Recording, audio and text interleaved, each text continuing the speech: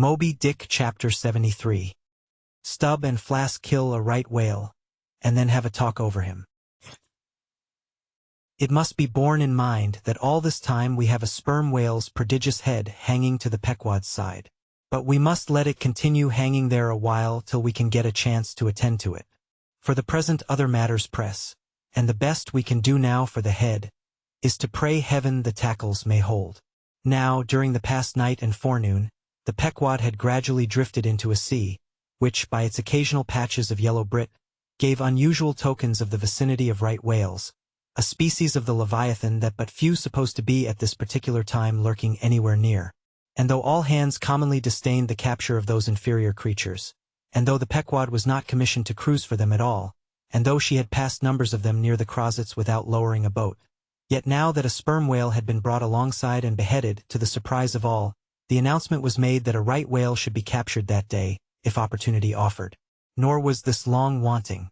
Tall spouts were seen to leeward, and 2 boats, Stubbs and Flasks, were detached in pursuit. Pulling further and further away, they at last became almost invisible to the men at the masthead. But suddenly in the distance, they saw a great heap of tumultuous white water, and soon after news came from aloft that one or both the boats must be fast. An interval passed and the boats were in plain sight, in the act of being dragged right towards the ship by the towing whale. So close did the monster come to the hull, that at first it seemed as if he meant it malice. But suddenly going down in a maelstrom within 3 rods of the planks, he wholly disappeared from view as if diving under the keel. "Cut! Cut!" was the cry from the ship to the boats, which, for one instant, seemed on the point of being brought with a deadly dash against the vessel's side. But having plenty of line yet in the tubs, and the whale not sounding very rapidly, they paid out abundance of rope, and at the same time pulled with all their might so as to get ahead of the ship. For a few minutes the struggle was intensely critical. For while they still slacked out the tightened line in one direction, and still plied their oars in another, the contending strain threatened to take them under. But it was only a few feet advance they sought to gain, and they stuck to it till they did gain it, when instantly a swift tremor was felt running like lightning along the keel, as the strained line, scraping beneath the ship, suddenly rose to view under her bows, snapping and quivering, and so flinging off its drippings, that the drops fell like bits of broken glass on the water, while the whale beyond also rose to sight, and once more the boats were free to fly. But the fagged whale abated his speed, and blindly altering his course, went round the stern of the ship towing the 2 boats after him, so that they performed a complete circuit. Meantime they hauled more and more upon their lines, till close flanking him on both sides, Stubb answered Flask with lance for lance, and thus round and round the Pequod the battle went, while the multitudes of sharks that had before swum round the sperm whale's body rushed to the fresh blood that was spilled, thirstily drinking at every new gash, as the eager Israelites did at the new bursting fountains that poured from the smitten rock. At last his spout grew thick, and with a frightful roll and vomit, he turned upon his back a corpse. While the 2 headsmen were engaged in making fast cords to his flukes, and in other ways getting the mass in readiness for towing, some conversation ensued between them. "I wonder what the old man wants with this lump of foul lard," said Stubb, not without some disgust at the thought of having to do with so ignoble a leviathan. "Wants with it?" said Flask, coiling some spare line in the boat's bow. "Did you never hear that the ship which but once has a sperm whale's head hoisted on her starboard side, and at the same time a right whale's on the larboard, did you never hear, Stubb, that ship can never afterwards capsize?" "Why not?" "I don't know, but I heard that gamboge ghost of a Fedallah saying so, and he seems to know all about ship's charms. But I sometimes think he'll charm the ship to no good at last. I don't half like that chap, Stubb. Did you ever notice how that tusk of his is a sort of carved into a snake's head? Stubb, sink him. I never look at him at all. But if ever I get a chance of a dark night, and he's standing hard by the bulwarks, and no one by, look down there, Flask," pointing into the sea with a peculiar motion of both hands. Will I? Flask, I take that Fedallah to be the devil in disguise. Do you believe that cock and bull story about his having been stowed away on board ship? He's the devil, I say. The reason why you don't see his tail is because he tucks it up out of sight. He carries it coiled away in his pocket, I guess. Blast him. Now that I think of it, He's always wanting oakum to stuff into the toes of his boots. He sleeps in his boots, don't he? He hasn't got any hammock, but I've seen him lay of nights in a coil of rigging. No doubt, and it's because of his cursed tail. He coils it down, do ye see, in the eye of the rigging. What's the old man have so much to do with him for? Striking up a swap or a bargain, I suppose. Bargain? About what? Why, do ye see, the old man is hard bent after that white whale, and the devil there is trying to come round him, and get him to swap away his silver watch or his soul or something of that sort, and then he'll surrender Moby Dick. Pooh! Stubb, you are skylarking. How can Fedallah do that? I don't know, Flask, but the devil is a curious chap, and a wicked one, I tell ye.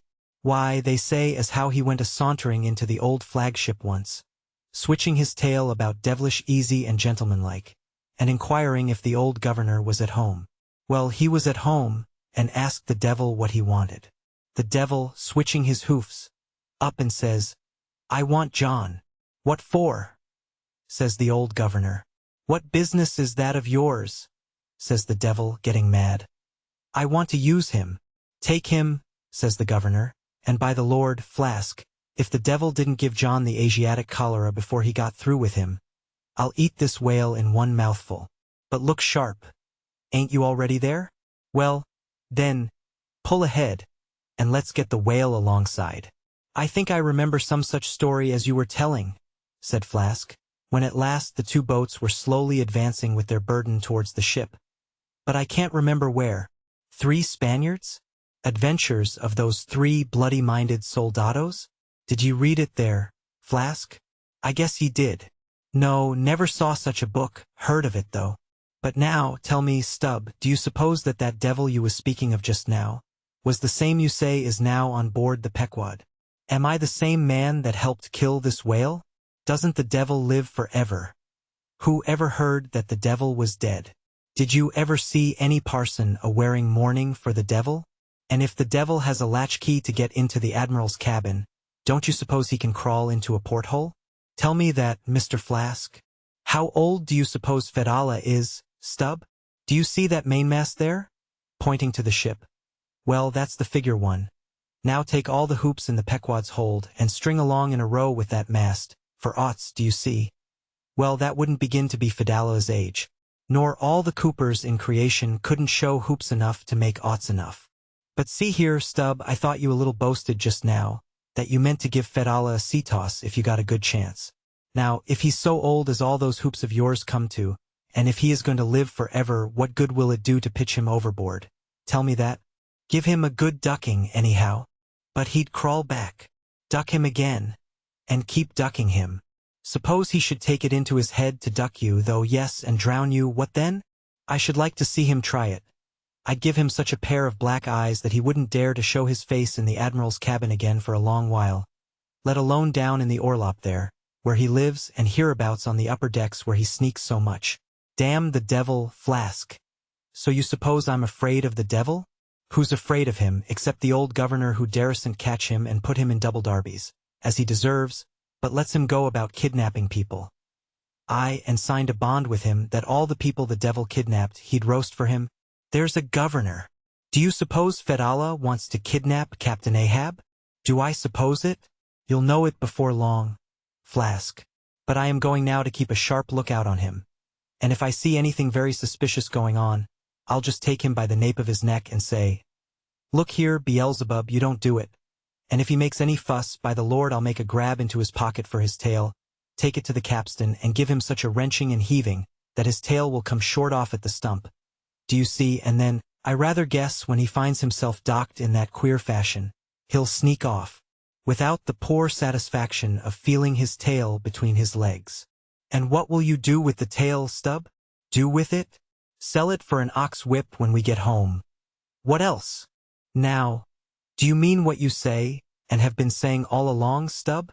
Mean or not mean, here we are at the ship. The boats were here hailed, to tow the whale on the larboard side, where fluke chains and other necessaries were already prepared for securing him. Didn't I tell you so? Said Flask. Yes, you'll soon see this right whale's head hoisted up opposite that Parmacetes. In good time, Flask saying proved true. As before, the The Pequod steeply leaned over towards the sperm whale's head. Now, by the counterpoise of both heads, she regained her even keel, though sorely strained, you may well believe. So, when on one side you hoist in Locke's head, you go over that way. But now, on the other side, hoist in Kant's and you come back again. But in very poor plight. Thus, some minds forever keep trimming boat. Oh, ye foolish! Throw all these thunderheads overboard, and then you will float light and right. In disposing of the body of a right whale, when brought alongside the ship, the same preliminary proceedings commonly take place as in the case of a sperm whale. Only, in the latter instance, the head is cut off whole, but in the former the lips and tongue are separately removed and hoisted on deck, with all the well-known black bone attached to what is called the crown piece. But nothing like this, in the present case, had been done. The carcasses of both whales had dropped astern, and the head-laden ship not a little resembled a mule carrying a pair of overburdening panniers. Meantime, Fedallah was calmly eyeing the right whale's head, and ever and anon glancing from the deep wrinkles there to the lines in his own hand. And Ahab chanced so to stand, that the Parsee occupied his shadow, while, if the Parsee's shadow was there at all, it seemed only to blend with and lengthen Ahab's. As the crew toiled on, Laplandish speculations were bandied among them, concerning all these passing things. Moby Dick Chapter 74. The Sperm Whale's Head, Contrasted View. Here now are two great whales, laying their heads together. Let us join them and lay together our own. Of the grand order of folio leviathans, the sperm whale and the right whale are by far the most noteworthy. They are the only whales regularly hunted by man. To the Nantucketer, they present the two extremes of all the known varieties of the whale. As the external difference between them is mainly observable in their heads, and as a head of each is this moment hanging from the Pequod's side, and as we may freely go from one to the other, by merely stepping across the deck. Where, I should like to know, will you obtain a better chance to study practical cetology than here? In the first place, you are struck by the general contrast between these heads. Both are massive enough in all conscience. But there is a certain mathematical symmetry in the sperm whales which the right whale sadly lacks. There is more character in the sperm whale's head. As you behold it, you involuntarily yield the immense superiority to him, in point of pervading dignity. In the present instance, too, this dignity is heightened by the pepper and salt color of his head at the summit, giving token of advanced age and large experience. In short, he is what the fishermen technically call a gray-headed whale. Let us now note what is least dissimilar in these heads, namely the two most important organs, the eye and the ear. Far back on the side of the head and low down near the angle of either whale's jaw, if you narrowly search, you will at last see a lashless eye which you would fancy to be a young colt's eye. So out of all proportion is it to the magnitude of the head. Now, from this peculiar sideway position of the whale's eyes, it is plain that he can never see an object which is exactly ahead, no more than he can one exactly astern. In a word, the position of the whale's eyes corresponds to that of a man's ears, and you may fancy, for yourself, how it would fare with you, did you sideways survey objects through your ears. You would find that you could only command some 30 degrees of vision in advance of the straight sideline of sight, and about 30 more behind it. If your bitterest foe were walking straight towards you, with dagger uplifted in broad day, you would not be able to see him, any more than if he were stealing upon you from behind. In a word, you would have two backs, so to speak. But, at the same time also, two fronts, side fronts, for what is it that makes the front of a man, what, indeed, but his eyes? Moreover, while in most other animals that I can now think of, the eyes are so planted as imperceptibly to blend their visual power, so as to produce one picture and not two to the brain. The peculiar position of the whale's eyes, effectually divided as they are by many cubic feet of solid head, which towers between them like a great mountain separating two lakes and valleys. This, of course, must wholly separate the impressions which each independent organ imparts. The whale, therefore, must see one distinct picture on this side, and another distinct picture on that side, while all between must be profound darkness and nothingness to him. Man may, in effect, be said to look out on the world from a sentry box with two joined sashes for his window. But with the whale, these two sashes are separately inserted, making two distinct windows, but sadly impairing the view. This peculiarity of the whale's eyes is a thing always to be borne in mind in the fishery, and to be remembered by the reader in some subsequent scenes. A curious and most puzzling question might be started concerning this visual matter as touching the Leviathan. But I must be content with a hint. So long as a man's eyes are open in the light, the act of seeing is involuntary. That is, he cannot then help mechanically seeing whatever objects are before him. Nevertheless, anyone's experience will teach him that though he can take in an undiscriminating sweep of things at one glance, it is quite impossible for him, attentively and completely, to examine any two things, however large or however small, at one and the same instant of time, never mind if they lie side by side and touch each other. But if you now come to separate these two objects, and surround each by a circle of profound darkness, then, in order to see one of them in such a manner as to bring your mind to bear on it, the other will be utterly excluded from your contemporary consciousness. How is it, then, with the whale? True, both his eyes, in themselves, must simultaneously act. But is his brain so much more comprehensive, combining, and subtle than man's, that he can at the same moment of time attentively examine two distinct prospects, one on one side of him, and the other in an exactly opposite direction? If he can, then is it as marvelous a thing in him, as if a man were able simultaneously to go through the demonstrations of two distinct problems in Euclid. Nor, strictly investigated, is there any incongruity in this comparison. It may be but an idle whim, but it has always seemed to me that the extraordinary vacillations of movement displayed by some whales when beset by 3 or 4 boats, the timidity and liability to queer frights so common to such whales, I think that all this indirectly proceeds from the helpless perplexity of volition, in which their divided and diametrically opposite powers of vision must involve them. But the ear of the whale is full as curious as the eye. If you are an entire stranger to their race, you might hunt over these two heads for hours, and never discover that organ. The ear has no external leaf whatever, and into the hole itself you can hardly insert a quill, so wondrously minute is it. It is lodged a little behind the eye. With respect to their ears, this important difference is to be observed between the sperm whale and the right. While the ear of the former has an external opening, that of the latter is entirely and evenly covered over with a membrane, so as to be quite imperceptible from without. Is it not curious that so vast a being as the whale should see the world through so small an eye, and hear the thunder through an ear which is smaller than a hare's? But if his eyes were broad as the lens of Herschel's great telescope, and his ears capacious as the porches of cathedrals, would that make him any longer of sight or sharper of hearing? Not at all. Why then do you try to enlarge your mind? Subtilize it. Let us now, with whatever levers and steam engines we have at hand, cant over the sperm whale's head, that it may lie bottom up. Then, ascending by a ladder to the summit, have a peep down the mouth, and were it not that the body is now completely separated from it, with a lantern we might descend into the great Kentucky mammoth cave of his stomach. But let us hold on here by this tooth, and look about us where we are. What a really beautiful and chaste-looking mouth, from floor to ceiling lined, or rather papered with a glistening white membrane, glossy as bridal satins. But come out now, and look at this portentous lower jaw, which seems like the long narrow lid of an immense snuff-box, with the hinge at one end instead of one side.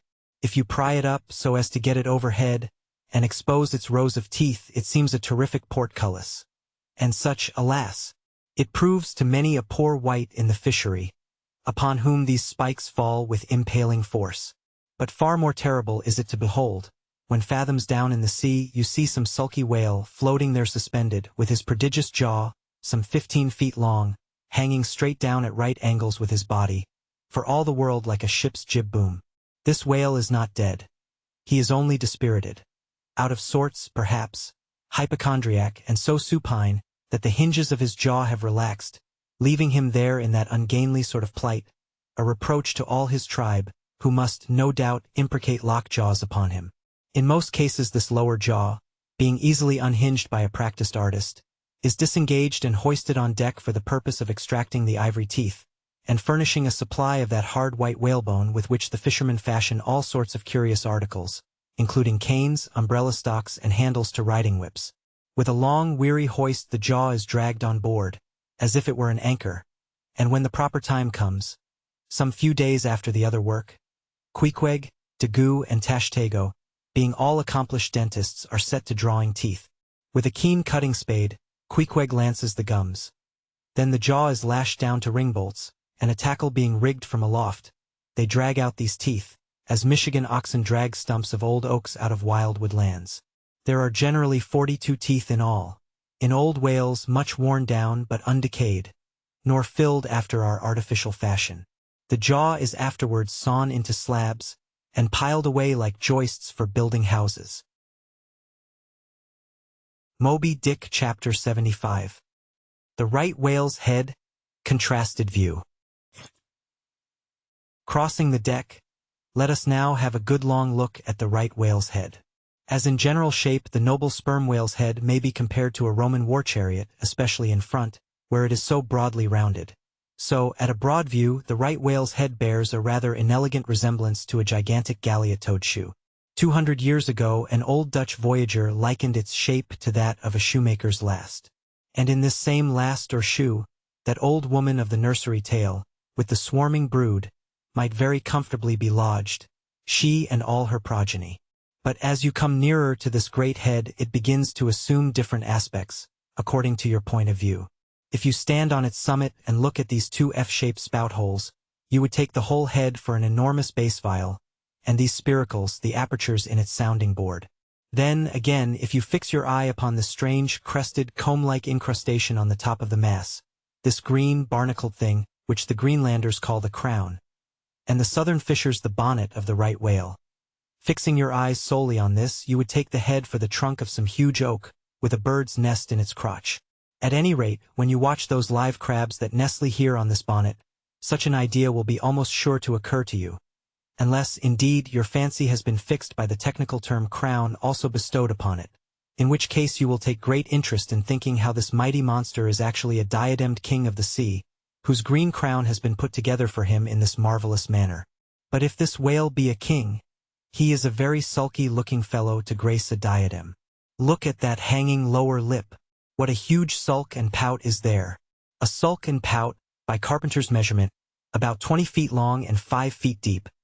A sulk and pout that will yield you some 500 gallons of oil and more.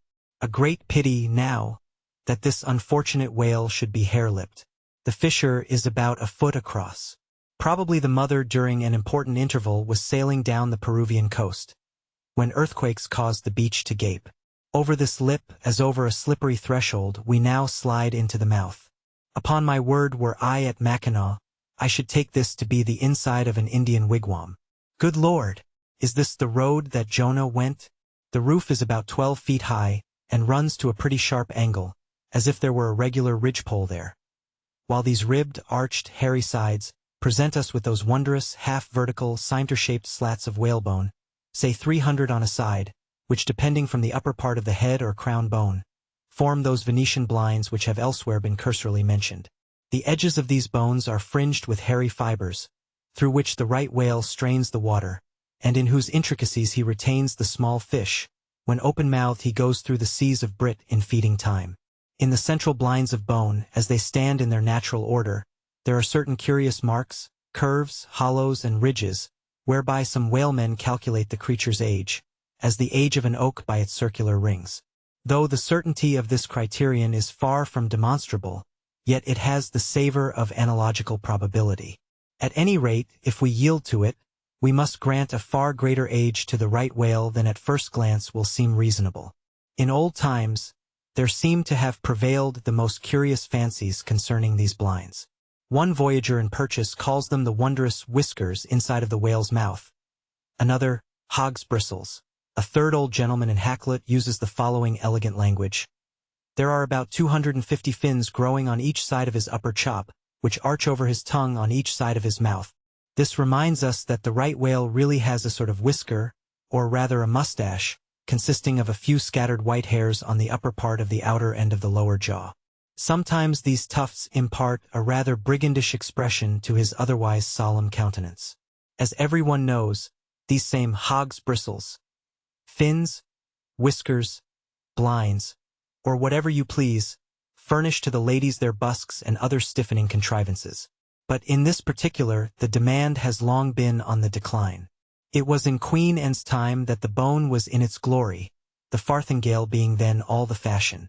And as those ancient dames moved about gaily, though in the jaws of the whale, as you may say, even so, in a shower with the like thoughtlessness, do we nowadays fly under the same jaws for protection, the umbrella being a tent spread over the same bone. But now forget all about blinds and whiskers for a moment, and, standing in the right whale's mouth, look around you afresh. Seeing all these colonnades of bone so methodically ranged about, would you not think you were inside of the great Harlem organ, and gazing upon its 1,000 pipes? For a carpet to the organ we have a rug of the softest turkey, the tongue which is glued, as it were, to the floor of the mouth. It is very fat and tender, and apt to tear in pieces in hoisting it on deck. This particular tongue now before us, at a passing glance I should say it was a 6-barreler, that is, it will yield you about that amount of oil. Ere this, you must have plainly seen the truth of what I started with, that the sperm whale and the right whale have almost entirely different heads. To sum up, then, in the right whales there is no great well of sperm, no ivory teeth at all, no long, slender mandible of a lower jaw like the sperm whales, nor in the sperm whale are there any of those blinds of bone, no huge lower lip, and scarcely anything of a tongue. Again, the right whale has 2 external spout holes, the sperm whale only 1. Look your last, now, on these venerable hooded heads, while they yet lie together. For one will soon sink unrecorded in the sea. The other will not be very long in following. Can you catch the expression of the sperm whales there? It is the same he died with, only some of the longer wrinkles in the forehead seem now faded away.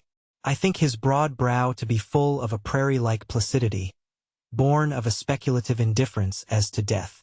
But mark the other head's expression. See that amazing lower lip, pressed by accident against the vessel's side, so as firmly to embrace the jaw. Does not this whole head seem to speak of an enormous practical resolution in facing death? This right whale I take to have been a Stoic, the sperm whale a Platonian who might have taken up Spinoza in his latter years. Moby Dick Chapter 76. The Battering Ram.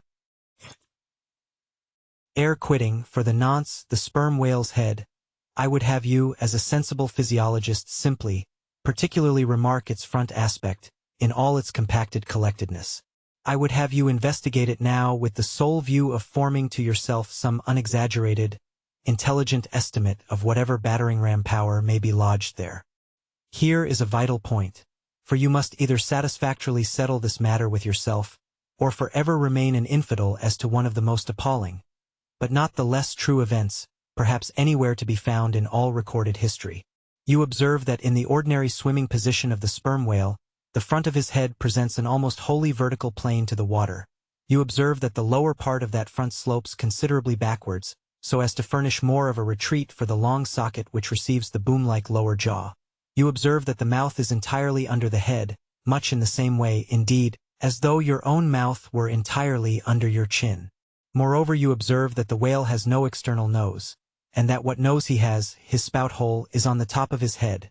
You observe that his eyes and ears are at the sides of his head, nearly 1/3 of his entire length from the front. Wherefore, you must now have perceived that the front of the sperm whale's head is a dead, blind wall, without a single organ or tender prominence of any sort whatsoever. Furthermore, you are now to consider that only in the extreme lower backward sloping part of the front of the head is there the slightest vestige of bone, and not till you get near 20 feet from the forehead do you come to the full cranial development, so that this whole enormous boneless mass is as one wad. Finally, though, as will soon be revealed, its contents partly comprise the most delicate oil, yet you are now to be apprised of the nature of the substance which so impregnably invests all that apparent effeminacy. In some previous place I have described to you how the blubber wraps the body of the whale, as the rind wraps an orange. Just so with the head, but with this difference. About the head this envelope, though not so thick, is of a boneless toughness, inestimable by any man who has not handled it. The severest pointed harpoon, the sharpest lance darted by the strongest human arm, impotently rebounds from it. It is as though the forehead of the sperm whale were paved with horses' hoofs. I do not think that any sensation lurks in it. Bethink yourself also of another thing. When 2 large, loaded Indiamen chance to crowd and crush towards each other in the docks, what do the sailors do?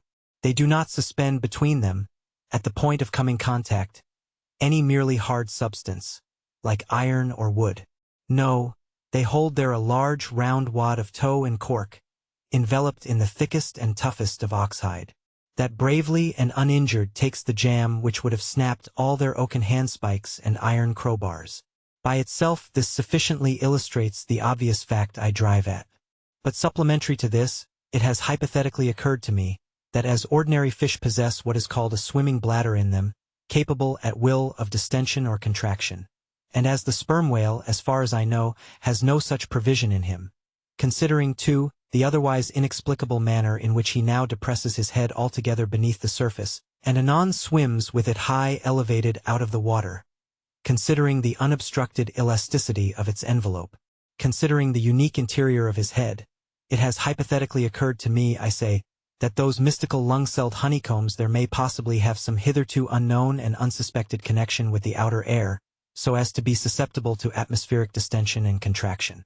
If this be so, fancy the irresistibleness of that might, to which the most impalpable and destructive of all elements contributes. Now mark, unerringly impelling this dead, impregnable, uninjurable wall, and this most buoyant thing within. There swims behind it all a mass of tremendous life, only to be adequately estimated as piled wood is, by the cord, and all obedient to one volition, as the smallest insect. So that when I shall hereafter detail to you all the specialties and concentrations of potency everywhere lurking in this expansive monster, when I shall show you some of his more inconsiderable braining feats, I trust you will have renounced all ignorant incredulity, and be ready to abide by this, that though the sperm whale stove a passage through the Isthmus of Darien, and mixed the Atlantic with the Pacific, you would not elevate one hair of your eyebrow, for unless you own the whale, you are but a provincial and sentimentalist in truth. But clear truth is a thing for salamander giants only to encounter. How small the chances for the provincials then?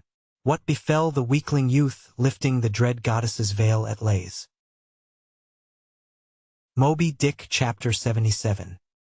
The Great Heidelberg Tun. Now comes the bailing of the case. But to comprehend it aright, you must know something of the curious internal structure of the thing operated upon. Regarding the sperm whale's head as a solid oblong, you may, on an inclined plane, sideways divide it into two coins, whereof the lower is the bony structure, forming the cranium and jaws, and the upper an unctuous mass wholly free from bones, its broad forward end forming the expanded vertical apparent forehead of the whale. At the middle of the forehead horizontally subdivide this upper coin, and then you have two almost equal parts, which before were naturally divided by an internal wall of a thick tendinous substance. Coin is not a Euclidean term. It belongs to the pure nautical mathematics. I know not that it has been defined before. A coin is a solid which differs from a wedge in having its sharp end formed by the steep inclination of one side, instead of the mutual tapering of both sides. The lower subdivided part, called the junk, is one immense honeycomb of oil, formed by the crossing and recrossing, into 10,000 infiltrated cells, of tough elastic white fibers throughout its whole extent. The upper part, known as the case, may be regarded as the great Heidelberg tun of the sperm whale.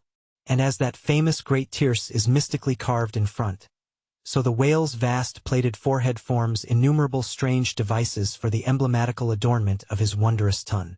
Moreover, as that of Heidelberg was always replenished with the most excellent of the wines of the Rhenish valleys, so the tun of the whale contains by far the most precious of all his oily vintages, namely, the highly prized spermaceti, in its absolutely pure, limpid, and odoriferous state.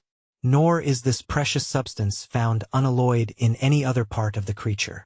Though in life it remains perfectly fluid, yet, upon exposure to the air, after death, it soon begins to concrete, sending forth beautiful crystalline shoots, as when the first thin delicate ice is just forming in water. A large whale's case generally yields about 500 gallons of sperm, though from unavoidable circumstances, considerable of it is spilled, leaks and dribbles away, or is otherwise irrevocably lost in the ticklish business of securing what you can. I know not with what fine and costly material the Heidelberg tun was coated within, but in superlative richness that coating could not possibly have compared with the silken pearl-colored membrane, like the lining of a fine pelisse, forming the inner surface of the sperm whale's case. It will have been seen that the Heidelberg tun of the sperm whale embraces the entire length of the entire top of the head, and since, as has been elsewhere set forth, the head embraces 1/3 of the whole length of the creature, then setting that length down at 80 feet for a good-sized whale, you have more than 26 feet for the depth of the ton, when it is lengthwise hoisted up and down against a ship's side. As in decapitating the whale, the operator's instrument is brought close to the spot where an entrance is subsequently forced into the spermaceti magazine. He has, therefore, to be uncommonly heedful, lest a careless, untimely stroke should invade the sanctuary and wastingly let out its invaluable contents. It is this decapitated end of the head, also, which is at last elevated out of the water, and retained in that position by the enormous cutting tackles, whose hempen combinations on one side make quite a wilderness of ropes in that quarter. Thus much being said, attend now, I pray you, to that marvelous and, in this particular instance, almost fatal operation whereby the sperm whale's great Heidelberg ton is tapped. Moby Dick Chapter 78. Cistern and Buckets. Nimble as a cat, Tashtego mounts aloft, and without altering his erect posture, runs straight out upon the overhanging mainyard arm, to the part where it exactly projects over the hoisted ton. He has carried with him a light tackle called a whip, consisting of only 2 parts, traveling through a single-sheaved block. Securing this block so that it hangs down from the yardarm, he swings one end of the rope, till it is caught and firmly held by a hand on deck. Then, hand over hand, down the other part the Indian drops through the air, till dexterously he lands on the summit of the head. There, still high elevated above the rest of the company, to whom he vivaciously cries. He seems some Turkish muezzin calling the good people to prayers from the top of a tower. A short-handled sharp spade being sent up to him, he diligently searches for the proper place to begin breaking into the ton. In this business he proceeds very heedfully, like a treasure hunter in some old house, sounding the walls to find where the gold is massoned in. By the time this cautious search is over, a stout iron-bound bucket, precisely like a well bucket, has been attached to one end of the whip, while the other end, being stretched across the deck, is there held by 2 or 3 alert hands. These last now hoist the bucket within grasp of the Indian, to whom another person has reached up a very long pole. Inserting this pole into the bucket, Tashtego downward guides the bucket into the ton, till it entirely disappears. Then giving the word to the seaman at the whip, up comes the bucket again, all bubbling like a dairymaid's pail of new milk. Carefully lowered from its height, the full-freighted vessel is caught by an appointed hand, and quickly emptied into a large tub. Then remounting aloft, it again goes through the same round until the deep cistern will yield no more. Towards the end, Tashtego has to ram his long pole harder and harder, and deeper into the ton, until some 20 feet of the pole have gone down. Now, the people of the Pequod had been bailing some time in this way. Several tubs had been filled with the fragrant sperm, when all at once a queer accident happened. Whether it was that Tashtego, that wild Indian, was so heedless and reckless as to let go for a moment his one-handed hold on the great cabled tackle suspending the head, or whether the place where he stood was so treacherous and oozy, or whether the evil one himself would have it to fall out so, without stating his particular reasons. How it was exactly, there is no telling now, but on a sudden, as the 80th or 90th bucket came suckingly up, my God! Poor Tashtego, like the twin reciprocating bucket in a veritable well, dropped headforemost down into this great ton of Heidelberg, and with a horrible oily gurgling, went clean out of sight. "Man overboard!" cried Daggoo, who amid the general consternation first came to his senses. "Swing the bucket this way," and putting one foot into it, so as the better to secure his slippery handhold on the whip itself, the hoisters ran him high up to the top of the head, almost before Tashtego could have reached its interior bottom. Meantime there was a terrible tumult. Looking over the side, they saw the before lifeless head throbbing and heaving just below the surface of the sea, as if that moment seized with some momentous idea, whereas it was only the poor Indian unconsciously revealing by those struggles the perilous depth to which he had sunk. At this instant, while Daggoo, on the summit of the head, was clearing the whip, which had somehow got foul of the great cutting tackles, a sharp cracking noise was heard, and to the unspeakable horror of all, one of the 2 enormous hooks suspending the head tore out, and with a vast vibration the enormous mass sideways swung, till the drunk ship reeled and shook as if smitten by an iceberg. The one remaining hook, upon which the entire strain now depended, seemed every instant to be on the point of giving way, an event still more likely from the violent motions of the head. Come down, yelled the seaman to Daggoo, but with one hand holding on to the heavy tackles, so that if the head should drop, he would still remain suspended. The Negro, having cleared the foul line, rammed down the bucket into the now collapsed well, meaning that the buried harpooner should grasp it and so be hoisted out. In heaven's name, man, cried Stubb. Are you ramming home a cartridge there? Avast! How will that help him? Jamming that iron-bound bucket on top of his head. Avast, will ye? Stand clear of the tackle, cried a voice like the bursting of a rocket. Almost in the same instant, with a thunder boom, the enormous mass dropped into the sea, like Niagara's Table Rock into the whirlpool. The suddenly relieved hull rolled away from it, to far down her glittering copper, and all caught their breath as half-swinging, now over the sailors' heads, and now over the water, Daggoo, through a thick mist of spray, was dimly beheld clinging to the pendulous tackles, while poor, buried alive Tashtego was sinking utterly down to the bottom of the sea. But hardly had the blinding vapor cleared away, when a naked figure with a boarding sword in his hand was for one swift moment seen hovering over the bulwarks. The next, a loud splash announced that my brave Queequeg had dived to the rescue. One packed rush was made to the side, and every eye counted every ripple, as moment followed moment, and no sign of either the sinker or the diver could be seen. Some hands now jumped into a boat alongside, and pushed a little off from the ship. Ah! Ha! cried Daggoo all at once, from his now quiet, swinging perch overhead, and looking further off from the side, we saw an arm thrust upright from the blue waves. A sight strange to see, as an arm thrust forth from the grass over a grave. Both! Both! It is both! Cried Daggoo again with a joyful shout, and soon after, Queequeg was seen boldly striking out with one hand, and with the other clutching the long hair of the Indian. Drawn into the waiting boat, they were quickly brought to the deck. But Tashtego was long in coming to, and Queequeg did not look very brisk. Now, how had this noble rescue been accomplished? Why, diving after the slowly descending head, Queequeg with his keen sword had made side lunges near its bottom, so as to scuttle a large hole there. Then dropping his sword, had thrust his long arm far inwards and upwards, and so hauled out poor Tash by the head.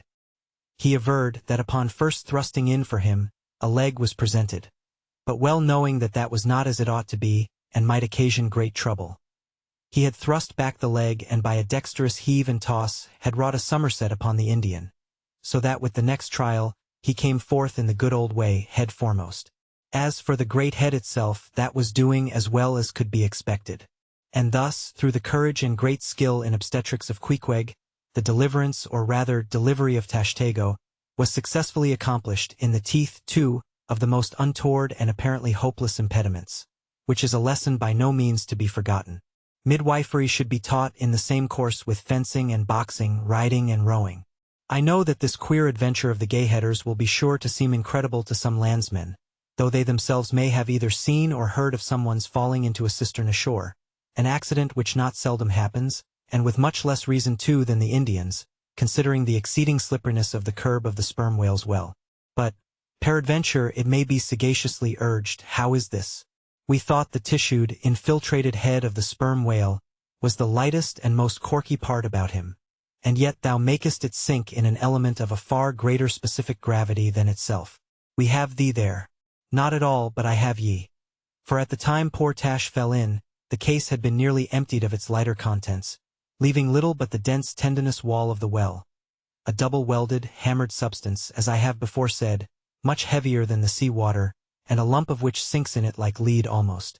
But the tendency to rapid sinking in this substance was in the present instance materially counteracted by the other parts of the head remaining undetached from it, so that it sank very slowly and deliberately indeed, affording Queequeg a fair chance for performing his agile obstetrics on the run, as you may say. Yes, it was a running delivery, so it was. Now, had Tashtego perished in that head, it had been a very precious perishing, smothered in the very whitest and daintiest of fragrant spermaceti, coffined, hearsed, and tombed in the secret inner chamber and sanctum sanctorum of the whale.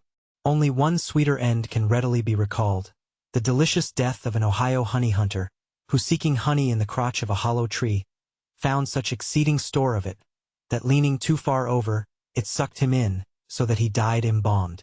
How many, think ye, have likewise fallen into Plato's honey head, and sweetly perished there? Moby Dick Chapter 79. The Prairie. To scan the lines of his face, or feel the bumps on the head of this leviathan.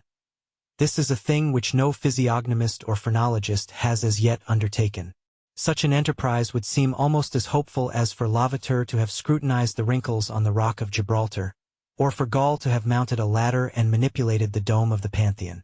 Still, in that famous work of his, Lavater not only treats of the various faces of men, but also attentively studies the faces of horses, birds, serpents, and fish, and dwells in detail upon the modifications of expression discernible therein. Nor have Gall and his disciple Spurzheim failed to throw out some hints touching the phrenological characteristics of other beings than man. Therefore, though I am but ill qualified for a pioneer, in the application of these two semi-sciences to the whale, I will do my endeavor. I try all things.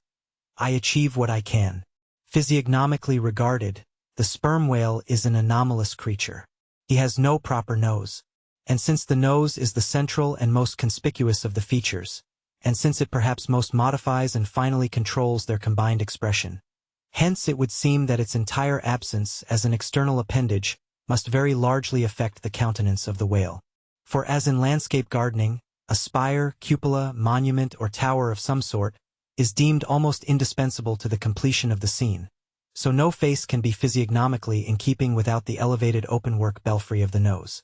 Dash the nose from Phidias's marble Jove, and what a sorry remainder! Nevertheless, Leviathan is of so mighty a magnitude, all his proportions are so stately, that the same deficiency which in the sculptured Jove were hideous, in him is no blemish at all. Nay, it is an added grandeur. A nose to the whale would have been impertinent.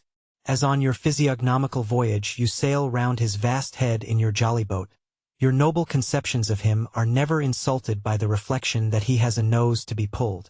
A pestilent conceit, which so often will insist upon obtruding even when beholding the mightiest royal beetle on his throne. In some particulars, perhaps the most imposing physiognomical view to be had of the sperm whale is that of the full front of his head. This aspect is sublime. In thought, a fine human brow is like the east when troubled with the morning. In the repose of the pasture, the curled brow of the bull has a touch of the grand in it. Pushing heavy cannon up mountain defiles, the elephant's brow is majestic. Human or animal, the mystical brow is as that great golden seal affixed by the German emperors to their decrees. It signifies, God, done this day by my hand. But in most creatures, nay in man himself, very often the brow is but a mere strip of alpine land lying along the snow line. Few are the foreheads which like Shakespeare's or Melanchthon's rise so high, and descend so low, that the eyes themselves seem clear, eternal, tideless mountain lakes.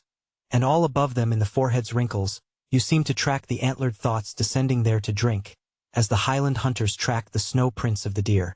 But in the great sperm whale, this high and mighty godlike dignity inherent in the brow is so immensely amplified, that gazing on it, in that full front view, you feel the deity and the dread powers more forcibly than in beholding any other object in living nature. For you see no one point precisely. Not one distinct feature is revealed. No nose, eyes, ears, or mouth. No face. He has none proper. Nothing but that one broad firmament of a forehead, pleated with riddles, dumbly lowering with the doom of boats and ships and men. Nor, in profile, does this wondrous brow diminish, though that way viewed its grandeur does not domineer upon you so. In profile, you plainly perceive that horizontal, semicrescentic depression in the forehead's middle, which, in man, is Lavater's mark of genius. But how? Genius in the sperm whale? Has the sperm whale ever written a book, spoken a speech? No, his great genius is declared in his doing nothing particular to prove it. It is moreover declared in his pyramidical silence. And this reminds me that had the great sperm whale been known to the young Orient world, he would have been deified by their child-Magian thoughts. They deified the crocodile of the Nile because the crocodile is tongueless, and the sperm whale has no tongue, or at least it is so exceedingly small, as to be incapable of protrusion. If hereafter any highly cultured, poetical nation shall lure back to their birthright the merry May-Day gods of old, and livingly enthrone them again in the now egotistical sky, in the now unhaunted hill, then be sure, exalted to Jove's high seat, the great sperm whale shall lord it. Champollion deciphered the wrinkled granite hieroglyphics. But there is no Champollion to decipher the Egypt of every man's and every being's face. Physiognomy, like every other human science, is but a passing fable. If then, Sir William Jones, who read in 30 languages, could not read the simplest peasant's face in its profounder and more subtle meanings, how may unlettered Ishmael hope to read the awful Chaldee of the sperm whale's brow?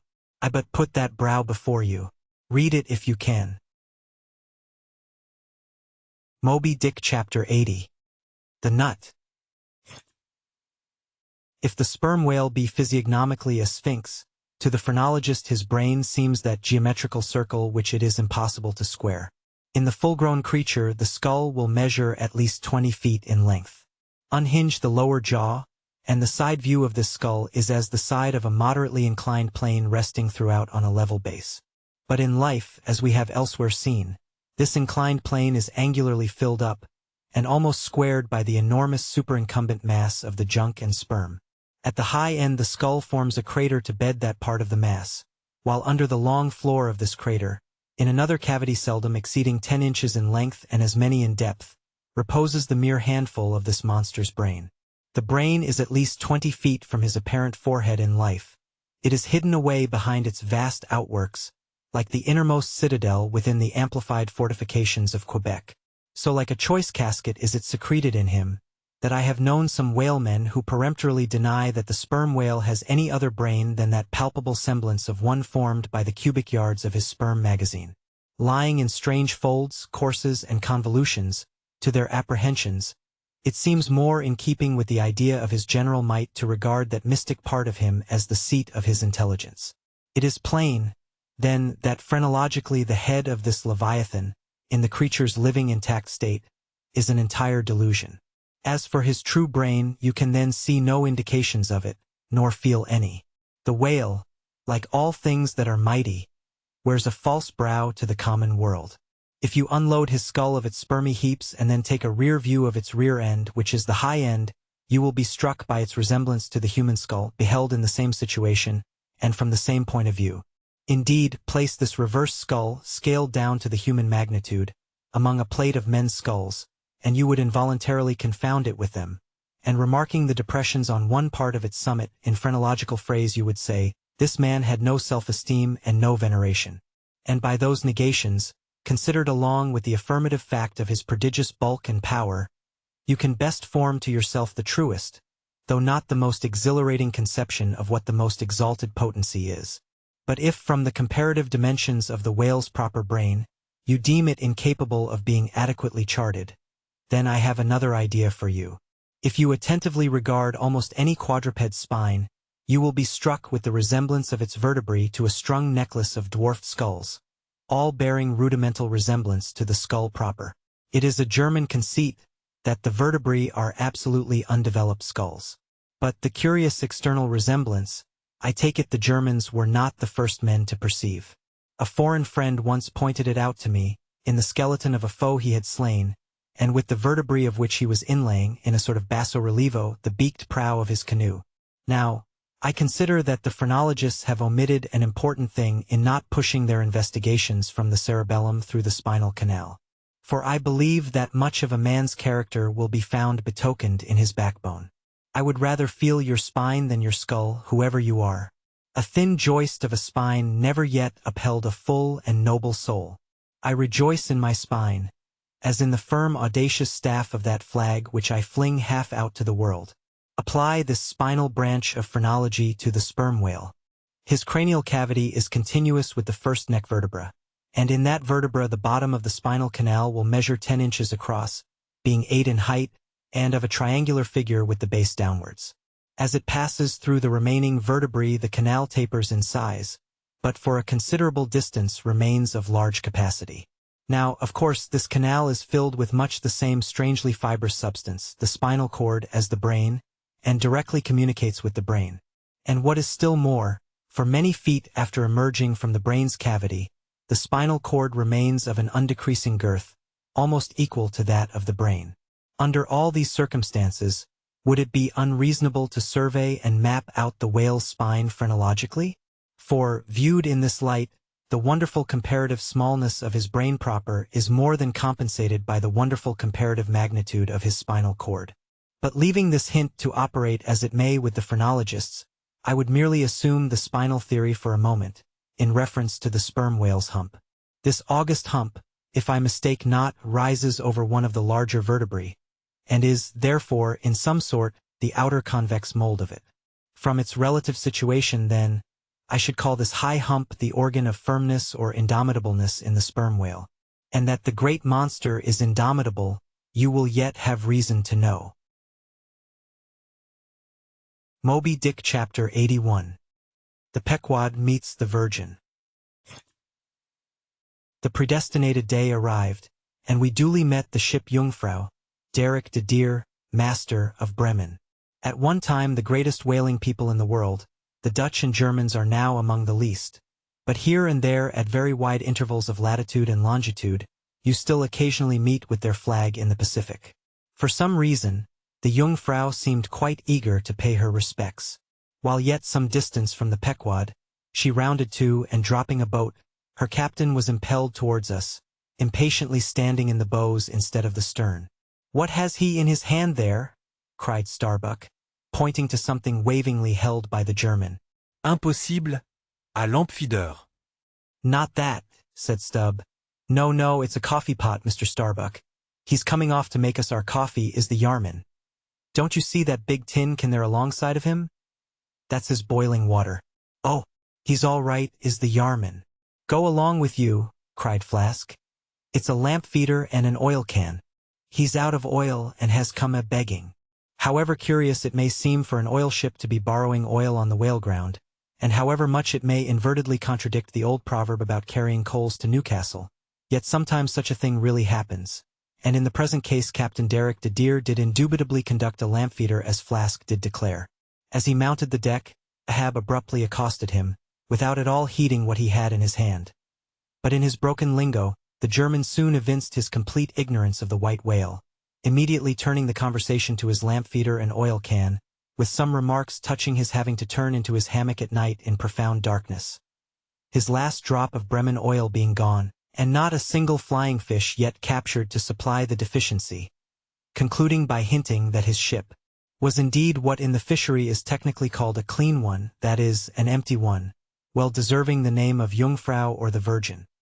His necessities supplied, Derek departed, but he had not gained his ship's side, when whales were almost simultaneously raised from the mastheads of both vessels, and so eager for the chase was Derek that without pausing to put his oil can and lamp feeder aboard, he slewed round his boat and made after the Leviathan lamp feeders. Now, the game having risen to leeward, he and the other 3 German boats that soon followed him had considerably the start of the Pequod's keels. There were 8 whales, an average pod. Aware of their danger, they were going all abreast with great speed straight before the wind, rubbing their flanks as closely as so many spans of horses in harness. They left a great wide wake, as though continually unrolling a great wide parchment upon the sea. Full in this rapid wake, and many fathoms in the rear, swam a huge, humped old bull, which by his comparatively slow progress, as well as by the unusual yellowish incrustations overgrowing him, seemed afflicted with the jaundice, or some other infirmity. Whether this whale belonged to the pod in advance, seemed questionable, for it is not customary for such venerable leviathans to be at all social. Nevertheless, he stuck to their wake, though indeed their back water must have retarded him, because the white bone or swell at his broad muzzle was a dashed one, like the swell formed when 2 hostile currents meet. His spout was short, slow, and laborious, coming forth with a choking sort of gush, and spending itself in torn shreds, followed by strange subterranean commotions in him, which seemed to have egress at his other buried extremity, causing the waters behind him to upbubble. "Who's got some paregoric?" said Stubb. "He has the stomach ache, I'm afraid. Lord, think of having half an acre of stomach ache. Adverse winds are holding mad Christmas in him, boys. It's the first foul wind I ever knew to blow from astern. But look, did ever whale yaw so before? It must be, he's lost his tiller. As an overladen Indiaman bearing down the Hindostan coast with a deck load of frightened horses, careens, berries, rolls, and wallows on her way, so did this old whale heave his aged bulk, and now and then partly turning over on his cumbrous rib ends, expose the cause of his devious wake in the unnatural stump of his starboard fin. Whether he had lost that fin in battle or had been born without it, it were hard to say. "Only wait a bit, old chap, and I'll give ye a sling for that wounded arm," cried cruel Flask, pointing to the whale line near him. "Mind he don't sling thee with it," cried Starbuck. "Give way, or the German will have him." With one intent all the combined rival boats were pointed for this one fish, because not only was he the largest and therefore the most valuable whale, but he was nearest to them, and the other whales were going with such great velocity, moreover, as almost to defy pursuit for the time. At this juncture the Pequod's keels had shot by the 3 German boats last lowered. But from the great start he had had, Derek's boat still led the chase, though every moment neared by his foreign rivals. The only thing they feared was that from being already so nigh to his mark, he would be enabled to dart his iron before they could completely overtake and pass him. As for Derek, he seemed quite confident that this would be the case, and occasionally with a deriding gesture shook his lamp feeder at the other boats. "The ungracious and ungrateful dog!" cried Starbuck. "He mocks and dares me with the very poor box I filled for him not 5 minutes ago." Then in his old intense whisper, "Give way, greyhounds! Dog to it! I tell ye what it is, men," cried Stubb to his crew. "It's against my religion to get mad, but I'd like to eat that villainous Yarman pull, won't ye? Are ye going to let that rascal beat ye? Do ye love brandy? A hogshead of brandy, then, to the best man. Come, why don't some of ye burst a blood vessel? Who's that been dropping an anchor overboard? We don't budge an inch, we're becalmed. Halloo, here's grass growing in the boat's bottom, and by the Lord, the mast there's budding. This won't do, boys. Look at that Yarman. The short and long of it is, men, will ye spit fire or not?" "Oh, see the suds he makes," cried Flask, dancing up and down. "What a hump! Oh, do pile on the beef. Lays like a log. Oh, my lads, do spring. Slapjacks and quahogs for supper, you know, my lads. Baked clams and muffins. Oh, do spring. He's a 100-barreler. Don't lose him now, don't. See that Yarman? Oh, won't ye pull for your duff, my lads? Such a sog. Such a sogger. Don't ye love sperm? There goes $3,000, men. A bank. A whole bank. The Bank of England. Oh, do. What's that Yarman about now?" At this moment Derek was in the act of pitching his lamp feeder at the advancing boats, and also his oil can, perhaps with the double view of retarding his rival's way, and at the same time economically accelerating his own by the momentary impetus of the backward toss. "The unmannerly Dutch dogger!" cried Stubb. "Pull now, men, like 50,000 line of battleship loads of red-haired devils. What d'ye say, Tashtego? Are you the man to snap your spine in 22 pieces for the honor of old Gayhead? What d'ye say?" "I say, pull like goddamn," cried the Indian. Fiercely, but evenly incited by the taunts of the German, the Pequod's 3 boats now began ranging almost abreast, and so disposed momentarily neared him. In that fine, loose, chivalrous attitude of the headsman when drawing near to his prey, the 3 mates stood up proudly, occasionally backing the after oarsman with an exhilarating cry of, "There she slides now! Hurrah for the white ash breeze! Down with the Yarman! Sail over him!" But so decided an original start had Derek had, that spite of all their gallantry, he would have proved the victor in this race, had not a righteous judgment descended upon him in a crab which caught the blade of his midship oarsman. While this clumsy lubber was striving to free his white ash, and while, in consequence, Derek's boat was nigh to capsizing, and he thundering away at his men in a mighty rage, that was a good time for Starbuck, Stubb, and Flask. With a shout, they took a mortal start forwards, and slantingly ranged up on the German's quarter. An instant more, and all 4 boats were diagonically in the whale's immediate wake, while stretching from them, on both sides, was the foaming swell that he made. It was a terrific, most pitiable and maddening sight. The whale was now going head out, and sending his spout before him in a continual tormented jet, while his one poor fin beat his side in an agony of fright. Now to this hand, now to that, he yawed in his faltering flight, and still at every billow that he broke, he spasmodically sank in the sea, or sideways rolled towards the sky his one beating fin. So have I seen a bird with clipped wing making affrighted broken circles in the air, vainly striving to escape the piratical hawks. But the bird has a voice, and with plaintive cries will make known her fear. But the fear of this vast dumb brute of the sea was chained up and enchanted in him. He had no voice, save that choking respiration through his spiracle, and this made the sight of him unspeakably pitiable. While still, in his amazing bulk, portcullis jaw, and omnipotent tail, there was enough to appall the stoutest man who so pitted. Seeing now that but a very few moments more would give the Pequod's boats the advantage, and rather than be thus foiled of his game, Derek chose to hazard what to him must have seemed a most unusually long dart, ere the last chance would forever escape. But no sooner did his harpooner stand up for the stroke, than all three tigers, Queequeg, Tashtego, Dagu, instinctively sprang to their feet, and standing in a diagonal row, simultaneously pointed their barbs, and darted over the head of the German harpooner.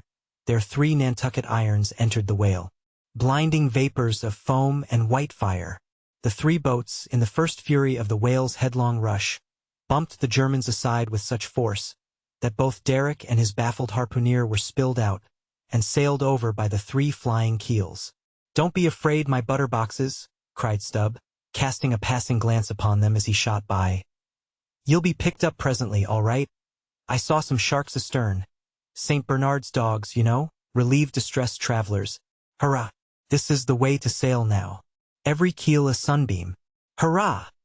Here we go like 3 tin kettles at the tail of a mad cougar. This puts me in mind of fastening to an elephant in a tilbury on a plain. Makes the wheel spokes fly, boys, when you fasten to him that way, and there's danger of being pitched out too when you strike a hill. Hurrah! This is the way a fellow feels when he's going to Davy Jones. All a rush down an endless inclined plane. Hurrah! This whale carries the everlasting mail." But the monster's run was a brief one. Giving a sudden gasp, he tumultuously sounded. With a grating rush, the 3 lines flew round the loggerheads with such a force as to gouge deep grooves in them, while so fearful were the harpooneers that this rapid sounding would soon exhaust the lines, that using all their dexterous might, they caught repeated smoking turns with the rope to hold on. Till at last, owing to the perpendicular strain from the lead-line chocks of the boats, whence the 3 ropes went straight down into the blue, the gunwales of the bows were almost even with the water, while the 3 sterns tilted high in the air.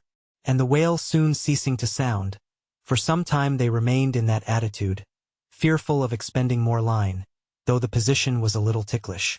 But though boats have been taken down and lost in this way, yet it is this holding on, as it is called, this hooking up by the sharp barbs of his live flesh from the back, this it is that often torments the Leviathan into soon rising again to meet the sharp lance of his foes.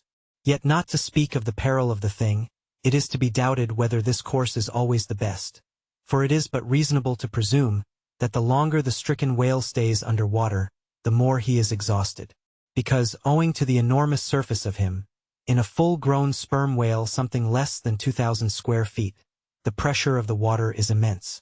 We all know what an astonishing atmospheric weight we ourselves stand up under. Even here, above ground, in the air. How vast, then, the burden of a whale, bearing on his back a column of 200 fathoms of ocean. It must at least equal the weight of 50 atmospheres. One whaleman has estimated it at the weight of 20 line-of-battle ships, with all their guns and stores and men on board. As the 3 boats lay there on that gently rolling sea, gazing down into its eternal blue noon, and as not a single groan or cry of any sort, nay, not so much as a ripple or a bubble came up from its depths, what landsman would have thought that beneath all that silence and placidity, the utmost monster of the seas was writhing and wrenching in agony? Not 8 inches of perpendicular rope were visible at the bows. Seems it credible that by 3 such thin threads the great Leviathan was suspended like the big weight to an 8-day clock? Suspended? And to what? To 3 bits of board. Is this the creature of whom it was once so triumphantly said, "Canst thou fill his skin with barbed irons? Or his head with fish spears? The sword of him that layeth at him cannot hold, the spear, the dart, nor the habergeon. He estameth iron as straw. The arrow cannot make him flee. Darts are counted as stubble. He laugheth at the shaking of a spear. This the creature? This he? Oh, that unfulfillments should follow the prophets. For with the strength of 1,000 thighs in his tail, Leviathan had run his head under the mountains of the sea, to hide him from the Pequod's fish spears. In that sloping afternoon sunlight, the shadows that the 3 boats sent down beneath the surface must have been long enough and broad enough to shade half Xerxes' army.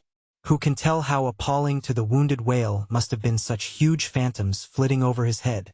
"Stand by, men, he stirs," cried Starbuck, as the 3 lines suddenly vibrated in the water, distinctly conducting upwards to them, as by magnetic wires, the life and death throbs of the whale, so that every oarsman felt them in his seat. The next moment, relieved in great part from the downward strain at the bows, the boats gave a sudden bounce upwards, as a small icefield will, when a dense herd of white bears are scared from it into the sea. "Haul in! Haul in!" cried Starbuck again. "He's rising!"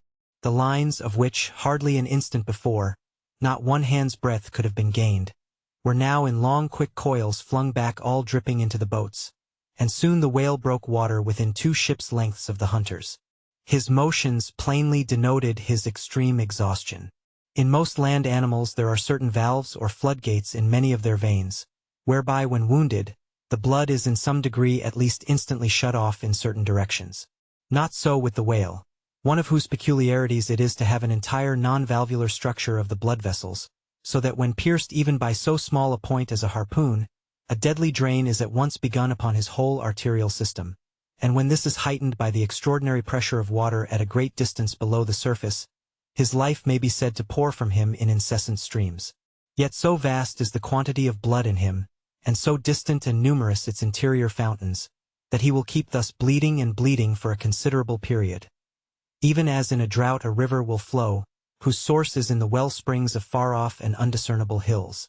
Even now, when the boats pulled upon this whale, and perilously drew over his swaying flukes, and the lances were darted into him, they were followed by steady jets from the new-made wound, which kept continually playing, while the natural spout-hole in his head was only at intervals, however rapid, sending its affrighted moisture into the air. From this last vent no blood yet came, because no vital part of him had thus far been struck. His life, as they significantly call it, was untouched. As the boats now more closely surrounded him, the whole upper part of his form, with much of it that is ordinarily submerged, was plainly revealed.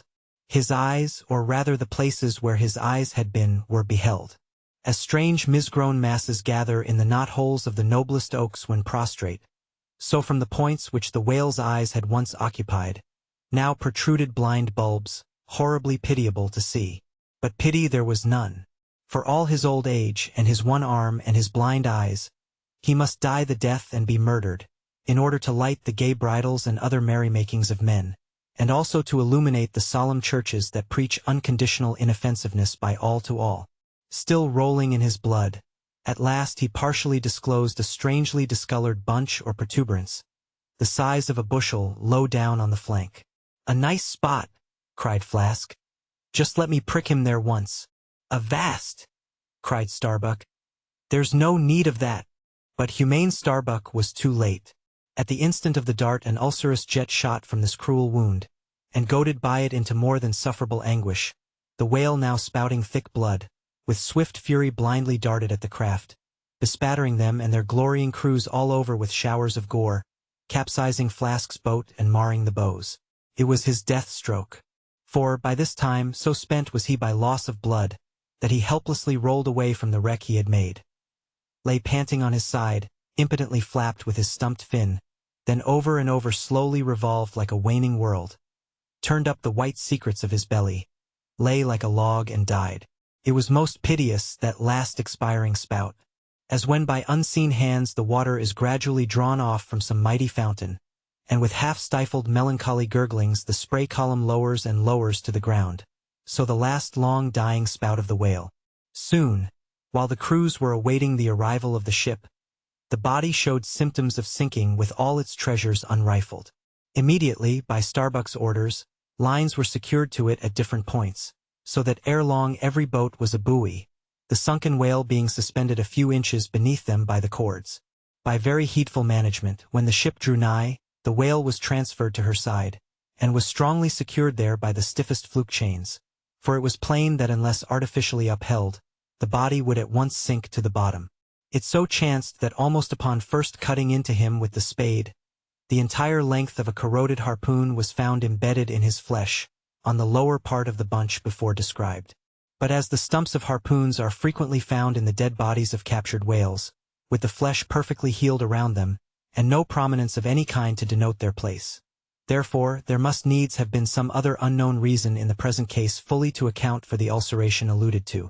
But still more curious was the fact of a lance-head of stone being found in him, not far from the buried iron, the flesh perfectly firm about it. Who had darted that stone lance? And when? It might have been darted by some West Indian long before America was discovered. What other marvels might have been rummaged out of this monstrous cabinet there is no telling. But a sudden stop was put to further discoveries, by the ships being unprecedentedly dragged over sideways to the sea, owing to the body's immensely increasing tendency to sink. However, Starbuck, who had the ordering of affairs, hung on to it to the last. Hung on to it so resolutely, indeed, that when at length the ship would have been capsized, if still persisting in locking arms with the body. Then, when the command was given to break clear from it, such was the immovable strain upon the timber-heads to which the fluke chains and cables were fastened, that it was impossible to cast them off. Meantime everything in the Pequod was aslant. To cross to the other side of the deck was like walking up the steep, gabled roof of a house. The ship groaned and gasped. Many of the ivory inlayings of her bulwarks and cabins were started from their places by the unnatural dislocation. In vain handspikes and crows were brought to bear upon the immovable fluke chains, to pry them adrift from the timber-heads, and so low had the whale now settled that the submerged ends could not be at all approached, while every moment whole tons of ponderosity seemed added to the sinking bulk, and the ship seemed on the point of going over. Hold on, won't ye?" cried Stubb to the body. "Don't be in such a devil of a hurry to sink. By thunder, men, we must do something or go for it. No use prying there. Avast, I say with your handspikes, and run one of ye for a prayer book and a penknife and cut the big chains." "Knife? Aye, aye," cried Queequeg, and seizing the carpenter's heavy hatchet, he leaned out of a porthole, and steel to iron, began slashing at the largest fluke chains. But a few strokes, full of sparks, were given, when the exceeding strain affected the rest. With a terrific snap, every fastening went adrift. The ship righted, the carcass sank. Now, this occasional inevitable sinking of the recently killed sperm whale is a very curious thing, nor has any fisherman yet adequately accounted for it.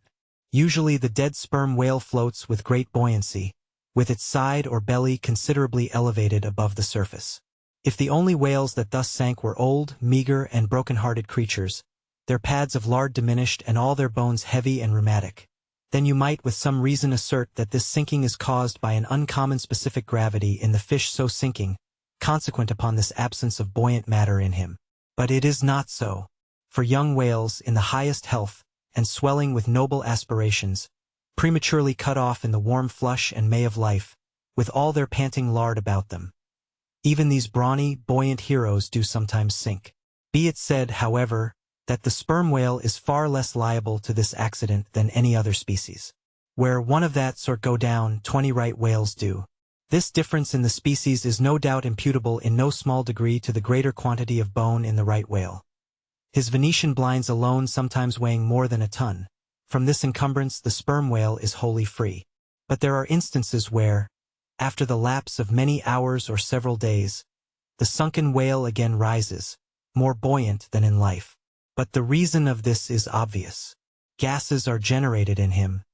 He swells to a prodigious magnitude, becomes a sort of animal balloon. A line of battle ship could hardly keep him under then. In the shore whaling on soundings among the bays of New Zealand, when a right whale gives token of sinking, they fasten buoys to him with plenty of rope, so that when the body has gone down, they know where to look for it when it shall have ascended again. It was not long after the sinking of the body that a cry was heard from the Pequod's mastheads, announcing that the Jungfrau was again lowering her boats, though the only spout in sight was that of a finback, belonging to the species of uncapturable whales, because of its incredible power of swimming. Nevertheless, the finback spout is so similar to the sperm whales, that by unskillful fishermen it is often mistaken for it. And consequently Derek and all his host were now in valiant chase of this unnearable brute, the Virgin crowding all sail, made after her 4 young keels, and thus they all disappeared far to leeward, still in bold, hopeful chase. Oh, many are the finbacks, and many are the Derricks, my friend. Moby Dick Chapter 82. The Honor and Glory of Whaling. There are some enterprises in which a careful disorderliness is the true method. The more I dive into this matter of whaling, and push my researches up to the very springhead of it, so much the more am I impressed with its great honorableness and antiquity, and especially when I find so many great demigods and heroes, prophets of all sorts, who one way or other have shed distinction upon it. I am transported with the reflection that I myself belong, though but subordinately, to so emblazoned a fraternity. The gallant Perseus, a son of Jupiter, was the first whaleman, and to the eternal honor of our calling be it said, that the first whale attacked by our brotherhood was not killed with any sordid intent. Those were the knightly days of our profession, when we only bore arms to succor the distressed, and not to fill men's lamp feeders.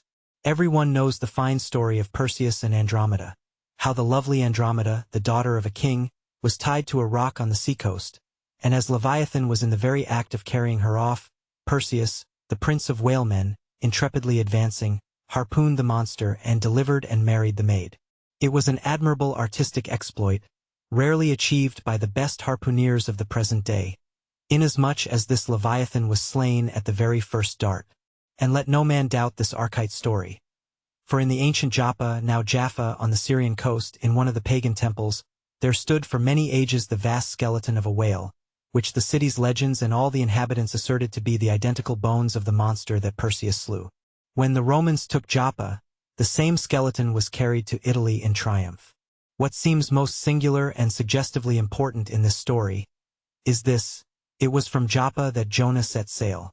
Akin to the adventure of Perseus and Andromeda, indeed, by some supposed to be indirectly derived from it, is that famous story of St. George and the dragon, which dragon I maintain to have been a whale, for in many old chronicles whales and dragons are strangely jumbled together, and often stand for each other. Thou art as a lion of the waters and as a dragon of the sea, saith Ezekiel, hereby plainly meaning a whale. In truth, some versions of the Bible use that word itself. Besides, it would much subtract from the glory of the exploit had St. George but encountered a crawling reptile of the land, instead of doing battle with the great monster of the deep. Any man may kill a snake, but only a Perseus, a St. George, a coffin, have the heart in them to march boldly up to a whale. Let not the modern paintings of this scene mislead us, for though the creature encountered by that valiant whaleman of old is vaguely represented of a griffin-like shape, and though the battle is depicted on land and the saint on horseback, yet considering the great ignorance of those times, when the true form of the whale was unknown to artists, and considering that as in Perseus' case, St. George's whale might have crawled up out of the sea on the beach, and considering that the animal ridden by St. George might have been only a large seal or seahorse, bearing all this in mind, it will not appear altogether incompatible with the sacred legend and the ancientest drafts of the scene, to hold this so-called dragon no other than the great Leviathan himself. In fact, placed before the strict and piercing truth, this whole story will fare like that fish, flesh, and foul idol of the Philistines, Dagon by name, who being planted before the ark of Israel, his horse's head and both the palms of his hands fell off from him, and only the stump or fishy part of him remained. Thus, then, one of our own noble stamp, even a whaleman, is the tutelary guardian of England, and by good rights we harpooneers of Nantucket should be enrolled in the most noble order of St. George. And therefore, let not the knights of that honorable company, none of whom, I venture to say, have ever had to do with a whale like their great patron, let them never eye a Nantucketer with disdain, since even in our woolen frocks and tarred trousers we are much better entitled to St. George's decoration than they. Whether to admit Hercules among us or not, concerning this I long remained dubious. For though according to the Greek mythologies that antique Crockett and Kit Carson, that brawny doer of rejoicing good deeds, was swallowed down and thrown up by a whale, still, whether that strictly makes a whaleman of him, that might be mooted. It nowhere appears that he ever actually harpooned his fish, unless, indeed, from the inside. Nevertheless, he may be deemed a sort of involuntary whaleman. At any rate, the whale caught him, if he did not the whale. I claim him for one of our clan. But, by the best contradictory authorities, this Grecian story of Hercules and the whale is considered to be derived from the still more ancient Hebrew story of Jonah and the whale, and vice versa. Certainly they are very similar. If I claim the demigod, then why not the prophet? Nor do heroes, saints, demigods, and prophets alone comprise the whole roll of our order. Our Grand Master is still to be named. For like royal kings of old times, we find the headwaters of our fraternity in nothing short of the great gods themselves. That wondrous oriental story is now to be rehearsed from the Shastra, which gives us the dread Vishnu, one of the three persons in the Godhead of the Hindus. Gives us this divine Vishnu himself for our Lord. Vishnu who, by the first of his 10 earthly incarnations, has forever set apart and sanctified the whale. When Brahma, or the god of gods, saith the Shastra, resolved to recreate the world after one of its periodical dissolutions, he gave birth to Vishnu, to preside over the work. But the Vedas, or mystical books, whose perusal would seem to have been indispensable to Vishnu before beginning the creation, and which therefore must have contained something in the shape of practical hints to young architects, these Vedas were lying at the bottom of the waters. So Vishnu became incarnate in a whale, and sounding down in him to the uttermost depths, rescued the sacred volumes. Was not this Vishnu a whaleman, then? Even as a man who rides a horse is called a horseman? Perseus, St. George, Hercules, Jonah, and Vishnu. There's a member roll for you. What club but the whalemans can head off like that? Moby Dick Chapter 83. Jonah historically regarded. Reference was made to the historical story of Jonah and the whale in the preceding chapter. Now some Nantucketers rather distrust this historical story of Jonah and the whale. But then there were some skeptical Greeks and Romans who, standing out from the orthodox pagans of their times, equally doubted the story of Hercules and the whale and Arion and the dolphin. And yet their doubting those traditions did not make those traditions one with the less facts, for all that. One old Sag Harbor whaleman's chief reason for questioning the Hebrew story was this. He had one of those quaint old-fashioned Bibles embellished with curious, unscientific plates, one of which represented Jonah's whale with 2 spouts in his head, a peculiarity only true with respect to a species of the Leviathan, the right whale, and the varieties of that order, concerning which the fishermen have this saying, "A penny roll would choke him. His swallow is so very small." But to this, Bishop Jebb's anticipative answer is ready.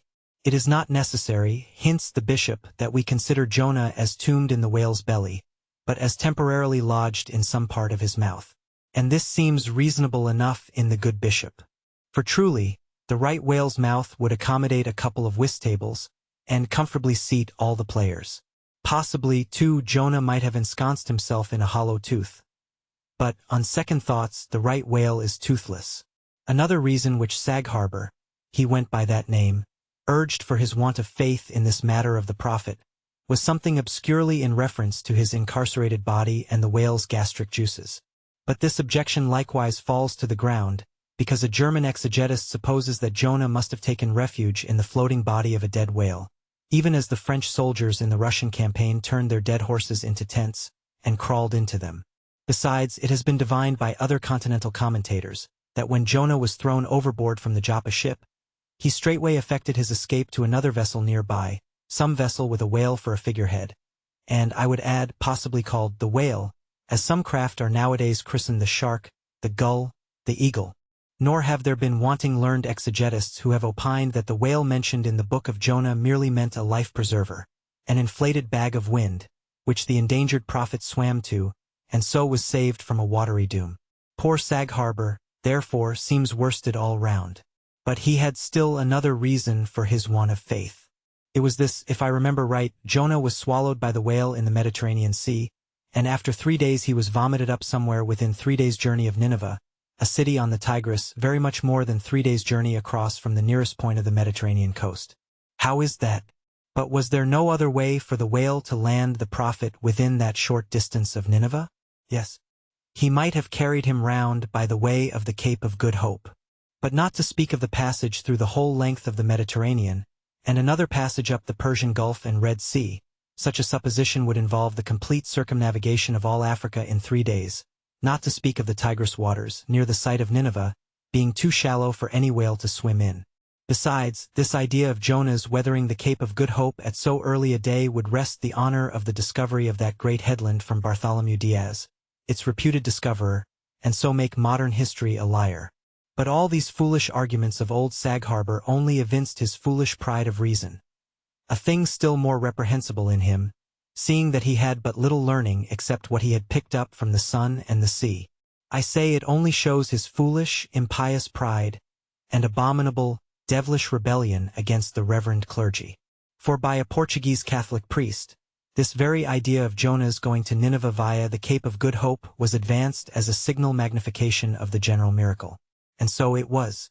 Besides, to this day, the highly enlightened Turks devoutly believe in the historical story of Jonah. And some 3 centuries ago, an English traveler in Old Harris's Voyages speaks of a Turkish mosque built in honor of Jonah, in which mosque was a miraculous lamp that burnt without any oil. Moby Dick Chapter 84. Pitch Poling. To make them run easily and swiftly, the axles of carriages are anointed, and for much the same purpose, some whalers perform an analogous operation upon their boat. They grease the bottom.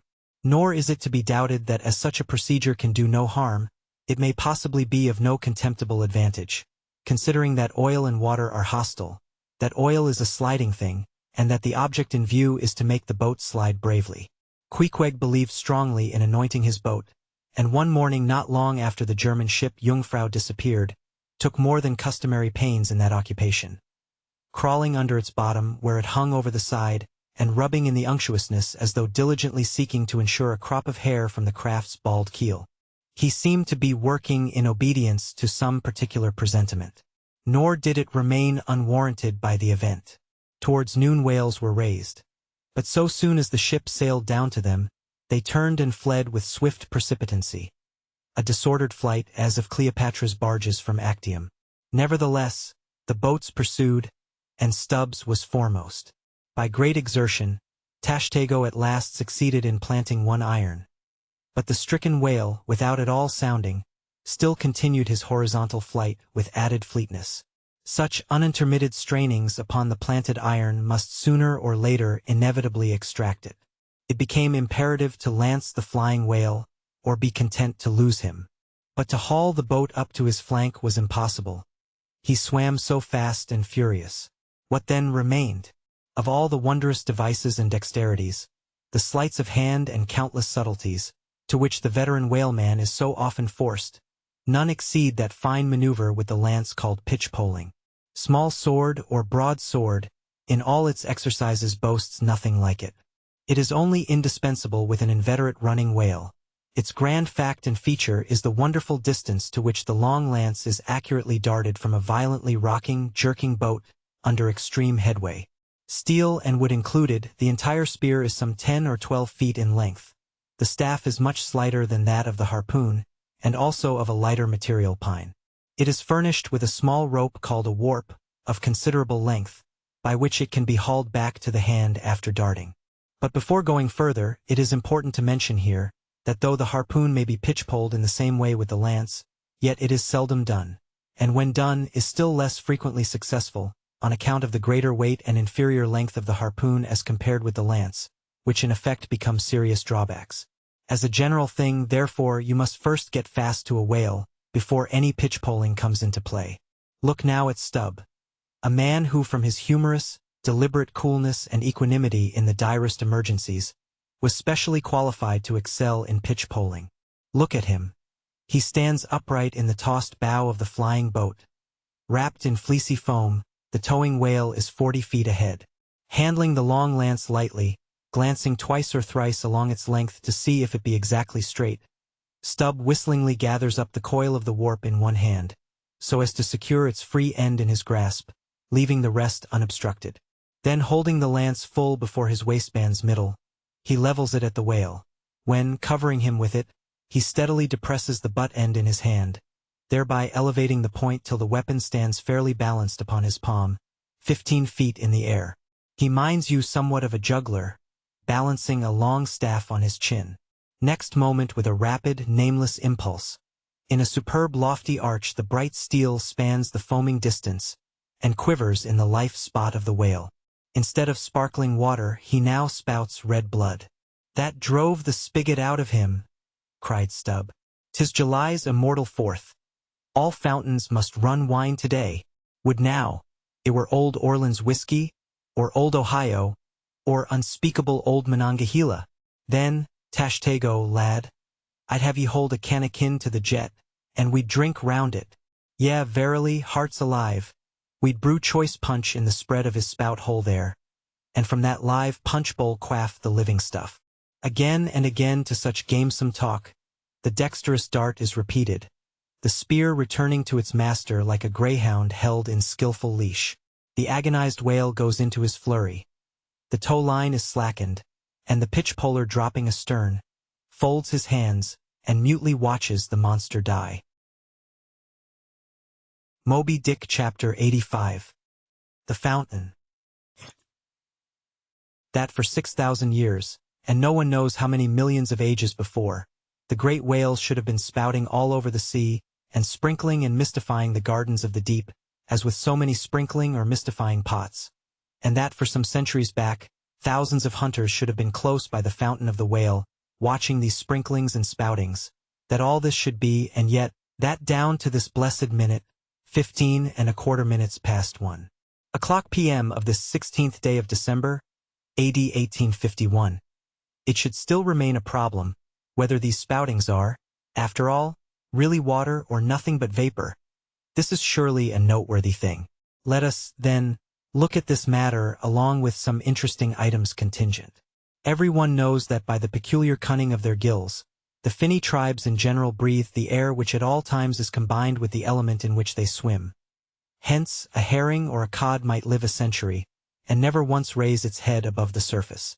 But owing to his marked internal structure which gives him regular lungs, like a human being's, the whale can only live by inhaling the disengaged air in the open atmosphere.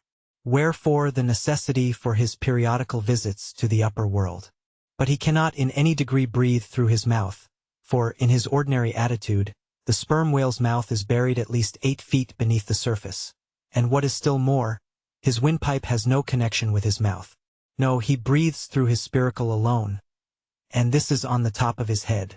If I say that in any creature breathing is only a function indispensable to vitality, inasmuch as it withdraws from the air a certain element, which being subsequently brought into contact with the blood imparts to the blood its vivifying principle, I do not think I shall err, though I may possibly use some superfluous scientific words. Assume it, and it follows that if all the blood in a man could be aerated with one breath, he might then seal up his nostrils and not fetch another for a considerable time. That is to say, he would then live without breathing. Anomalous as it may seem, this is precisely the case with the whale, who systematically lives, by intervals, his full hour and more, when at the bottom, without drawing a single breath, or so much as in any way inhaling a particle of air. For, remember, he has no gills. How is this?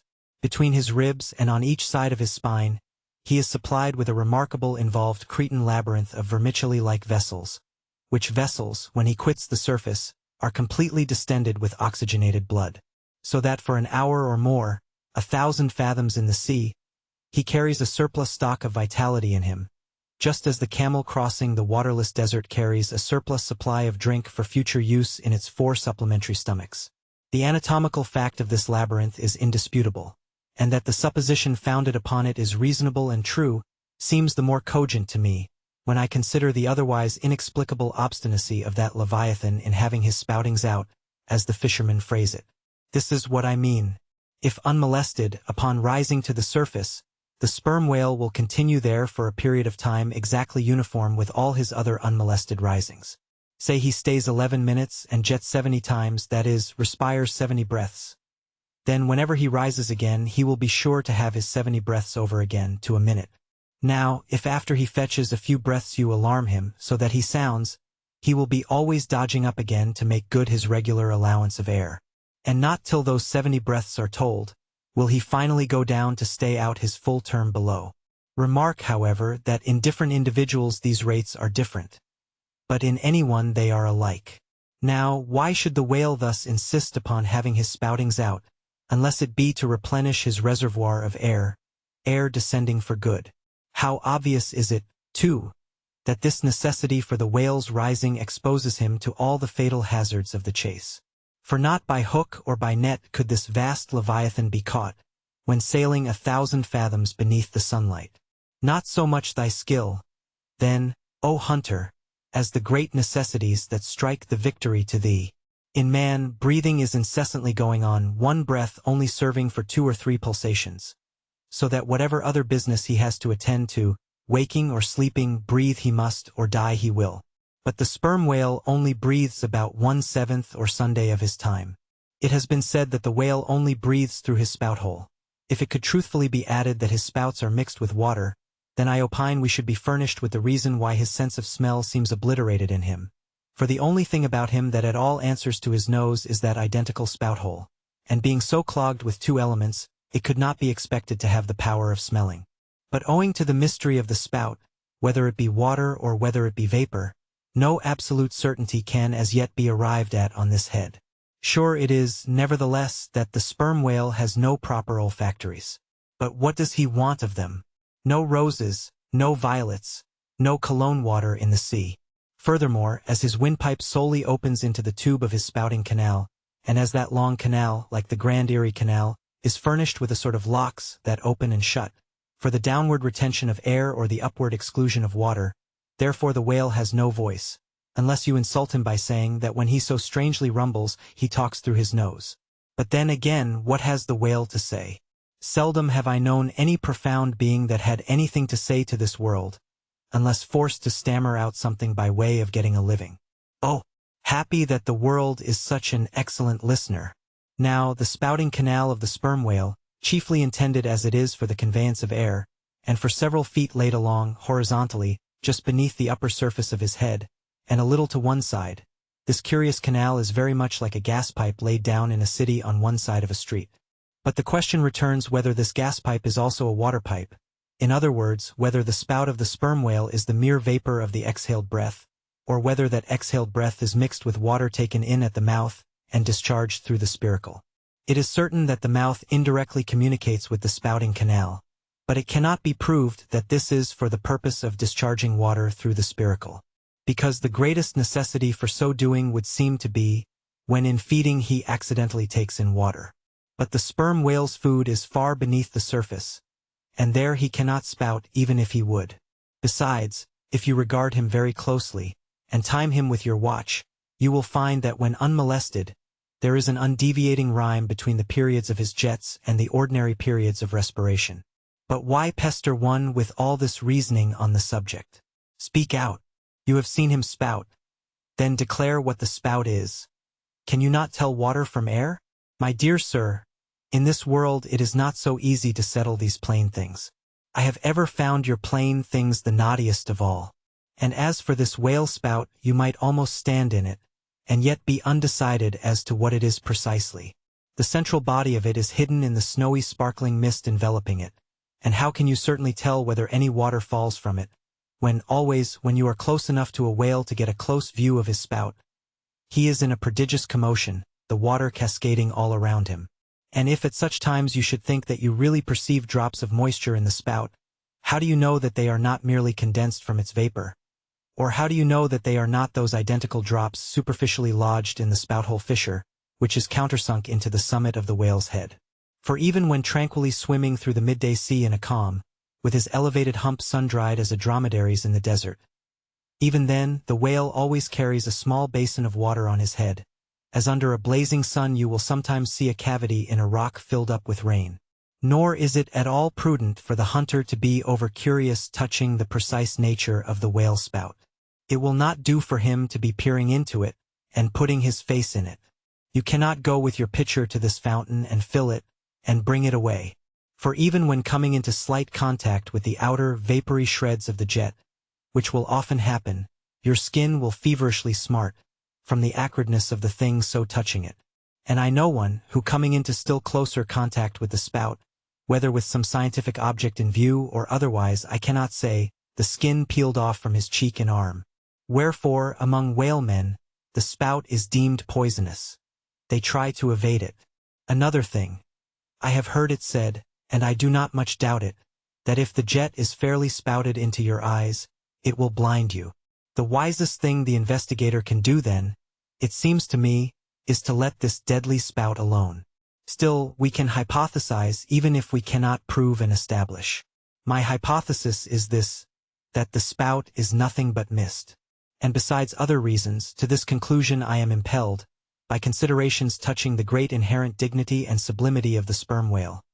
I account him no common, shallow being, inasmuch as it is an undisputed fact that he is never found on soundings or near shores. All other whales sometimes are. He is both ponderous and profound. And I am convinced that from the heads of all ponderous profound beings, such as Plato, Pyrrho, the devil, Jupiter, Dante, and so on, there always goes up a certain semi-visible steam, while in the act of thinking deep thoughts. While composing a little treatise on eternity, I had the curiosity to place a mirror before me, and ere long saw reflected there, a curious involved worming and undulation in the atmosphere over my head. The invariable moisture of my hair, while plunged in deep thought, after 6 cups of hot tea in my thin shingled attic of an August noon. This seems an additional argument for the above supposition. And how nobly it raises our conceit of the mighty, misty monster, to behold him solemnly sailing through a calm tropical sea. His vast, mild head overhung by a canopy of vapor, engendered by his incommunicable contemplations, and that vapor, as you will sometimes see it, glorified by a rainbow, as if heaven itself had put its seal upon his thoughts. For, D.C., rainbows do not visit the clear air. They only irradiate vapor. And so, through all the thick mists of the dim doubts in my mind, divine intuitions now and then shoot, enkindling my fog with a heavenly ray. And for this I thank God. For all have doubts. Many deny, but doubts or denials, few along with them, have intuitions. Doubts of all things earthly, and intuitions of some things heavenly. This combination makes neither believer nor infidel, but makes a man who regards them both with equal eye.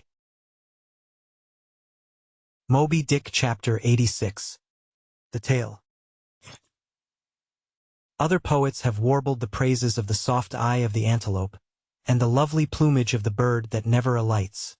Less celestial, I celebrate a tale.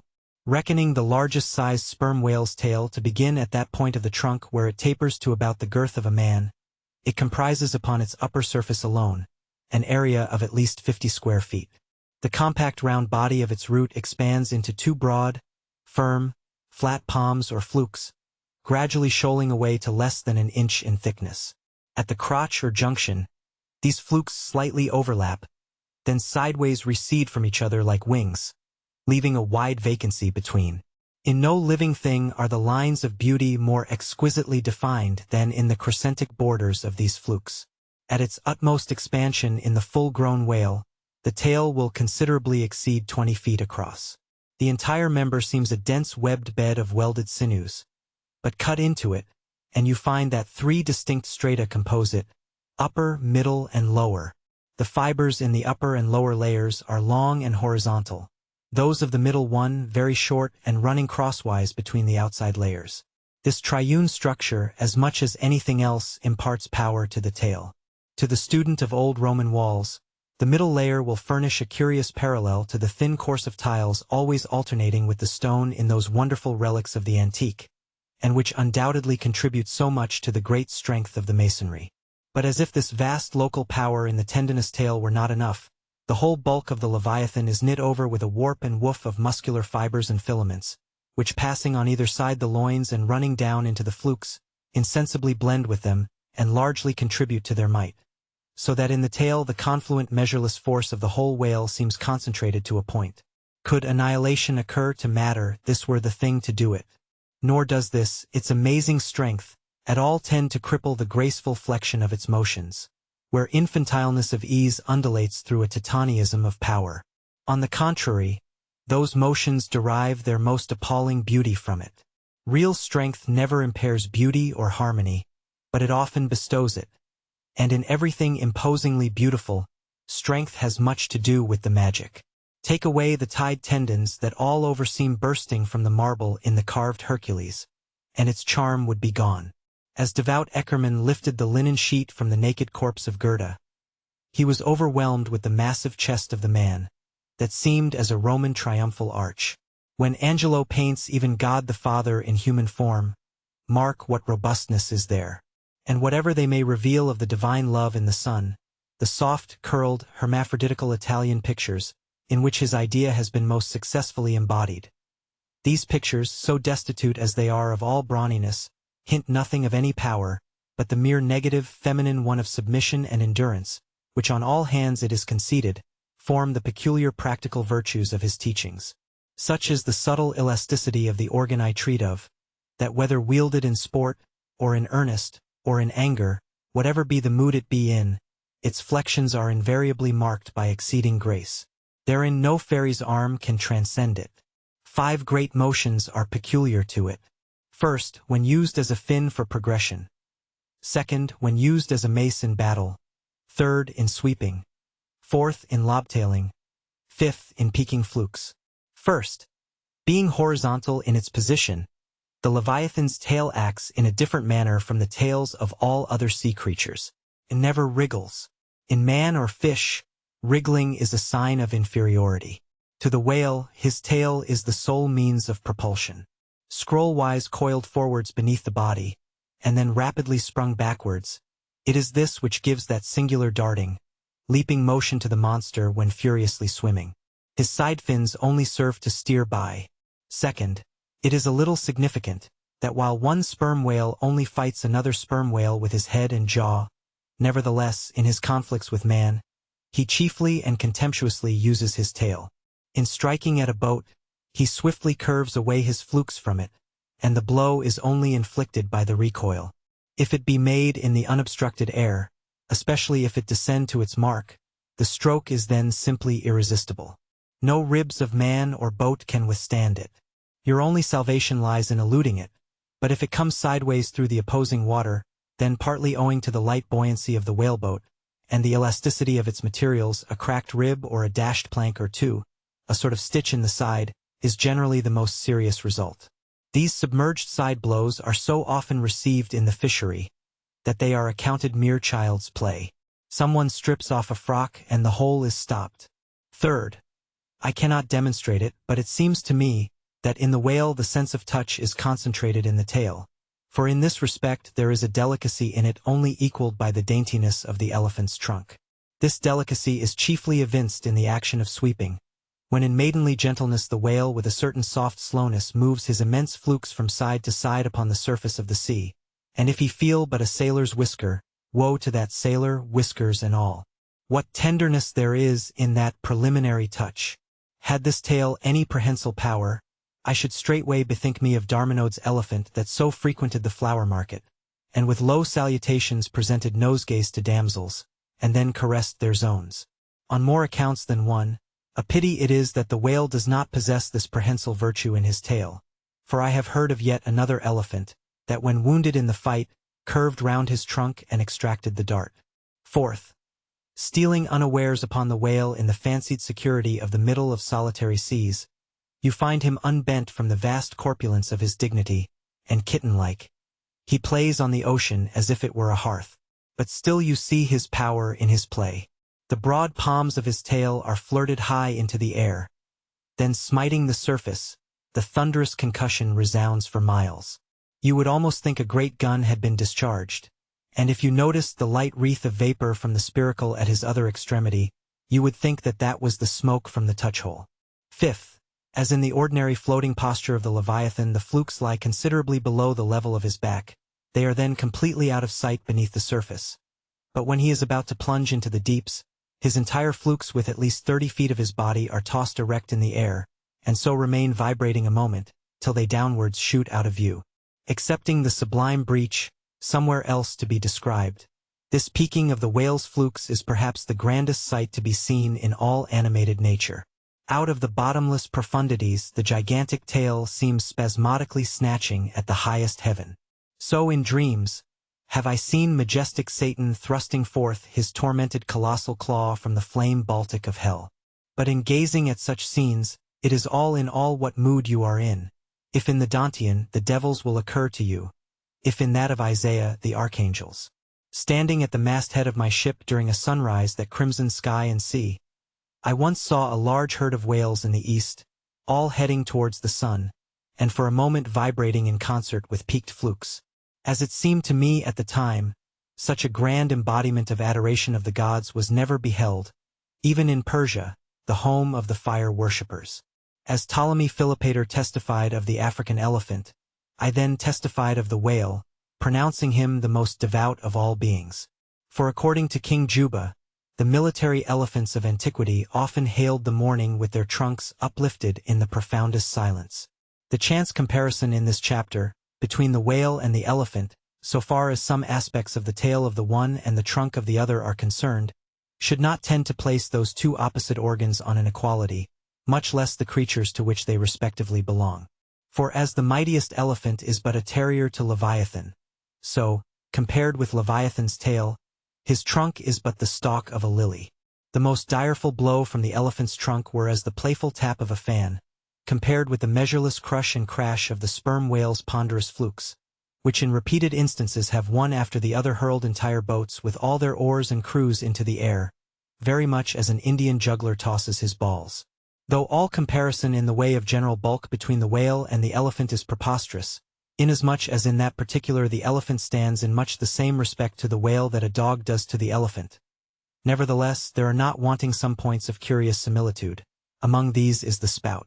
It is well known that the elephant will often draw up water or dust in his trunk, and then elevating it, jet it forth in a stream. The more I consider this mighty tail, the more do I deplore my inability to express it. At times there are gestures in it, which, though they would well grace the hand of man, remain wholly inexplicable. In an extensive herd so remarkable occasionally are these mystic gestures, that I have heard hunters who have declared them akin to Freemason signs and symbols, that the whale, indeed, by these methods intelligently conversed with the world. Nor are there wanting other motions of the whale in his general body, full of strangeness, and unaccountable to his most experienced assailant. Dissect him how I may, then, I but go skin deep.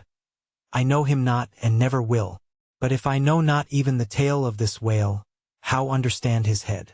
Much more, how comprehend his face when face he has none? Thou shalt see my back parts, my tail, he seems to say, but my face shall not be seen. But I cannot completely make out his back parts, and hint what he will about his face, I say again he has no face. Moby Dick Chapter 87. The Grand Armada.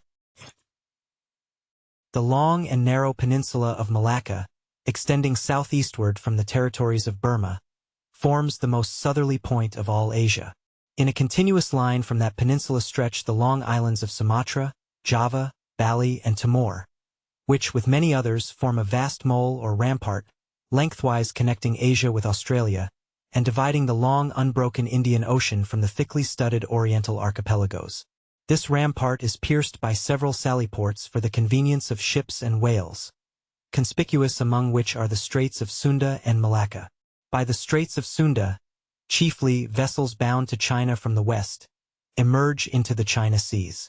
Those narrow Straits of Sunda divide Sumatra from Java, and standing midway in that vast rampart of islands, buttressed by that bold green promontory, known to seamen as Java Head, they not a little correspond to the central gateway opening into some vast walled empire, and considering the inexhaustible wealth of spices and silks and jewels and gold and ivory with which the 1,000 islands of that Oriental Sea are enriched, it seems a significant provision of nature that such treasures, by the very formation of the land, should at least bear the appearance, however ineffectual, of being guarded from the all-grasping Western world. The shores of the Straits of Sunda are unsupplied with those domineering fortresses which guard the entrances to the Mediterranean, the Baltic, and the Propontis. Unlike the Danes, these Orientals do not demand the obsequious homage of lowered topsails from the endless procession of ships before the wind, which for centuries past, by night and by day, have passed between the islands of Sumatra and Java, freighted with the costliest cargoes of the East. But while they freely waive a ceremonial like this, they do by no means renounce their claim to more solid tribute. Time out of mind the piratical prows of the Malays, lurking among the low shaded coves and islets of Sumatra, have sallied out upon the vessels sailing through the straits, fiercely demanding tribute at the point of their spears.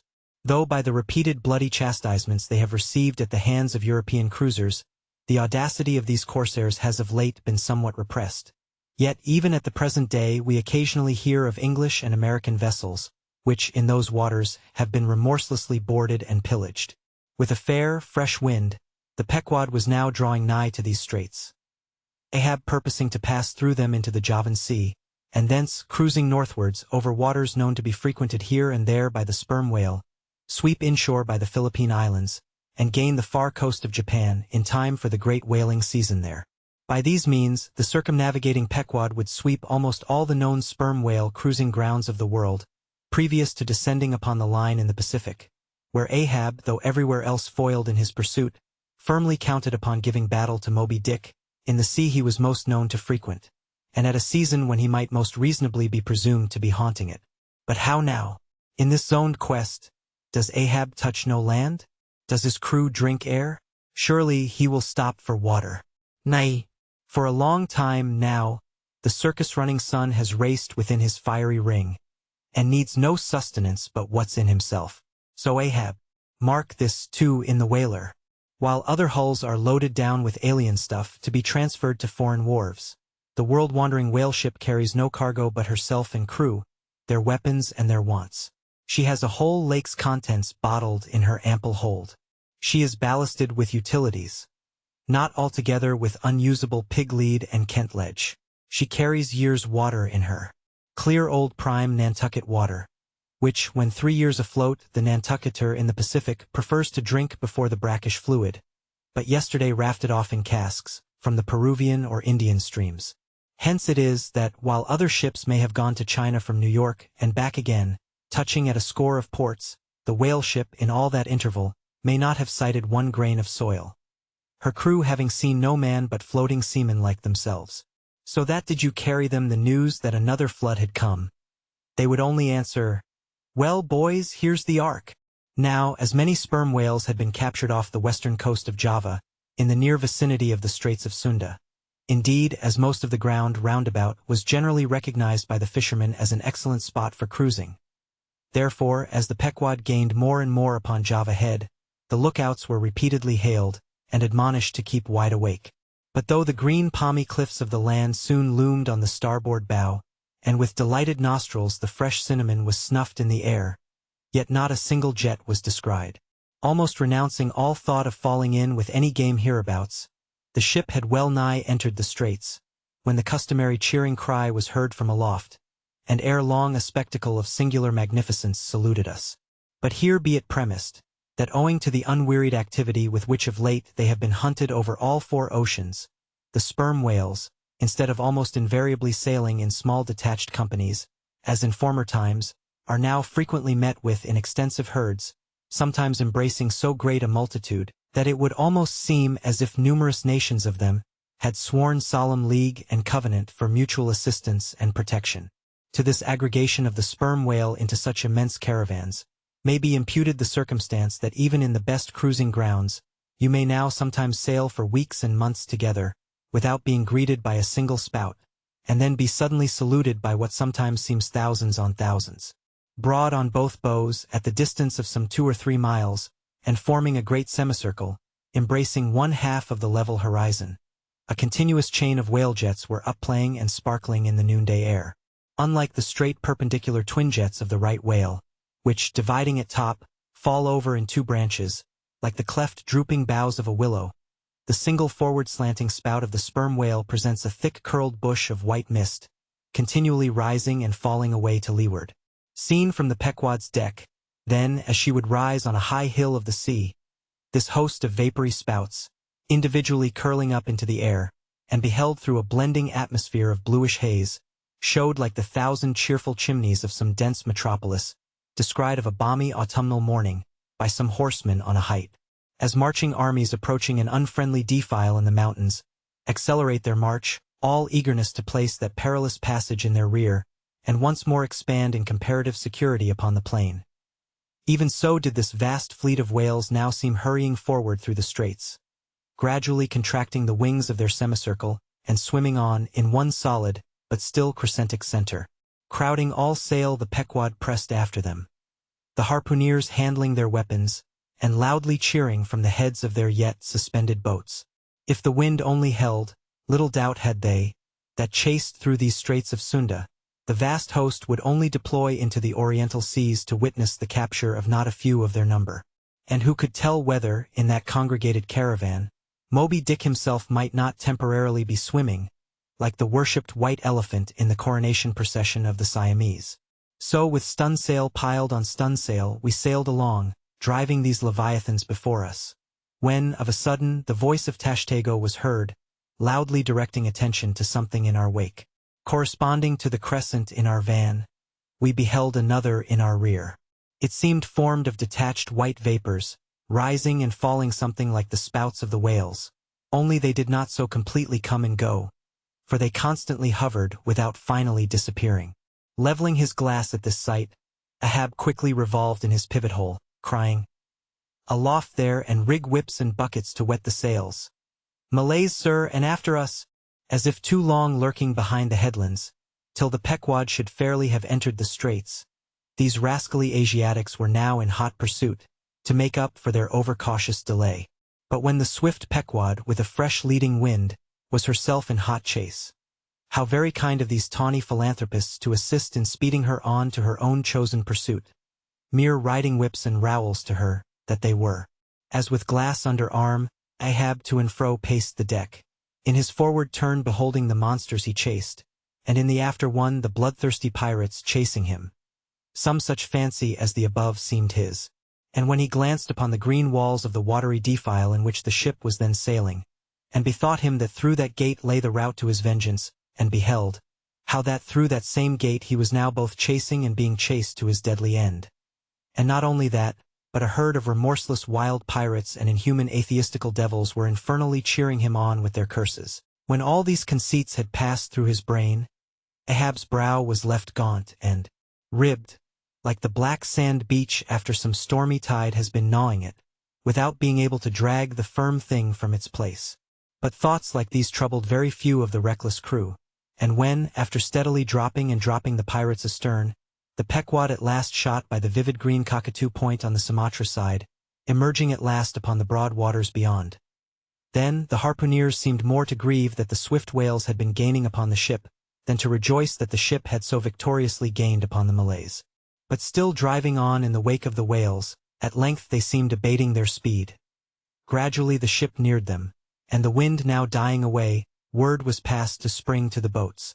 But no sooner did the herd, by some presumed wonderful instinct of the sperm whale, become notified of the 3 keels that were after them, though as yet a mile in their rear, than they rallied again and forming in close ranks and battalions, so that their spouts all looked like flashing lines of stacked bayonets, moved on with redoubled velocity.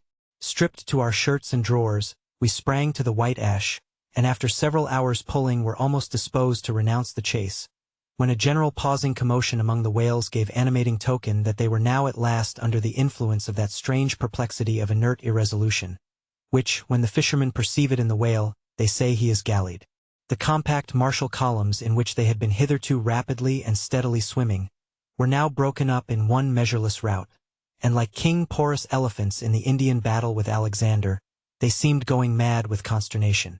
In all directions expanding in vast irregular circles, and aimlessly swimming hither and thither, by their short thick spoutings, they plainly betrayed their distraction of panic. This was still more strangely evinced by those of their number, who, completely paralyzed as it were, helplessly floated like waterlogged, dismantled ships on the sea. Had these leviathans been but a flock of simple sheep, pursued over the pasture by 3 fierce wolves, they could not possibly have evinced such excessive dismay. But this occasional timidity is characteristic of almost all herding creatures.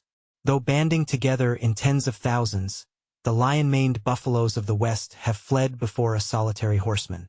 Witness, too, all human beings, how when herded together in the sheepfold of a theater's pit, they will, at the slightest alarm of fire, rush helter-skelter for the outlets, crowding, trampling, jamming, and remorselessly dashing each other to death. Best, therefore, withhold any amazement at the strangely gallied whales before us. For there is no folly of the beasts of the earth which is not infinitely outdone by the madness of men. Though many of the whales, as has been said, were in violent motion, yet it is to be observed that as a whole the herd neither advanced nor retreated, but collectively remained in one place. As is customary in those cases, the boats at once separated, each making for some one lone whale on the outskirts of the shoal. In about 3 minutes' time, Queequeg's harpoon was flung. The stricken fish darted blinding spray in our faces, and then running away with us like light, steered straight for the heart of the herd. Though such a movement on the part of the whale struck under such circumstances is in no wise unprecedented, and indeed is almost always more or less anticipated, yet does it present one of the more perilous vicissitudes of the fishery. For as the swift monster drags you deeper and deeper into the frantic shoal, you bid adieu to circumspect life and only exist in a delirious throb. As, blind and deaf, the whale plunged forward, as if by sheer power of speed to rid himself of the iron leech that had fastened to him. As we thus tore a white gash in the sea, on all sides menaced as we flew, by the crazed creatures to and fro rushing about us, our beset boat was like a ship mobbed by ice isles in a tempest, and striving to steer through their complicated channels and straits, knowing not at what moment it may be locked in and crushed. But not a bit daunted, Queequeg steered us manfully, now sheering off from this monster directly across our route in advance, now edging away from that whose colossal flukes were suspended overhead, while all the time Starbuck stood up in the bows, lance in hand, pricking out of our way whatever whales he could reach by short darts, for there was no time to make long ones. Nor were the oarsmen quite idle, though their wonted duty was now altogether dispensed with. They chiefly attended to the shouting part of the business. "Out of the way, Commodore!" cried one, to a great dromedary that of a sudden rose bodily to the surface, and for an instant threatened to swamp us. "Hard down with your tail there!" cried a second to another, which, close to our gunwale, seemed calmly cooling himself with his own fan-like extremity. All whaleboats carry certain curious contrivances, originally invented by the Nantucket Indians, called drugs. 2 thick squares of wood of equal size are stoutly clenched together, so that they cross each other's grain at right angles.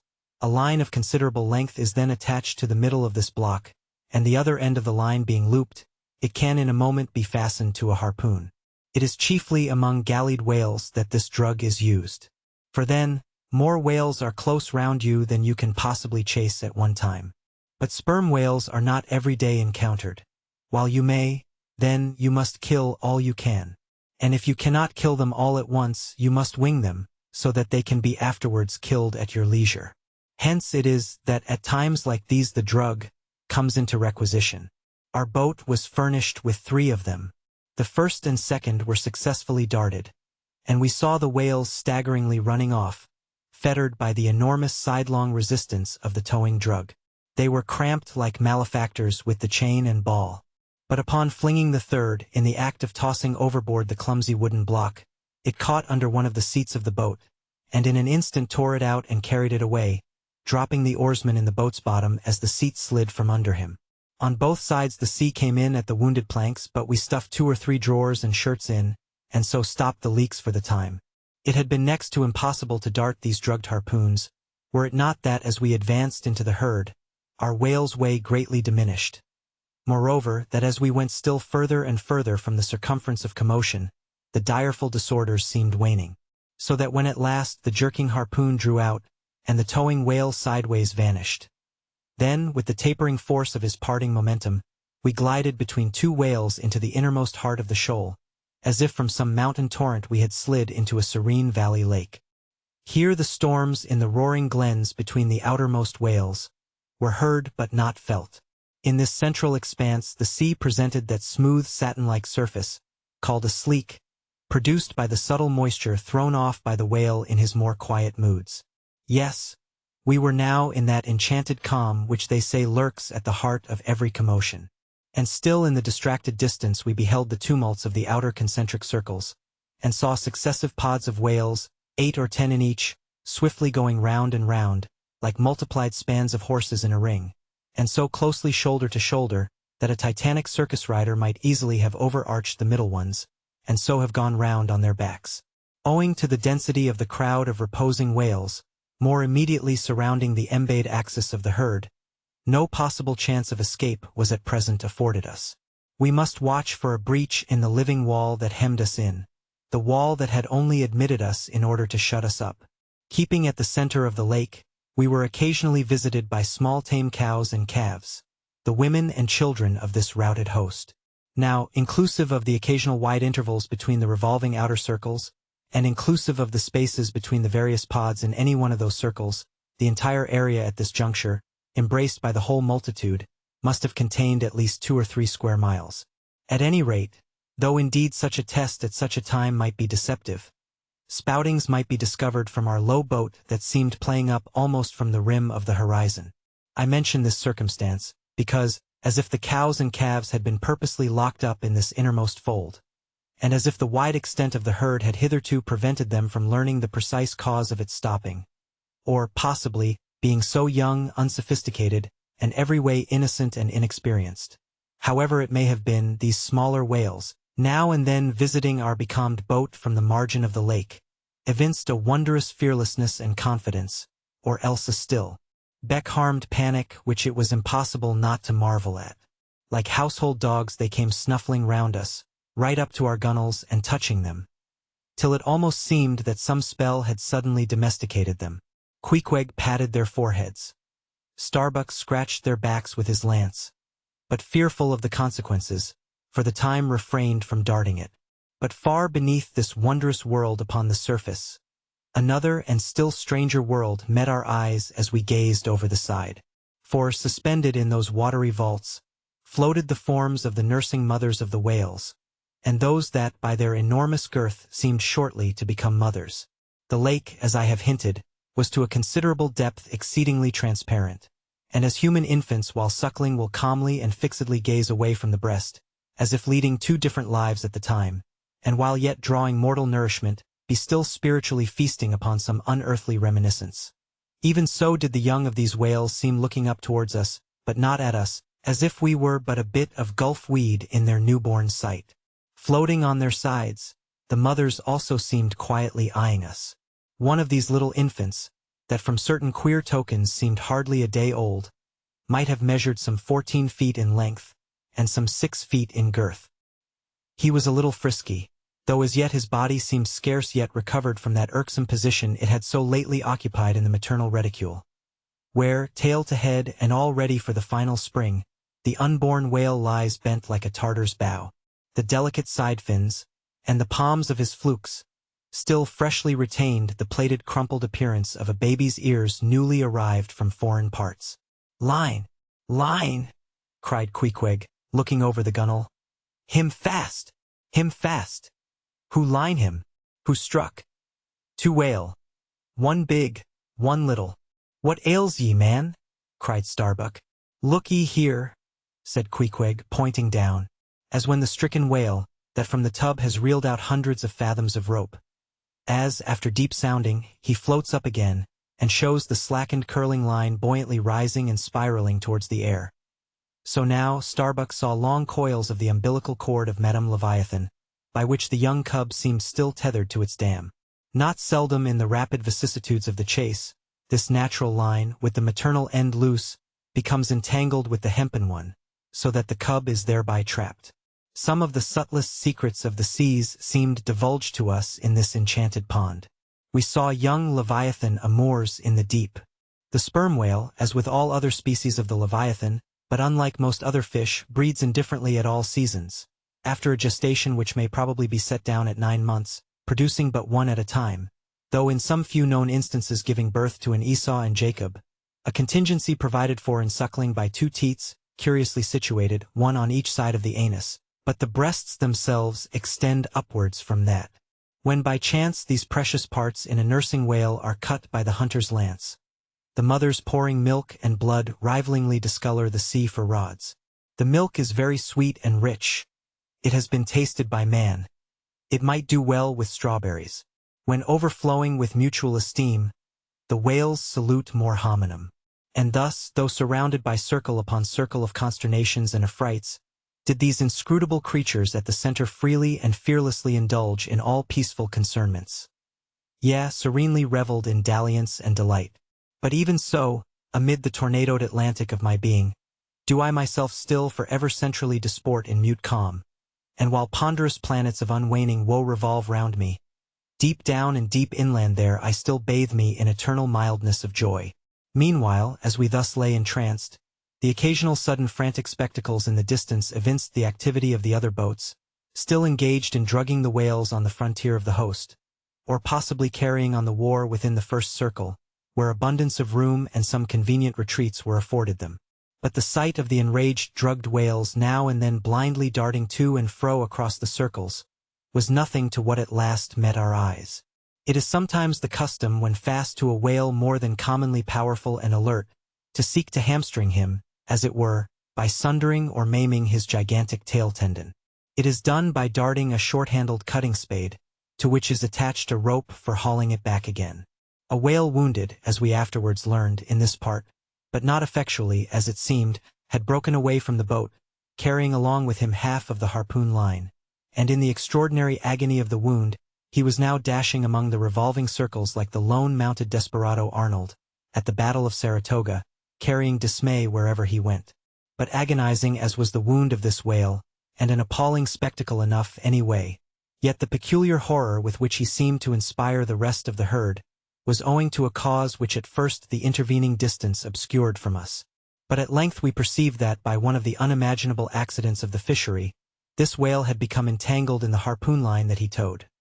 He had also run away with the cutting spade in him, and while the free end of the rope attached to that weapon had permanently caught in the coils of the harpoon line round his tail, the cutting spade itself had worked loose from his flesh, so that, tormented to madness, he was now churning through the water, violently flailing with his flexible tail, and tossing the keen spade about him, wounding and murdering his own comrades. This terrific object seemed to recall the whole herd from their stationary fright. First, the whales forming the margin of our lake began to crowd a little and tumble against each other, as if lifted by half-spent billows from afar. Then the lake itself began faintly to heave and swell, the submarine bridal chambers and nurseries vanished. In more and more contracting orbits the whales in the more central circles began to swim in thickening clusters. Yes, the long calm was departing. A low advancing hum was soon heard, and then, like to the tumultuous masses of block ice when the great river Hudson breaks up in spring, the entire host of whales came tumbling upon their inner center, as if to pile themselves up in one common mountain. Instantly Starbuck and Queequeg changed places, Starbuck taking the stern. "Oars! Oars!" he intensely whispered, seizing the helm. "Gripe your oars and clutch your souls now! My God, men, stand by! Shove him off, you Queequeg! The whale there! Prick him! Hit him! Stand up, and stay so! Spring, men! Pull, men! Never mind their backs! Scrape them! Scrape away!" The boat was now all but jammed between two vast black bulks, leaving a narrow Dardanelles between their long lengths. But by desperate endeavor we at last shot into a temporary opening. Then giving way rapidly, and at the same time earnestly watching for another outlet. After many similar hairbreadth escapes, we at last swiftly glided into what had just been one of the outer circles, but now crossed by random whales, all violently making for one center. This lucky salvation was cheaply purchased by the loss of Queequeg's hat, who, while standing in the bows to prick the fugitive whales, had his hat taken clean from his head by the air eddy made by the sudden tossing of a pair of broad flukes close by. Riotous and disordered as the universal commotion now was, it soon resolved itself into what seemed a systematic movement, for having clumped together at last in one dense body, they then renewed their onward flight with augmented fleetness.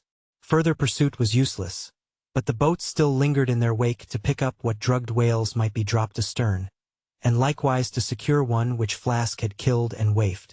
The waif is a pennant pole, 2 or 3 of which are carried by every boat, and which, when additional game is at hand, are inserted upright into the floating body of a dead whale, both to mark its place on the sea, and also as token of prior possession, should the boats of any other ship draw near. The result of this lowering was somewhat illustrative of that sagacious saying in the fishery, "The more whales the less fish." Of all the drugged whales only one was captured. The rest contrived to escape for the time, but only to be taken, as will hereafter be seen, by some other craft than the Pequod. Moby Dick Chapter 88. Schools and Schoolmasters. The previous chapter gave account of an immense body or herd of sperm whales, and there was also then given the probable cause inducing those vast aggregations. Now, though such great bodies are at times encountered, yet, as must have been seen even at the present day, small detached bands are occasionally observed, embracing from 20 to 50 individuals each. Such bands are known as schools. They generally are of two sorts, those composed almost entirely of females, and those mustering none but young vigorous males, or bulls, as they are familiarly designated. In cavalier attendance upon the school of females, you invariably see a male of full-grown magnitude, but not old, who, upon any alarm, evinces his gallantry by falling in the rear and covering the flight of his ladies. In truth, this gentleman is a luxurious ottoman, swimming about over the watery world, surroundingly accompanied by all the solaces and endearments of the harem. The contrast between this ottoman and his concubines is striking, because, while he is always of the largest leviathanic proportions, the ladies, even at full growth, are not more than 1/3 of the bulk of an average-sized male. They are comparatively delicate, indeed. I dare say not to exceed half a dozen yards round the waist. Nevertheless, it cannot be denied that upon the whole they are hereditarily entitled to en bon point. It is very curious to watch this harem and its lord in their indolent ramblings. Like fashionables, they are forever on the move in leisurely search of variety. You meet them on the line in time for the full flower of the equatorial feeding season, having just returned, perhaps, from spending the summer in the northern seas, and so cheating summer of all unpleasant weariness and warmth. By the time they have lounged up and down the promenade of the equator a while, they start for the oriental waters in anticipation of the cool season there, and so evade the other excessive temperature of the year.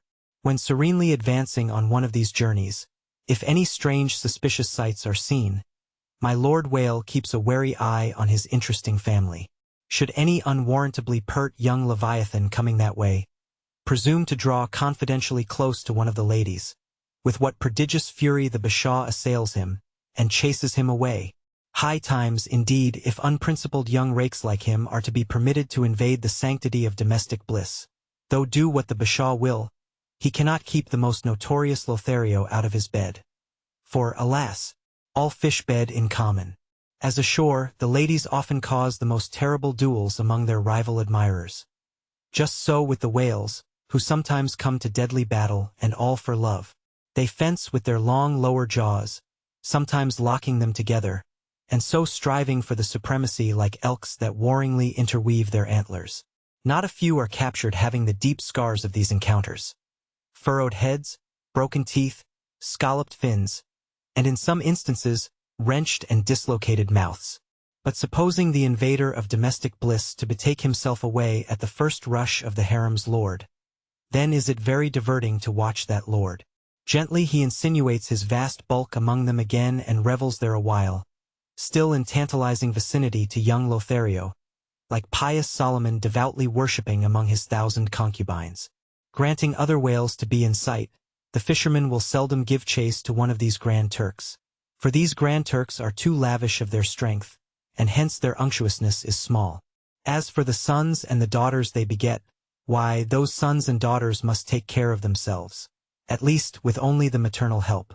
For like certain other omnivorous roving lovers that might be named, my Lord Whale has no taste for the nursery, however much for the bower, and so, being a great traveler, he leaves his anonymous babies all over the world, every baby an exotic.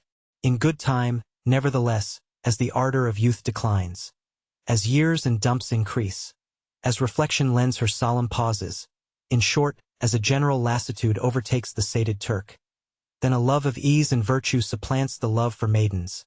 Our ottoman enters upon the impotent, repentant admonitory stage of life, forswears, disbands the harem, and grown to an exemplary, sulky old soul, goes about all alone among the meridians and parallels saying his prayers, and warning each young leviathan from his amorous errors. Now, as the harem of whales is called by the fishermen a school, so is the lord and master of that school technically known as the schoolmaster. It is therefore not in strict character, however admirably satirical, that after going to school himself, he should then go abroad inculcating not what he learned there, but the folly of it. His title, schoolmaster, would very naturally seem derived from the name bestowed upon the harem itself, but some have surmised that the man who first thus entitled this sort of Ottoman whale must have read the memoirs of Vidocq, and informed himself what sort of a country schoolmaster that famous Frenchman was in his younger days, and what was the nature of those occult lessons he inculcated into some of his pupils. The same secludedness and isolation to which the schoolmaster whale betakes himself in his advancing years is true of all aged sperm whales. Almost universally, a lone whale, as a solitary leviathan is called, proves an ancient one. Like venerable moss-bearded Daniel Boone, he will have no one near him but nature herself, and her he takes to wife in the wilderness of waters, and the best of wives she is, though she keeps so many moody secrets. The schools composing none but young and vigorous males, previously mentioned, offer a strong contrast to the harem schools.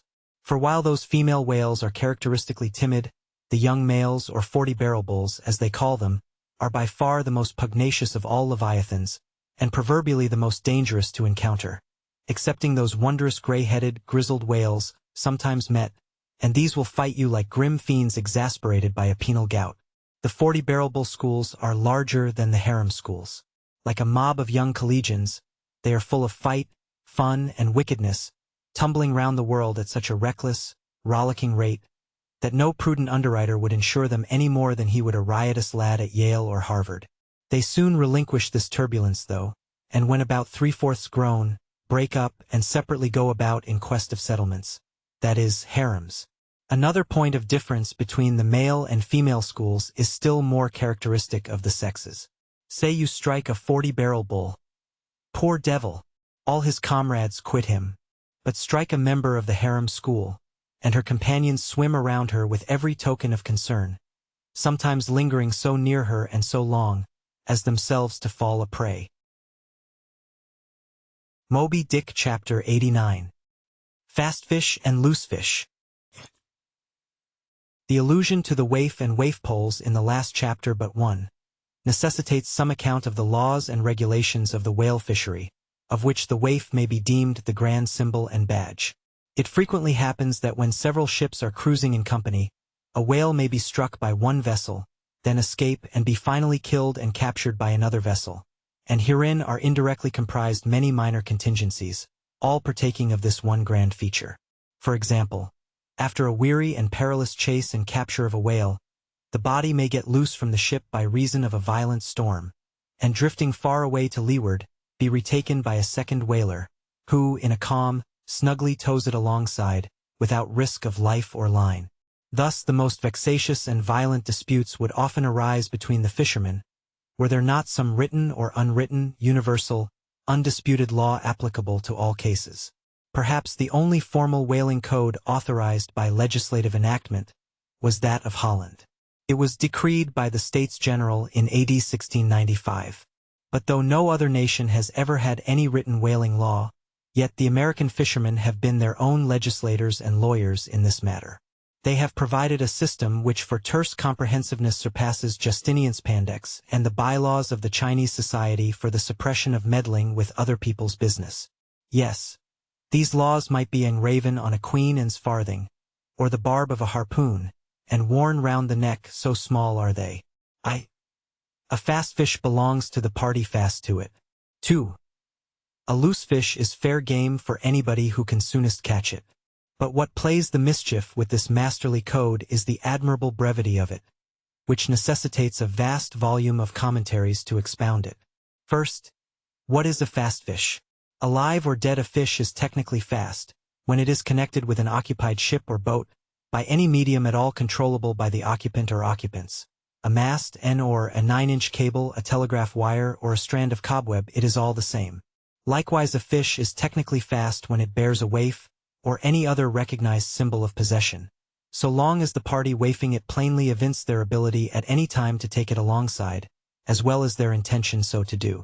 These are scientific commentaries, but the commentaries of the whalemen themselves sometimes consist in hard words and harder knocks, the Cokopon Littleton of the fist.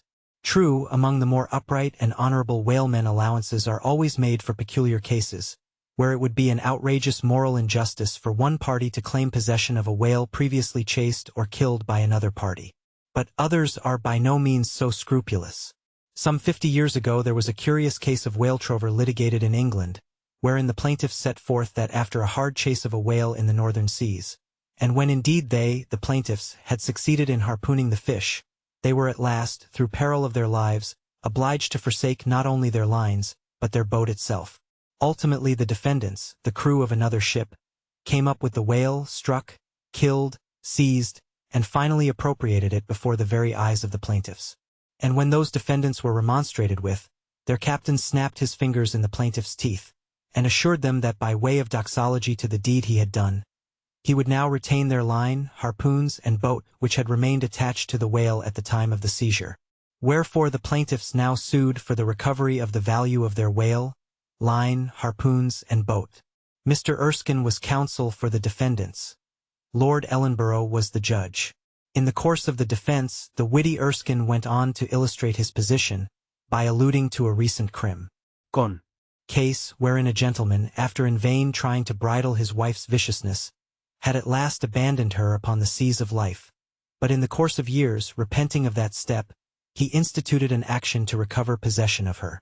Erskine was on the other side, and he then supported it by saying that though the gentleman had originally harpooned the lady, and had once had her fast, and only by reason of the great stress of her plunging viciousness, had at last abandoned her, yet abandon her he did so that she became a loose fish, and therefore when a subsequent gentleman reharpooned her, the lady then became that subsequent gentleman's property, along with whatever harpoon might have been found sticking in her. Now in the present case Erskine contended that the examples of the whale and the lady were reciprocally illustrative of each other. These pleadings and the counter-pleadings being duly heard, the very learned judge in set terms decided, to wit, that as for the boat, he awarded it to the plaintiffs because they had merely abandoned it to save their lives, but that with regard to the controverted whale, harpoons, and line, they belonged to the defendants. The whale because it was a loose fish at the time of the final capture, and the harpoons and line because when the fish made off with them, the fish, acquired a property in those articles, and hence anybody who afterwards took the fish had a right to them. Now the defendants afterwards took the fish. Ergo, the aforesaid articles were theirs. A common man looking at this decision of the very learned judge might possibly object to it. But plowed up to the primary rock of the matter, the two great principles laid down in the twin whaling laws previously quoted, and applied and elucidated by Lord Ellenborough in the above-cited case. These two laws touching fast fish and loose fish, I say, will, on reflection, be found the fundamentals of all human jurisprudence, for notwithstanding its complicated tracery of sculpture, the temple of the law, like the temple of the Philistines, has but two props to stand on. Is it not a saying in everyone's mouth, possession is half of the law? That is, regardless of how the thing came into possession. But often possession is the whole of the law. What are the sinews and souls of Russian serfs and Republican slaves but fast fish, whereof possession is the whole of the law? What to the rapacious landlord is the widow's last mite but a fast fish? What is yonder undetected villain's marble mansion with a door-plate for a waif? What is that but a fast fish? What is the ruinous discount which Mordecai, the broker, gets from poor Woebegone, the bankrupt, on a loan to keep Woebegone's family from starvation? What is that ruinous discount but a fast fish? What is the Archbishop of Safesowell's income of £100,000 seized from the scant bread and cheese of hundreds of thousands of broken-backed laborers, all sure of heaven without any of Safesowell's help? What is that globular £100,000 but a fast fish? What are the Duke of Dunder's hereditary towns and hamlets but fast fish? What to that redoubt harpooner, John Bull, is poor Ireland, but a fast fish? What to that apostolic lancer, Brother Jonathan, is Texas but a fast fish? And concerning all these, is not possession the whole of the law? But if the doctrine of fast fish be pretty generally applicable, the kindred doctrine of loose fish is still more widely so. That is internationally and universally applicable. What was America in 1492 but a loose fish, in which Columbus struck the Spanish standard by way of waifing it for his royal master and mistress? What was Poland to the Tsar? What Greece to the Turk? What India to England? What at last will Mexico be to the United States? All loose fish. What are the rights of man and the liberties of the world but loose fish? What all men's minds and opinions but loose fish? What is the principle of religious belief in them but a loose fish? What to the ostentatious smuggling verbalists are the thoughts of thinkers but loose fish? What is the great globe itself but a loose fish? And what are you, reader, but a loose fish and a fast fish too? Moby Dick Chapter 90. Heads or tails? De Balna Vero Suffici, Sirex Abea Capu, et Regina Codam. Bracton, L3, C3. Latin from the books of the laws of England, which taken along with the context, means that of all whales captured by anybody on the coast of that land, the king, as honorary grand harpooner, must have the head, and the queen be respectfully presented with the tail. A division which, in the whale, is much like having an apple. There is no intermediate remainder. Now as this law, under a modified form, is to this day in force in England, and as it offers in various respects a strange anomaly touching the general law of fast and loose fish, it is here treated of in a separate chapter, on the same courteous principle that prompts the English railways to be at the expense of a separate car, specially reserved for the accommodation of royalty. In the first place, in curious proof of the fact that the above-mentioned law is still in force, I proceed to lay before you a circumstance that happened within the last 2 years. It seems that some honest mariners of Dover, or Sandwich, or some one of the Cinque Ports, had after a hard chase succeeded in killing and beaching a fine whale which they had originally descried afar off from the shore. Now the Cinque Ports are partially or somehow under the jurisdiction of a sort of policeman or beadle, called a Lord Warden. Holding the office directly from the Crown, I believe all the royal emoluments incident to the Cinque Port territories become by assignment his. By some writers this office is called a sinecure. But not so, because the Lord Warden is busily employed at times in fobbing his perquisites, which are his chiefly by virtue of that same fobbing of them. Now when these poor sunburnt mariners, barefooted, and with their trousers rolled high up on their eely legs, had wearily hauled their fat fish high and dry, promising themselves a good 150 pounds from the precious oil and bone, and in fantasy sipping rare tea with their wives, and good ale with their cronies, upon the strength of their respective shares.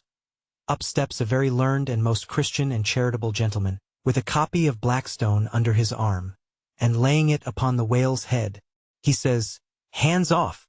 This fish, my master's, is a fast fish. I seize it as the Lord Warden's." Upon this the poor mariners in their respectful consternation, so truly English, knowing not what to say, fall to vigorously scratching their heads all round, meanwhile ruefully glancing from the whale to the stranger.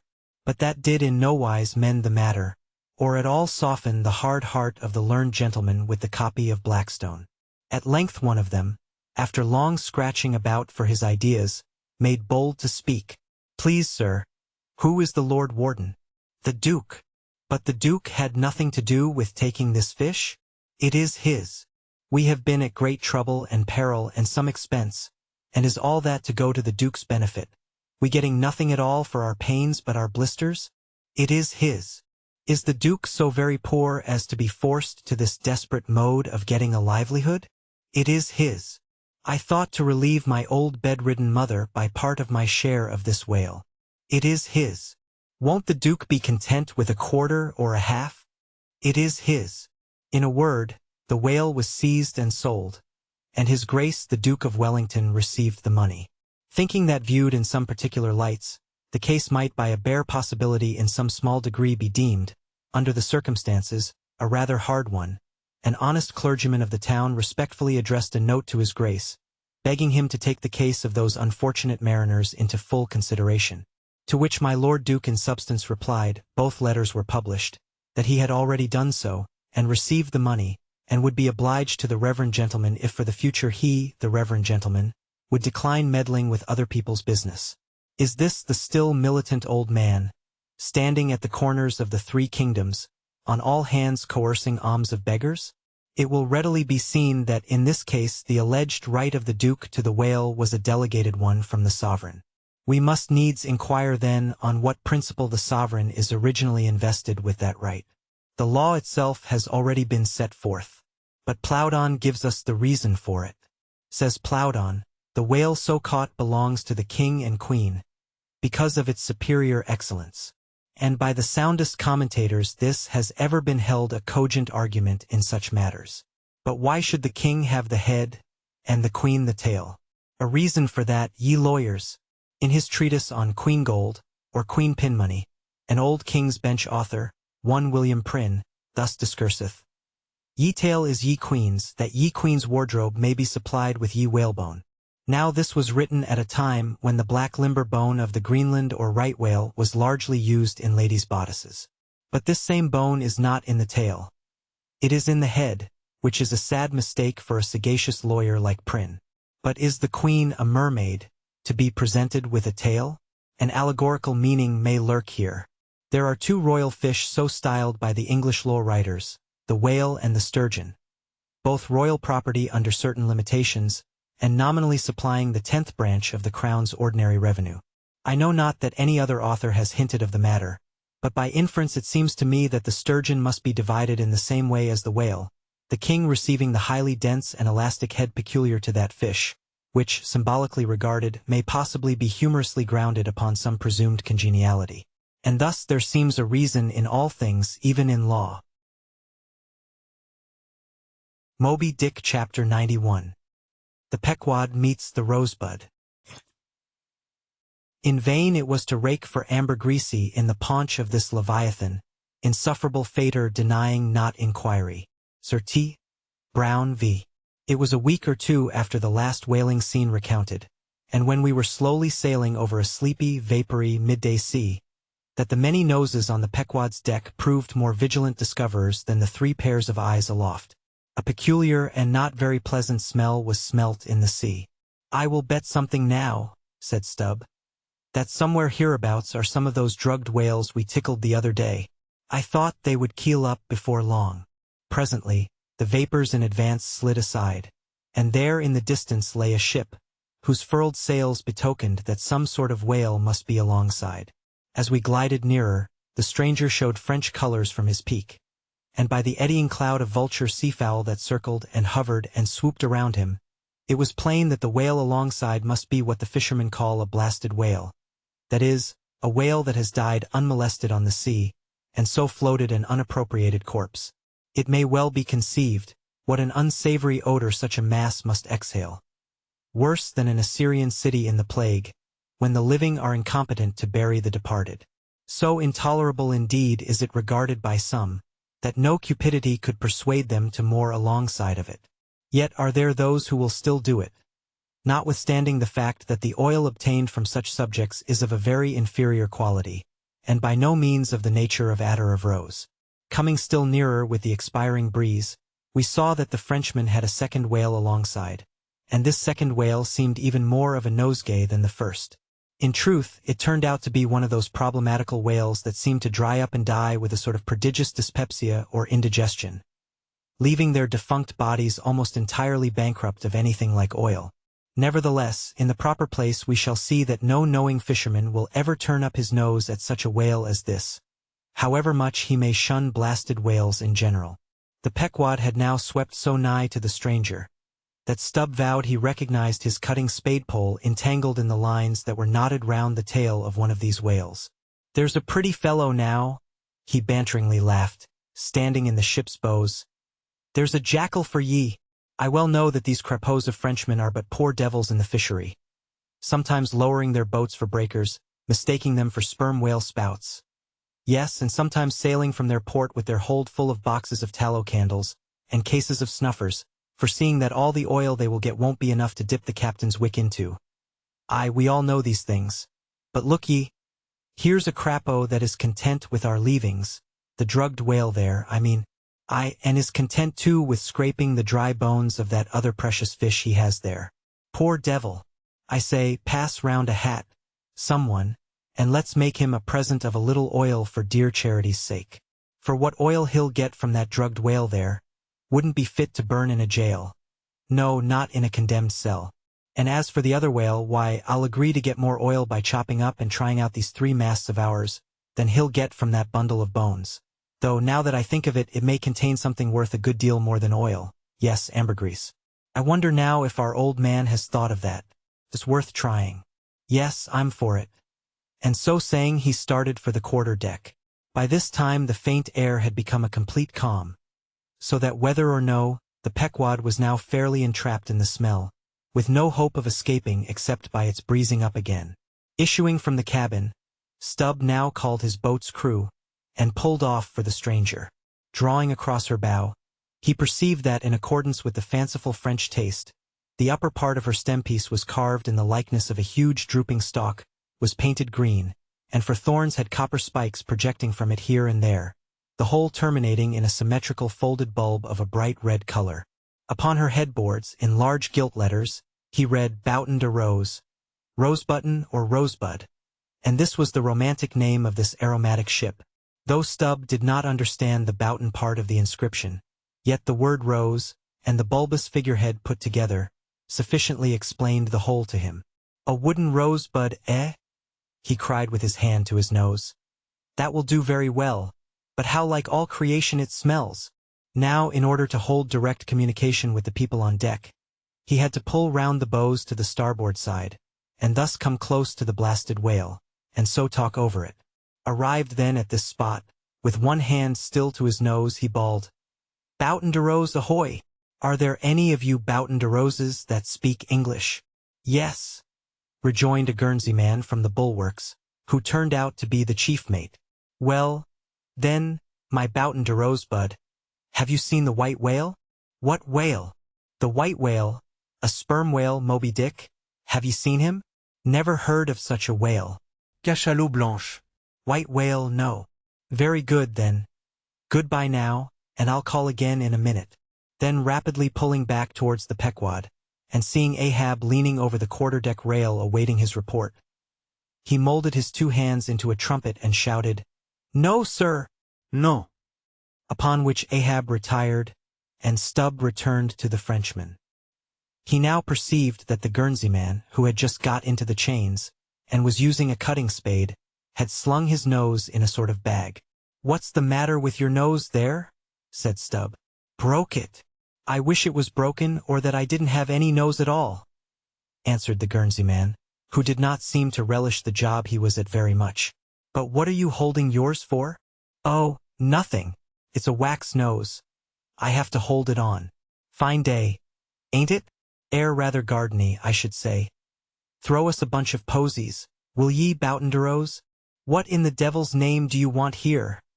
roared the Guernsey man, flying into a sudden passion. "Oh, keep cool." "Cool? Yes, that's the word. Why don't you pack those whales in ice while you're working at them? But joking aside, though, do you know, Rosebud, that it's all nonsense trying to get any oil out of such whales? As for that dried-up one, there, he hasn't a gill in his whole carcass. I know that well enough, but, d'ye see, the captain here won't believe it. This is his first voyage. He was a cologne manufacturer before. But come aboard, and mayhap he'll believe you if he won't me, and so I'll get out of this dirty scrape." "Anything to oblige ye, my sweet and pleasant fellow," rejoined Stubb, and with that he soon mounted to the deck. There a queer scene presented itself. The sailors, in tasseled caps of red worsted, were getting the heavy tackles in readiness for the whales. But they worked rather slow and talked very fast, and seemed in anything but a good humor. All their noses upwardly projected from their faces like so many jib-booms.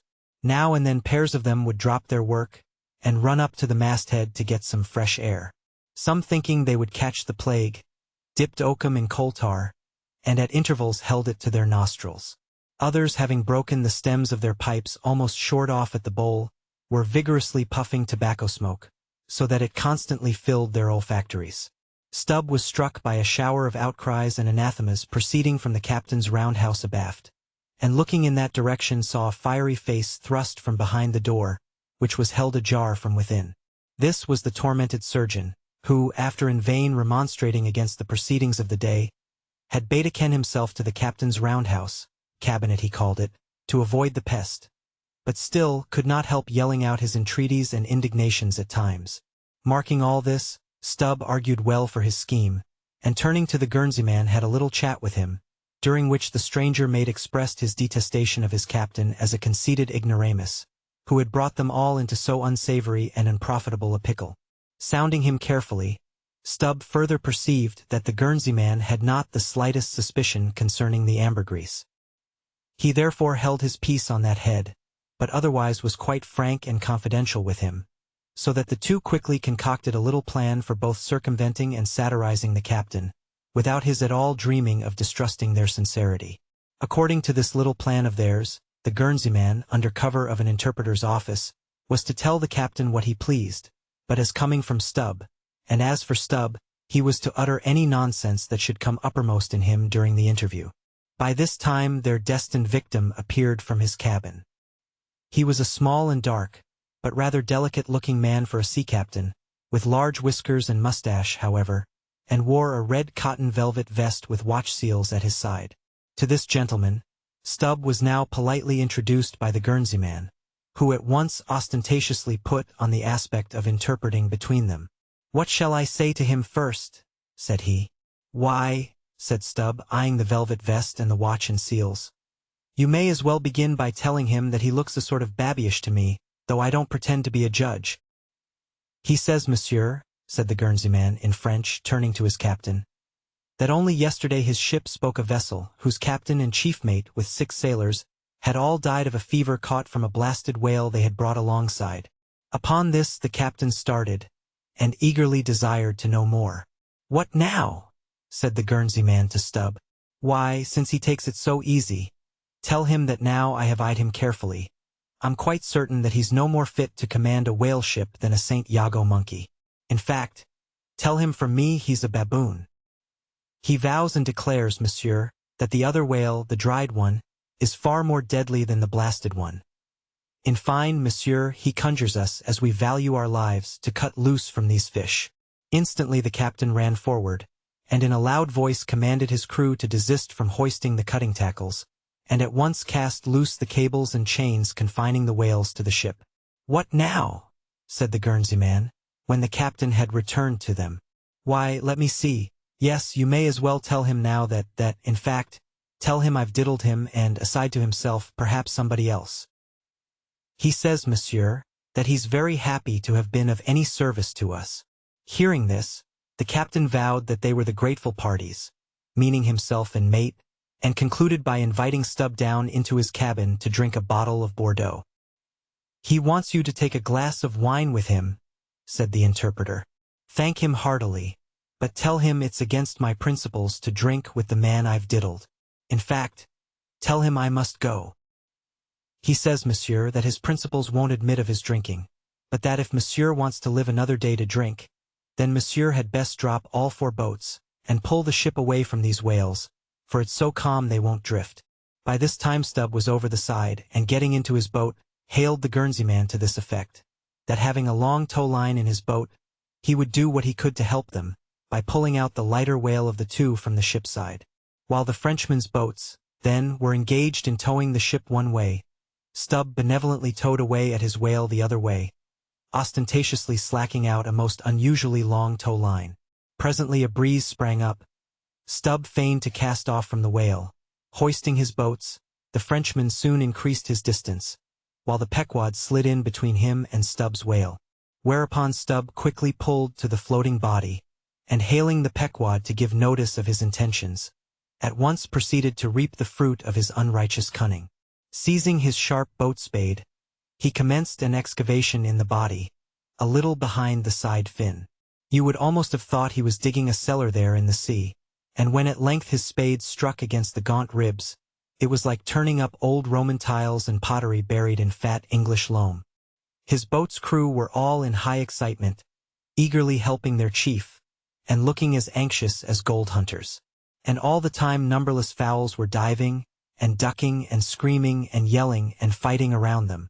Stubb was beginning to look disappointed, especially as the horrible nosegay increased, when suddenly from out the very heart of this plague, there stole a faint stream of perfume, which flowed through the tide of bad smells without being absorbed by it, as one river will flow into and then along with another, without at all blending with it for a time. "I have it! I have it!" cried Stubb with delight, striking something in the subterranean regions. "A purse! A purse!" Dropping his spade, he thrust both hands in, and drew out handfuls of something that looked like ripe Windsor soap, or rich mottled old cheese. Very unctuous and savory withal. You might easily dent it with your thumb. It is of a hue between yellow and ash color. And this, good friends, is ambergris, worth a gold guinea an ounce to any druggist. Some 6 handfuls were obtained, but more was unavoidably lost in the sea, and still more, perhaps, might have been secured were it not for impatient Ahab's loud command to Stubb to desist, and come on board, else the ship would bid them goodbye. Moby Dick Chapter 92. Ambergris. Now this ambergris is a very curious substance, and so important as an article of commerce, that in 1791 a certain Nantucket-born Captain Coffin was examined at the bar of the English House of Commons on that subject. For at that time, and indeed until a comparatively late day, the precise origin of ambergris remained, like amber itself, a problem to the learned. Though the word ambergris is but the French compound for grey amber, yet the two substances are quite distinct. For amber, though at times found on the seacoast, is also dug up in some far inland soils, whereas ambergris is never found except upon the sea.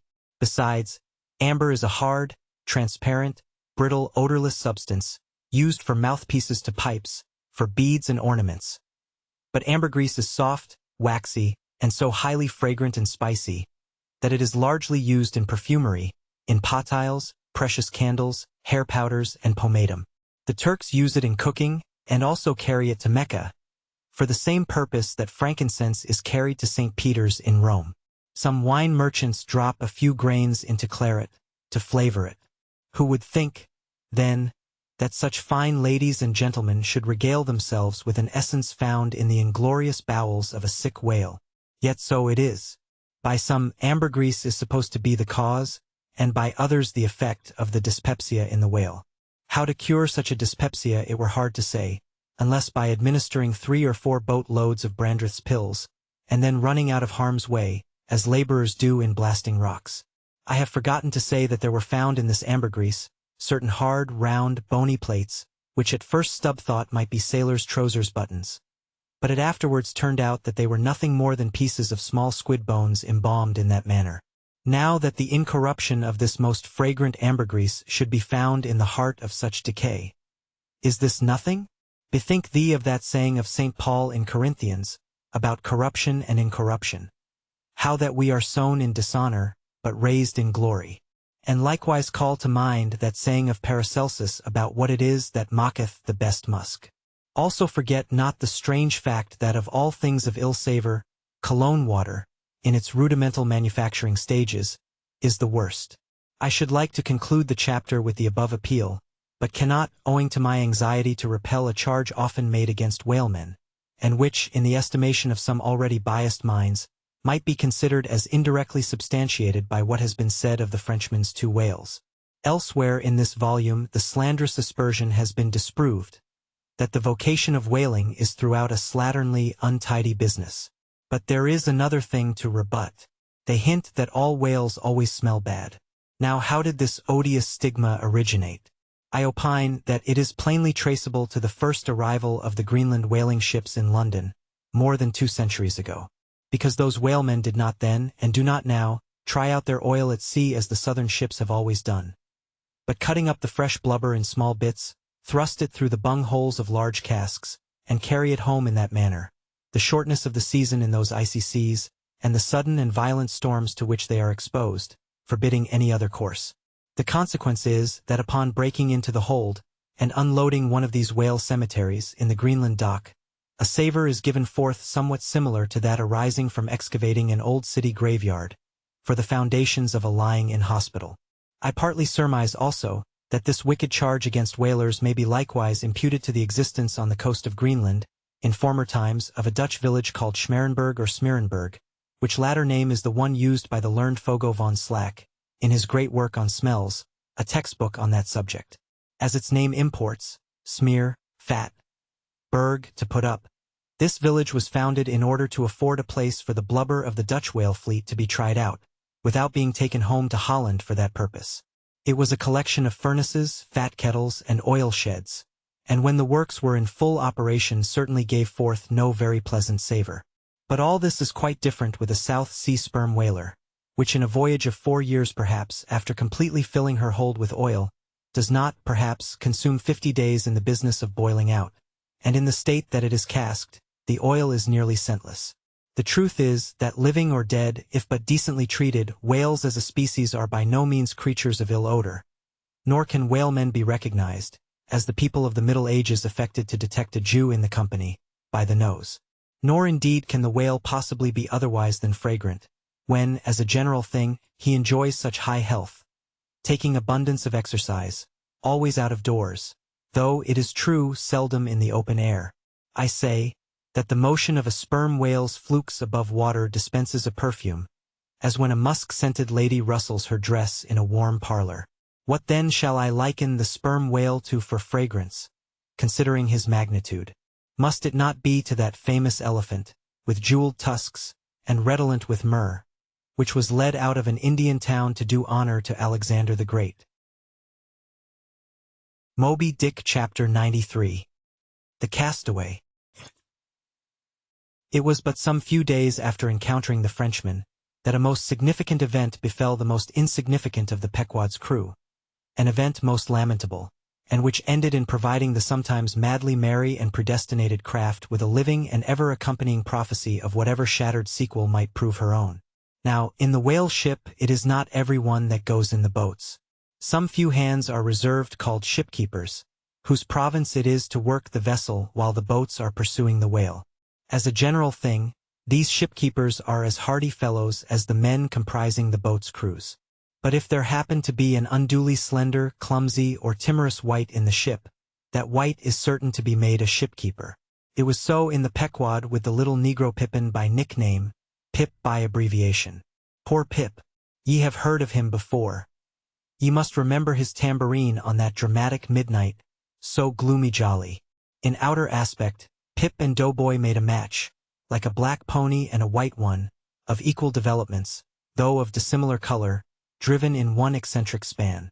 But while hapless Doughboy was by nature dull and torpid in his intellects, Pip, though over-tender-hearted, was at bottom very bright, with that pleasant, genial, jolly brightness peculiar to his tribe. A tribe which ever enjoy all holidays and festivities with finer, freer relish than any other race. For blacks, the year's calendar should show naught but 365 4th of Julys and New Year's days. Nor smile so, while I write that this little black was brilliant, for even blackness has its brilliancy. Behold yon lustrous ebony, panelled in king's cabinets.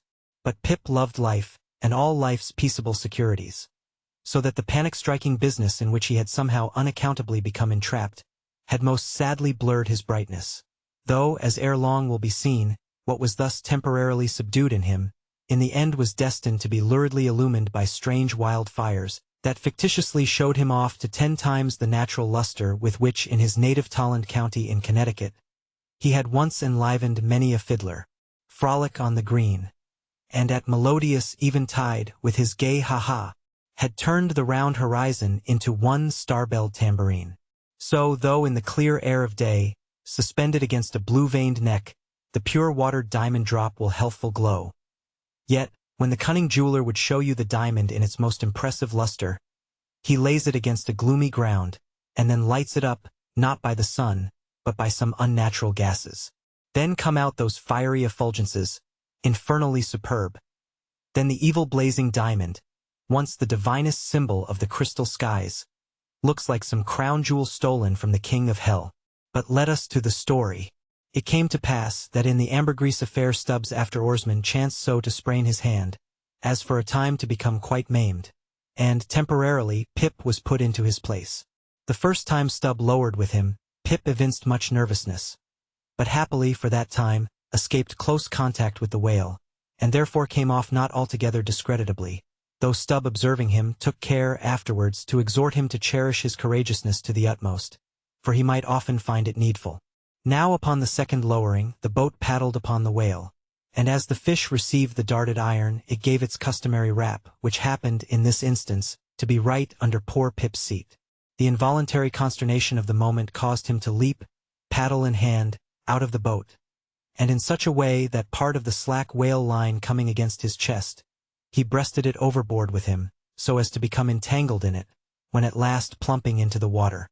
That instant the stricken whale started on a fierce run, the line swiftly straightened, and presto, Poor Pip came all foaming up to the chocks of the boat, remorselessly dragged there by the line, which had taken several turns around his chest and neck. Tashtego stood in the bows. He was full of the fire of the hunt. He hated Pip for a poltroon. Snatching the boat knife from its sheath, he suspended its sharp edge over the line, and turning towards Stubb, exclaimed interrogatively, "Cut!" Meantime Pip's blue, choked face plainly looked, "Do, for God's sake." All passed in a flash. In less than half a minute, this entire thing happened. "Damn him, cut!" roared Stubb, and so the whale was lost and Pip was saved. So soon as he recovered himself, the poor little Negro was assailed by yells and execrations from the crew. Tranquilly permitting these irregular cursings to evaporate, Stubb then in a plain, businesslike, but still half-humorous manner, cursed Pip officially, and that done, unofficially gave him much wholesome advice. The substance was, never jump from a boat, Pip, except, but all the rest was indefinite, as the soundest advice ever is. Now, in general, stick to the boat is your true motto in whaling. But cases will sometimes happen when leap from the boat is still better. Moreover, as if perceiving at last that if he should give undiluted conscientious advice to Pip, he would be leaving him too wide a margin to jump in for the future, Stubb suddenly dropped all advice and concluded with a peremptory command, "Stick to the boat, Pip, or by the Lord, I won't pick you up if you jump. Mind that. We can't afford to lose whales by the likes of you. A whale would sell for 30 times what you would, Pip, in Alabama. Bear that in mind, and don't jump any more." Hereby perhaps Stubb indirectly hinted that though man loved his fellow, yet man is a money-making animal, which propensity too often interferes with his benevolence. But we are all in the hands of the gods. And Pip jumped again. It was under very similar circumstances to the first performance. But this time he did not breast out the line, and hence, when the whale started to run, Pip was left behind on the sea, like a hurried traveler's trunk. Alas! Stubb was but too true to his word. It was a beautiful, bounteous, blue day. The spangled sea calm and cool, and flatly stretching away, all round, to the horizon, like gold-beater's skin hammered out to the extremist. Bobbing up and down in that sea, Pip's ebon head showed like a head of cloves. No boat knife was lifted when he fell so rapidly astern. Stubb's inexorable back was turned upon him, and the whale was winged. In 3 minutes, a whole mile of shoreless ocean was between Pip and Stubb.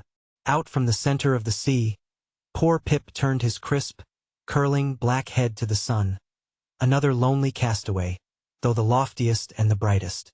Now, in calm weather, to swim in the open ocean is as easy to the practiced swimmer as to ride in a spring carriage ashore. But the awful lonesomeness is intolerable. The intense concentration of self in the middle of such a heartless immensity. My God, who can tell it? Mark, how when sailors in a dead calm bathe in the open sea. Mark how closely they hug their ship and only coast along her sides. But had Stubb really abandoned the poor little Negro to his fate? No, he did not mean to, at least, because there were 2 boats in his wake, and he supposed, no doubt, that they would of course come up to Pip very quickly, and pick him up. Though, indeed, such considerations towards oarsmen jeopardized through their own timidity is not always manifested by the hunters in all similar instances, and such instances not unfrequently occur. Almost invariably in the fishery, a coward, so-called, is marked with the same ruthless detestation peculiar to military navies and armies. But it so happened that those boats, without seeing Pip, suddenly spying whales close to them on one side, turned and gave chase. And Stubb's boat was now so far away, and he and all his crew so intent upon his fish, that Pip's ringed horizon began to expand around him miserably. By the merest chance the ship itself at last rescued him. But from that hour the little Negro went about the deck an idiot. Such, at least, they said he was. The sea had jeeringly kept his finite body up, but drowned the infinite of his soul. Not drowned entirely, though, rather carried down alive to wondrous depths, where strange shapes of the unwarped primal world glided to and fro before his passive eyes. And the miser merman, Wisdom, revealed his hoarded heaps. And among the joyous, heartless, ever-juvenile eternities, Pip saw the multitudinous, God-omnipresent, coral insects, that out of the firmament of waters heaved the colossal orbs. He saw God's foot upon the treadle of the loom, and spoke it, and therefore his shipmates called him mad. So man's insanity is heaven's sense, and wandering from all mortal reason, man comes at last to that celestial thought, which to reason is absurd and frantic, and weal or woe feels then uncompromised, indifferent as his God. For the rest, blame not Stub too hardly. The thing is common in that fishery, and in the sequel of the narrative, it will then be seen what like abandonment befell myself. Moby Dick Chapter 94. A Squeeze of the Hand. That whale of Stubb's, so dearly purchased, was duly brought to the Pequod's side, where all those cutting and hoisting operations previously detailed were regularly gone through, even to the bailing of the Heidelberg tun or case. While some were occupied with this latter duty, others were employed in dragging away the larger tubs so soon as filled with the sperm, and when the proper time arrived, this same sperm was carefully manipulated ere going to the try-works, of which anon. It had cooled and crystallized to such a degree, that when, with several others, I sat down before a large Constantine's bath of it, I found it strangely concreted into lumps, here and there rolling about in the liquid part. It was our business to squeeze these lumps back into fluid. A sweet and unctuous duty. No wonder that in old times the sperm was such a favorite cosmetic, such a clearer, such a sweetener, such a softener, such a delicious mollifier. After having my hands in it for only a few minutes, my fingers felt like eels, and began, as it were, to serpentine and spiralize. As I sat there at my ease, cross-legged on the deck, after the bitter exertion at the windlass, under a blue tranquil sky, the ship under indolent sail and gliding so serenely along, as I bathed my hands among those soft, gentle globules of infiltrated tissues, woven almost within the hour, as they richly broke to my fingers and discharged all their opulence, like fully ripe grapes their wine, as I snuffed up that uncontaminated aroma, literally and truly, like the smell of spring violets, I declare to you that for the time I lived as in a musky meadow. I forgot all about our horrible oath. In that inexpressible sperm, I washed my hands and my heart of it. I almost began to credit the old Paracelsan superstition that sperm is of rare virtue in allaying the heat of anger. While bathing in that bath, I felt divinely free from all ill will or petulance or malice of any sort whatsoever. Squeeze, squeeze, squeeze, all the morning long. I squeezed that sperm till I myself almost melted into it. I squeezed that sperm till a strange sort of insanity came over me, and I found myself unwittingly squeezing my co-laborers' hands in it, mistaking their hands for the gentle globules. Such an abounding, affectionate, friendly, loving feeling did this avocation beget, that at last I was continually squeezing their hands and looking up into their eyes sentimentally, as much as to say, "Oh, my dear fellow beings, why should we longer cherish any social acerbities, or know the slightest ill humor or envy? Come, let us squeeze hands all round. Nay, let us all squeeze ourselves into each other. Let us squeeze ourselves universally into the very milk and sperm of kindness. Would that I could keep squeezing that sperm forever. For now, since by many prolonged, repeated experiences, I have perceived that in all cases man must eventually lower, or at least shift, his conceit of attainable felicity, not placing it anywhere in the intellect or the fancy, but in the wife, the heart, the bed, the table, the saddle, the fireside, the country. Now that I have perceived all this, I am ready to squeeze case eternally. In thoughts of the visions of the night, I saw long rows of angels in paradise, each with his hands in a jar of spermaceti. Now, while discoursing of sperm, it behooves to speak of other things akin to it, in the business of preparing the sperm whale for the try-works. First comes white horse, so called, which is obtained from the tapering part of the fish, and also from the thicker portions of his flukes. It is tough with congealed tendons, a wad of muscle, but still contains some oil. After being severed from the whale, the white horse is first cut into portable oblongs ere going to the mincer. They look much like blocks of Berkshire marble. Plum pudding is the term bestowed upon certain fragmentary parts of the whale's flesh, here and there adhering to the blanket of blubber, and often participating to a considerable degree in its unctuousness. It is a most refreshing, convivial, beautiful object to behold. As its name imports, it is of an exceedingly rich, mottled tint, with a bestreaked snowy and golden ground, dotted with spots of the deepest crimson and purple. It is plums of rubies, in pictures of citron. Spite of reason, it is hard to keep yourself from eating it. I confess that once I stole behind the foremast to try it. It tasted something as I should conceive a royal cutlet from the thigh of Louis Le Gros might have tasted, supposing him to have been killed the first day after the venison season, and that particular venison season contemporary with an unusually fine vintage of the vineyards of Champagne. There is another substance, and a very singular one, which turns up in the course of this business, but which I feel it to be very puzzling adequately to describe. It is called slobgolion, an appellation original with the whalemen, and even so is the nature of the substance. It is an ineffably oozy, stringy affair, most frequently found in the tubs of sperm, after a prolonged squeezing and subsequent decanting. I hold it to be the wondrously thin, ruptured membranes of the case, coalescing. Gurry, so called, is a term properly belonging to right whalemen, but sometimes incidentally used by the sperm fishermen. It designates the dark, glutinous substance which is scraped off the back of the Greenland or right whale, and much of which covers the decks of those inferior souls who hunt that ignoble leviathan. Nippers.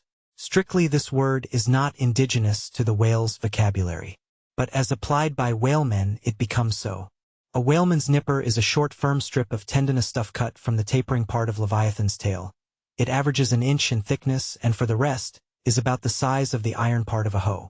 Edgewise moved along the oily deck, it operates like a leathern squilgee, and by nameless blandishments, as of magic, allures along with it all impurities. But to learn all about these recondite matters, your best way is at once to descend into the blubber room, and have a long talk with its inmates. This place has previously been mentioned as the receptacle for the blanket pieces, when stripped and hoisted from the whale.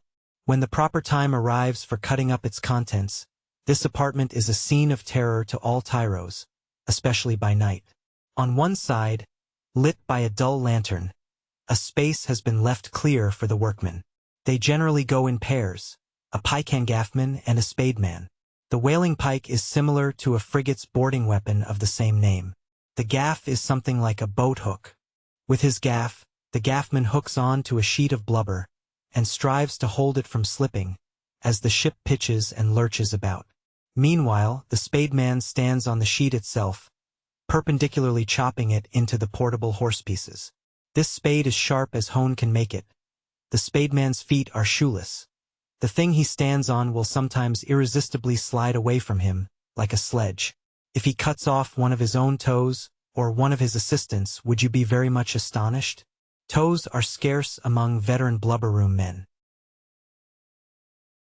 Moby Dick Chapter 95. The Cassock. Had you stepped on board the Pequod at a certain juncture of this post-mortemizing of the whale, and had you strolled forward nigh the windlass, pretty sure am I that you would have scanned with no small curiosity a very strange, enigmatical object, which you would have seen there, lying along lengthwise in the lee scuppers. Not the wondrous cistern in the whale's huge head, not the prodigy of his unhinged lower jaw, not the miracle of his symmetrical tail. None of these would so surprise you as half a glimpse of that unaccountable cone. Longer than a Kentuckian is tall, nigh a foot in diameter at the base, and jet black as Yojo, the ebony idol of Queequeg. And an idol indeed it is, or, rather, in old times its likeness was. Such an idol as that found in the secret groves of Queen Macha in Judea, and for worshipping which King Asa, her son, did depose her and destroyed the idol, and burnt it for an abomination at the brook Kedron, as darkly set forth in the 15th chapter of the first book of Kings.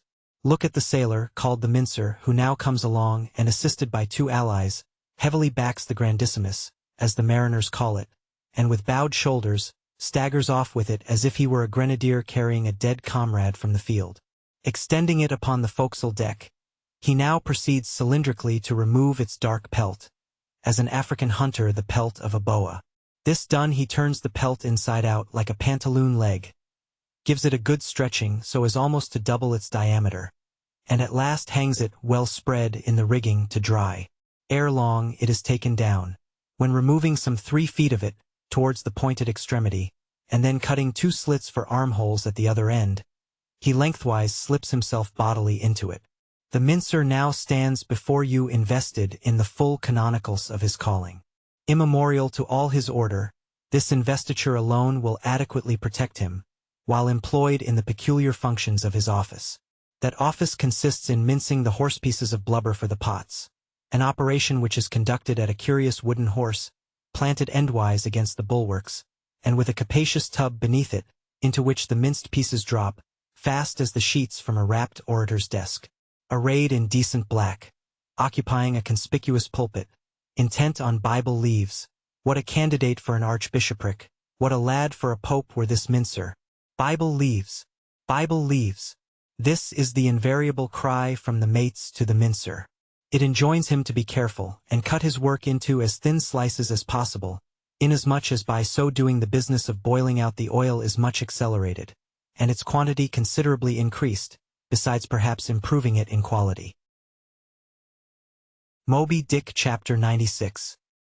The Try-Works. Besides her hoisted boats, an American whaler is outwardly distinguished by her try-works. She presents the curious anomaly of the most solid masonry joining with oak and hemp in constituting the completed ship. It is as if from the open field a brick kiln were transported to her planks. The try-works are planted between the foremast and mainmast, the most roomy part of the deck. The timbers beneath are of a peculiar strength, fitted to sustain the weight of an almost solid mass of brick and mortar, some 10 feet by 8 square, and 5 in height. The foundation does not penetrate the deck, but the masonry is firmly secured to the surface by ponderous knees of iron bracing it on all sides, and screwing it down to the timbers. On the flanks it is cased with wood, and at top completely covered by a large, sloping, battened hatchway. Removing this hatch we expose the great trypots, 2 in number, and each of several barrels capacity. When not in use they are kept remarkably clean. Sometimes they are polished with soapstone and sand, till they shine within like silver punch bowls. During the night watches some cynical old sailors will crawl into them and coil themselves away there for a nap. While employed in polishing them, one man in each pot side by side. Many confidential communications are carried on over the iron lips. It is a place also for profound mathematical meditation. It was in the left-hand tripod of the Pequod, with the soapstone diligently circling round me, that I was first indirectly struck by the remarkable fact that in geometry all bodies gliding along the cycloid, my soapstone for example, will descend from any point in precisely the same time. Removing the fireboard from the front of the try-works, the bare masonry of that side is exposed, penetrated by the 2 iron mouths of the furnaces, directly underneath the pots. These mouths are fitted with heavy doors of iron. The intense heat of the fire is prevented from communicating itself to the deck, by means of a shallow reservoir extending under the entire enclosed surface of the works. By a tunnel inserted at the rear, this reservoir is kept replenished with water as fast as it evaporates. There are no external chimneys. They open direct from the rear wall. And here let us go back for a moment. It was about 9 o'clock at night that the Pequod's try-works were first started on this present voyage. It belonged to Stubb to oversee the business. Already there? Off hatch, then, and start her. You cook, fire the works. This was an easy thing, for the carpenter had been thrusting his shavings into the furnace throughout the passage. Here be it said that in a whaling voyage the first fire in the try-works has to be fed for a time with wood. After that no wood is used, except as a means of quick ignition to the staple fuel. In a word, after being tried out, the crisp, shriveled blubber, now called scraps or fritters, still contains considerable of its unctuous properties. These fritters feed the flames.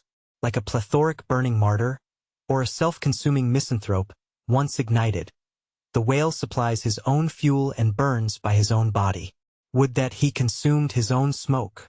For his smoke is horrible to inhale, and inhale it you must, and not only that, but you must live in it for the time. It has an unspeakable, wild, Hindu odor about it, such as may lurk in the vicinity of funereal pyres. It smells like the left wing of the Day of Judgment. It is an argument for the pit. By midnight the works were in full operation. We were clear from the carcass. Sail had been made. The wind was freshening. The wild ocean darkness was intense. But that darkness was licked up by the fierce flames, which at intervals forked forth from the sooty flues, and illuminated every lofty rope in the rigging, as with the famed Greek fire. The burning ship drove on, as if remorselessly commissioned to some vengeful deed.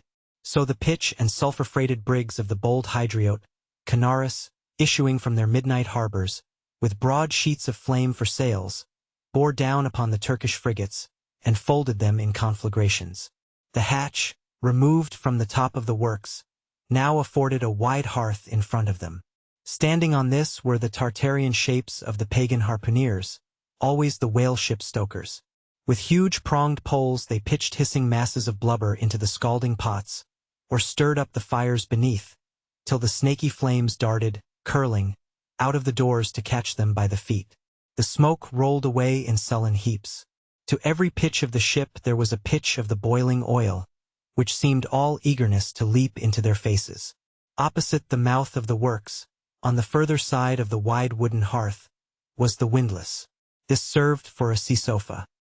Here lounged the watch when not otherwise employed, looking into the red heat of the fire, till their eyes felt scorched in their heads. Their tawny features, now all begrimed with smoke and sweat, their matted beards, and the contrasting barbaric brilliancy of their teeth. All these were strangely revealed in the capricious emblazonings of the works. As they narrated to each other their unholy adventures, their tales of terror told in words of mirth, as their uncivilized laughter forked upwards out of them, like the flames from the furnace. As to and fro in their front, the harpooneers wildly gesticulated with their huge pronged forks and dippers. As the wind howled on and the sea leaped, and the ship groaned and dived, and yet steadfastly shot her red hell further and further into the blackness of the sea and the night, and scornfully champed the white bone in her mouth, and viciously spat round her on all sides. Then the rushing Pequod, freighted with savages, and laden with fire, and burning a corpse, and plunging into that blackness of darkness, seemed the material counterpart of her monomaniac commander's soul. So seemed it to me, as I stood at her helm, and for long hours silently guided the way of this fire-ship on the sea. Wrapped, for that interval, in darkness myself, I but the better saw the redness, the madness, the ghastliness of others.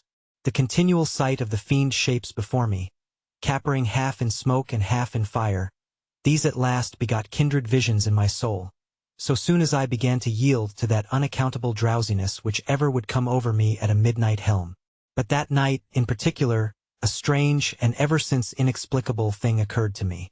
Starting from a brief standing sleep, I was horribly conscious of something fatally wrong. The jawbone tiller smote my side, which leaned against it. In my ears was the low hum of sails, just beginning to shake in the wind. I thought my eyes were open.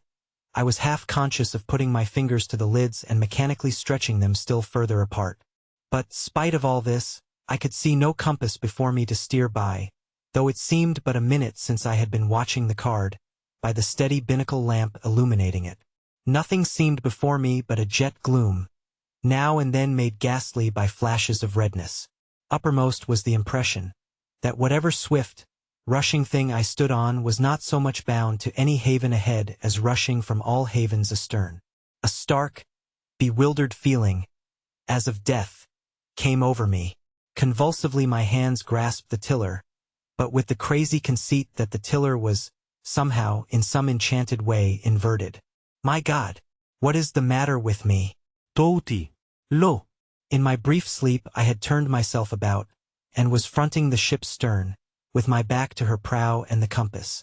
In an instant I faced back, just in time to prevent the vessel from flying up into the wind, and very probably capsizing her. How glad and how grateful the relief from this unnatural hallucination of the night, and the fatal contingency of being brought by the lee. Look not too long in the face of the fire, O man! Never dream with thy hand on the helm. Turn not thy back to the compass. Accept the first hint of the hitching tiller. Believe not the artificial fire, when its redness makes all things look ghastly. Tomorrow, in the natural sun, the skies will be bright. Those who glared like devils in the forking flames, the morn will show in far other, at least gentler relief. The glorious, golden, glad sun, the only true lamp, all others but liars. Nevertheless the sun hides not Virginia's dismal swamp, nor Rome's accursed Campagna, nor wide Sahara, nor all the millions of miles of deserts and of griefs beneath the moon. The sun hides not the ocean, which is the dark side of this earth, and which is 2/3 of this earth. So, therefore, that mortal man who hath more of joy than sorrow in him, that mortal man cannot be true, not true or undeveloped. With books the same. The truest of all men was the man of sorrows, and the truest of all books is Solomon's, and Ecclesiastes is the fine hammered steel of woe. All is vanity. This wilful world hath not got hold of unchristian Solomon's wisdom yet. But he who dodges hospitals and jails, and walks fast crossing graveyards, and would rather talk of operas than hell, calls Cooper, Young, Pascal, Rousseau poor devils all of sick men, and throughout a carefree lifetime swears by Rabelais as passing wise, and therefore jolly. Not that man is fitted to sit down on tombstones and break the green damp mold with unfathomably wondrous Solomon. But even Solomon, he says, the man that wandereth out of the way of understanding shall remain, i.e., even while living, in the congregation of the dead. Give not thyself up, then, to fire, lest it invert thee, deaden thee, as for the time it did me. There is a wisdom that is woe. But there is a woe that is madness. And there is a Catskill eagle in some souls that can alike dive down into the blackest gorges, and soar out of them again and become invisible in the sunny spaces. And even if he forever flies within the gorge, that gorge is in the mountains. So that even in his lowest swoop the mountain eagle is still higher than other birds upon the plain, even though they soar. Moby Dick Chapter 97. The Lamp. Had you descended from the Pequod's try-works to the Pequod's forecastle, where the off-duty watch were sleeping, for one single moment you would have almost thought you were standing in some illuminated shrine of canonized kings and counselors. There they lay in their triangular oaken vaults, each mariner a chiseled muteness, a score of lamps flashing upon his hooded eyes. In merchantmen, oil for the sailor is more scarce than the milk of queens. To dress in the dark, and eat in the dark, and stumble in darkness to his palate, this is his usual lot. But the whaleman, as he seeks the food of light, so he lives in light. He makes his berth an Aladdin's lamp, and lays him down in it, so that in the pitchiest night the ship's black hull still houses an illumination. See with what entire freedom the whaleman takes his handful of lamps, often but old bottles and vials, though, to the copper cooler at the try-works, and replenishes them there, as mugs of ale at a vat. He burns, too, the purest of oil, in its unmanufactured, and therefore unvitiated state, a fluid unknown to solar, lunar, or astral contrivances ashore. It is sweet as early grass butter in April. He goes and hunts for his oil, so as to be sure of its freshness and genuineness, even as the traveler on the prairie hunts up his own supper of game. Moby Dick Chapter 98. Stowing down and clearing up. Already has it been related how the great Leviathan is afar off descried from the masthead, how he is chased over the watery moors, and slaughtered in the valleys of the deep, how he is then towed alongside and beheaded, and how, on the principle which entitled the headsman of old to the garments in which the beheaded was killed, his great padded surtout becomes the property of his executioner, how, in due time, he is condemned to the pots, and, like Shadrach, Meshach, and Abednego, his spermaceti, oil and bone pass unscathed through the fire.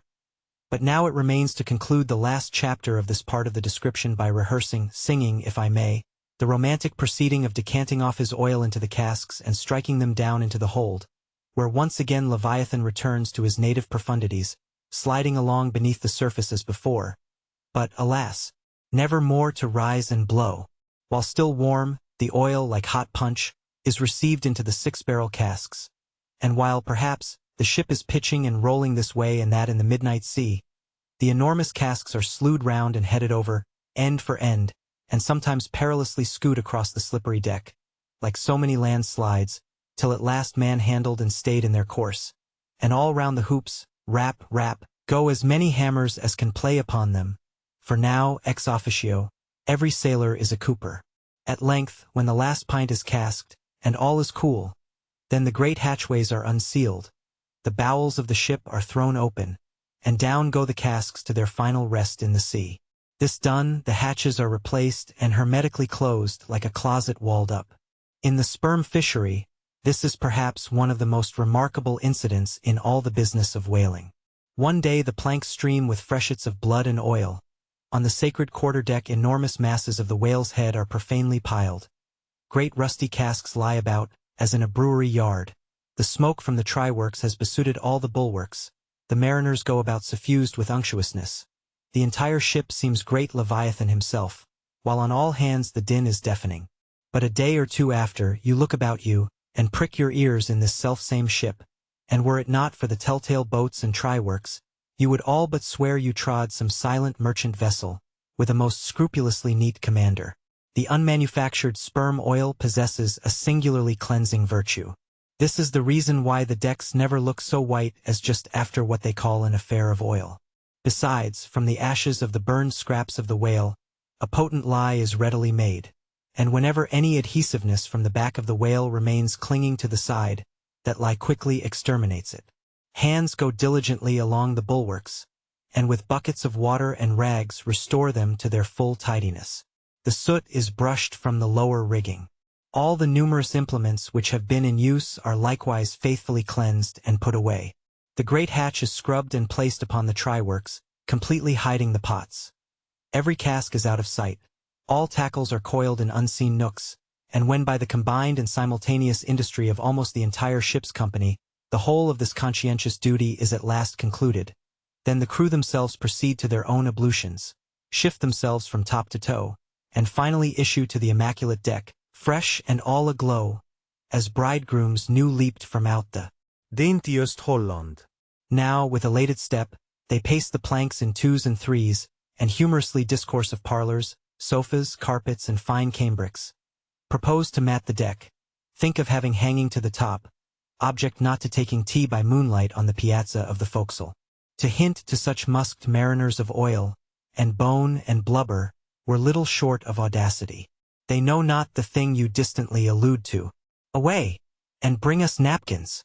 But mark, aloft there, at the three mastheads, stand three men intent on spying out more whales, which, if caught, infallibly will again soil the old oaken furniture, and drop at least one small grease spot somewhere.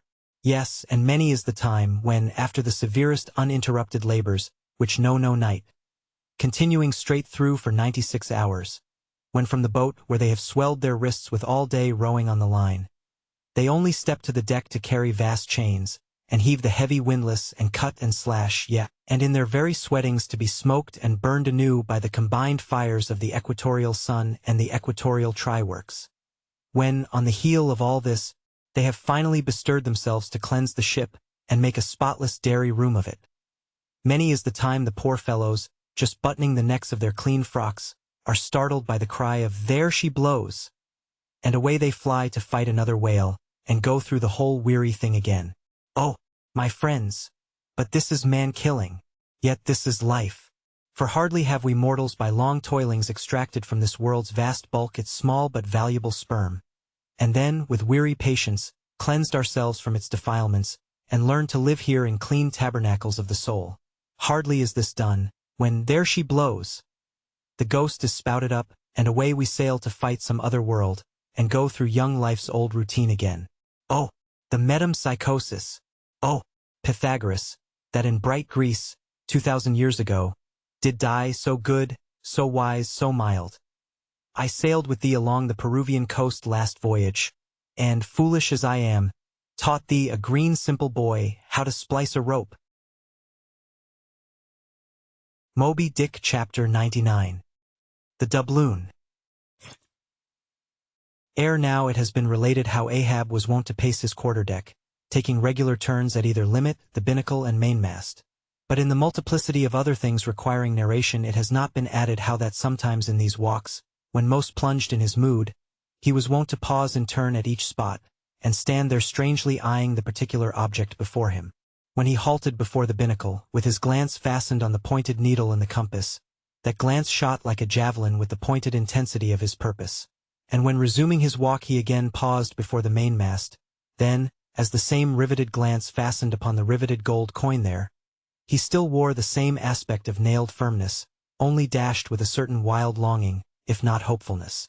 But one morning, turning to pass the doubloon, He seemed to be newly attracted by the strange figures and inscriptions stamped on it, as though now for the first time beginning to interpret for himself in some monomaniac way whatever significance might lurk in them. And some certain significance lurks in all things, else all things are little worth, and the round world itself but an empty cipher, except to sell by the cartload, as they do hills about Boston, to fill up some morass in the Milky Way. Now this doubloon was of purest, virgin gold, raked somewhere out of the heart of gorgeous hills, whence, east and west, over golden sands, the headwaters of many a Pactolus flows. And though now nailed amidst all the rustiness of iron bolts and the verdigris of copper spikes, yet, untouchable and immaculate to any foulness, it still preserved its Quito glow. Nor, though placed amongst a ruthless crew and every hour passed by ruthless hands, and through the livelong nights shrouded with thick darkness which might cover any pilfering approach, nevertheless every sunrise found the doubloon where the sunset left it last. For it was set apart and sanctified to one awe-striking end. And however wanton in their sailor ways, one and all, the mariners revered it as the white whale's talisman. Sometimes they talked it over in the weary watch by night, wondering whose it was to be at last, and whether he would ever live to spend it. Now those noble golden coins of South America are as medals of the sun and tropic token pieces. Here palms, alpacas, and volcanoes, sun's disks and stars, ecliptics, horns of plenty, and rich banners waving, are in luxuriant profusion stamped, so that the precious gold seems almost to derive an added preciousness and enhancing glories by passing through those fancy mints, so Spanishly poetic. It so chanced that the doubloon of the Pequod was a most wealthy example of these things. On its round border it bore the letters, Republica del Ecuador, Quito. So this bright coin came from a country planted in the middle of the world, and beneath the great equator, and named after it. And it had been cast midway up the Andes, in the unwaning clime that knows no autumn. Zoned by those letters you saw the likeness of 3 Andes summits, from one aflame, a tower on another, on the third a crowing cock, while arching over all was a segment of the partition zodiac, the signs all marked with their usual cabalistics, and the keystone sun entering the equinoctial point at Libra. Before this equatorial coin, Ahab, not unobserved by others, was now pausing. There's something ever egotistical in mountaintops and towers, and all other grand and lofty things. Look here, 3 peaks as proud as Lucifer. The firm tower, that is Ahab. The volcano, that is Ahab. The courageous, the undaunted and victorious fowl, that, too, is Ahab. All are Ahab, and this round gold is but the image of the rounder globe, which, like a magician's glass, to each and every man in turn but mirrors back his own mysterious self. Great pains, small gains for those who ask the world to solve them. It cannot solve itself. Methinks now this coined sun wears a ruddy face. But see, he enters the sign of storms, the equinox, and but 6 months before he wheeled out of a former equinox at Aries. From storm to storm, so be it, then, born in throes. 'Tis fit that man should live in pains and die in pangs, so be it, then. Here's stout stuff for woe to work on. So be it, then. No fairy fingers can have pressed the gold, but devil's claws must have left their moldings there since yesterday, murmured Starbuck to himself, leaning against the bulwarks. The old man seems to read Belshazzar's awful writing. I have never marked the coin inspectingly. He goes below. Let me read. A dark valley between 3 mighty, heaven-abiding peaks, that almost seem the Trinity, in some faint earthly symbol. So in this vale of death, God girds us round, and over all our gloom, the sun of righteousness still shines a beacon and a hope. If we bend down our eyes, the dark veil shows her moldy soil, but if we lift them, the bright sun meets our glance halfway to cheer. Yet, oh, the great sun is no fixture, and if, at midnight, we would fain snatch some sweet solace from him, we gaze for him in vain. This coin speaks wisely, mildly, truly, but still sadly to me. I will quit it, lest truth shake me falsely. There now's the old mogul, soliloquized Stubb by the try-works. He's been twigging it, and there goes Starbuck from the same, and both with faces which I should say might be somewhere within 9 fathoms long. And all from looking at a piece of gold, which did I have it now on Negro Hill or in Corlair's Hook, I'd not look at it very long ere spending it. Humph! In my poor, insignificant opinion, I regard this as queer. I have seen doubloons before now in my voyagings, your doubloons of old Spain, your doubloons of Peru, your doubloons of Chile, your doubloons of Bolivia, your doubloons of Popayan, with plenty of gold moidores and pistoles and joes and half-joes and quarter-joes. What then should there be in this doubloon of the equator that is so killing wonderful? By Golconda, let me read it once. Hello! Here's signs and wonders truly. That, now, is what old Bowditch in his epitome calls the zodiac and what my almanac below calls ditto. I'll get the almanac, and as I have heard devils can be raised with Dable's arithmetic, I'll try my hand at raising a meaning out of these queer curvicues here with the Massachusetts calendar. Here's the book. Let's see now. Signs and wonders. And the sun, he's always among 'em. Hem, hem, hem. Here they are. Here they go, all alive. Aries or the ram, Taurus or the bull and Gemini. Here's Gemini himself or the twins. Well, the sun he wheels among 'em.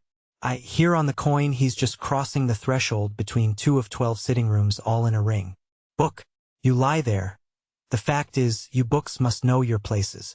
You'll do to give us the bare words and facts, but we come in to supply the thoughts. That's my small experience so far as the Massachusetts calendar and Bowditch's navigator and Dable's arithmetic go. Signs and wonders. Pity if there is nothing wonderful in signs, and significant in wonders. There's a clue somewhere. Wait a bit. Hist. Hark. By Jove, I have it. Look you, doubloon, your zodiac here is the life of man in one round chapter. And now I'll read it off straight out of the book. Come, almanac. To begin, there's Aries or the ram, lecherous dog, he begets us. Then Taurus or the bull, he bumps us the first thing. Then Gemini or the twins, that is, virtue and vice, we try to reach virtue when lo, comes Cancer the crab and drags us back. And here, going from virtue, Leo, a roaring lion, lies in the path. He gives a few fierce bites and surly dabs with his paw. We escape and hail Virgo, the virgin. That's our first love. We marry and think to be happy for aye. When pop comes Libra or the scales, happiness weighed and found wanting. And while we are very sad about that, Lord, how we suddenly jump as Scorpio or the scorpion stings us in the rear. We are curing the wound, when wang come the arrows all round. Sagittarius or the archer is amusing himself. As we pluck out the shafts, stand aside. Here's the battering ram, Capricornus or the goat. Full tilt, he comes rushing and headlong we are tossed. When Aquarius or the water-bearer pours out his whole deluge and drowns us, and to wind up with Pisces or the fishes we sleep. There's a sermon now, writ in high heaven, and the sun goes through it every year, and yet comes out of it all alive and hearty. Jollily he, aloft there, wheels through toil and trouble, and so, alow here, does jolly stub. Oh, jolly's the word for I. Adieu? Doubloon. But stop. Here comes little King Post. Dodge round the try-works now, and let's hear what he'll have to say. There, he's before it. He'll out with something presently. So, he's beginning. I see nothing here, but a round thing made of gold, and whoever raises a certain whale, this round thing belongs to him. So, what's all this staring been about? It is worth $16, that's true. And at 2 cents the cigar, that's 960 cigars. I won't smoke dirty pipes like Stubb, but I like cigars, and here's 960 of them. So here goes flask aloft to spy 'em out. Shall I call that wise or foolish? Now, if it be really wise it has a foolish look to it. Yet, if it be really foolish then has it a sort of wisish look to it. But, avast, here comes our old Manxman, the old hearse driver he must have been, that is, before he took to the sea. He luffs up before the doubloon. Hullo, and goes round on the other side of the mast. Why, there's a horseshoe nailed on that side, and now he's back again. What does that mean? Hark! He's muttering voice like an old worn-out coffee mill. Prick ears, and listen. If the white whale be raised, it must be in a month and a day, when the sun stands in some one of these signs. I've studied signs and know their marks. They were taught me 20 years ago, by the old witch in Copenhagen. Now, in what sign will the sun then be? The horseshoe sign. For there it is, right opposite the gold. And what's the horseshoe sign? The lion is the horseshoe sign. the roaring and devouring lion. Ship, old ship, my old head shakes to think of thee. There's another rendering now, but still one text. All sorts of men in one kind of world, you see. Dodge again. Here comes Queequeg all tattooing. Looks like the signs of the zodiac himself. What says the cannibal? As I live he's comparing notes. Looking at his thigh bone. Thinks the sun is in the thigh or in the calf or in the bowels, I suppose, as the old women talk surgeon's astronomy in the back country. And by Jove, he's found something there in the vicinity of his thigh. I guess it's Sagittarius or the Archer. No, he don't know what to make of the doubloon.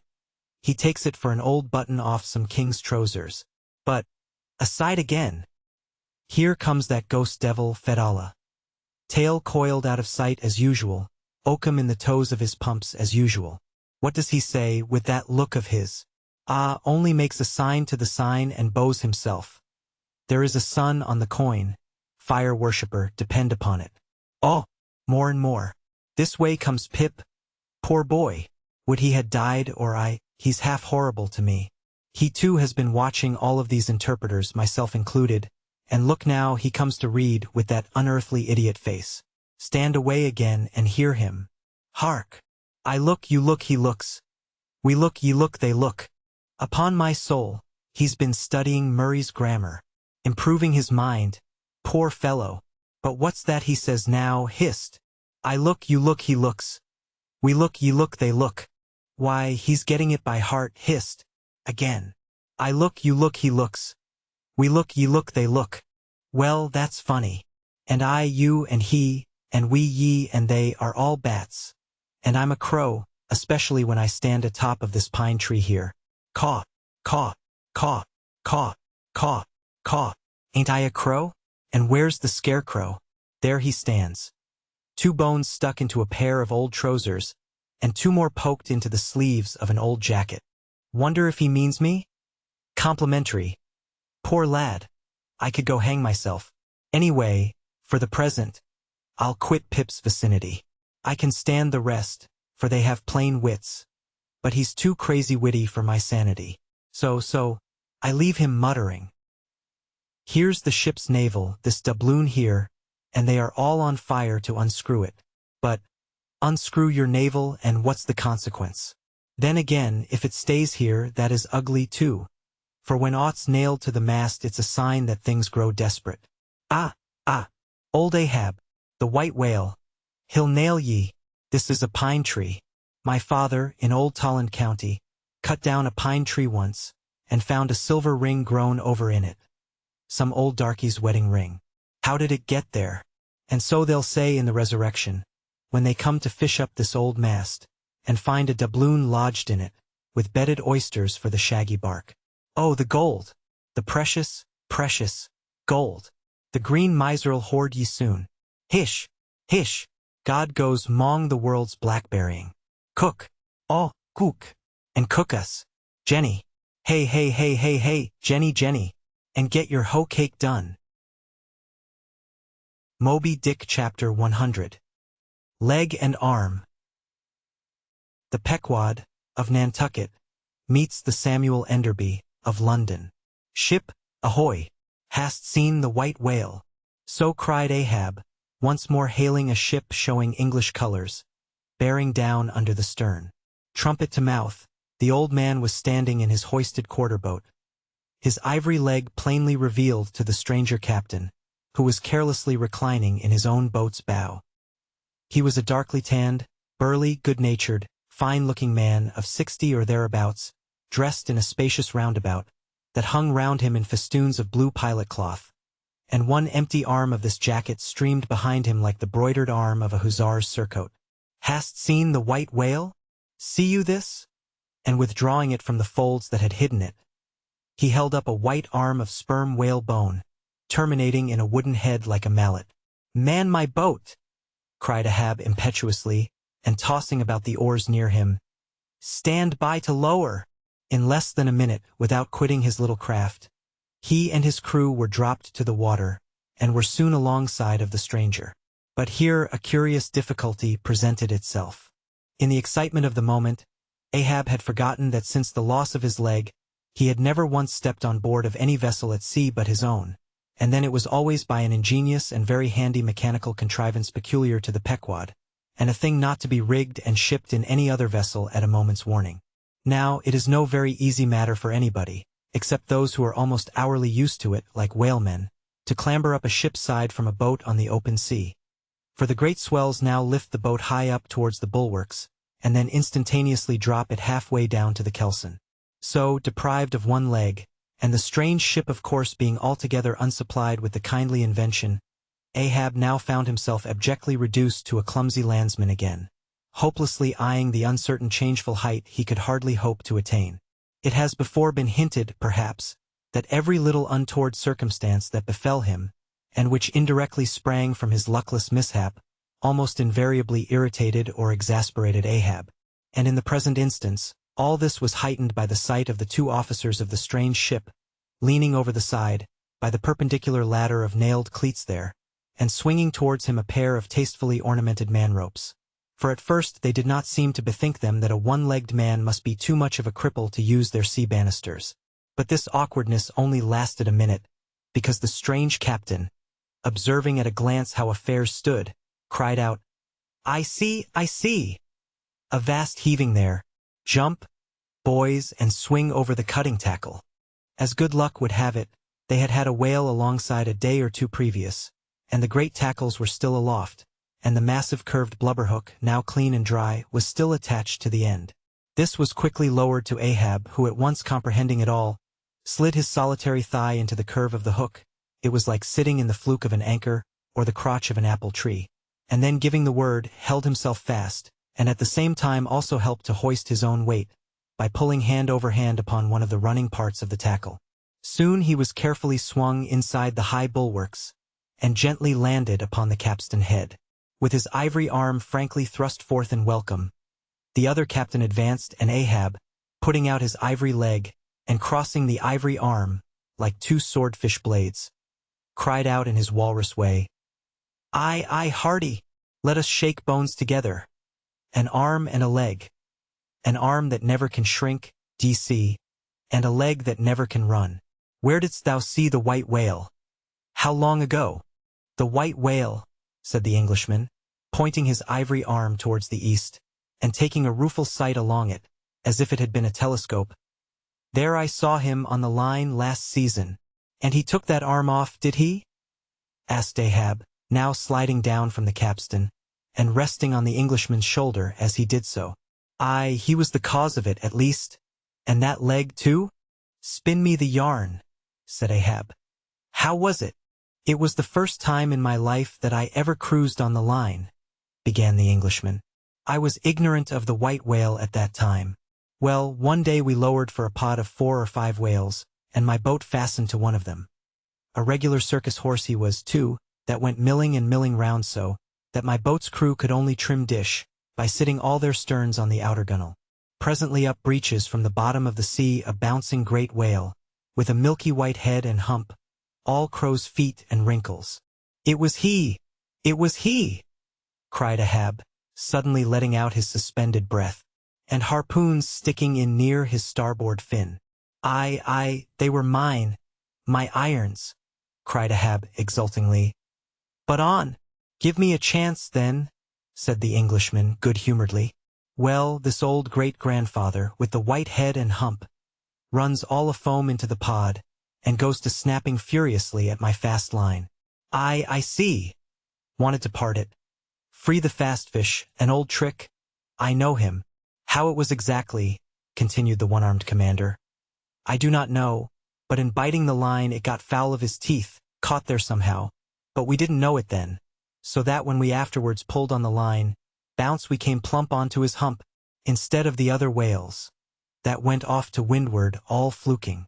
Seeing how matters stood, and what a noble great whale it was, the noblest and biggest I ever saw, sir, in my life, I resolved to capture him, spite of the boiling rage he seemed to be in, and thinking the haphazard line would get loose, or the tooth it was tangled to my draw, for I have a devil of a boat's crew for a pull on a whale line. Seeing all this, I say, I jumped into my first mate's boat. Mr. Mounttop's here, by the way, Captain Mounttop the captain, As I was saying, I jumped into Mounttop's boat, which DC was gunwale and gunwale with mine then, and snatching the first harpoon, let this old great-grandfather have it. But, Lord, look you, sir, hearts and souls alive, man. The next instant, in a jiff, I was blind as a bat, both eyes out, all befogged and bedeadened with black foam, the whale's tail looming straight up out of it, perpendicular in the air, like a marble steeple. No use sterning all then, but as I was groping at midday with a blinding sun, all crown jewels, as I was groping, I say, after the second iron, to toss it overboard, down comes the tail like a Lima tower, cutting my boat in two, leaving each half in splinters, and, flukes first, the white hump backed through the wreck as though it was all chips. We all struck out. To escape his terrible flailings, I seized hold of my harpoon pole sticking in him, and for a moment clung to that like a sucking fish. But a combing sea dashed me off, and at the same instant, the fish, taking one good dart forwards, went down like a flash, and the barb of that cursed second iron towing along near me caught me here, clapping his hand just below his shoulder. Yes, caught me just here, I say, and bore me down to hell's flames. I was thinking, when all of a sudden, thank the good God, the barb ripped its way along the flesh, clear along the whole length of my arm, came out nigh my wrist, and up I floated. And that gentleman there will tell you the rest, by the way, Captain. Dr. Bunger, ship's surgeon. Bunger, my lad, the captain. Now, Bunger boy, spin your part of the yarn. The professional gentleman thus familiarly pointed out had been all the time standing near them with nothing specific visible to denote his gentlemanly rank on board. His face was an exceedingly round but sober one. He was dressed in a faded blue woolen frock or shirt and patched trousers, and had thus far been dividing his attention between a marlingspike he held in one hand and a pillbox held in the other, occasionally casting a critical glance at the ivory limbs of the two crippled captains. But, at his superior's introduction of him to Ahab, he politely bowed, and straightway went on to do his captain's bidding. It was a shocking bad wound, began the whale surgeon. And, taking my advice, Captain Boomer here, stood our old Sammy. Samuel Enderby is the name of my ship, interrupted the one-armed captain, addressing Ahab. Go on, boy. Stood our old Sammy off to the northward, to get out of the blazing hot weather there on the line. But it was no use. I did all I could. Sat up with him nights, was very severe with him in the matter of diet. Oh, very severe, chimed in the patient himself, then suddenly altering his voice. Drinking hot rum toddies with me every night, till he couldn't see to put on the bandages, and sending me to bed half-seas over about 3 o'clock in the morning. Oh, ye stars! He sat up with me indeed, and was very severe in my diet. Oh, a great watcher and very dietetically severe is Dr. Bunger. Bunger, you dog, laugh out. Why don't ye? You know you're a precious jolly rascal. But, heave ahead, boy. I'd rather be killed by you than kept alive by any other man. My captain, you must have ere this perceived, respected sir, said the imperturbable godly-looking Bunger, slightly bowing to Ahab, is apt to be facetious at times. He spins us many clever things of that sort. But I may as well say en passant, as the French remark, that I myself, that is to say, Jack Bunger, late of the reverend clergy, am a strict total abstinence man. I never drink. Water, cried the captain. He never drinks it. It's a sort of fits to him. Fresh water throws him into the hydrophobia. But go on with the arm story. Yes, I may as well, said the surgeon coolly. I was about observing, sir, before Captain Boomer's facetious interruption, that spite of my best and severest endeavors, the wound kept getting worse and worse. The truth was, sir, it was as ugly gaping wound as surgeon ever saw, more than 2 feet and several inches long. I measured it with the lead line. In short, it grew black. I knew what was threatened, and off it came. But I had no hand in shipping that ivory arm there. That thing is against all rule, pointing at it with the marlingspike. That is the captain's work, not mine. He ordered the carpenter to make it. He had that club hammer there put to the end to knock someone's brains out with, I suppose, as he tried mine once. He flies into diabolical passions sometimes. Do ye see this dent, sir? Removing his hat and brushing aside his hair, and exposing a bowl-like cavity in his skull, but which bore not the slightest scary trace, or any token of ever having been a wound. Well, The captain there will tell you how that came here. He knows. No, I don't, said the captain. But his mother did. He was born with it. Oh, you solemn rogue, you bunger. Was there ever such another bunger in the watery world? Bunger, when you die, you ought to die in pickle, you dog. You should be preserved to future ages, you rascal. What became of the white whale? Now cried Ahab, who thus far had been impatiently listening to this byplay between the two Englishmen. Oh! cried the one-armed captain. Oh, yes. Well, after he sounded, we didn't see him again for some time. In fact, as I before hinted, I didn't then know what whale it was that had served me such a trick, till some time afterwards, when coming back to the line, we heard about Moby Dick, as some call him, and then I knew it was he. Didst thou cross his wake again? Twice. But could not fasten? Didn't want to try to. Ain't one limb enough? What should I do without this other arm? And I'm thinking Moby Dick doesn't bite so much as he swallows. Well, then, interrupted Bunger, give him your left arm for bait to get the right. Do you know, gentlemen, very gravely and mathematically bowing to each captain in succession, do you know, gentlemen, that the digestive organs of the whale are so inscrutably constructed by divine providence, that it is quite impossible for him to completely digest even a man's arm? And he knows it too, so that what you take for the white whale's malice is only his awkwardness. For he never means to swallow a single limb. He only thinks to terrify by feints. But sometimes he is like the old juggling fellow, formerly a patient of mine in Ceylon, that making believe swallow jackknives, once upon a time let one drop into him in good earnest, and there it stayed for a 12-month or more, when I gave him an emetic and he heaved it up in small tacks, DC. No possible way for him to digest that jackknife, and fully incorporate it into his general bodily system. Yes, Captain Boomer, if you are quick enough about it, and have a mind to pawn one arm for the sake of the privilege of giving decent burial to the other, why in that case the arm is yours. Only let the whale have another chance at you shortly, that's all. No, thank ye, Bunger, said the English captain. He's welcome to the arm he has, since I can't help it, and didn't know him then, but not to another one. No more white whales for me. I've lowered for him once, and that has satisfied me. There would be great glory in killing him, I know that, and there is a shipload of precious sperm in him, but hark ye, he's best let alone. Don't you think so, Captain? Glancing at the ivory leg. He is, but he will still be hunted, for all that. What is best let alone? That accursed thing is not always what least allures. He's all a magnet. How long since thou saw'st him last? Which way heading? Bless my soul, and curse the foul fiends, cried Bunger, stoopingly walking round Ahab, and like a dog, strangely snuffing. This man's blood, bring the thermometer. It's at the boiling point. His pulse makes these planks beat. Sir, taking a lancet from his pocket, and drawing near to Ahab's arm. Avast! Roared Ahab, dashing him against the bulwarks. Man the boat! Which way heading? Good God! Cried the English captain, to whom the question was put. What's the matter?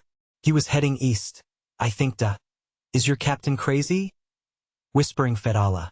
But Fedallah, putting a finger on his lip, slid over the bulwarks to take the boat's steering oar, and Ahab, swinging the cutting tackle towards him, commanded the ship's sailors to stand by to lower. In a moment he was standing in the boat's stern, and the Manila men were springing to their oars. In vain the English captain hailed him. With back to the stranger ship, and face set like a flint to his own, Ahab stood upright till alongside of the Pequod. Moby Dick Chapter 101. The Decanter. Ere the English ship fades from sight, be it set down here that she hailed from London, and was named after the late Samuel Enderby, merchant of that city, the original of the famous whaling house of Enderby and Sons. A house which, in my poor whaleman's opinion, comes not far behind the united royal houses of the Tudors and Bourbons, in point of real historical interest. How long prior to the year of our Lord 1775, this great whaling house was in existence, my numerous fish documents do not make plain. But in that year, 1775, it fitted out the first English ships that ever regularly hunted the sperm whale, though for some score of years previous, ever since 1726, our valiant Coffins and Massies of Nantucket and the Vineyard had in large fleets pursued that Leviathan, but only in the North and South Atlantic, not elsewhere. Be it distinctly recorded here, that the Nantucketers were the first among mankind to harpoon with civilized steel the great sperm whale, and that for half a century they were the only people of the whole globe who so harpooned him. In 1778, a fine ship, the Amelia, fitted out for the express purpose, and at the sole charge of the vigorous Enderbys, boldly rounded Cape Horn, and was the first among the nations to lower a whaleboat of any sort in the Great South Sea. The voyage was a skillful and lucky one, and returning to her berth with her hold full of the precious sperm, the Amelia's example was soon followed by other ships, English and American, and thus the vast sperm whale grounds of the Pacific were thrown open. But not content with this good deed, the indefatigable house again bestirred itself. Samuel and all his sons, how many their mother only knows, and under their immediate auspices and partly, I think, at their expense, the British government was induced to send the sloop-of-war Rattler on a whaling voyage of discovery into the South Sea. Commanded by a naval post-captain, the Rattler made a rattling voyage of it, and did some service. How much does not appear. But this is not all. In 1819, the same house fitted out a discovery whale ship of their own, to go on a tasting cruise to the remote waters of Japan. That ship, well called the Siren, made a noble experimental cruise, and it was thus that the great Japanese whaling ground first became generally known. The Siren in this famous voyage was commanded by a Captain Coffin, a Nantucketer. All honor to the Enderbys, therefore, whose house, I think, exists to the present day, though doubtless the original Samuel must long ago have slipped his cable for the great South Sea of the other world. The ship named after him was worthy of the honor, being a very fast sailor and a noble craft every way. I boarded her once at midnight somewhere off the Patagonian coast, and drank good flip down in the forecastle. It was a fine gam we had, and they were all trumps, every soul on board. A short life to them and a jolly death. And that fine gam I had long, very long after old Ahab touched her planks with his ivory heel. It minds me of the noble, solid, Saxon hospitality of that ship, and may my parson forget me, and the devil remember me, if I ever lose sight of it. Flip? Did I say we had flip? Yes, and we flipped it at the rate of 10 gallons the hour, and when the squall came, for it's squally off there by Patagonia, and all hands, visitors and all, were called to reef topsails, we were so top-heavy that we had to swing each other aloft in bowlines, and we ignorantly furled the skirts of our jackets into the sails, so that we hung there, reefed fast in the howling gale, a warning example to all drunken tars. However, the masts did not go overboard, and by we scrambled down so sober that we had to pass the flip again, though the savage salt spray bursting down the forecastle scuttle, rather too much diluted and pickled it to my taste. The beef was fine, tough, but with body in it. They said it was bull beef. Others that it was dromedary beef. But I do not know for certain how that was. They had dumplings too, small but substantial, symmetrically globular and indestructible dumplings. I fancied that you could feel them, and roll them about in you after they were swallowed. If you stooped over too far forward, you risked their pitching out of you like billiard balls. The bread, but that couldn't be helped. Besides, it was an antiscorbutic. In short, the bread contained the only fresh fare they had. But the forecastle was not very light, and it was very easy to step over into a dark corner when you ate it. But all in all, taking her from truck to helm, considering the dimensions of the cook's boilers, including his own live parchment boilers. Fore and aft, I say, the Samuel Enderby was a jolly ship, of good fare and plenty, fine flip and strong, crack fellows all, and capital from boot heels to hatband. But why was it, think ye, that the Samuel Enderby, and some other English whalers I know of, not all though were such famous, hospitable ships, that passed round the beef and the bread and the can and the joke, and were not soon weary of eating and drinking and laughing? I will tell you, the abounding good cheer of these English whalers is matter for historical research.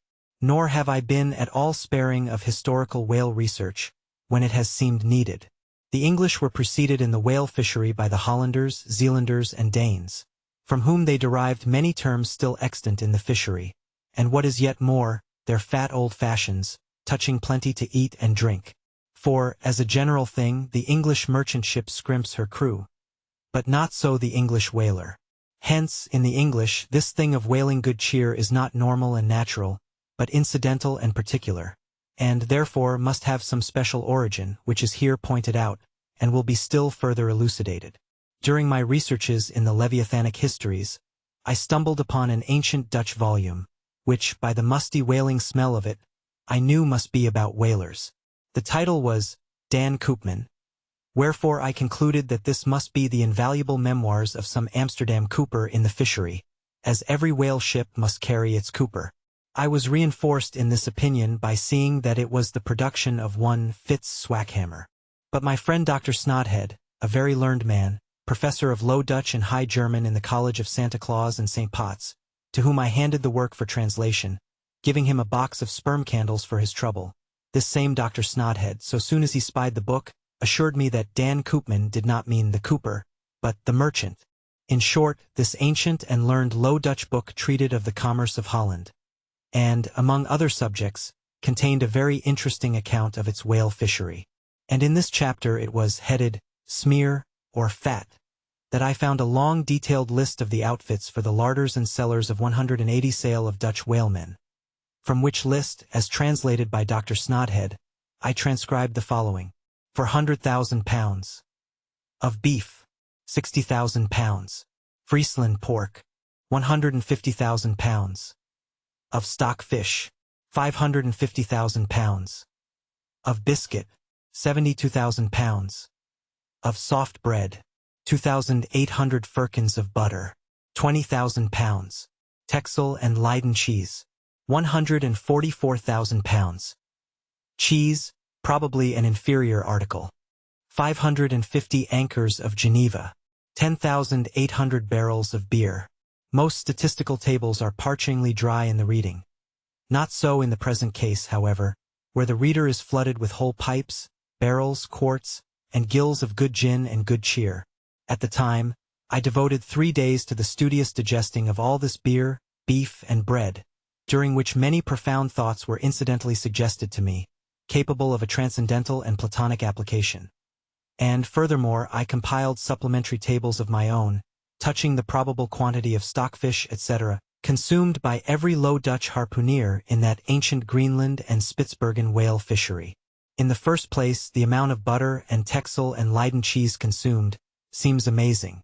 I impute it, though, to their naturally unctuous natures, being rendered still more unctuous by the nature of their vocation, and especially by their pursuing their game in those frigid polar seas, on the very coasts of that Eskimo country where the convivial natives pledge each other in bumpers of train oil. The quantity of beer, too, is very large, 10,800 barrels. Now, as those polar fisheries could only be prosecuted in the short summer of that climate, so that the whole cruise of one of these Dutch whalemen, including the short voyage to and from the Spitzbergen Sea, did not much exceed 3 months, say, and reckoning 30 men to each of their fleet of 180 sail, we have 5,400 Low Dutch seamen in all. Therefore, I say, we have precisely 2 barrels of beer per man, for a 12 weeks' allowance, exclusive of his fair proportion of that 550 anchors of gin. Now, whether these gin and beer harpooneers, so fuddled as one might fancy them to have been, were the right sort of men to stand up in a boat's head, and take good aim at flying whales, this would seem somewhat improbable. Yet they did aim at them and hit them too. But this was very far north, be it remembered, where beer agrees well with the constitution. Upon the equator, in our southern fishery, beer would be apt to make the harpooner sleepy at the masthead and boozy in his boat, and grievous loss might ensue to Nantucket and New Bedford. But no more. Enough has been said to show that the old Dutch whalers of 2 or 3 centuries ago were high livers, and that the English whalers have not neglected so excellent an example.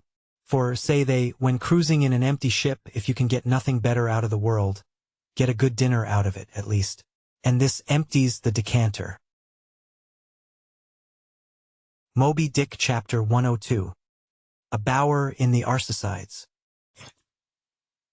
Hitherto, in descriptively treating of the sperm whale, I have chiefly dwelt upon the marvels of his outer aspect, or separately and in detail upon some few interior structural features. But to a large and thorough sweeping comprehension of him, it behooves me now to unbutton him still further, and untagging the points of his hose, unbuckling his garters, and casting loose the hooks and the eyes of the joints of his innermost bones, set him before you in his ultimatum, that is to say, in his unconditional skeleton. But how now, Ishmael?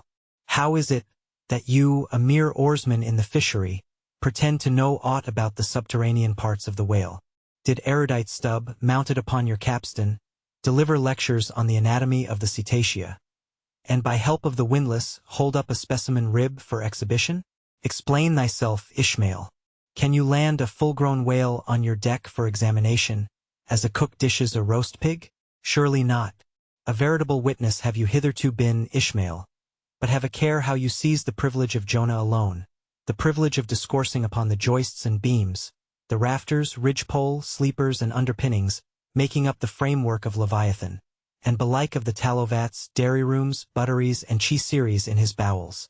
I confess that since Jonah, few whalemen have penetrated very far beneath the skin of the adult whale. Nevertheless, I have been blessed with an opportunity to dissect him in miniature. In a ship I belonged to, a small cub sperm whale was once bodily hoisted to the deck for his poke or bag, to make sheaths for the barbs of the harpoons, and for the heads of the lances. Think you I let that chance go, without using my boat hatchet and jackknife, and breaking the seal and reading all the contents of that young cub? And as for my exact knowledge of the bones of the Leviathan in their gigantic, full-grown development, for that rare knowledge I am indebted to my late royal friend Tranquo, King of Tranquet, one of the Arsacides.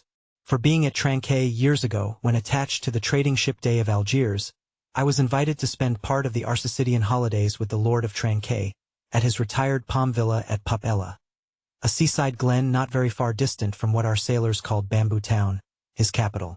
Among many other fine qualities, my royal friend Tranquo, being gifted with a devout love for all matters of barbaric virtue, had brought together in Pup Ella whatever rare things the more ingenious of his people could invent. Chiefly carved woods of wonderful devices, chiseled shells, inlaid spears, costly paddles, aromatic canoes, and all these distributed among whatever natural wonders the wonder-freighted, tribute-rendering waves had cast upon his shores. Chief among these latter was a great sperm whale, which, after an unusually long raging gale, had been found dead and stranded, with his head against a coconut tree, whose plumage-like, tufted droopings seemed his verdant jet. When the vast body had at last been stripped of its fathom-deep enfoldings, and the bones become dust-dry in the sun, then the skeleton was carefully transported up the Pup Ella Glen, where a grand temple of lordly palms now sheltered it. The ribs were hung with trophies. The vertebrae were carved with Arsacidian annals, in strange hieroglyphics. In the skull, the priests kept up an unextinguished aromatic flame, so that the mystic head again sent forth its vapory spout, while, suspended from a bough, the terrific lower jaw vibrated over all the devotees, like the hair-hung sword that so affrighted Damocles. It was a wondrous sight. The wood was green as mosses of the icy glen. The trees stood high and haughty, feeling their living sap. The industrious earth beneath was as a weaver's loom, with a gorgeous carpet on it, whereof the ground-vine tendrils formed the warp and woof, and the living flowers the figures. All the trees, with all their laden branches, all the shrubs and ferns and grasses, the message-carrying air, all these unceasingly were active. Through the lacings of the leaves, the great sun seemed a flying shuttle weaving the unwearied verdure. Oh, busy weaver! Unseen weaver! Pause! One word. Whither flows the fabric? What palace may it deck? Wherefore all these ceaseless toilings? Speak, weaver! Stay thy hand. But one single word with thee. Nay, the shuttle flies, the figures float from forth the loom, the freshet-rushing carpet forever slides away. The weaver god he weaves, and by that weaving is he deafened, that he hears no mortal voice, and by that humming we, too, who look on the loom are deafened, and only when we escape it shall we hear the thousand voices that speak through it. For even so it is in all material factories. The spoken words that are inaudible among the flying spindles, those same words are plainly heard without the walls, bursting from the opened casements. Thereby have villainies been detected. Ah, mortal! Then be heedful. For so, in all this din of the great world's loom, thy subtlest thinkings may be overheard afar. Now, amid the green, life-restless loom of that Arsacidian wood, the great, white, worshipped skeleton lay lounging, a gigantic idler. Yet, as the ever-woven verdant warp and woof intermixed and hummed around him, the mighty idler seemed the cunning weaver, himself all woven over with the vines, every month assuming greener, fresher verdure, but himself a skeleton. Life folded death. death trellised life. The grim god wived with youthful life, and begot him curly-headed glories. Now, when with royal tranquo I visited this wondrous whale, and saw the skull and altar, and the artificial smoke ascending from where the real jet had issued, I marveled that the king should regard a chapel as an object of virtue. He laughed. But more I marveled that the priest should swear that smoky jet of his was genuine. To and fro I paced before this skeleton, brushed the vines aside, broke through the ribs, and with a ball of Arsacidian twine, wandered, eddied long amid its many winding, shaded colonnades and arbors. But soon my line was out, and following it back, I emerged from the opening where I entered. I saw no living thing within, naught was there but bones. Cutting me a green measuring rod, I once more dived within the skeleton. From their arrow slit in the skull, the priests perceived me taking the altitude of the final rib. "How now?" they shouted. "Darest thou measure this our god? That's for us." "Aye, priests. Well, how long do ye make him, then?" But hereupon a fierce contest rose among them, concerning feet and inches. They cracked each other's sconces with their yardsticks. The great skull echoed, and seizing that lucky chance, I quickly concluded my own admeasurements. These admeasurements I now propose to set before you. But first, be it recorded that, in this matter, I am not free to utter any fancied measurement I please, because there are skeleton authorities you can refer to test my accuracy. There is a Leviathanic museum, they tell me, in Hull, England, one of the whaling ports of that country, where they have some fine specimens of finbacks and other whales.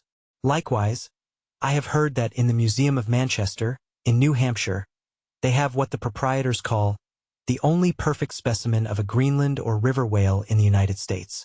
Moreover, at a place in Yorkshire, England, Burton Constable by name, a certain Sir Clifford Constable has in his possession the skeleton of a sperm whale, but of moderate size, by no means of the full-grown magnitude of my friend King Tranquo's. In both cases, the stranded whales to which these two skeletons belonged were originally claimed by their proprietors upon similar grounds. King Tranquo seizing his because he wanted it, and Sir Clifford because he was lord of the seigneuries of those parts. Sir Clifford's whale has been articulated throughout, so that, like a great chest of drawers, you can open and shut him in all his bony cavities, spread out his ribs like a gigantic fan, and swing all day upon his lower jaw. Locks are to be put upon some of his trapdoors and shutters, and a footman will show round future visitors with a bunch of keys at his side. Sir Clifford thinks of charging twopence for a peep at the whispering gallery in the spinal column, threepence to hear the echo in the hollow of his cerebellum, and sixpence for the unrivaled view from his forehead. The skeleton dimensions I shall now proceed to set down are copied verbatim from my right arm, where I had them tattooed, as in my wild wanderings at that period, there was no other secure way of preserving such valuable statistics. But as I was crowded for space, and wished the other parts of my body to remain a blank page for a poem I was then composing, at least what untattooed parts might remain, I did not trouble myself with the odd inches, nor, indeed, should inches at all enter into a congenial admeasurement of the whale. Moby Dick Chapter 103. Measurement of the whale's skeleton. In the first place, I wish to lay before you a particular, plain statement touching the living bulk of this Leviathan, whose skeleton we are briefly to exhibit. Such a statement may prove useful here. According to a careful calculation I have made, and which I partly base upon Captain Scoresby's estimate of 70 tons for the largest sized Greenland whale of 60 feet in length. According to my careful calculation, I say, a sperm whale of the largest magnitude, between 85 and 90 feet in length, and something less than 40 feet in its fullest circumference, such a whale will weigh at least 90 tons. So that, reckoning 13 men to a ton, he would considerably outweigh the combined population of a whole village of 1,100 inhabitants. Think you not then that brains, like yoked cattle, should be put to this Leviathan, to make him at all budge to any landsman's imagination? Having already in various ways put before you his skull, spout-hole, jaw, teeth, tail, forehead, fins, and divers other parts, I shall now simply point out what is most interesting in the general bulk of his unobstructed bones. But as the colossal skull embraces so very large a proportion of the entire extent of the skeleton, as it is by far the most complicated part, and as nothing is to be repeated concerning it in this chapter, You must not fail to carry it in your mind, or under your arm as we proceed, otherwise you will not gain a complete notion of the general structure we are about to view. In length, the sperm whale skeleton at Trancay measured 72 feet, so that when fully invested and extended in life, he must have been 90 feet long. For in the whale, the skeleton loses about 1/5 in length compared with the living body. Of this 72 feet, his skull and jaw comprise some 20 feet, leaving some 50 feet of plain backbone. Attached to this backbone, for something less than a third of its length, was the mighty circular basket of ribs which once enclosed his vitals. To me this vast ivory-ribbed chest, with the long unrelieved spine, extending far away from it in a straight line, not a little resembled the hull of a great ship new laid upon the stocks, when only some 20 of her naked bow ribs are inserted, and the keel is otherwise, for the time, but a long, disconnected timber. The ribs were 10 on a side. The first, to begin from the neck, was nearly 6 feet long. The second, third, and fourth were each successively longer, till you came to the climax of the fifth or one of the middle ribs, which measured 8 feet and some inches. From that part, the remaining ribs diminished, till the 10th and last only spanned 5 feet and some inches. In general thickness, they all bore a seemly correspondence to their length. The middle ribs were the most arched. In some of the arsacides they are used for beams whereon to lay footpath bridges over small streams. In considering these ribs, I could not but be struck anew with the circumstance, so variously repeated in this book, that the skeleton of the whale is by no means the mold of his invested form. The largest of the Trancay ribs, one of the middle ones, occupied that part of the fish which, in life, is greatest in depth. Now, the greatest depth of the invested body of this particular whale must have been at least 16 feet, whereas the corresponding rib measured but little more than 8 feet, so that this rib only conveyed half of the true notion of the living magnitude of that part. Besides, for some way, where I now saw but a naked spine, all that had been once wrapped round with tons of added bulk in flesh, muscle, blood, and bowels. Still more, for the ample fins, I here saw but a few disordered joints, and in place of the weighty and majestic, but boneless flukes, an utter blank. How vain and foolish, then, thought I, for timid and traveled man to try to comprehend aright this wondrous whale, by merely poring over his dead attenuated skeleton, stretched in this peaceful wood. No. Only in the heart of quickest perils, only when within the eddyings of his angry flukes, only on the profound unbounded sea, can the fully invested whale be truly and livingly found out. But the spine, for that, the best way we can consider it is with a crane to pile its bones high up on end. No speedy enterprise. But now it's done, it looks much like Pompey's pillar. There are 40 and odd vertebrae in all, which in the skeleton are not locked together. They mostly lie like the great knobbed blocks on a Gothic spire, forming solid courses of heavy masonry. The largest, a middle one, is in width something less than 3 feet, and in depth more than 4. The smallest, where the spine tapers away into the tail, is only 2 inches in width, and looks something like a white billiard ball. I was told that there were still smaller ones, but they had been lost by some little cannibal urchins, the priest's children, who had stolen them to play marbles with. Thus we see how that the spine of even the hugest of living things tapers off at last into simple child's play. Moby Dick Chapter 104. The Fossil Whale. From his mighty bulk, the whale affords a most congenial theme whereon to enlarge, amplify, and generally expatiate. Would you could not compress him. By good rights, he should only be treated of in imperial folio. Not to tell over again his furlongs from spiracle to tail, and the yards he measures about the waist. Only think of the gigantic involutions of his intestines, where they lie in him like great cables and hawsers coiled away in the subterranean orlop deck of a line of battleship. Since I have undertaken to manhandle this Leviathan, it behooves me to approve myself omnisciently exhaustive in the enterprise, not overlooking the minutest seminal germs of his blood, and spinning him out to the uttermost coil of his bowels. Having already described him in most of his present habitatory and anatomical peculiarities, it now remains to magnify him in an archaeological, fossiliferous, and antediluvian point of view. Applied to any other creature than the Leviathan, to an ant or a flea, such portly terms might justly be deemed unwarrantably grandiloquent. But when Leviathan is the text, the case is altered. Fain am I to stagger to this emprise under the weightiest words of the dictionary. And here be it said, that whenever it has been convenient to consult one in the course of these dissertations, I have invariably used a huge quarto edition of Johnson, expressly purchased for that purpose, because that famous lexicographer's uncommon personal bulk more fitted him to compile a lexicon to be used by a whale author like me. One often hears of writers that rise and swell with their subject, though it may seem but an ordinary one. How, then, with me, writing of this Leviathan? Unconsciously my chirography expands into placard capitals. Give me a condor's quill. Give me Vesuvius crater for an inkstand. Friends, hold my arms. For in the mere act of penning my thoughts of this Leviathan, they weary me, and make me faint with their outreaching comprehensiveness of sweep, as if to include the whole circle of the sciences, and all the generations of whales and men and mastodons, past, present, and to come, with all the revolving panoramas of empire on earth, and throughout the whole universe, not excluding its suburbs. Such, and so magnifying, is the virtue of a large and liberal theme. We expand to its bulk. To produce a mighty book, you must choose a mighty theme. No great and enduring volume can ever be written on the flea, though many there be who have tried it.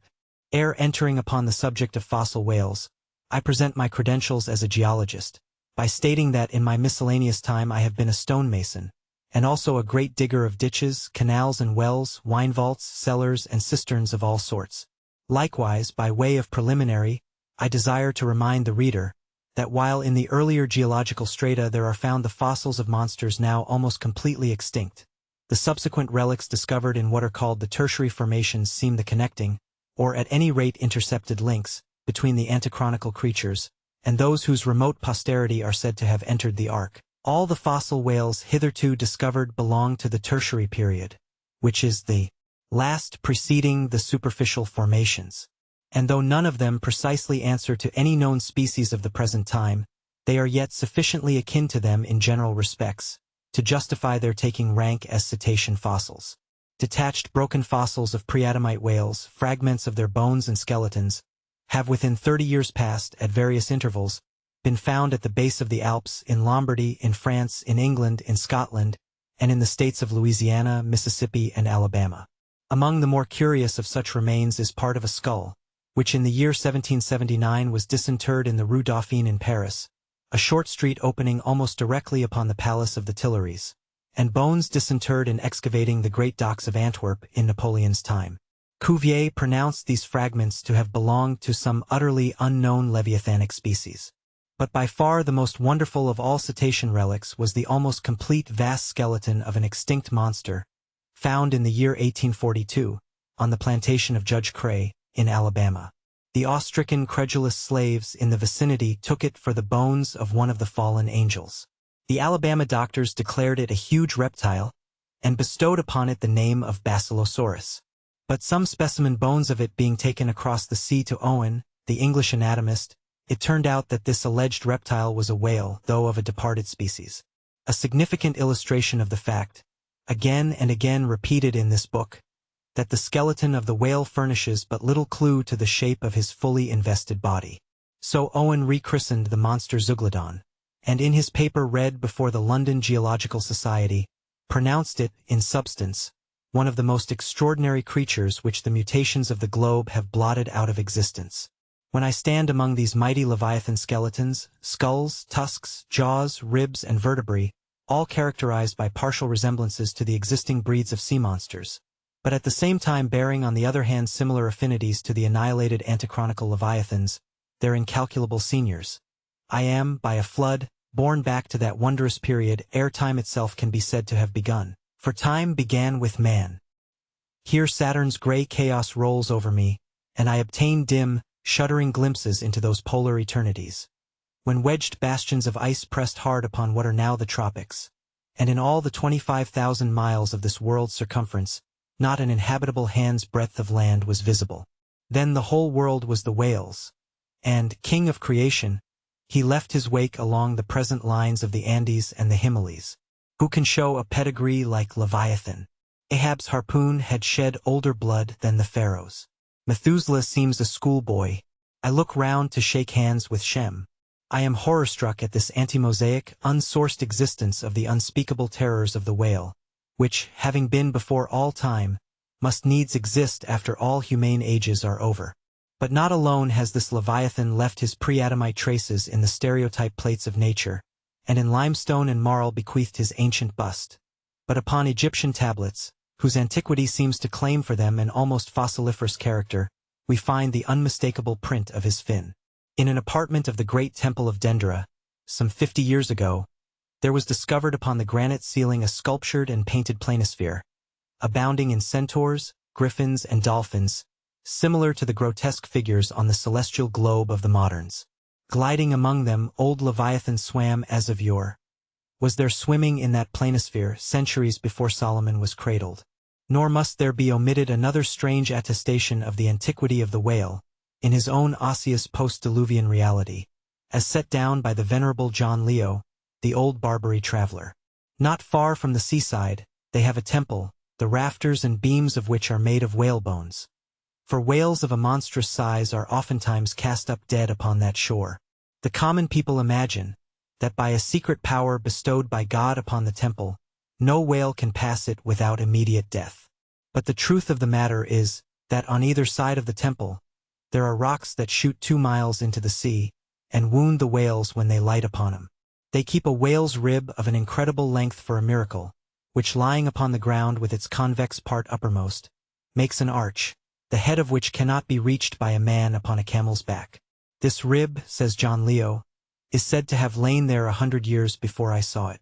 Their historians affirm that a prophet who prophesied of Muhammad came from this temple, and some do not stand to assert that the prophet Jonas was cast forth by the whale at the base of the temple.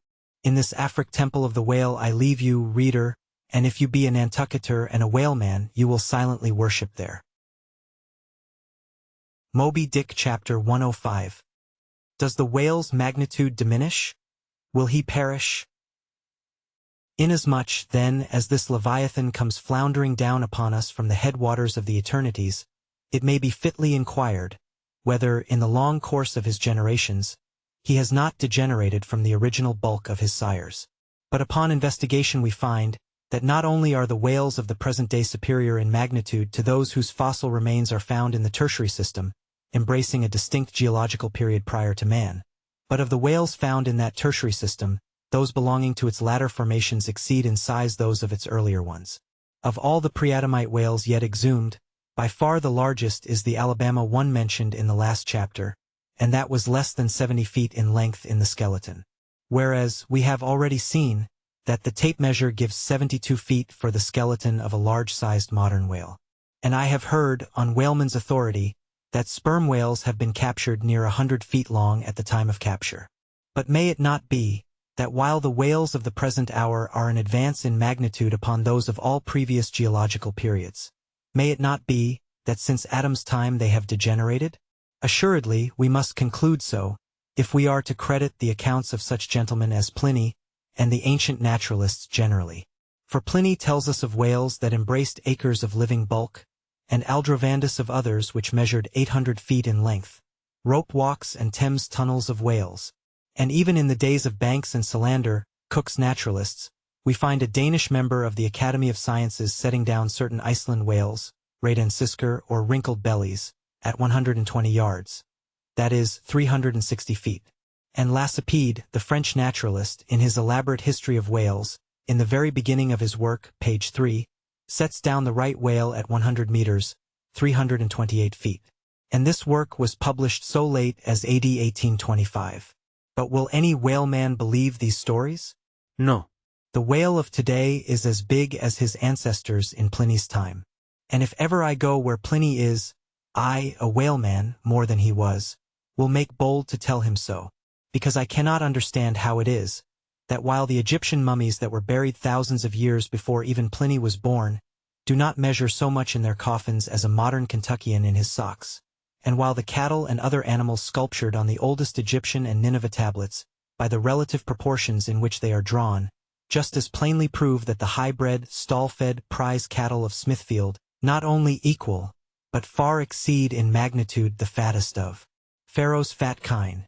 In the face of all this, I will not admit that of all animals the whale alone should have degenerated. But still another inquiry remains, one often agitated by the more recondite Nantucketers.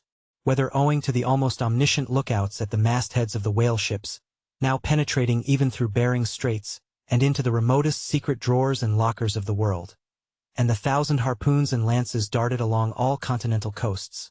The moot point is, whether Leviathan can long endure so wide a chase, and so remorseless a havoc, whether he must not at last be exterminated from the waters, and the last whale, like the last man, smoke his last pipe and then himself evaporate in the final puff. Comparing the humped herds of whales with the humped herds of buffalo, which, not 40 years ago, overspread by tens of thousands the prairies of Illinois and Missouri, and shook their iron manes and scowled with their thunder-clotted brows upon the sites of populous river capitals, where now the polite broker sells you land at $1 an inch. In such a comparison an irresistible argument would seem furnished, to show that the hunted whale cannot now escape speedy extinction. But you must look at this matter in every light. Though so short a period ago, not a good lifetime, the census of the buffalo in Illinois exceeded the census of men now in London, and though at the present day not one horn or hoof of them remains in all that region, and though the cause of this wondrous extermination was the spear of man, yet the far different nature of the whale hunt peremptorily forbids so inglorious an end to the Leviathan. 40 men in one ship hunting the sperm whales for 48 months think they have done extremely well, and thank God, if at last they carry home the oil of 40 fish. Whereas, in the days of the old Canadian and Indian hunters and trappers of the West, when the far West, in whose sunset suns still rise, was a wilderness and a virgin, the same number of moccasined men, for the same number of months, mounted on horse instead of sailing in ships, would have slain not 40, but 40,000 and more buffaloes. A fact that, if need were, could be statistically stated. Nor, considered aright, does it seem any argument in favor of the gradual extinction of the sperm whale, for example, that in former years, the latter part of the last century, say, these leviathans in small pods were encountered much oftener than at present, and, in consequence, the voyages were not so prolonged and were also much more remunerative. Because, as has been elsewhere noticed, those whales, influenced by some views to safety, now swim the seas in immense caravans, so that to a large degree the scattered solitaries, yolks, and pods, and schools of other days are now aggregated into vast but widely separated unfrequent armies. That is all. And equally fallacious seems the conceit, that because the so-called whalebone whales no longer haunt many grounds in former years abounding with them, hence that species also is declining. For they are only being driven from promontory to cape, and if one coast is no longer enlivened with their jets, then, be sure, some other and remoter strand has been very recently startled by the unfamiliar spectacle. Furthermore, concerning these last-mentioned leviathans, they have 2 firm fortresses, which, in all human probability, will forever remain impregnable.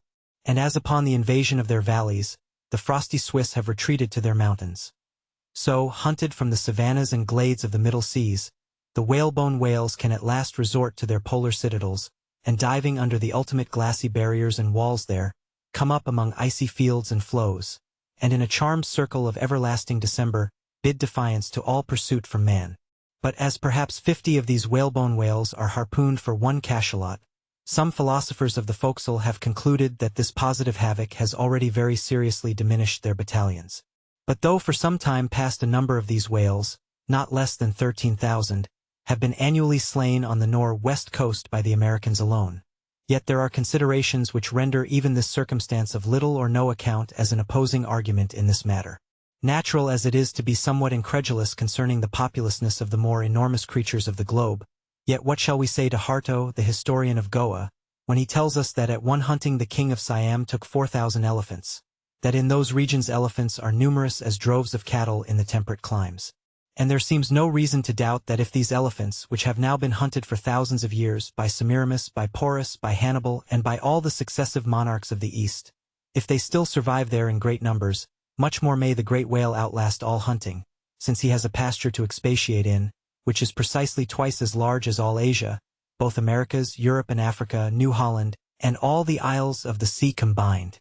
Moreover, we are to consider that from the presumed great longevity of whales, they're probably attaining the age of a century and more, therefore at any one period of time, several distinct adult generations must be contemporary. And what that is, we may soon gain some idea of, by imagining all the graveyards, cemeteries, and family vaults of creation yielding up the live bodies of all the men, women, and children who were alive 75 years ago, and adding this countless host to the present human population of the globe. Wherefore, for all these things we account the whale immortal in his species, however perishable in his individuality. He swam the seas before the continents broke water. He once swam over the site of the Tuileries, and Windsor Castle, and the Kremlin. In Noah's flood he despised Noah's Ark, and if ever the world is to be again flooded, like the Netherlands, to kill off its rats, then the eternal whale will still survive, and rearing upon the topmost crest of the equatorial flood, spout his frothed defiance to the skies. Moby Dick Chapter 106. Ahab's Leg. The precipitating manner in which Captain Ahab had quitted the Samuel Enderby of London had not been unattended with some small violence to his own person. He had lighted with such energy upon a thwart of his boat that his ivory leg had received a half-splintering shock, and when after gaining his own deck and his own pivot-hole there, he so vehemently wheeled round with an urgent command to the steersman, it was, as ever, something about his not steering inflexibly enough. Then the already shaken ivory received such an additional twist and wrench, that though it still remained entire, and to all appearances lusty, yet Ahab did not deem it entirely trustworthy.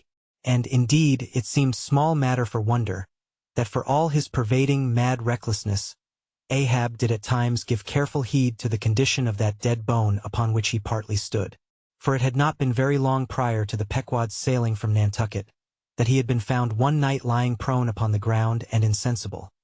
By some unknown and seemingly inexplicable unimaginable casualty, his ivory limb having been so violently displaced, that it had stake-wise smitten, and all but pierced his groin. Nor was it without extreme difficulty that the agonizing wound was entirely cured. Nor, at the time, had it failed to enter his monomaniac mind, that all the anguish of that then present suffering was but the direct issue of a former woe. And he too plainly seemed to see, that as the most poisonous reptile of the marsh perpetuates his kind as inevitably as the sweetest songster of the grove, so equally with every felicity, all miserable events do naturally beget their like. Yea, more than equally, thought Ahab, since both the ancestry and posterity of grief go further than the ancestry and posterity of joy. For, not to hint of this, that it is an inference from certain canonic teachings, that while some natural enjoyments here shall have no children born to them for the other world, but, on the contrary, shall be followed by the joy-childlessness of all hell's despair, whereas, some guilty mortal miseries shall still fertilely beget to themselves an eternally progressive progeny of griefs beyond the grave. Not at all to hint of this, there still seems an inequality in the deeper analysis of the thing. For, thought Ahab, while even the highest earthly felicities ever have a certain unsignifying pettiness lurking in them, but at bottom all heart woes, a mystic significance, and, in some men, an archangelic grandeur, so do their diligent tracings out not belie the obvious deduction. To trail the genealogies of these high mortal miseries carries us at last among the sourceless primogenitures of the gods, so that, in the face of all the glad haymaking suns and soft cymbaling round harvest moons, we must needs give in to this, that the gods themselves are not forever glad. The ineffaceable, sad birthmark in the brow of man is but the stamp of sorrow in the signers. Unwittingly here a secret has been divulged, which perhaps might more properly, in set way, have been disclosed before. With many other particulars concerning Ahab, always had it remained a mystery to some, why it was, that for a certain period, both before and after the sailing of the Pequod, he had hidden himself away with such grand llama-like exclusiveness, and, for that one interval sought speechless refuge, as it were, among the marble senate of the dead. Captain Peleg's brooded reason for this thing appeared by no means adequate, though, indeed, as touching all Ahab's deeper part, every revelation partook more of significant darkness than of explanatory light.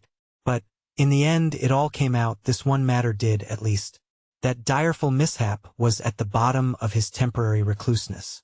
And not only this, but to that ever-contracting, dropping circle ashore, who, for any reason, possessed the privilege of a less band approach to him, to that timid circle the above-hinted casualty, remaining, as it did, moodily unaccounted for by Ahab, invested itself with terrors, not entirely underived from the land of spirits and of whales. So that, through their zeal for him, they had all conspired, so far as in them lay, to muffle up the knowledge of this thing from others. And hence it was, that not till a considerable interval had elapsed, did it transpire upon the Pequod's decks. But be all this as it may, let the unseen, ambiguous synod in the air, or the vindictive princes and potentates of fire, have to do or not with earthly Ahab, yet, in this present matter of his leg, he took plain practical procedures. He called the carpenter. And when that functionary appeared before him, he bade him without delay set about making a new leg, and directed the mates to see him supplied with all the studs and joists of jaw ivory, sperm whale, which had thus far been accumulated on the voyage, in order that a careful selection of the stoutest, clearest-grained stuff might be secured. This done, the carpenter received orders to have the leg completed that night, and to provide all the fittings for it, independent of those pertaining to the distrusted one in use. Moreover, the ship's forge was ordered to be hoisted out of its temporary idleness in the hold. And, to accelerate the affair, the blacksmith was commanded to proceed at once to the forging of whatever iron contrivances might be needed. Moby Dick Chapter 107. The Carpenter. Seat thyself sultanically among the moons of Saturn, and take high abstracted man alone. And he seems a wonder, a grandeur, and a woe. But from the same point, take mankind in mass, and for the most part, they seem a mob of unnecessary duplicates, both contemporary and hereditary. But most humble though he was, and far from furnishing an example of the high, humane abstraction, the Pequod's carpenter was no duplicate. Hence, he now comes in person on this stage. Like all seagoing ship carpenters, and more especially those belonging to whaling vessels, he was, to a certain offhanded, practical extent, alike experienced in numerous trades and callings collateral to his own, the carpenter's pursuit being the ancient and outbranching trunk of all those numerous handicrafts which more or less have to do with wood as an auxiliary material. But, besides the application to him of the generic remark above, this carpenter of the Pequod was singularly efficient in those thousand nameless mechanical emergencies continually recurring in a large ship, upon a 3 or 4 years' voyage, in uncivilized and far distant seas. For not to speak of his readiness in ordinary duties, repairing stove boats, sprung spars, reforming the shape of clumsy-bladed oars, inserting bull's eyes in the deck or new tree-nails in the side planks, and other miscellaneous matters more directly pertaining to his special business. He was moreover unhesitatingly expert in all manner of conflicting aptitudes, both useful and capricious. The one grand stage where he enacted all his various parts so manifold, was his vice-bench. A long, rude, ponderous table furnished with several vices, of different sizes, and both of iron and of wood. At all times except when whales were alongside, this bench was securely lashed athwartships against the rear of the try-works. A belaying pin is found too large to be easily inserted into its hole. The carpenter claps it into one of his ever-ready vices, and straightway files it smaller. A lost land bird of strange plumage strays on board, and is made a captive. Out of clean shaved rods of right whale bone, and cross beams of sperm whale ivory, the carpenter makes a pagoda-looking cage for it. An oarsman sprains his wrist. The carpenter concocts a soothing lotion. Stubb longed for vermilion stars to be painted upon the blade of his every oar. Screwing each oar in his big vise of wood, the carpenter symmetrically supplies the constellation. A sailor takes a fancy to wear shark-bone earrings. The carpenter drills his ears. Another has the toothache. The carpenter out-pincers and clapping one hand upon his bench bids him be seated there. But the poor fellow unmanageably winces under the unconcluded operation. Whirling round the handle of his wooden vice, the carpenter signs him to clap his jaw in that, if he would have him draw the tooth. Thus, this carpenter was prepared at all points, and alike indifferent and without respect in all. Teeth he accounted bits of ivory, heads he deemed but top-blocks. Men themselves he lightly held for capstans. But while now upon so wide a field thus variously accomplished and with such liveliness of expertness in him, too, all this would seem to argue some uncommon vivacity of intelligence. But not precisely so, for nothing was this man more remarkable than for a certain impersonal stolidity as it were.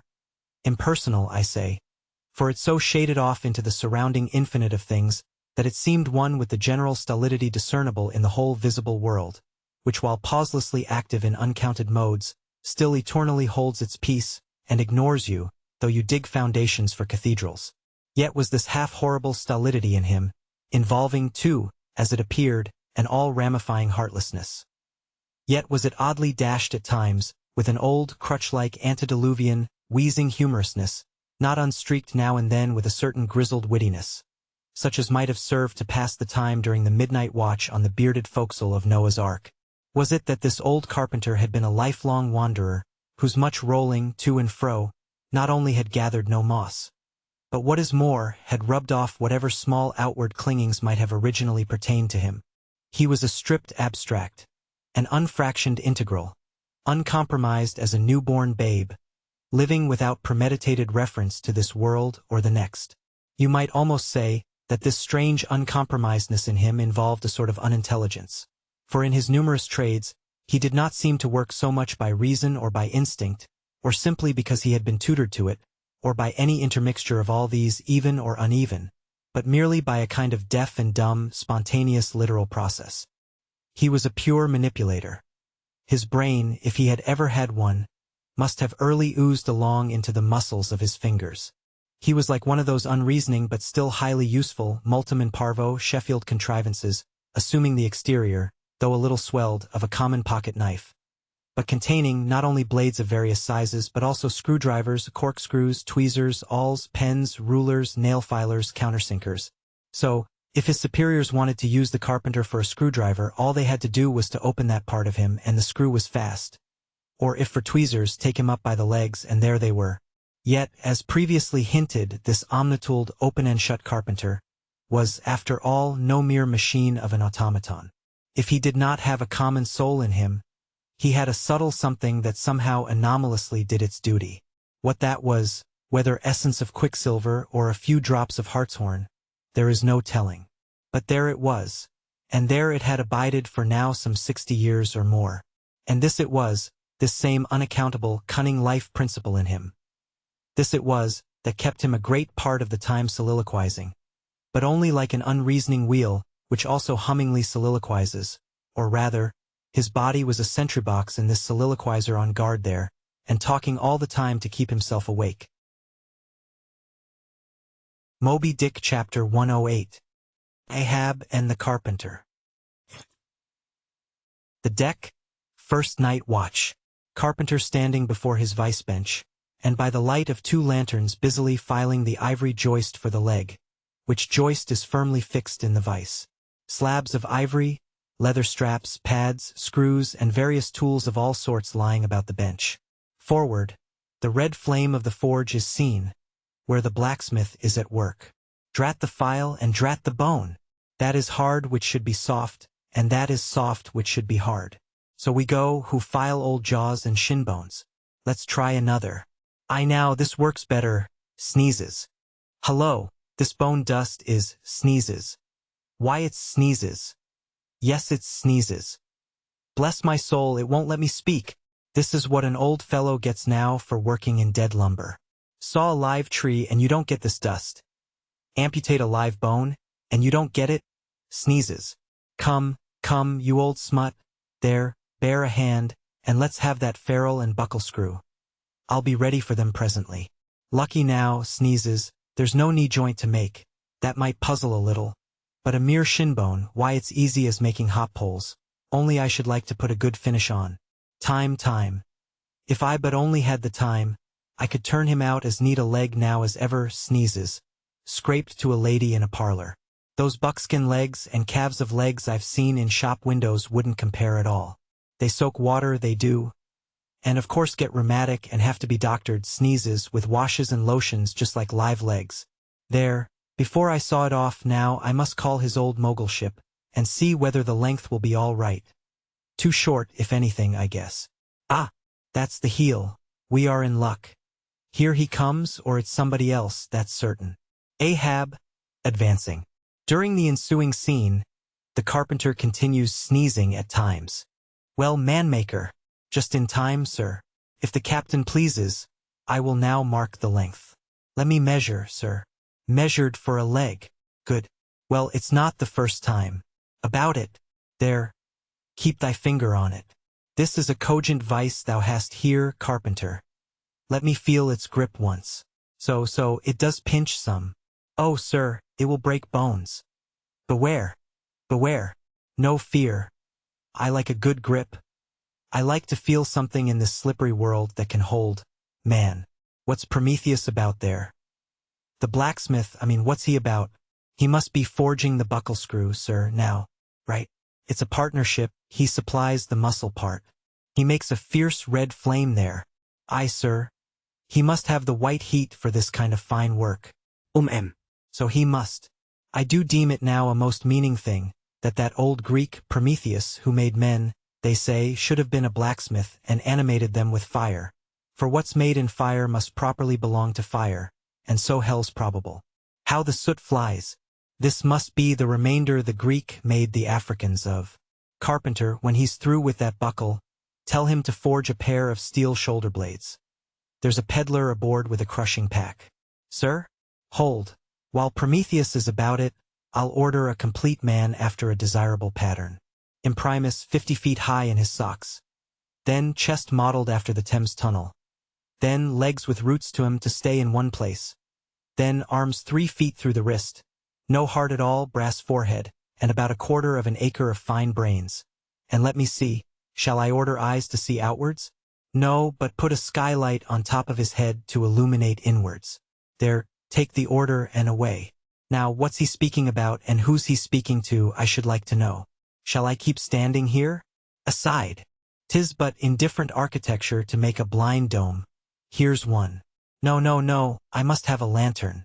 Oh, that's it. Hey? Here are 2, sir. One will serve my turn. What art thou thrusting that thief-catcher into my face for? Man?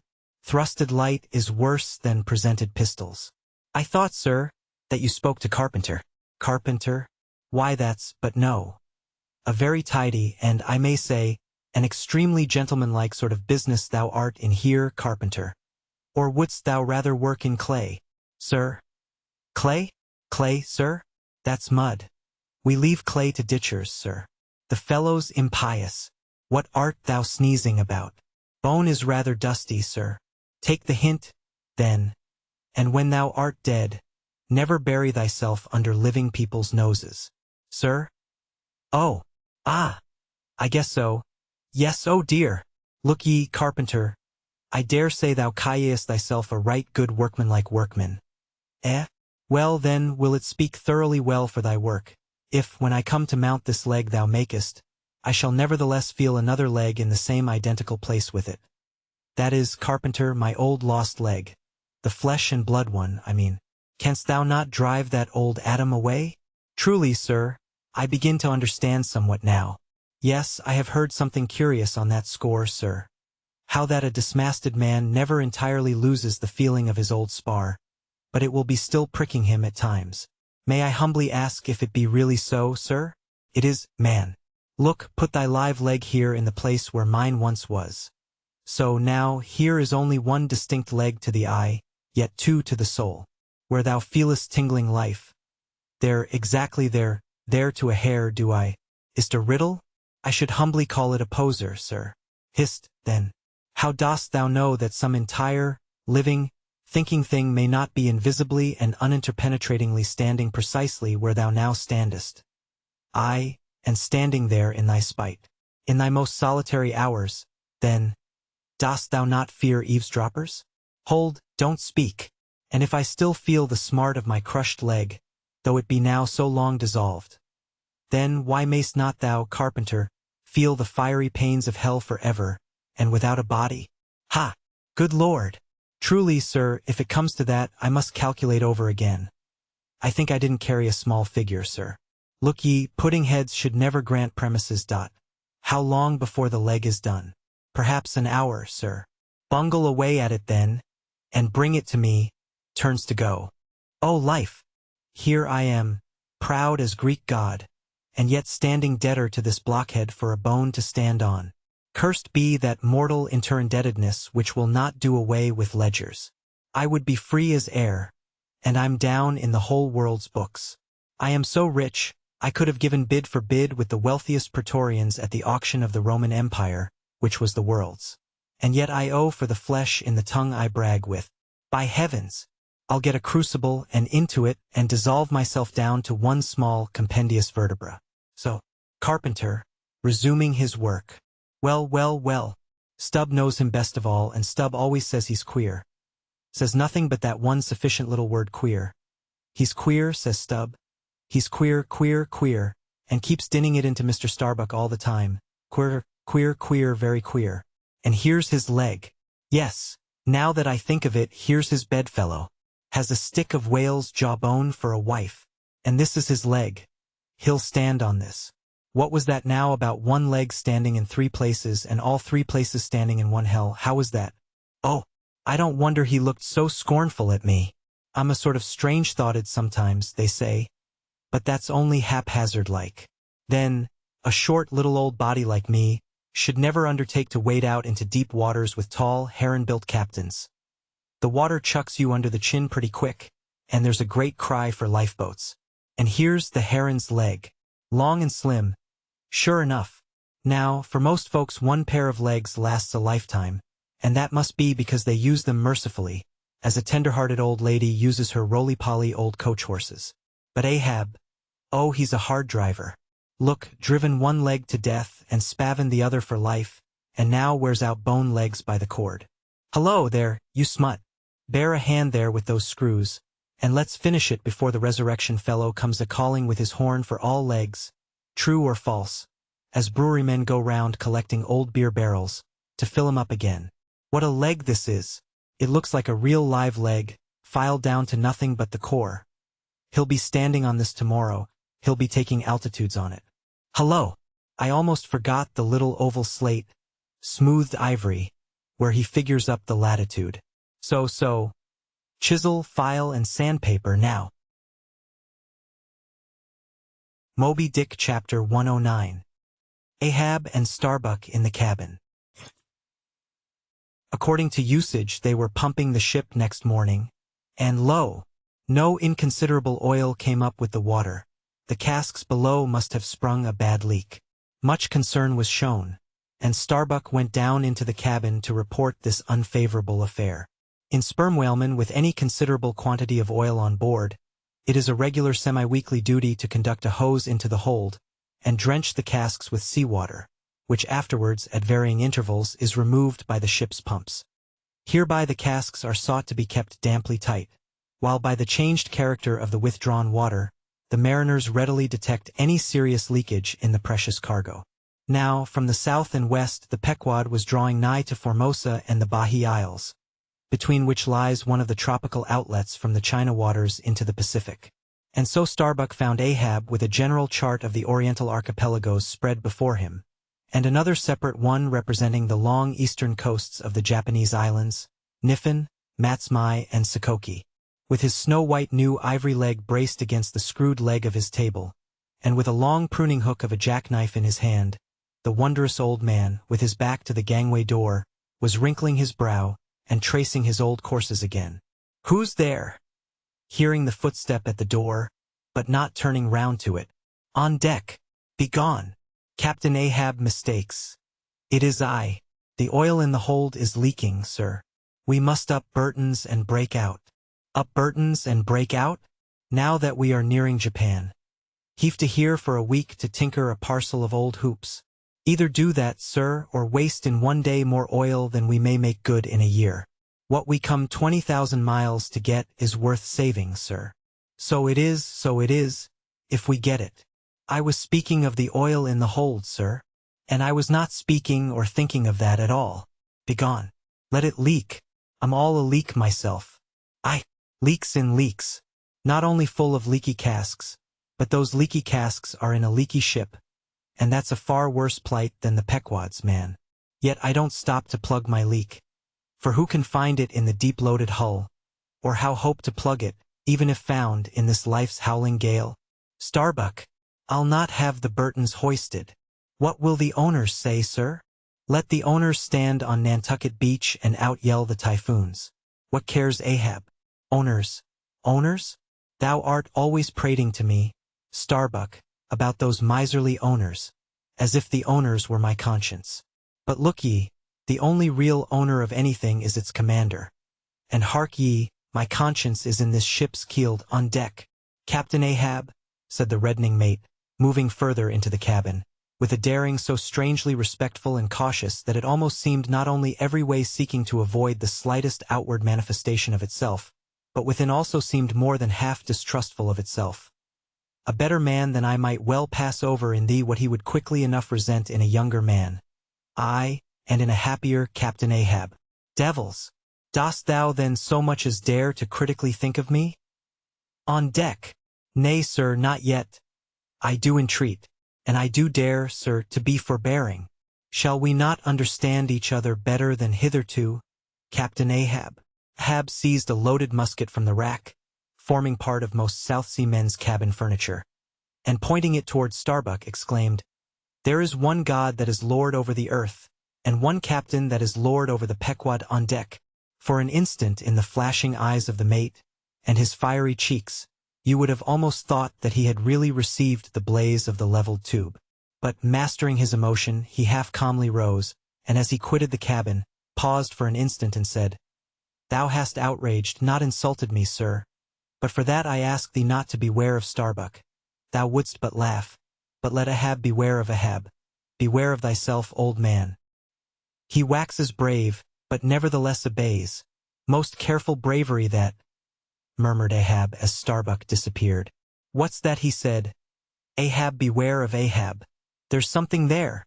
Then unconsciously using the musket for a staff, with an iron brow he paced to and fro in the little cabin. But presently the thick plates of his forehead relaxed, and returning the gun to the rack, he went to the deck. Thou art but too good a fellow, Starbuck, he said lowly to the mate. Then raising his voice to the crew, Furl the t'gallant sails and close-reef the topsails fore and aft. Back the main-yard, up Burton and break out in the main-hold. It were perhaps vain to surmise exactly why it was, that as respecting Starbuck, Ahab thus acted. It may have been a flash of honesty in him, or mere prudential policy which, under the circumstance, imperiously forbade the slightest symptom of open disaffection, however transient, in the important chief officer of his ship. However it was, his orders were executed, and the Burtons were hoisted. Moby Dick Chapter 110. Queequeg in his coffin. Upon searching, it was found that the casks last struck into the hold were perfectly sound, and that the leak must be further off.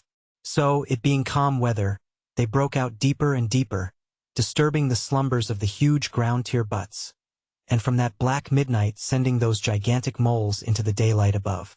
So deep did they go, and so ancient and corroded and weedy the aspect of the lowermost puncheons, that you almost looked next for some moldy cornerstone cask containing coins of Captain Noah, with copies of the posted placards, vainly warning the infatuated old world from the flood. Tierce after tierce too of water and bread and beef and shooks of staves, and iron bundles of hoops, were hoisted out, till at last the piled decks were hard to get about, and the hollow hull echoed underfoot, as if you were treading over empty catacombs, and reeled and rolled in the sea like an air-freighted demijohn. Top-heavy was the ship as a dinnerless student with all Aristotle in his head. Well was it that the typhoons did not visit them then. Now, at this time it was that my poor pagan companion, and fast bosom friend, Queequeg, was seized with a fever, which brought him nigh to his endless end.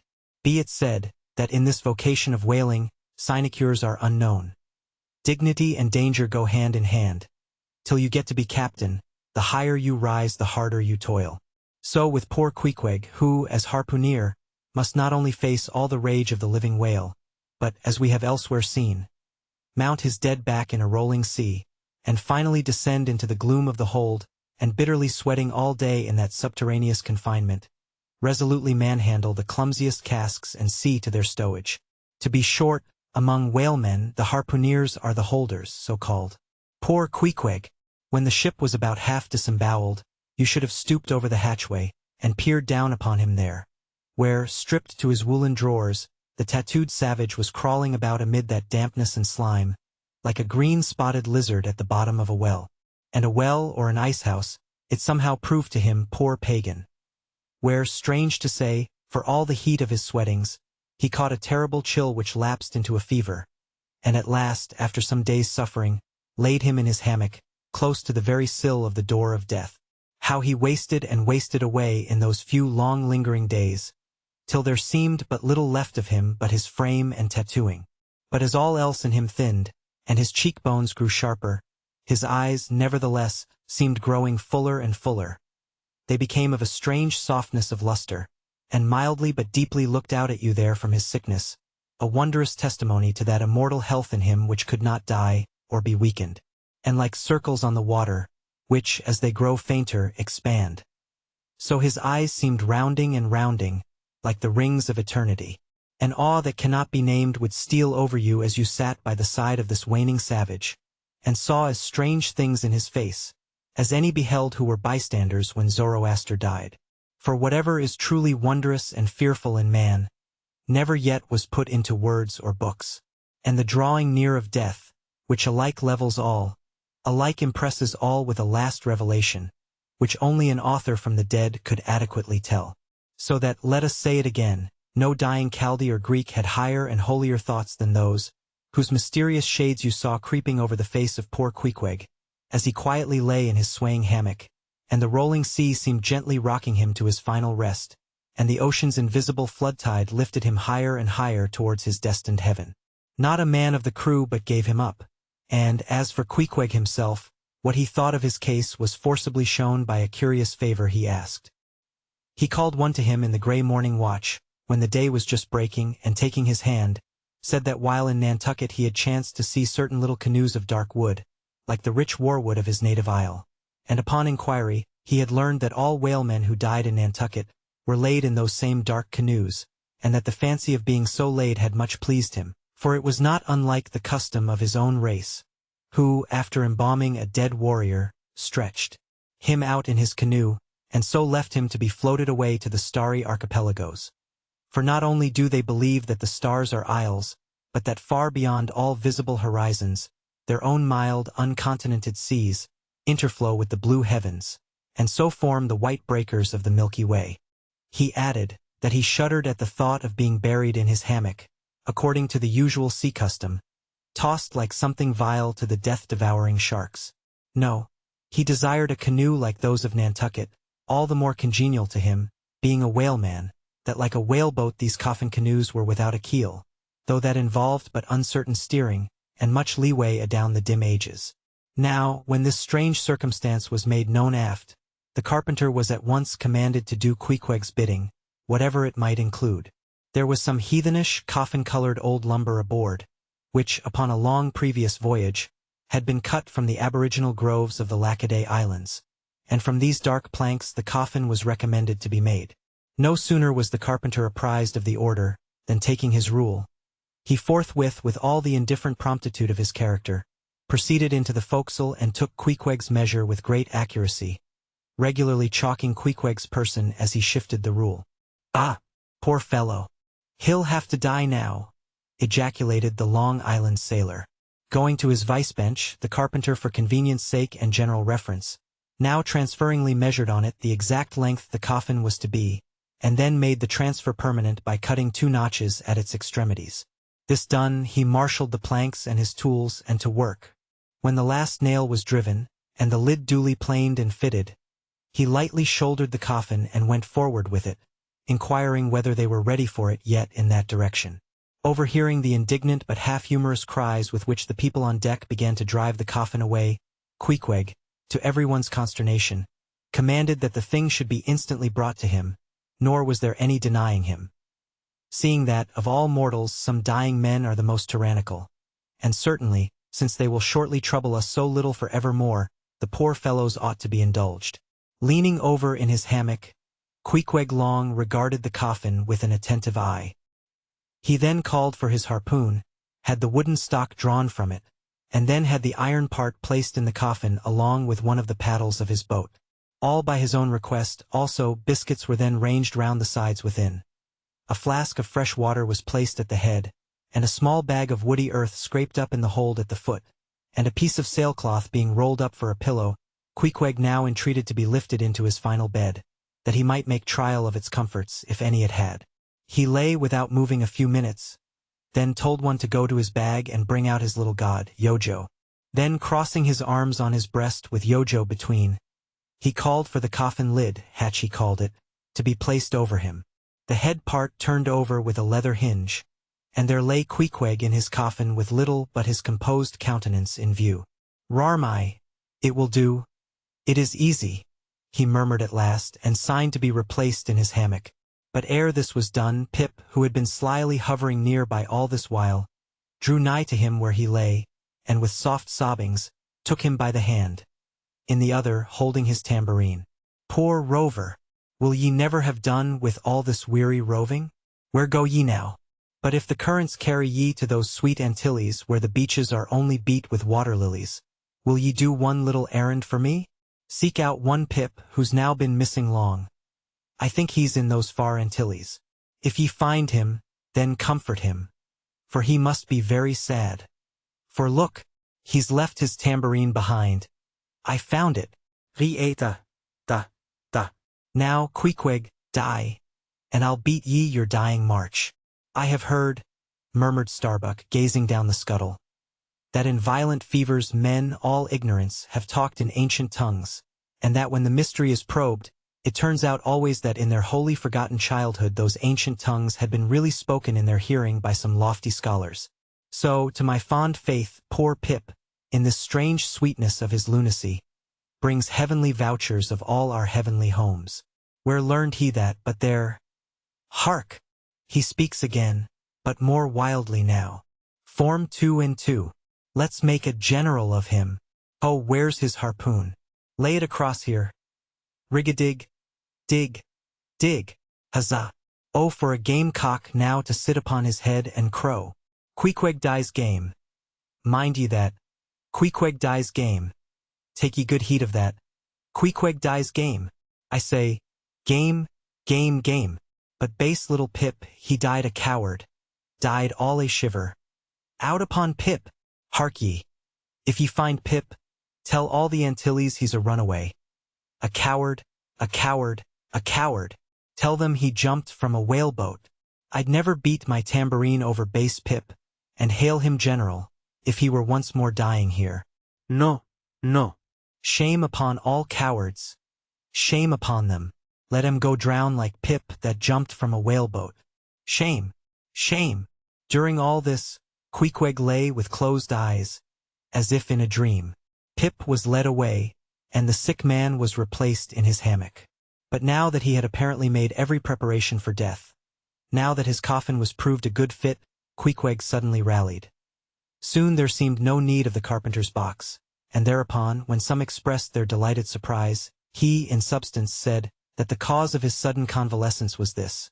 At a critical moment, he had just recalled a little duty ashore which he was leaving undone, and therefore had changed his mind about dying. He could not die yet, he averred. They asked him, then, whether to live or die was a matter of his own sovereign will and pleasure. He answered, certainly. In a word, it was Queequeg's conceit, that if a man made up his mind to live, mere sickness could not kill him. Nothing but a whale or a gale or some violent, ungovernable, unintelligent destroyer of that sort.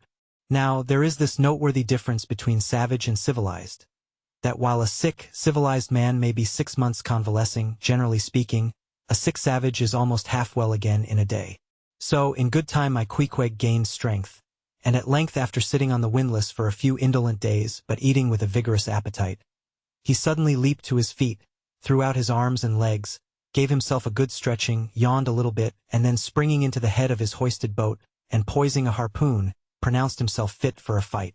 With a wild whimsiness, he now used his coffin for a sea chest, and emptying into it his canvas bag of clothes, set them in order there. Many spare hours he spent in carving the lid with all manner of grotesque figures and drawings, and it seemed that hereby he was striving, in his rude way, to copy parts of the twisted tattooing on his body. And this tattooing had been the work of a departed prophet and seer of his island, who, by those hieroglyphic marks, had written out on his body a complete theory of the heavens and the earth, and a mystical treatise on the art of attaining truth. So that Queequeg in his own proper person was a riddle to unfold, a wondrous work in one volume, but whose mysteries not even himself could read, though his own live heart beat against them. And these mysteries were therefore destined in the end to moulder away with the living parchment whereon they were inscribed, and so be unsolved to the last. And this thought it must have been which suggested to Ahab that wild exclamation of his, when one morning turning away from surveying poor Queequeg, "Oh, devilish tantalization of the gods!" Moby Dick Chapter 111. The Pacific. When gliding by the Bahi Isles we emerged at last upon the great South Sea. Were it not for other things, I could have greeted my dear Pacific with uncounted thanks, for now the long supplication of my youth was answered. That serene ocean rolled eastwards from me 1,000 leagues of blue. There is, one knows not what sweet mystery about this sea, whose gently awful stirrings seem to speak of some hidden soul beneath, like those fabled undulations of the Ephesian sod over the buried evangelist St. John. And meet it is, that over these sea pastures, wide rolling watery prairies and potters' fields of all 4 continents, the waves should rise and fall, and ebb and flow unceasingly. For here millions of mixed shades and shadows, drowned dreams, somnambulisms, reveries. All that we call lives and souls lie dreaming still, tossing like slumberers in their beds, the ever-rolling waves but made so by their restlessness. To any meditative Magian rover, this serene Pacific, once beheld, must ever after be the sea of his adoption. It rolls the midmost waters of the world, the Indian Ocean and Atlantic being but its arms. The same waves wash the moles of the new-built Californian towns, but yesterday planted by the recentest race of men, and lave the faded but still gorgeous skirts of Asiatic lands, older than Abraham, while all between float milky ways of coral isles, and low-lying, endless, unknown archipelagos, and impenetrable Japans. Thus this mysterious, divine Pacific zones the world's whole bulk about, makes all coasts one bay to it, seems the tide-beating heart of earth. Lifted by those eternal swells, you needs must own the seductive god, bowing your head to Pan. But few thoughts of Pan stirred Ahab's brain, as standing like an iron statue at his accustomed place beside the mizzen rigging, with one nostril he unthinkingly snuffed the sugary musk from the Bahi Isles, in whose sweet woods mild lovers must be walking, and with the other consciously inhaled the salt breath of the new-found sea, that sea in which the hated white whale must even then be swimming. Launched at length upon these almost final waters, and gliding towards the Japanese cruising ground, the old man's purpose intensified itself. His firm lips met like the lips of a vice, the delta of his forehead's veins swelled like overladen brooks. In his very sleep, his ringing cry ran through the vaulted hull. Stern all, the white whale spouts thick blood. Moby Dick Chapter 112. The Blacksmith. Availing himself of the mild, summer-cool weather that now reigned in these latitudes, and in preparation for the peculiarly active pursuits shortly to be anticipated, Perth, the begrimed, blistered old blacksmith, had not removed his portable forge to the hold again, after concluding his contributory work for Ahab's leg, but still retained it on deck, fast lashed to ringbolts by the foremast, being now almost incessantly invoked by the headsmen, and harpooneers, and bowsmen to do some little job for them, altering or repairing, or new shaping their various weapons and boat furniture. Often he would be surrounded by an eager circle, all waiting to be served, holding boat spades, pikeheads, harpoons and lances, and jealously watching his every sooty movement, as he toiled. Nevertheless, this old man's was a patient hammer wielded by a patient arm. No murmur, no impatience, no petulance did come from him. Silent, slow and solemn, bowing over still further his chronically broken back, he toiled away, as if toil were life itself, and the heavy beating of his hammer the heavy beating of his heart. And so it was most miserable. A peculiar walk in this old man, a certain slight but painful appearing yawing in his gait, had at an early period of the voyage excited the curiosity of the mariners, and to the importunity of their persistent questionings he had finally given in, and so it came to pass that every one now knew the shameful story of his wretched fate. Belated, and not innocently, one bitter winter's midnight, on the road running between 2 country towns, the blacksmith half-stupidly felt the deadly numbness stealing over him, and sought refuge in a leaning, dilapidated barn. The issue was the loss of the extremities of both feet. Out of this revelation, part by part, At last came out the 4 acts of the gladness, and the one long, and as yet uncatastrophed 5th act of the grief of his life's drama. He was an old man, who, at the age of nearly 60, had postponedly encountered that thing in sorrow's technicals called ruin. He had been an artisan of famed excellence, and with plenty to do, owned a house and garden, embraced a youthful, daughter-like, loving wife and 3 blithe, ruddy children. Every Sunday went to a cheerful-looking church planted in a grove. But one night, under cover of darkness, and further concealed in a most cunning disguisement, a desperate burglar slid into his happy home and robbed them all of everything. And darker yet to tell, the blacksmith himself did ignorantly conduct this burglar into his family's heart. It was the bottle conjurer. Upon the opening of that fatal cork, forth flew the fiend, and shriveled up his home. Now, for prudent, most wise and economic reasons, the blacksmith's shop was in the basement of his dwelling, but with a separate entrance to it. So that always had the young and loving healthy wife listened with no unhappy nervousness, but with vigorous pleasure, to the stout ringing of her young armed old husband's hammer, whose reverberations, muffled by passing through the floors and walls, came up to her, not unsweetly, in her nursery. And so, to stout labor's iron lullaby, the blacksmith's infants were rocked to slumber. O woe on woe! O death, why canst thou not sometimes be timely? Hadst thou taken this old blacksmith to thyself ere his full ruin came upon him, then had the young widow had a delicious grief, and her orphans a truly venerable, legendary sire to dream of in their after years, and all of them a care-killing competency. But death plucked down some virtuous elder brother, on whose whistling daily toil solely hung the responsibilities of some other family, and left the worse than useless old man standing, till the hideous rot of life should make him easier to harvest. Why tell the whole? The blows of the basement hammer every day grew more and more between, and each blow every day grew fainter than the last. The wife sat frozen at the window with tearless eyes, glitteringly gazing into the weeping faces of her children. The bellows fell. The forge choked up with cinders. The house was sold. The mother dived down into the long churchyard grass. Her children twice followed her thither, and the houseless, familyless old man staggered off a vagabond in crape. His every woe, unreverenced. His gray head a scorn to flaxen curls. Death seems the only desirable sequel for a career like this. But death is only a launching into the region of the strange untried. It is but the first salutation to the possibilities of the immense remote, the wild, the watery, the unshored.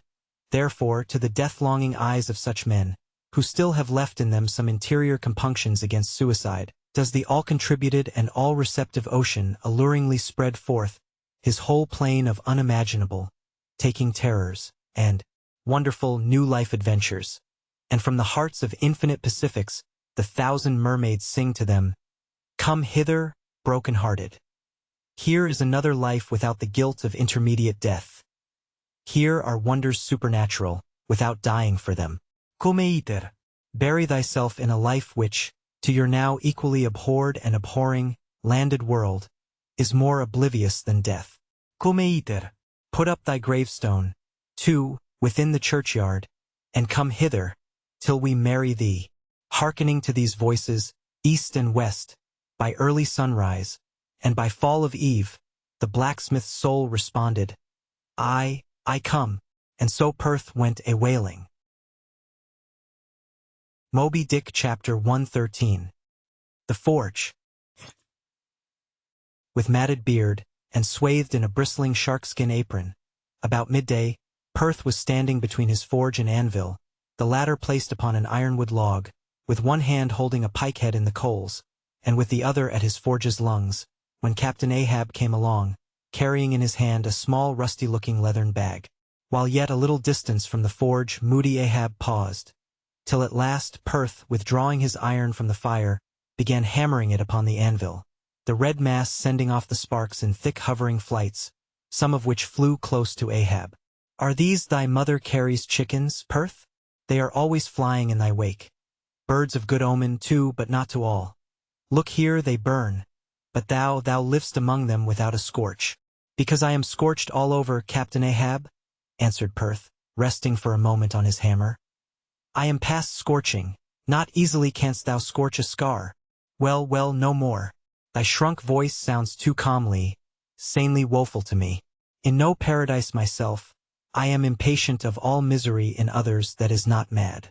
Thou shouldst go mad, blacksmith. Say, why dost thou not go mad? How canst thou endure without being mad? Do the heavens yet hate thee, that thou canst not go mad? What wert thou making there? Welding an old pike head, sir. There were seams and dents in it. And canst thou make it all smooth again, blacksmith, after such hard usage as it had? I think so, sir. And I suppose thou canst smooth almost any seams and dents. Never mind how hard the metal, blacksmith? Aye, sir, I think I can. All seams and dents but one. Look ye here, then, cried Ahab, passionately advancing, and leaning with both hands on Perth's shoulders. Look ye here, here. Can ye smooth out a seam like this, blacksmith? Sweeping one hand across his ribbed brow. If thou couldst, blacksmith, glad enough would I lay my head upon thy anvil, and feel thy heaviest hammer between my eyes. Answer. Canst thou smooth this seam? Oh, that is the one, sir. Said I not all seams and dents but one? Aye, blacksmith, it is the one. Aye, man, it is unsmoothable. For though thou only seest it here in my flesh, it has worked down into the bone of my skull. That is all wrinkles. But, away with child's play. No more gaffs and pikes today. Look ye here. Jingling the leathern bag, as if it were full of gold coins. I, too, want a harpoon made. One that 1,000 yoke of fiends could not part Perth. Something that will stick in a whale like his own fin bone. There's the stuff. Flinging the pouch upon the anvil. Look ye, blacksmith. These are the gathered nail stubs of the steel shoes of racing horses. Horseshoe stubs, sir? Why, Captain Ahab, thou hast here, then, the best and stubbornest stuff we blacksmiths ever work. I know it, old man. These stubs will weld together like glue from the melted bones of murderers. Quick, forge me the harpoon. And forge me first 12 rods for its shank. Then wind and twist, and hammer these 12 together like the yarns and strands of a tow line. Quick, I'll blow the fire. When at last the 12 rods were made, Ahab tried them, one, by spiraling them, with his own hand, round a long, heavy iron bolt. A flaw! Rejecting the last one. Work that over again, Perth. This done, Perth was about to begin welding the 12 into one, when Ahab stayed his hand, and said he would weld his own iron. As then, with regular, gasping hems, he hammered on the anvil, Perth passing to him the glowing rods, one after the other, and the hard-pressed forge shooting up its intense straight flame, the Parsee passed silently, and bowing over his head towards the fire, seemed invoking some curse or some blessing on the toil. But, as Ahab looked up, he slid aside. What's that bunch of lucifers dodging about there for? Muttered Stubb, looking on from the forecastle. That Parsee smells fire like a fusee, and smells of it himself like a hot musket's powder pan. At last the shank, in one complete rod, received its final heat, and as Perth, to temper it, plunged it all hissing into the cask of water nearby, the scalding steam shot up into Ahab's bent face. Wouldst thou brand me, Perth? Wincing for a moment with the pain. Have I been but forging my own branding iron then? Pray God, not that. Yet I fear something, Captain Ahab. Is not this harpoon for the white whale, for the white fiend, but now for the barbs? Thou must make them thyself, man. Here are my razors, the best of steel. Here, and make the barbs sharp as the needle-sleet of the icy sea. For a moment, the old blacksmith eyed the razors as though he would fain not use them. Take them, man, I have no need for them. For I now neither shave, sup, nor pray till, but here to work.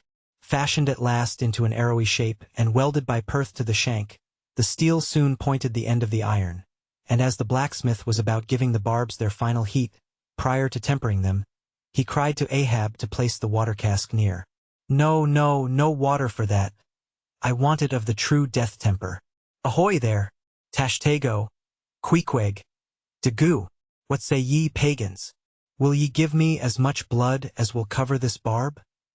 Holding it high up, a cluster of dark nods replied, yes. 3 punctures were made in the heathen flesh, and the white whale's barbs were then tempered. Ego non baptizo te in nomine Patris, sed in nomine Diaboli, deliriously howled Ahab, as the malignant iron scorchingly devoured the baptismal blood. Now, mustering the spare poles from below, and selecting one of hickory, with the bark still investing it, Ahab fitted the end to the socket of the iron. A coil of new tow line was then unwound, and some fathoms of it taken to the windlass, and stretched to a great tension. Pressing his foot upon it, till the rope hummed like a harp string, then eagerly bending over it, and seeing no strandings, Ahab exclaimed, "Good! And now for the seizings."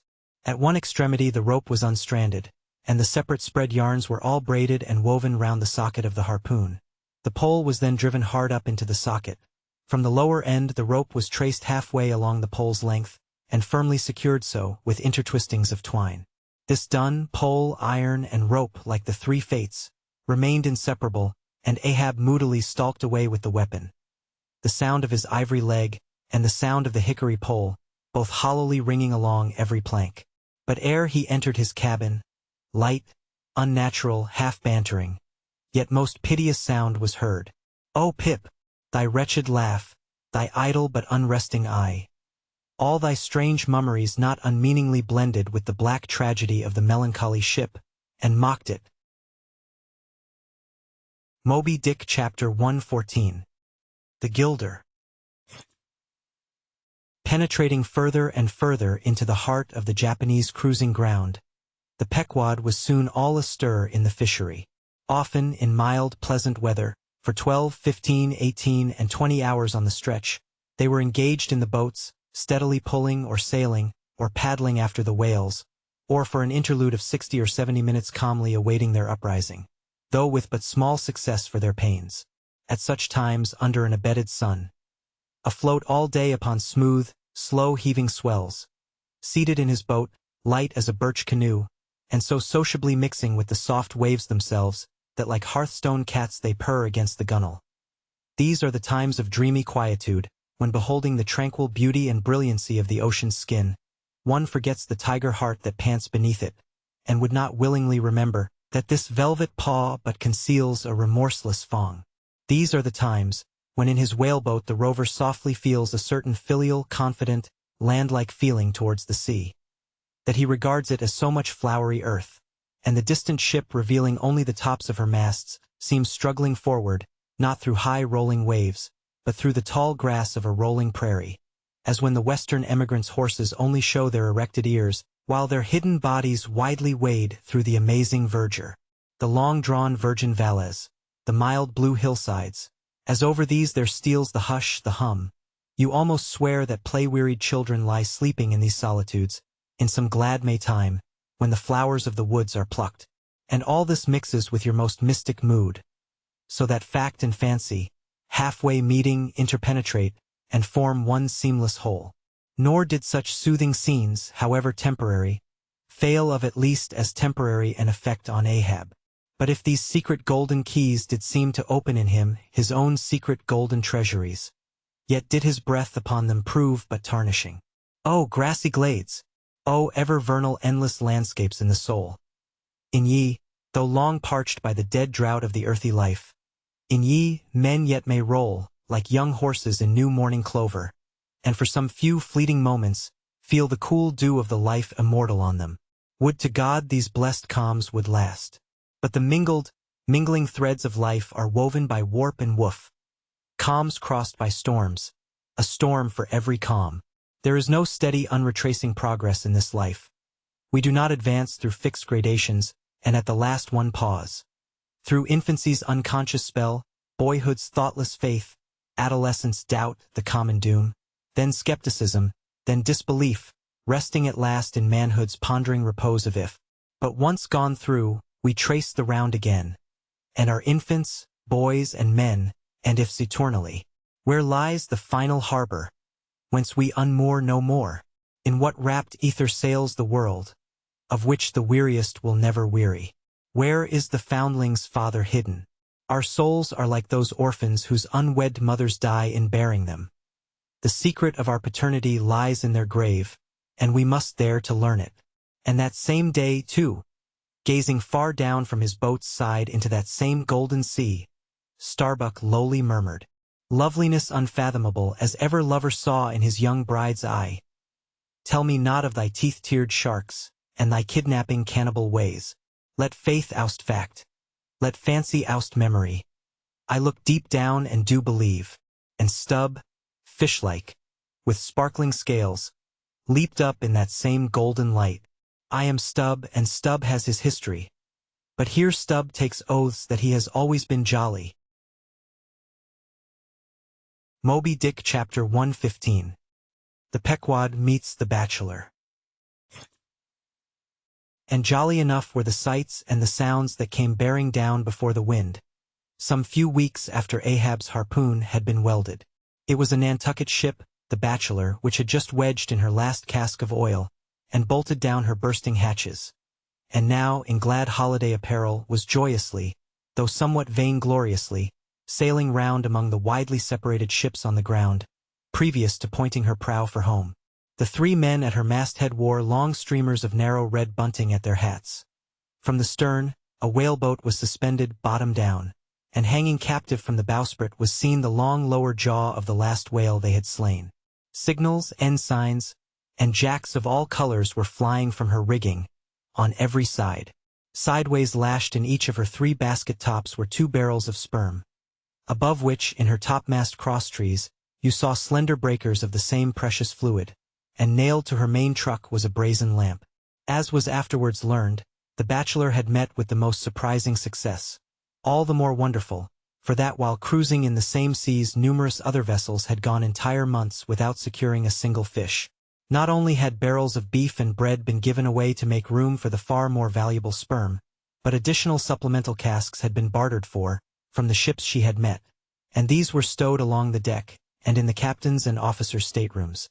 Even the cabin table itself had been knocked into kindling wood, and the cabin mess dined off the broad head of an oil butt, lashed down to the floor for a centerpiece. In the forecastle, the sailors had actually caulked and pitched their chests and filled them.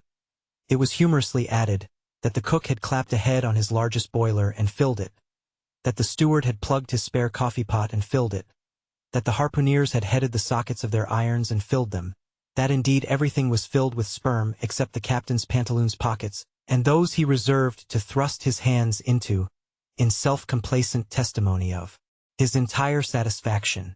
As this glad ship of good luck bore down upon the moody Pequod, the barbarian sound of enormous drums came from her forecastle, and drawing still nearer, a crowd of her men were seen standing round her huge trypots, which, covered with the parchment-like poke or stomach skin of the black fish, gave forth a loud roar to every stroke of the clenched hands of the crew.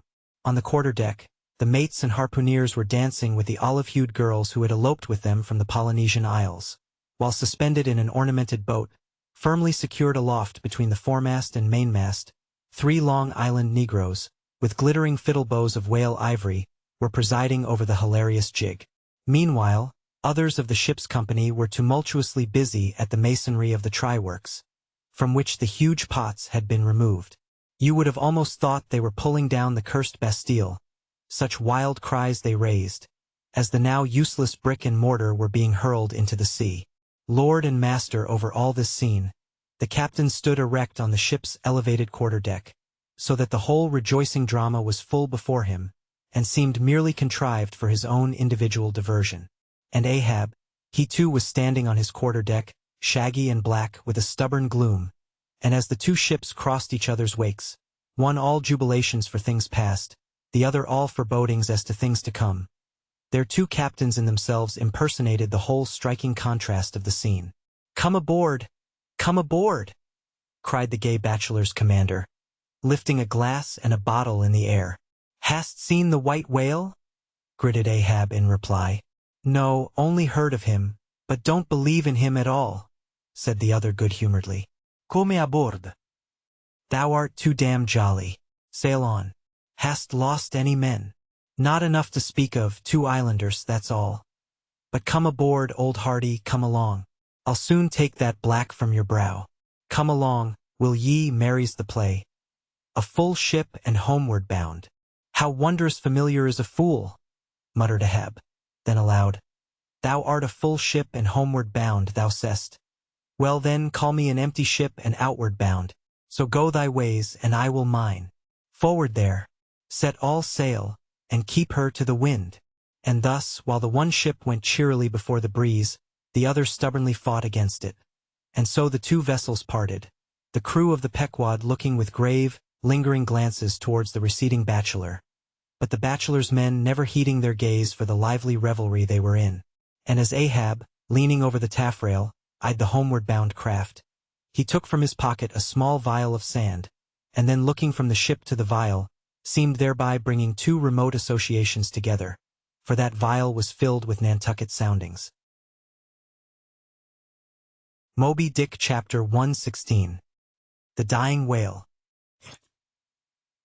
Not seldom in this life, when, on the right side, fortune's favorites sail close by us, we, though all adroit before, catch somewhat of the rushing breeze, and joyfully feel our bagging sails fill out. So seemed it with the Pequod. For next day after encountering the gay bachelor, whales were seen and 4 were slain, and one of them by Ahab. It was far down the afternoon, and when all the spearings of the crimson fight were done, and floating in the lovely sunset sea and sky, sun and whale both stilly died together.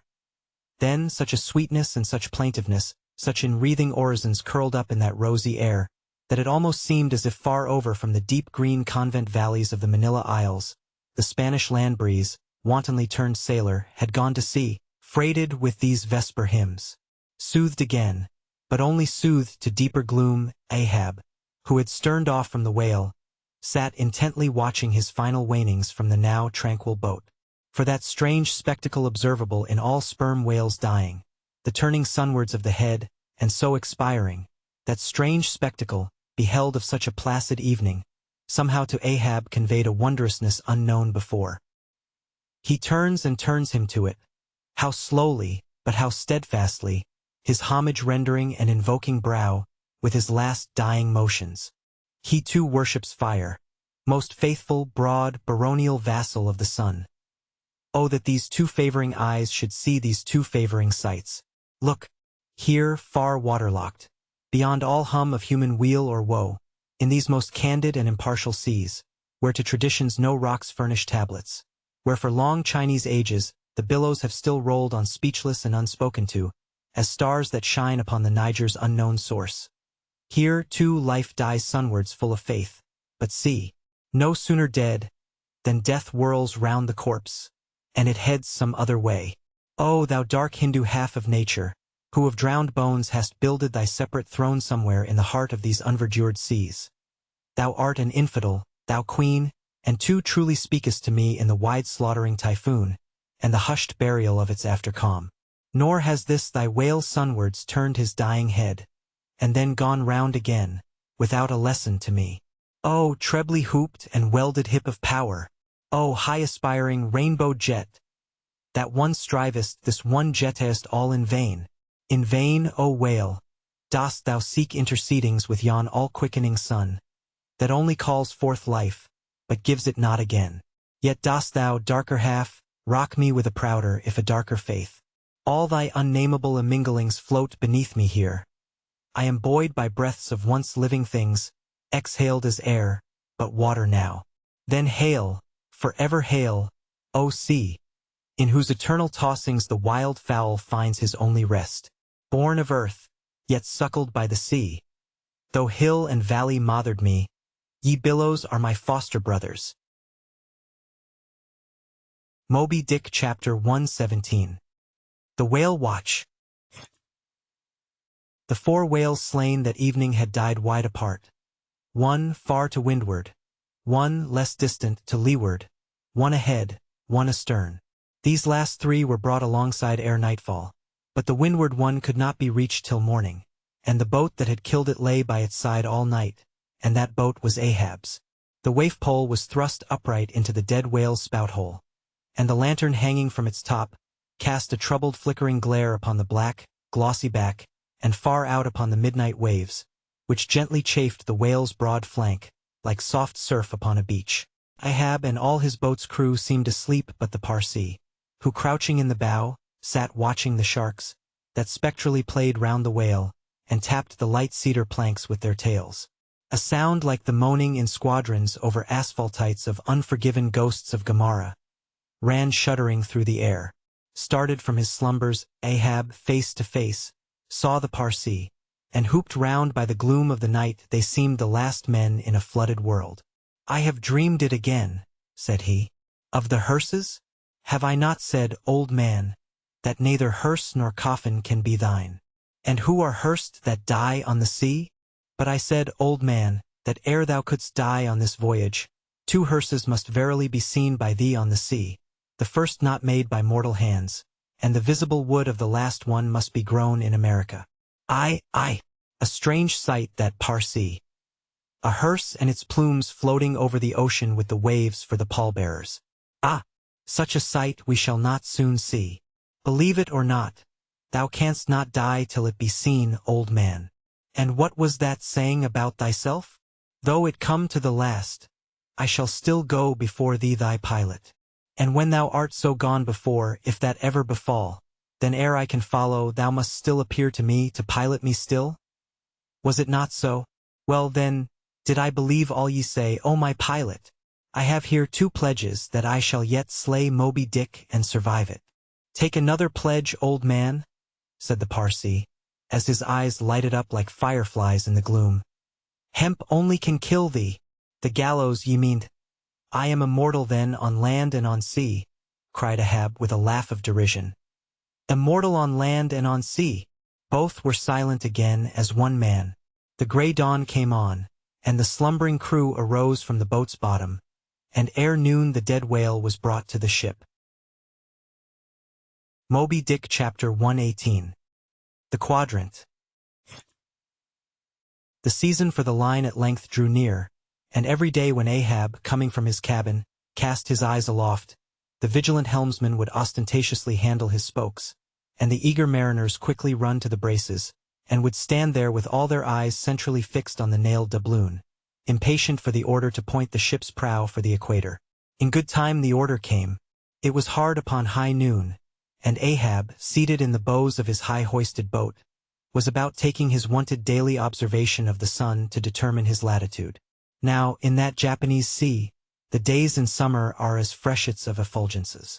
That unblinkingly vivid Japanese sun seems the blazing focus of the glassy ocean's immeasurable burning glass. The sky looks lacquered. Clouds there are none. The horizon floats, and this nakedness of unrelieved radiance is as the insufferable splendors of God's throne. Well that Ahab's quadrant was furnished with colored glasses, through which to take sight of that solar fire. So, swinging his seated form to the roll of the ship, and with his astrological-looking instrument placed to his eye, he remained in that posture for some moments to catch the precise instant when the sun should gain its precise meridian. Meantime, while his whole attention was absorbed, the Parsee was kneeling beneath him on the ship's deck, and with face thrown up like Ahab's, was eyeing the same sun with him. Only the lids of his eyes half hooded their orbs, and his wild face was subdued to an earthly passionlessness. At length the desired observation was taken, and with his pencil upon his ivory leg, Ahab soon calculated what his latitude must be at that precise instant. Then falling into a moment's reverie, he again looked up towards the sun and murmured to himself, "Thou sea mark, thou high and mighty pilot, thou tellest me truly where I am. But canst thou cast the least hint where I shall be? Or canst thou tell where some other thing besides me is this moment living? Where is Moby Dick? This instant thou must be eyeing him. These eyes of mine look into the very eye that is even now beholding him. Aye, and into the eye that is even now equally beholding the objects on the unknown, thither side of thee, thou sun." Then gazing at his quadrant, and handling, one after the other, its numerous cabalistical contrivances, he pondered again, and muttered, "Foolish toy, baby's plaything of haughty admirals and commodores and captains. The world brags of thee, of thy cunning and might. But what after all canst thou do, but tell the poor, pitiful point, where thou thyself happenest to be on this wide planet, and the hand that holds thee, no, not one jot more. Thou canst not tell where one drop of water or one grain of sand will be tomorrow noon, and yet with thy impudence thou insultest the sun. Science, curse thee, thou vain toy, and cursed be all the things that cast man's eyes aloft to that heaven, whose live vividness but scorches him, as these old eyes are even now scorched with thy light, O sun. Level by nature to this earth's horizon are the glances of man's eyes, not shot from the crown of his head, as if God had meant him to gaze on his firmament. Curse thee, thou quadrant! Dashing it to the deck. No longer will I guide my earthly way by thee, the level ship's compass, and the level dead reckoning by log and by line. These shall conduct me and show me my place on the sea. I, lighting from the boat to the deck, thus I trample on thee, thou paltry thing that feebly pointest on high, thus I split and destroy thee. As the frantic old man thus spoke and thus trampled with his live and dead feet, a sneering triumph that seemed meant for Ahab, and a fatalistic despair that seemed meant for himself. These passed over the mute, motionless Parsi's face. Unobserved he rose and glided away, while, awestruck by the aspect of their commander, the seamen clustered together on the forecastle, till Ahab, troubledly pacing the deck, shouted out, "To the braces! Up helm! Square in!" In an instant the yard swung round, and as the ship half-wheeled upon her heel, her three firm-seated graceful masts erectly poised upon her long-ribbed hull, seemed as the three Horatii pirouetting on one sufficient steed. Standing between the knight-heads, Starbuck watched the Pequod's tumultuous way, and Ahab's also, as he went lurching along the deck. I have sat before the dense coal fire and watched it all aglow, full of its tormented flaming life, and I have seen it wane at last, down, down to dumbest dust. Old man of oceans, of all this fiery life of thine, what will at length remain but one little heap of ashes? "Aye," cried Stubb, "but sea-coal ashes. Mind ye that, Mr. Starbuck, sea-coal, not your common charcoal." "Well, well," I heard Ahab mutter. "Here some one thrusts these cards into these old hands of mine, swears that I must play them and no others. And damn me, Ahab, but thou actest right. Live in the game and die in it." Moby Dick Chapter 119. The Candles. Warmest climes but nurse the cruelest fangs. The tiger of Bengal crouches in spiced groves of ceaseless verdure. Skies the most effulgent but basket the deadliest thunders. Gorgeous Cuba knows tornadoes that never swept tame northern lands. So, too, it is, that in these resplendent Japanese seas the mariner encounters the direst of all storms, the typhoon. It will sometimes burst from out that cloudless sky, like an exploding bomb upon a dazed and sleepy town. Towards evening of that day, the Pequod was torn of her canvas, and Barepoled was left to fight a typhoon which had struck her directly ahead. When darkness came on, sky and sea roared and split with the thunder, and blazed with the lightning, that showed the disabled masts fluttering here and there with the rags which the first fury of the tempest had left for its after-sport. Holding by a shroud, Starbuck was standing on the quarter-deck, at every flash of the lightning glancing aloft, to see what additional disaster might have befallen the intricate hamper there, while Stubb and Flask were directing the men in the higher hoisting and firmer lashing of the boats. But all their pains seemed naught. Though lifted to the very top of the cranes, the windward quarter-boat Ahab's did not escape. A great rolling sea, dashing high up against the reeling ship's high teetering side, stove in the boat's bottom at the stern, and left it again, all dripping through like a sieve. Bad work, Mr. Starbuck," said Stubb, regarding the wreck. "But the sea will have its way.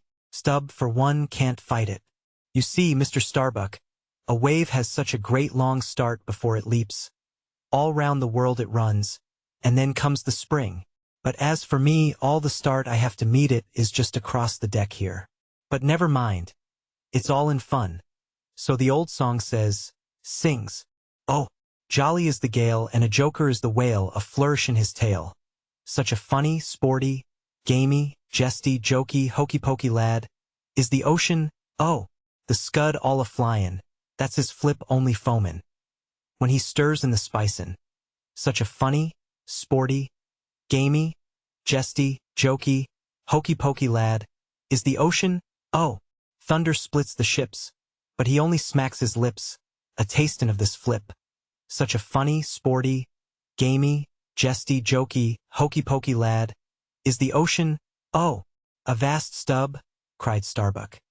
"Let the typhoon sing, and strike his harp here in our rigging. But if thou art a brave man thou wilt hold thy peace. But I am not a brave man. Never said I was a brave man. I am a coward, and I sing to keep up my spirits. And I tell you what it is, Mr. Starbuck. There's no way to stop my singing in this world but to cut my throat. And when that's done, 10 to 1 I sing ye the doxology for a wind-up. Madman, look through my eyes if thou hast none of thine own. What? How can you see better of a dark night than anybody else? Never mind how foolish. Here, cried Starbuck, seizing Stubb by the shoulder, and pointing his hand towards the weather bow. Markest thou not that the gale comes from the eastward, the very course Ahab is to run for Moby Dick? The very course he swung to this day noon? Now mark his boat there. Where is that stove? In the stern sheets, man, where he is wont to stand. His standpoint is stove, man. Now jump overboard, and sing away, if thou must. I don't half understand ye. What's in the wind? Yes, yes, round the Cape of Good Hope is the shortest way to Nantucket, soliloquized Starbuck suddenly, heedless of Stubb's question. The gale that now hammers at us to stave us, we can turn it into a fair wind that will drive us towards home. Yonder, to windward, all is blackness of doom, but to leeward, homeward, I see it lightens up there, but not with the lightning. At that moment, in one of the intervals of profound darkness, following the flashes, a voice was heard at his side, and almost at the same instant a volley of thunder peals rolled overhead. Who's there? Old Thunder, said Ahab, groping his way along the bulwarks to his pivot hole, but suddenly finding his path made plain to him by elbowed lances of fire. Now, as the lightning rod to a spire on shore is intended to carry off the perilous fluid into the soil, so the kindred rod which at sea some ships carry to each mast, is intended to conduct it into the water. But as this conductor must descend to considerable depth, that its end may avoid all contact with the hull, and as moreover, if kept constantly towing there, it would be liable to many mishaps, besides interfering not a little with some of the rigging, and more or less impeding the vessel's way in the water. Because of all this, the lower parts of a ship's lightning rods are not always overboard, but are generally made in long slender links, so as to be the more readily hauled up into the chains outside, or thrown down into the sea, as occasion may require. The rods! The rods! Cried Starbuck to the crew, suddenly admonished to vigilance by the vivid lightning that had just been darting flambeaux to light Ahab to his post. Are they overboard? Drop them over, fore and aft. Quick! Avast! Cried Ahab. Let's have fair play here, though we be the weaker side. Yet I'll contribute to raise rods on the Himalayas and Andes, that all the world may be secured. But out on privileges. Let them be, sir. Look aloft! Cried Starbuck. The corpusants! The corpusants! All the yard arms were tipped with a pallid fire, and touched at each tri-pointed lightning rod end with 3 tapering white flames. Each of the 3 tall masts was silently burning in that sulphurous air, like 3 gigantic wax tapers before an altar. Blast the boat! Let it go! Cried Stubb at this instant, as a swashing sea heaved up under his own little craft, so that its gunwale violently jammed his hand as he was passing a lashing. Blast it! But slipping backward on the deck, his uplifted eyes caught the flames, and immediately shifting his tone he cried, The corpusants have mercy on us all! To sailors oaths are household words. They will swear in the trance of the calm, and in the teeth of the tempest. They will imprecate curses from the topsail-yard arms, when most they teeter over to a seething sea. But in all my voyagings, seldom have I heard a common oath when God's burning finger has been laid on the ship, when his mean tekel-up-harson has been woven into the shrouds and the cordage. While this pallidness was burning aloft, few words were heard from the enchanted crew, who in one thick cluster stood on the forecastle, all their eyes gleaming in that pale phosphorescence, like a far-away constellation of stars. Relieved against the ghostly light, the gigantic jet negro, Daggoo, loomed up to thrice his real stature, and seemed the black cloud from which the thunder had come. The parted mouth of Tashtego revealed his shark-white teeth, which strangely gleamed as if they too had been tipped by corpusants. While lit up by the preternatural light, Queequeg's tattooing burned like satanic blue flames on his body. The tableau all waned at last with the pallidness aloft, and once more the Pequod and every soul on her decks were wrapped in a pall. A moment or two passed when Starbuck, going forward, pushed against someone. It was Stubb. "What thinkest thou now, man? I heard thy cry. It was not the same in the song." "No, no, it wasn't. I said the corpusants have mercy on us all, and I hope they will still. But do they only have mercy on long faces? Have they no bowels for a laugh? And look ye, Mr. Starbuck, but it's too dark to look. Hear me, then. I take that masthead flame we saw for a sign of good luck. For those masts are rooted in a hold that is going to be chock-a-block with sperm oil, DC. And so all that sperm will work up into the masts, like sap in a tree. Yes, our 3 masts will yet be as 3 spermaceti candles. That's the good promise we saw." At that moment Starbuck caught sight of Stubb's face slowly beginning to glimmer into sight. Glancing upwards he cried, "See! See!" And once more the high tapering flames were beheld with what seemed redoubled supernaturalness in their pallor. "The corpus ants have mercy on us all," cried Stubb again. At the base of the mainmast, full beneath the doubloon and the flame, the Parsee was kneeling in Ahab's front, but with his head bowed away from him, while nearby, from the arched and overhanging rigging, where they had just been engaged securing a spar, a number of the seamen, arrested by the glare, now cohered together and hung pendulous, like a knot of numbed wasps from a drooping orchard twig, in various enchanted attitudes, like the standing or stepping or running skeletons in Herculaneum. Others remained rooted to the deck, but all their eyes upcast. "Aye, men!" cried Ahab. "Look up at it. Mark it well. The white flame but lights the way to the white whale. Hand me those mainmast links there. I would fain feel this pulse, and let mine beat against it. Blood against fire. So." Then turning, the last link held fast in his left hand, he put his foot upon the Parsee, and with fixed upward eye and high-flung right arm, he stood erect before the lofty tri-pointed trinity of flames. "Oh, thou clear spirit of clear fire, whom on these seas I as Persian once did worship, till in the sacramental act so burned by thee, that to this hour I bear the scar.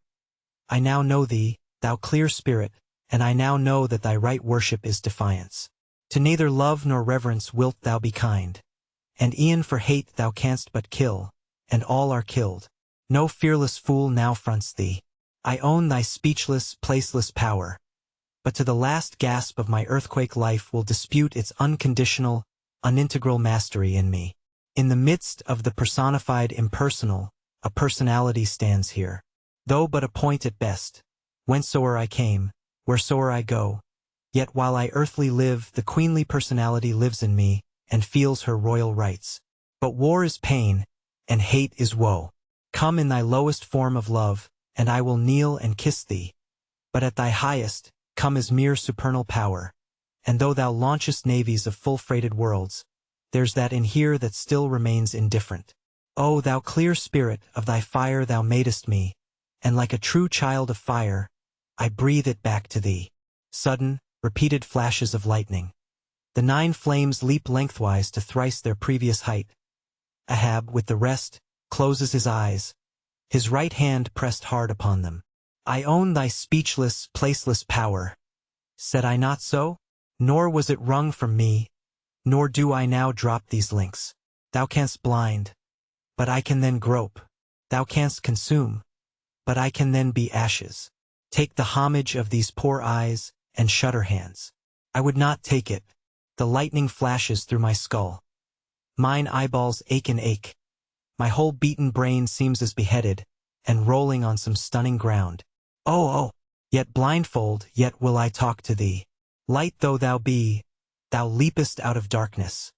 But I am darkness leaping out of light, leaping out of thee. The javelins cease. Open eyes? See or not? There burn the flames. O thou magnanimous! Now I do glory in my genealogy. But thou art but my fiery father. My sweet mother, I know not. O cruel! What hast thou done with her? There lies my puzzle. But thine is greater. Thou knowest not how came ye, hence callest thyself unbegotten. Certainly knowest not thy beginning, hence callest thyself unbegun. I know that of me, which thou knowest not of thyself. O thou omnipotent! There is some unsuffusing thing beyond thee, thou clear spirit, to whom all thy eternity is but time, all thy creativeness mechanical. Through thee, thy flaming self, my scorched eyes do dimly see it. O thou foundling fire, thou hermit immemorial, thou too hast thy incommunicable riddle, thy unparticipated grief. Here again with haughty agony, I read my sire. Leap, leap up, and lick the sky. I leap with thee, I burn with thee, would fain be welded with thee, defyingly I worship thee. The boat! The boat! Cried Starbuck. Look at thy boat, old man. Ahab's harpoon, the one forged at Perth's fire, remained firmly lashed in its conspicuous crotch, so that it projected beyond his whaleboat's bow. But the sea that had stove its bottom had caused the loose leather sheath to drop off, and from the keen steel barb there now came a leveled flame of pale, forked fire. As the silent harpoon burned there like a serpent's tongue, Starbuck grasped Ahab by the arm. God is against thee, old man. Forbear! 'Tis an ill voyage, ill begun, ill continued. Let me square the yards while we may, old man, and make a fair wind of it homewards, to go on a better voyage than this. Overhearing Starbuck, the panic-stricken crew instantly ran to the braces, though not a sail was left aloft. For the moment all the aghast mate's thoughts seemed theirs. They raised a half-mutinous cry, but dashing the rattling lightning links to the deck, and snatching the burning harpoon, Ahab waved it like a torch among them, swearing to transfix with it the first sailor that but cast loose a rope's end. Petrified by his aspect, and still more shrinking from the fiery dart that he held, the men fell back in dismay, and Ahab again spoke. All your oaths to hunt the white whale are as binding as mine, and heart, soul and body, lungs and life, old Ahab is bound. And that ye may know to what tune this heart beats, look ye here, thus I blow out the last fear. And with one blast of his breath he extinguished the flame. As in the hurricane that sweeps the plain, men fly the neighborhood of some lone, gigantic elm, whose very height and strength but render it so much the more unsafe, because so much the more a mark for thunderbolts. So at those last words of Ahab's many of the mariners did run from him in a terror of dismay. Moby Dick Chapter 120. The deck towards the end of the first night watch. Ahab standing by the helm, Starbuck approaching him. We must send down the main topsail yard, sir. The band is working loose and the lee lift is half-stranded. Shall I strike it, sir? Strike nothing. Lash it. If I had skysail poles, I'd sway them up now. Sir. In God's name, sir? Well. The anchors are working, sir. Shall I get them inboard? Strike nothing, and stir nothing, but lash everything. The wind rises, but it has not got up to my tablelands yet. Quick and see to it, by masts and keels. He takes me for the hunchback skipper of some coasting smack. Send down my main topsail yard. Oh, glupots! Loftiest trucks were made for wildest winds, and this brain truck of mine now sails amid the cloud scud. Shall I strike that? Oh, none but cowards send down their brain trucks in tempest time. What a hoorush aloft there! I would e'en take it for sublime, did I not know that the colic is a noisy malady. Oh, take medicine, take medicine. Moby Dick Chapter 121. Midnight. The forecastle bulwarks. Stub and flask mounted on them, and passing additional lashings over the anchors they're hanging. No, Stub, you may pound that not there as much as you please, but you will never pound into me what you were just now saying. And how long ago is it since you said the very contrary? Didn't you once say that whatever ship Ahab sails in, that ship should pay something extra on its insurance policy, just as though it were loaded with powder barrels aft and boxes of lucifers forward? Stop now! Didn't you say so? Well, suppose I did? What then? I've part changed my flesh since that time, why not my mind? Besides, supposing we are loaded with powder barrels aft and lucifers forward, how the devil could the lucifers get a fire in this drenching spray here? Why, my little man, you have pretty red hair, but you couldn't get a fire now. Shake yourself, your Aquarius, or the water-bearer, Flask, might fill pitchers at your coat collar. Don't you see, then, That for these extra risks the marine insurance companies have extra guarantees? Here are hydrants, Flask.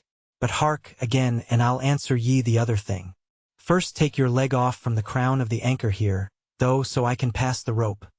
Now listen.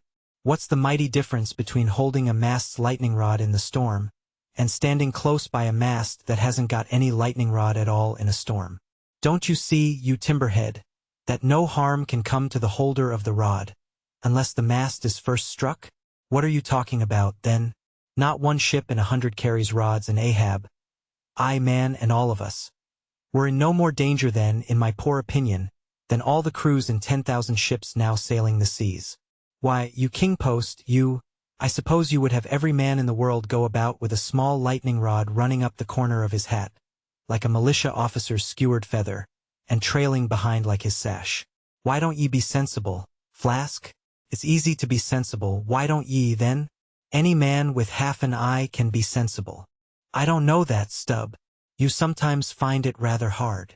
Yes, when a fellow's soaked through, it's hard to be sensible, that's a fact. And I am about drenched with this spray. Never mind. Catch the turn there and pass it. Seems to me we are lashing down these anchors now as if they were never going to be used again. Tying these 2 anchors here, Flask, seems like tying a man's hands behind him. And what big generous hands they are, to be sure. These are your iron fists, hey? What a hold they have, too. I wonder, Flask, whether the world is anchored anywhere. If she is, she swings with an uncommon long cable, though. There, hammer that knot down, and we've done. So, next to touching land, lighting on deck is the most satisfactory. I say, just wring out my jacket skirts, will ye? Tank ye. They laugh at long togs so, Flask. But seems to me, a long-tailed coat ought always to be worn in all storms afloat. The tails tapering down that way serve to carry off the water, GC. Same with cocked hats. The cocks form gable-end eave-troughs, Flask. No more monkey jackets and tarpaulins for me. I must mount a swallowtail and drive down a beaver. So. Hello! Phew! There goes my tarpaulin overboard. Lord, Lord, that the winds that come from heaven should be so unmannerly. This is a nasty night, lad. Moby Dick Chapter 122. Midnight alofta, thunder and lightning. The main topsail yard dot. Tashtego passing new lashings around it. Stop that thunder. Plenty too much thunder up here. What's the use of thunder? We don't want thunder. We want rum. Give us a glass of rum. Moby Dick Chapter 123. The Musket. During the most violent shocks of the typhoon, the man at the Pequod's jawbone tiller had several times been reelingly hurled to the deck by its spasmodic motions, even though preventer tackles had been attached to it, for they were slack, because some play to the tiller was indispensable. In a severe gale like this, while the ship is but a tossed shuttlecock to the blast, it is by no means uncommon to see the needles in the compasses at intervals go round and round. It was thus with the Pequods. At almost every shock the helmsman had not failed to notice the whirling velocity with which they revolved upon the cards. It is a sight that hardly anyone can behold without some sort of unwanted emotion.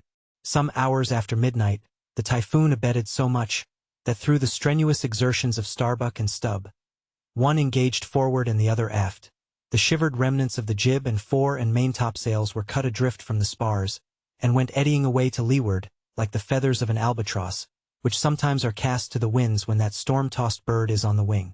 The 3 corresponding new sails were now bent and reefed, and a storm trysail was set further aft, so that the ship soon went through the water with some precision again, and the course, for the present east-southeast, which he was to steer, if practicable, was once more given to the helmsman. For during the violence of the gale, he had only steered according to its vicissitudes. But as he was now bringing the ship as near her course as possible, watching the compass meanwhile, lo! A good sign. The wind seemed coming round astern. Aye, the foul breeze became fair. Instantly the yards were squared, to the lively song of Ho! The fair wind. Oi ho, cheerly men! The crew singing for joy, that so promising an event should so soon have falsified the evil portents preceding it. In compliance with the standing order of his commander, to report immediately, and at any one of the 24 hours, any decided change in the affairs of the deck, Starbuck had no sooner trimmed the yards to the breeze, however reluctantly and gloomily, than he mechanically went below to apprise Captain Ahab of the circumstance. Ere knocking at his stateroom, he involuntarily paused before it a moment. The cabin lamp, taking long swings this way and that, was burning fitfully, and casting fitful shadows upon the old man's bolted door. A thin one with fixed blinds inserted in place of upper panels. The isolated subterraneousness of the cabin made a certain humming silence to reign there, though it was hooped round by all the roar of the elements. The loaded muskets in the rack were shiningly revealed, as they stood upright against the forward bulkhead. Starbuck was an honest, upright man. But out of Starbuck's heart, at that instant when he saw the muskets, there strangely evolved an evil thought, but so blent with its neutral or good accompaniments that for the instant he hardly knew it for itself. "He would have shot me once," he murmured. "Yes, there's the very musket that he pointed at me. That one with the studded stock. Let me touch it, lift it. Strange that I, who have handled so many deadly lances, strange that I should shake so now. Loaded? I must see. Aye, and powder in the pan. That's not good. Best spill it. Wait, I'll cure myself of this. I'll hold the musket boldly while I think. I come to report a fair wind to him. But how fair? Fair for death and doom. That's fair for Moby Dick. It's a fair wind that's only fair for that accursed fish. The very tube he pointed at me. The very one. This one. I hold it here. He would have killed me with the very thing I handle now. Aye, and he would fain kill all his crew. Does he not say he will not strike his spars to any gale? Has he not dashed his heavenly quadrant? And in these same perilous seas, gropes he not his way by mere dead reckoning of the error-abounding log? And in this very typhoon, did he not swear that he would have no lightning rods? But shall this crazed old man be tamely suffered to drag a whole ship's company down to doom with him? Yes, it would make him the willful murderer of 30 men and more, if this ship come to any deadly harm. And come to deadly harm, my soul swears this ship will, if Ahab have his way. If then he were this instant put aside, that crime would not be his. Ah, is he muttering in his sleep? Yes, just there. In there he's sleeping. Sleeping? Aye, but still alive and soon awake again. I can't withstand thee then, old man. Not reasoning, not remonstrance, not entreaty wilt thou hearken to. All this thou scornest. Flat obedience to thy own flat commands. This is all thou breathest. Aye, and say'st the men have vowed thy vow. Say'st all of us are Ahabs. Great God forbid. But is there no other way? No lawful way? Make him a prisoner to be taken home? What? Hope to wrest this old man's living power from his own living hands? Only a fool would try it. Say he were pinioned even. Knotted all over with ropes and hawsers. Chained down to ring bolts on this cabin floor. He would be more hideous than a caged tiger. Then, I could not endure the sight. Could not possibly fly his howlings. All comfort, sleep itself, inestimable reason would leave me on the long, intolerable voyage. What then remains? The land is hundreds of leagues away, and Loch Japan the nearest. I stand alone here upon an open sea, with 2 oceans and a whole continent between me and law. Aye, 'tis so. Is heaven a murderer when its lightning strikes a would-be murderer in his bed, tindering sheets and skin together? And would I be a murderer, then, if, and slowly, stealthily, and half sideways looking, he placed the loaded musket's end against the door? On this level, Ahab's hammock swings within, his head this way. A touch, and Starbuck may survive to hug his wife and child again. Oh, Mary, Mary! Boy, boy, boy! But if I wake thee not to death, old man, who can tell to what unsound deep Starbuck's body this day week may sink, with all the crew? Great God! Where art thou? Shall I? Shall I? The wind has gone down and shifted, sir. The fore and main topsails are reefed and set. She heads her course. Stern all. O Moby Dick! I clutch thy heart at last. Such were the sounds that now came hurtling from out the old man's tormented sleep, as if Starbuck's voice had caused the long dumb dream to speak. The yet leveled musket shook like a drunkard's arm against the panel. Starbuck seemed wrestling with an angel, but turning from the door, he placed the death tube in its rack and left the place. "He's too sound asleep, Mr. Stubb.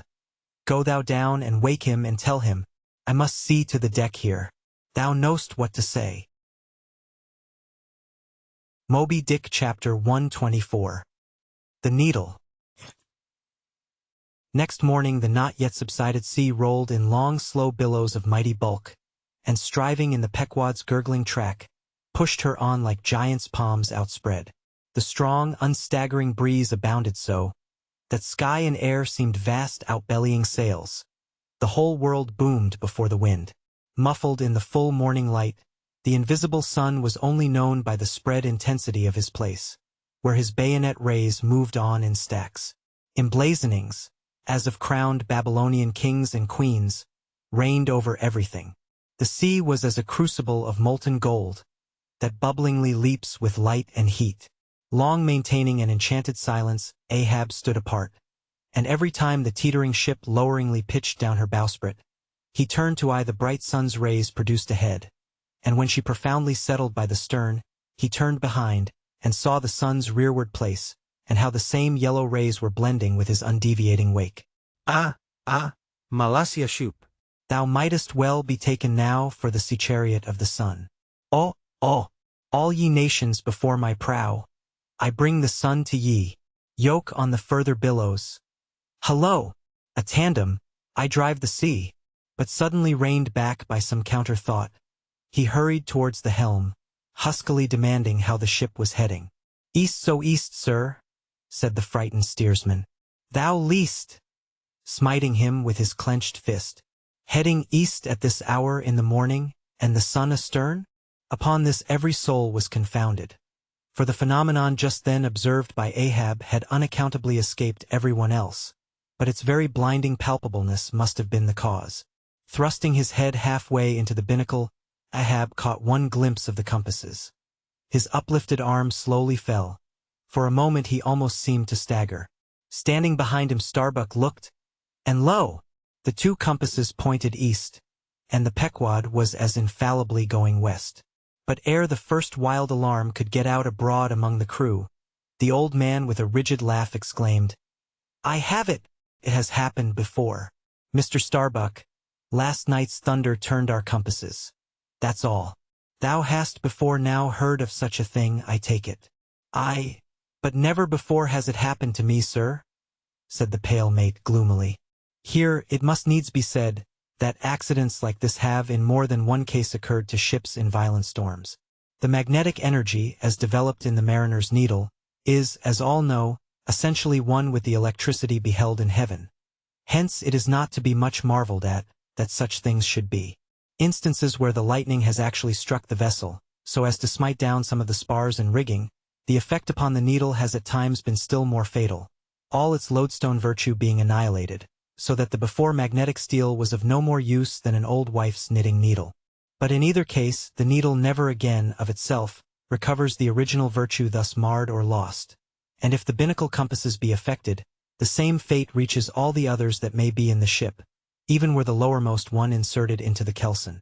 Deliberately standing before the binnacle, and eyeing the transpointed compasses, the old man, with the sharp of his extended hand, now took the precise bearing of the sun, and satisfied that the needles were exactly inverted, shouted out his orders for the ship's course to be changed accordingly. The yards were hard up, and once more the Pequod thrust her undaunted bows into the opposing wind, for the supposed fair one had only been juggling her. Meanwhile, whatever were his own secret thoughts, Starbuck said nothing, but quietly he issued all requisite orders, while Stubb and Flask, who in some small degree seemed then to be sharing his feelings, likewise unmurmuringly acquiesced. As for the men, though some of them lowly rumbled, their fear of Ahab was greater than their fear of fate. But as ever before, the pagan harpooneers remained almost wholly unimpressed. Or if impressed, it was only with a certain magnetism shot into their congenial hearts from inflexible Ahab's. For a space the old man walked the deck in rolling reveries. But chancing to slip with his ivory heel, he saw the crushed copper sight tubes of the quadrant he had the day before dashed to the deck. "Thou poor, proud heaven-gazer and sun's pilot. Yesterday I wrecked thee, and today the compasses would fain have wrecked me. So. But Ahab is lord over the level lodestone yet. Mr. Starbuck, a lance without a pole, a topmaul and the smallest of the sailmaker's needles. Quick! Accessory, perhaps, to the impulse dictating the thing he was now about to do, were certain prudential motives, whose object might have been to revive the spirits of his crew by a stroke of his subtle skill, in a matter so wondrous as that of the inverted compasses.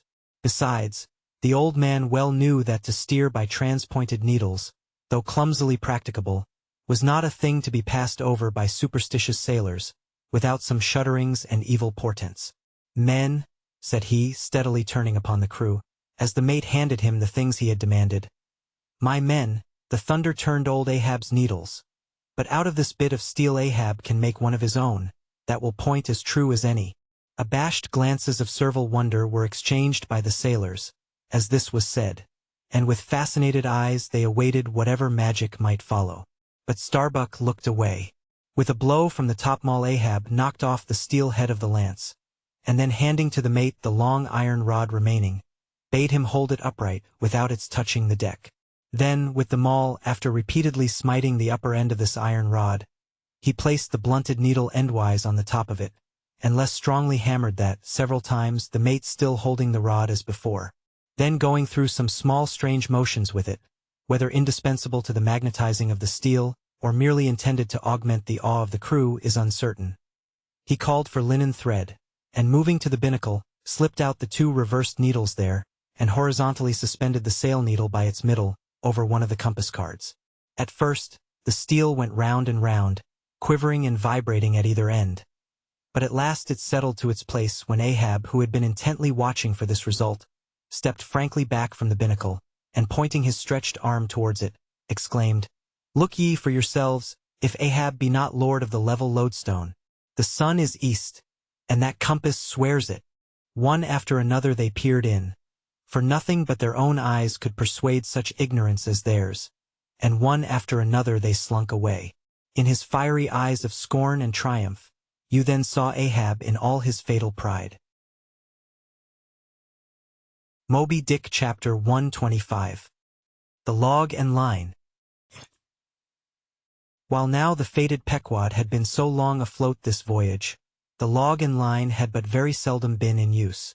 Owing to a confident reliance upon other means of determining the vessel's place, some merchantmen and many whalemen, especially when cruising, wholly neglect to heave the log, though at the same time, and frequently more for form's sake than anything else, regularly putting down upon the customary slate the course steered by the ship, as well as the presumed average rate of progression every hour. It had been thus with the Pequod. The wooden reel and angular log attached hung, long untouched, just beneath the railing of the after bulwarks. Rains and spray had damped it. Sun and wind had warped it. All the elements had combined to rot a thing that hung so idly. But heedless of all this, his mood seized Ahab as he happened to glance upon the reel, not many hours after the magnet scene, and he remembered how his quadrant was no more, and recalled his frantic oath about the level log and line. The ship was sailing plungingly. Astern the billows rolled in riots. Forward, there! Heave the log! Two seamen came, the golden-hued Tahitian and the grisly Manxman. Take the reel, one of ye, I'll heave. They went towards the extreme stern, on the ship's lee side, where the deck, with the oblique energy of the wind, was now almost dipping into the creamy, sidelong rushing sea. The Manxman took the reel, and holding it high up by the projecting handle ends of the spindle, round which the spool of line revolved, so stood with the angular log hanging downwards, till Ahab advanced to him. Ahab stood before him, and was lightly unwinding some 30 or 40 turns to form a preliminary hand-coil to toss overboard, when the old Manxman, who was intently eyeing both him and the line, made bold to speak. Sir, I mistrust it. This line looks far gone. Long heat and wet have spoiled it. 'Twill hold, old gentleman. Long heat and wet, have they spoiled thee? Thou seemst to hold. Or, truer perhaps, life holds thee, not thou it. I hold the spool, sir, but just as my captain says. With these grey hairs of mine, 'tis not worth while disputing, specially with a superior who'll ne'er confess. What's that? There now's a patched professor in Queen Nature's granite-founded college. But methinks he's too subservient. Where wert thou born? In the little rocky Isle of Man, sir. Excellent. Thou'st hit the world by that. I know not, sir, but I was born there. In the Isle of Man, hey? Well, the other way it's good. Here's a man from man. A man born in once independent man, and now unmanned of man. Which is sucked in by what? Up with the reel. The dead, blind wall butts all inquiring heads at last. Up with it. So. The log was heaved. The loose coils rapidly straightened out in a long dragging line astern. And then, instantly, the reel began to whirl. In turn, jerkingly raised and lowered by the rolling billows. The towing resistance of the log caused the old reelman to stagger strangely. Hold hard. Snap. The overstrained line sagged down in one long festoon. The tugging log was gone. I crush the quadrant. The thunder turns the needles. And now the mad sea parts the log line. But Ahab can mend all. Haul in here, Tahitian. Reel up, Manxman. And look ye, let the carpenter make another log, and mend thou the line. See to it. There he goes now, to him nothing's happened. But to me the skewer seems loosening out of the middle of the world. Haul in, Tahitian. These lines run whole and whirling out. Come in broken and dragging slow. Ah, Beep, come to help. Pip. Pip? Whom call ye Pip? Pip jumped from the whaleboat. Pip's missing. Let's see now if ye haven't fished him up here, fisherman. It drags hard. I guess he's holding on. Jerk him, Tahiti. Jerk him off. We haul in no cowards here. Oh, there's his arm just breaking water. A hatchet. A hatchet. Cut it off, we haul in no cowards here. Captain Ahab. Sir. Here's Pip. Trying to get on board again. Peace, thou crazy loon, cried the Manxman, seizing him by the arm. Away from the quarter-deck. The greater idiot ever scolds the lesser, muttered Ahab, advancing. Hands off from that holiness. Where sayest thou Pip was, boy? Astern there, sir, astern. Lo. And who art thou, boy? I see not my reflection in the vacant pupils of thy eyes. O God, that man should be a thing for immortal souls to sieve through. Who art thou, boy? Bellboy, sir. Shipscrier. Ding, dong, ding. Pip. 100 pounds of clay reward for Pip. 5 feet high. Looks cowardly. Quickest known by that. Ding, dong, ding. Who's seen Pip the coward? There can be no hearts above the snow line. Oh, ye frozen heavens. Look down here. Ye did beget this luckless child, and have abandoned him, ye creative libertines. Here, boy. Ahab's cabin shall be Pip's home henceforth, while Ahab lives. Thou touchest my inmost center, boy. Thou art tied to me by cords woven of my heartstrings. Come, let's down.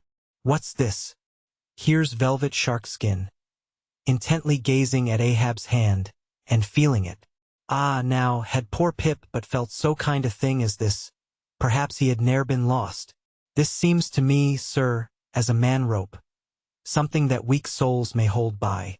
Oh, sir, let old Perth now come and rivet these two hands together. The black one with the white, for I will not let this go. Oh, boy, nor will I thee, unless I should thereby drag thee to worse horrors than are here. Come, then, to my cabin. Lo. Ye believers in God's all goodness, and in man all ill, lo you, see the omniscient God's oblivious of suffering man. And man, though idiotic and knowing not what he does, yet full of the sweet things of love and gratitude. Come, I feel prouder leading thee by thy black hand, than though I grasped an emperor's.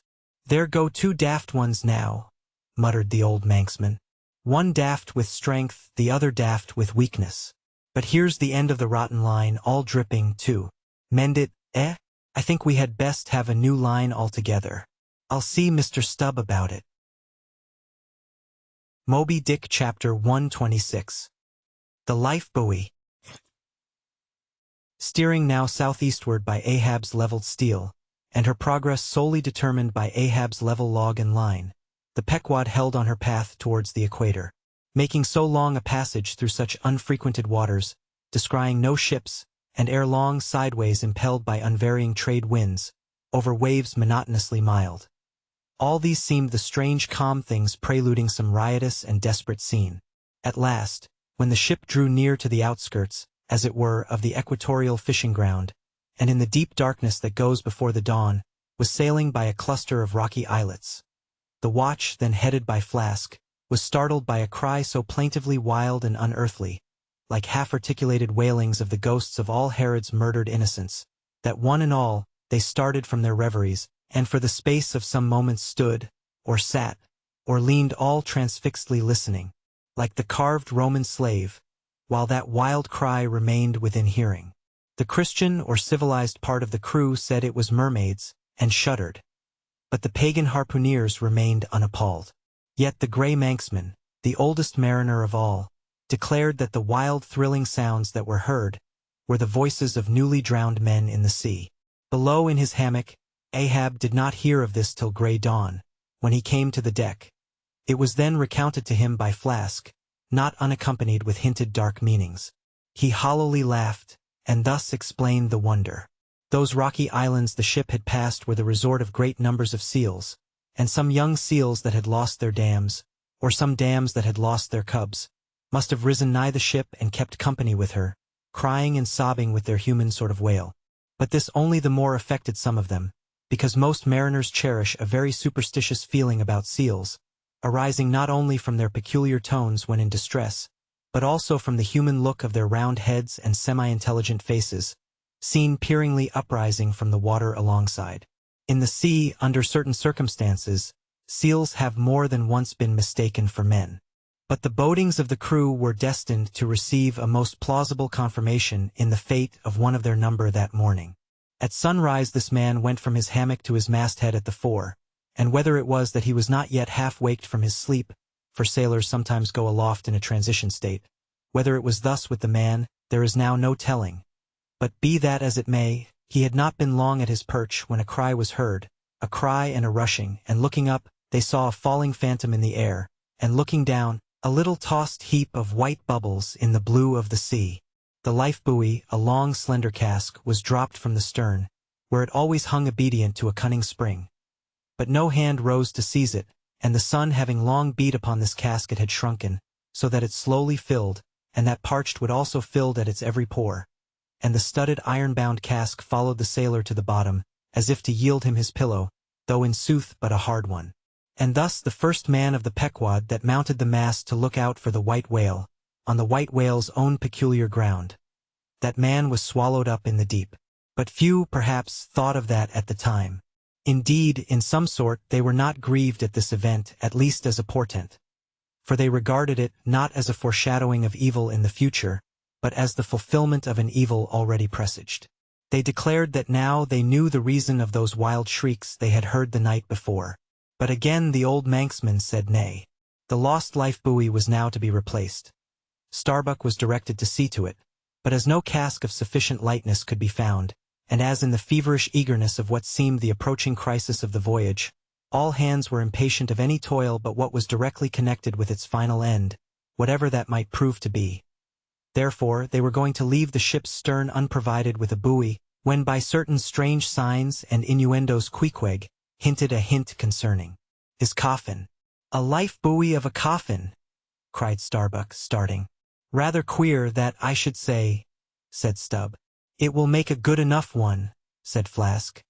"The carpenter here can arrange it easily." "Bring it up. There's nothing else for it," said Starbuck after a melancholy pause. "Rig it, carpenter. Do not look at me so, the coffin, I mean.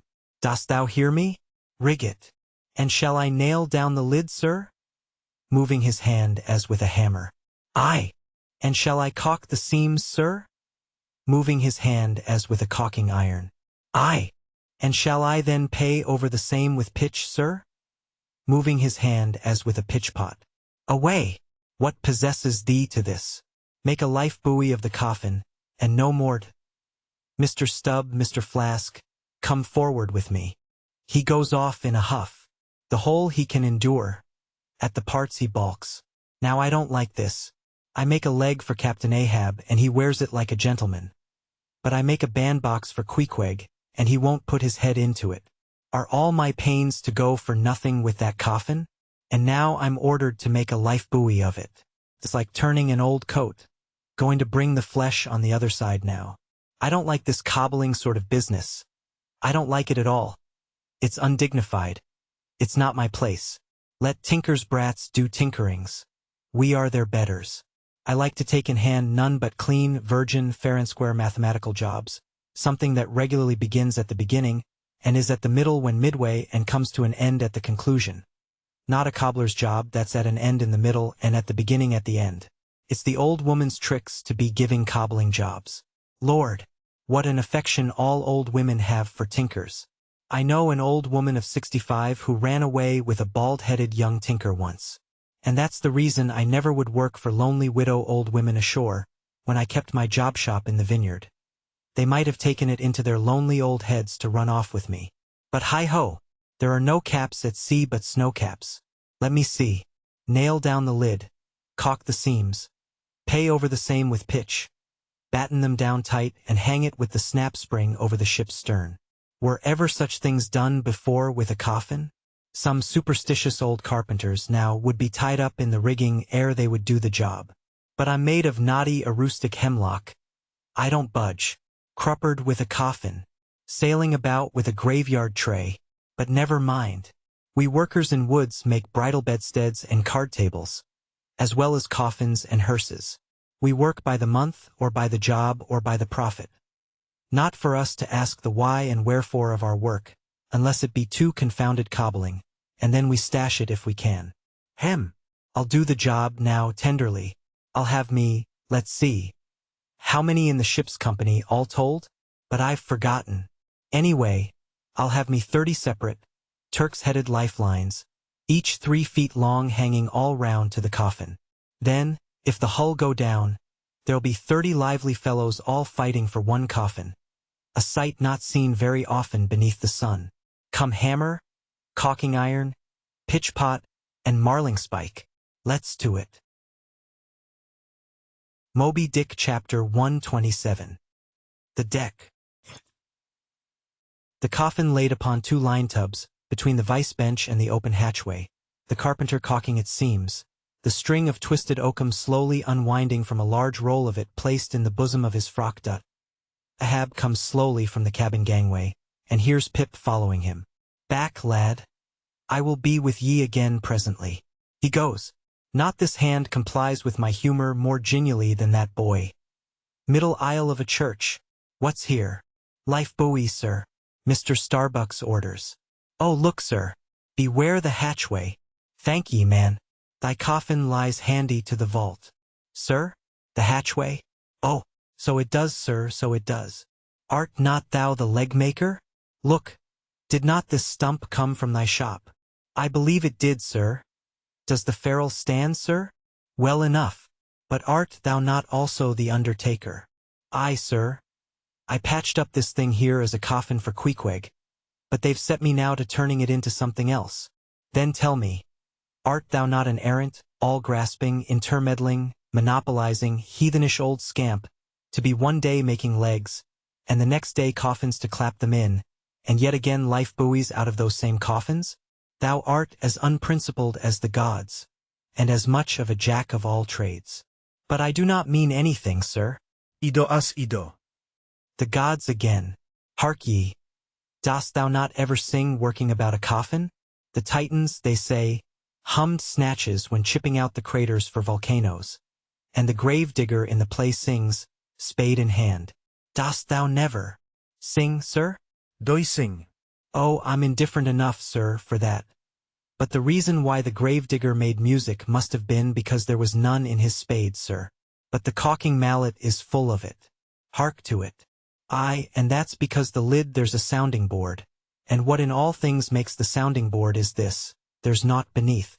And yet, a coffin with a body in it rings pretty much the same, carpenter. Hast thou ever helped carry a bier, and heard the coffin knock against the churchyard gate? Going in? Faith, sir. Faith? What's that? Why, faith, sir. It's only a sort of exclamation like, "That's all, sir." Go on. I was about to say, sir, that, "Art thou a silkworm? Dost thou spin thy own shroud out of thyself? Look at thy bosom. Dispatch, and get these traps out of sight." He goes aft. That was sudden now. But squalls come sudden in hot latitudes. I've heard that the Isle of Albemarle, one of the Galapagos, is cut by the equator right in the middle. Seems to me some sort of equator cuts yon old man, too, right in his middle. He's always under the line. Fiery hot. I tell ye, he's looking this way, come, Oakham. Quick. Here we go again. This wooden mallet is the cork, and I'm the professor of musical glasses. Tap, tap, Ahab to himself. There's a sight. There's a sound. The gray-headed woodpecker tapping the hollow tree. Blind and dumb might well be envied now. See, that thing rests on 2 line tubs, full of tow lines. A most malicious wag, that fellow. Rat-tat. So man's seconds tick. Oh, how immaterial are all materials. What things real are there, but imponderable thoughts.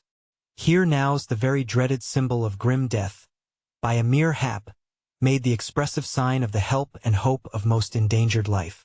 A life buoy of a coffin. Does it go further?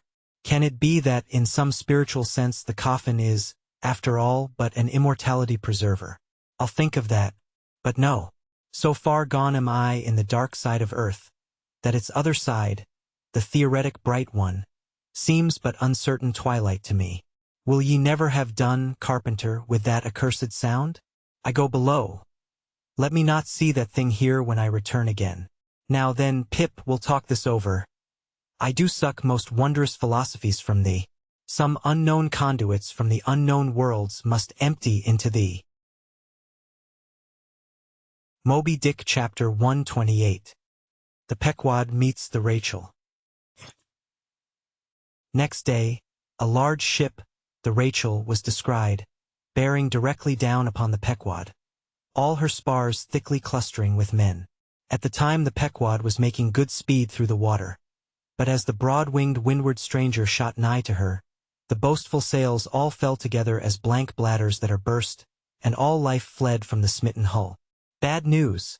She brings bad news," muttered the old Manxman. But ere her commander, who, with trumpet to mouth, stood up in his boat, ere he could hopefully hail, Ahab's voice was heard. "Hast seen the white whale?" "Aye, yesterday." "Have ye seen a whaleboat adrift?" Throttling his joy, Ahab negatively answered this unexpected question, and would then have fain boarded the stranger, when the stranger captain himself, having stopped his vessel's way, was seen descending her side. A few keen pulls, and his boat-hook soon clinched the Pequod's main chains, and he sprang to the deck. Immediately he was recognized by Ahab for a Nantucketer he knew, but no formal salutation was exchanged. Where was he? "Not killed! Not killed!" cried Ahab, closely advancing. "How was it?" It seemed that somewhat late on the afternoon of the day previous, while 3 of the stranger's boats were engaged with a shoal of whales, which had led them some 4 or 5 miles from the ship, and while they were yet in swift chase to windward, the white hump and head of Moby Dick had suddenly loomed up out of the water, not very far to leeward, whereupon the 4th rigged boat, a reserved one, had been instantly lowered in chase. After a keen sail before the wind, this 4th boat, the swiftest keeled of all, seemed to have succeeded in fastening, at least as well as the man at the masthead could tell anything about it.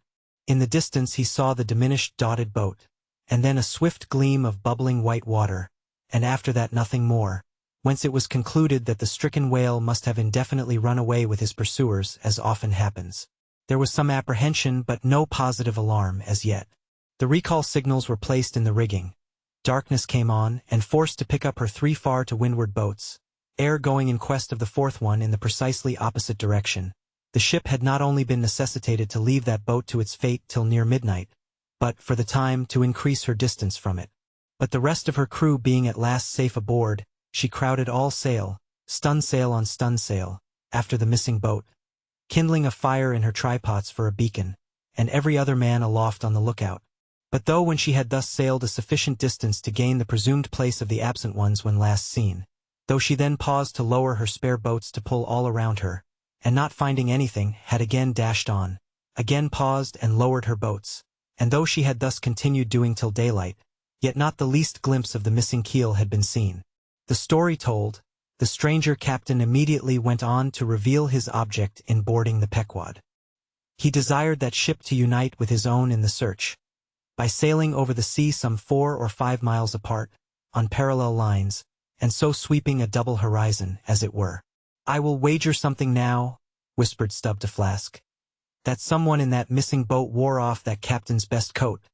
Mayhap his watch, he's so cursed anxious to get it back.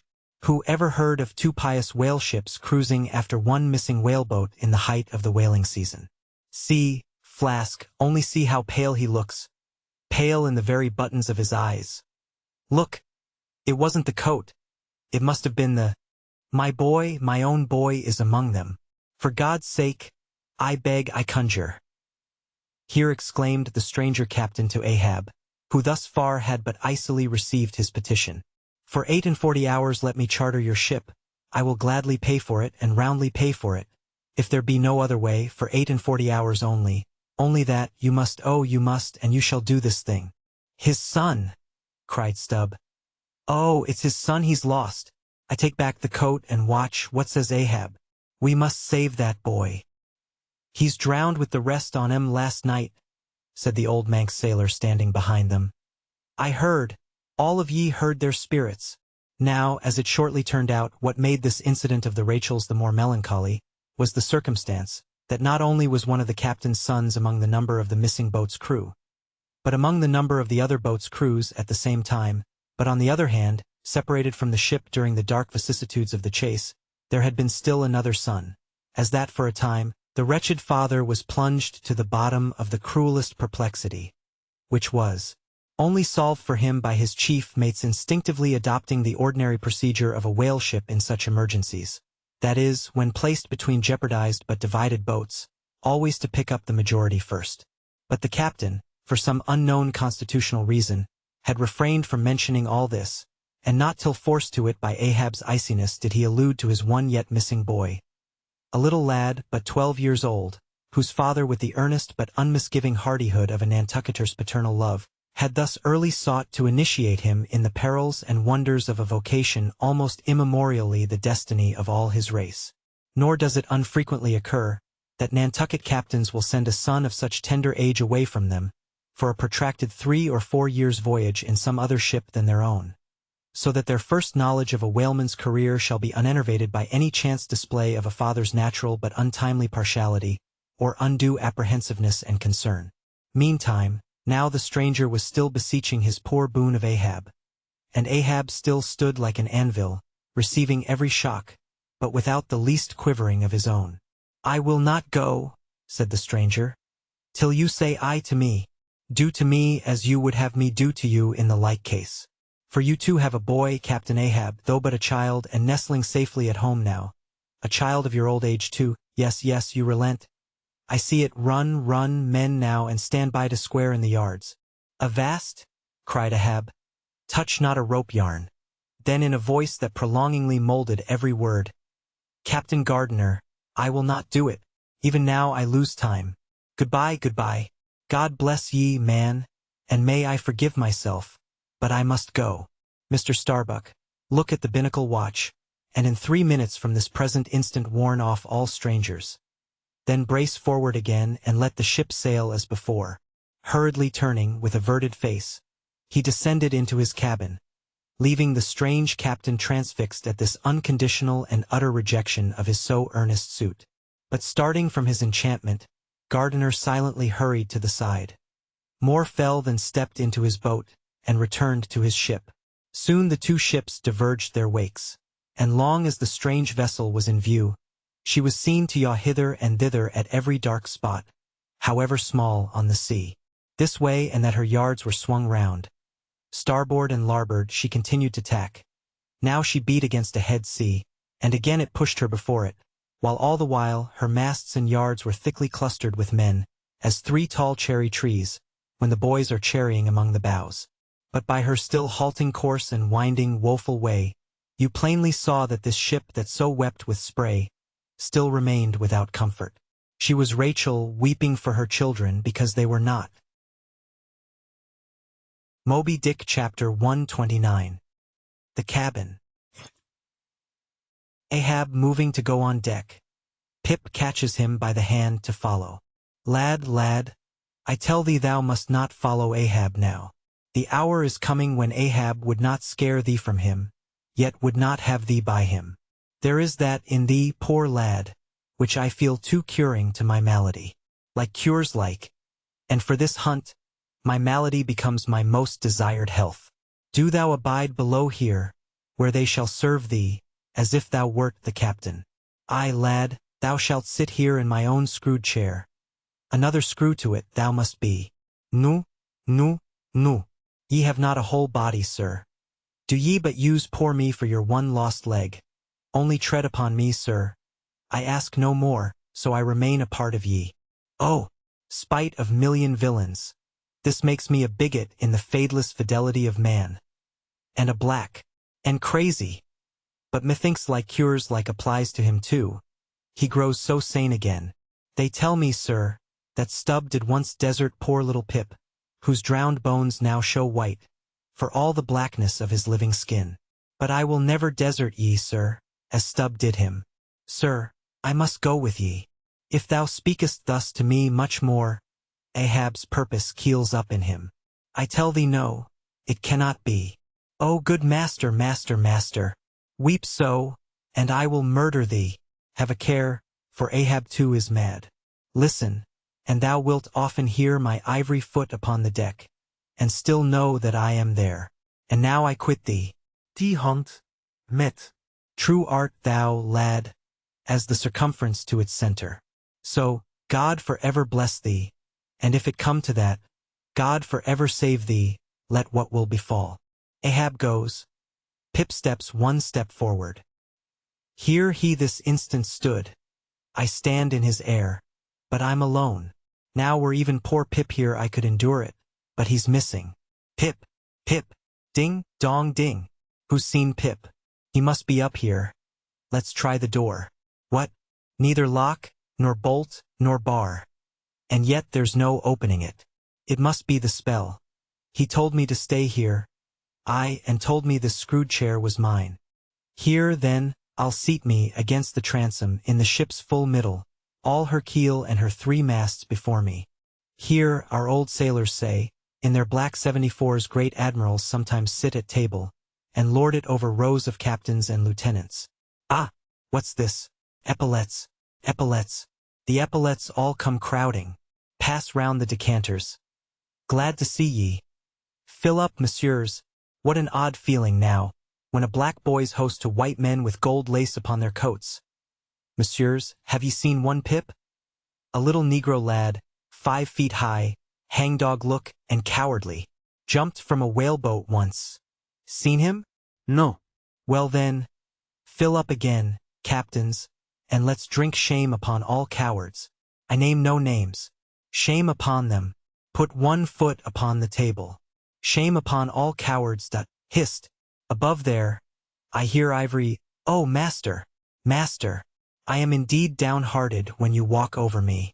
But here I'll stay, though this stern strikes rocks, and they bulge through, and oysters come to join me. Moby Dick Chapter 130. The Hat.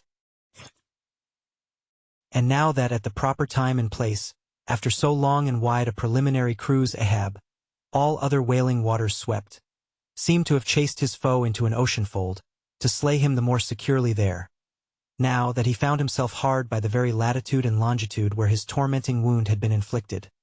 Now that a vessel had been spoken which on the very day preceding had actually encountered Moby Dick, and now that all his successive meetings with various ships contrastingly concurred to show the demoniac indifference with which the white whale tore his hunters, whether sinning or sinned against. Now it was that there lurked a something in the old man's eyes, which it was hardly sufferable for feeble souls to see, as the unsetting polar star, which through the livelong Arctic 6 months' night sustains its piercing, steady central gaze. So Ahab's purpose now fixedly gleamed down upon the constant midnight of the gloomy crew. It domineered above them so, that all their bodings, doubts, misgivings, fears, were fain to hide beneath their souls, and not sprout forth a single spear or leaf. In this foreshadowing interval too, all humor, forced or natural, vanished. Stubb no more strove to raise a smile. Starbuck no more strove to check one. Alike, joy and sorrow, hope and fear, seemed ground to finest dust, and powdered, for the time, in the clamped mortar of Ahab's iron soul. Like machines, they dumbly moved about the deck, ever conscious that the old man's despot eye was on them. But did you deeply scan him in his more secret confidential hours, when he thought no glance but one was on him, then you would have seen that even as Ahab's eyes so awed the crew's, the inscrutable Parsi's glance awed his, or somehow, at least in some wild way, at times affected it. Such an added, gliding strangeness began to invest the thin Fedallah now. Such ceaseless shudderings shook him, that the men looked dubious at him, half uncertain, as it seemed, whether indeed he were a mortal substance, or else a tremulous shadow cast upon the deck by some unseen being's body. And that shadow was always hovering there. For not by night even had Fedallah ever certainly been known to slumber or go below. He would stand still for hours, but never sat or leaned. His wan but wondrous eyes did plainly say, "We two watchmen never rest." Nor, at any time, by night or day, could the mariners now step upon the deck, unless Ahab was before them, either standing in his pivot hole or exactly pacing the planks between two undeviating limits, the mainmast and the mizzen, or else they saw him standing in the cabin scuttle. His living foot advanced upon the deck as if to step. His hat slouched heavily over his eyes, so that however motionless he stood, however the days and nights were added on, that he had not swung in his hammock. Yet, hidden beneath that slouching hat, they could never tell unerringly whether, for all this, his eyes were really closed at times, or whether he was still intently scanning them. No matter, though he stood so in the scuttle for a whole hour on the stretch, and the unheated night damp gathered in beads of dew upon that stone-carved coat and hat. The clothes that the night had wet, the next day's sunshine dried upon him, and so, day after day and night after night. He went no more beneath the planks. Whatever he wanted from the cabin, that thing he sent for. He ate in the same open air. That is, his two only meals, breakfast and dinner. Supper he never touched, nor reaped his beard, which darkly grew all gnarled, as unearthed roots of trees blown over, which still grow idly on at naked base, though perished in the upper verdure. But though his whole life was now become one watch on deck, and though the Parsi's mystic watch was without intermission as his own, yet these two never seemed to speak, one man to the other, unless at long intervals some passing unmomentous matter made it necessary. Though such a potent spell seemed secretly to join the twain, openly, and to the awestruck crew, they seemed pole-like asunder. If by day they chanced to speak one word, by night, dumb men were both, so far as concerned the slightest verbal interchange. At times, for longest hours, without a single hail, they stood far parted in the starlight. Ahab in his scuttle, the Parsi by the mainmast, but still fixedly gazing upon each other, as if in the Parsi Ahab saw his forthrown shadow, in Ahab the Parsi his abandoned substance. And yet, somehow did Ahab, in his own proper self, as daily, hourly, and every instant, commandingly revealed to his subordinates. Ahab seemed an independent lord, the Parsi but his slave. Still again both seemed yoked together, and an unseen tyrant driving them. The lean shade siding the solid rib. For be this Parsi what he may, all rib and keel was solid Ahab. At the first faintest glimmering of the dawn, his iron voice was heard from aft, "Man the mastheads!" And all through the day, till after sunset and after twilight, the same voice every hour, at the striking of the helmsman's bell, was heard, "What d'ye see? Sharp, sharp." But when 3 or 4 days had slided by after meeting the children seeking Rachel, and no spout had yet been seen, the monomaniac old man seemed distrustful of his crew's fidelity, at least of nearly all except the pagan harpooneers. He seemed to doubt even whether Stubb and Flask might not willingly overlook the sight he sought.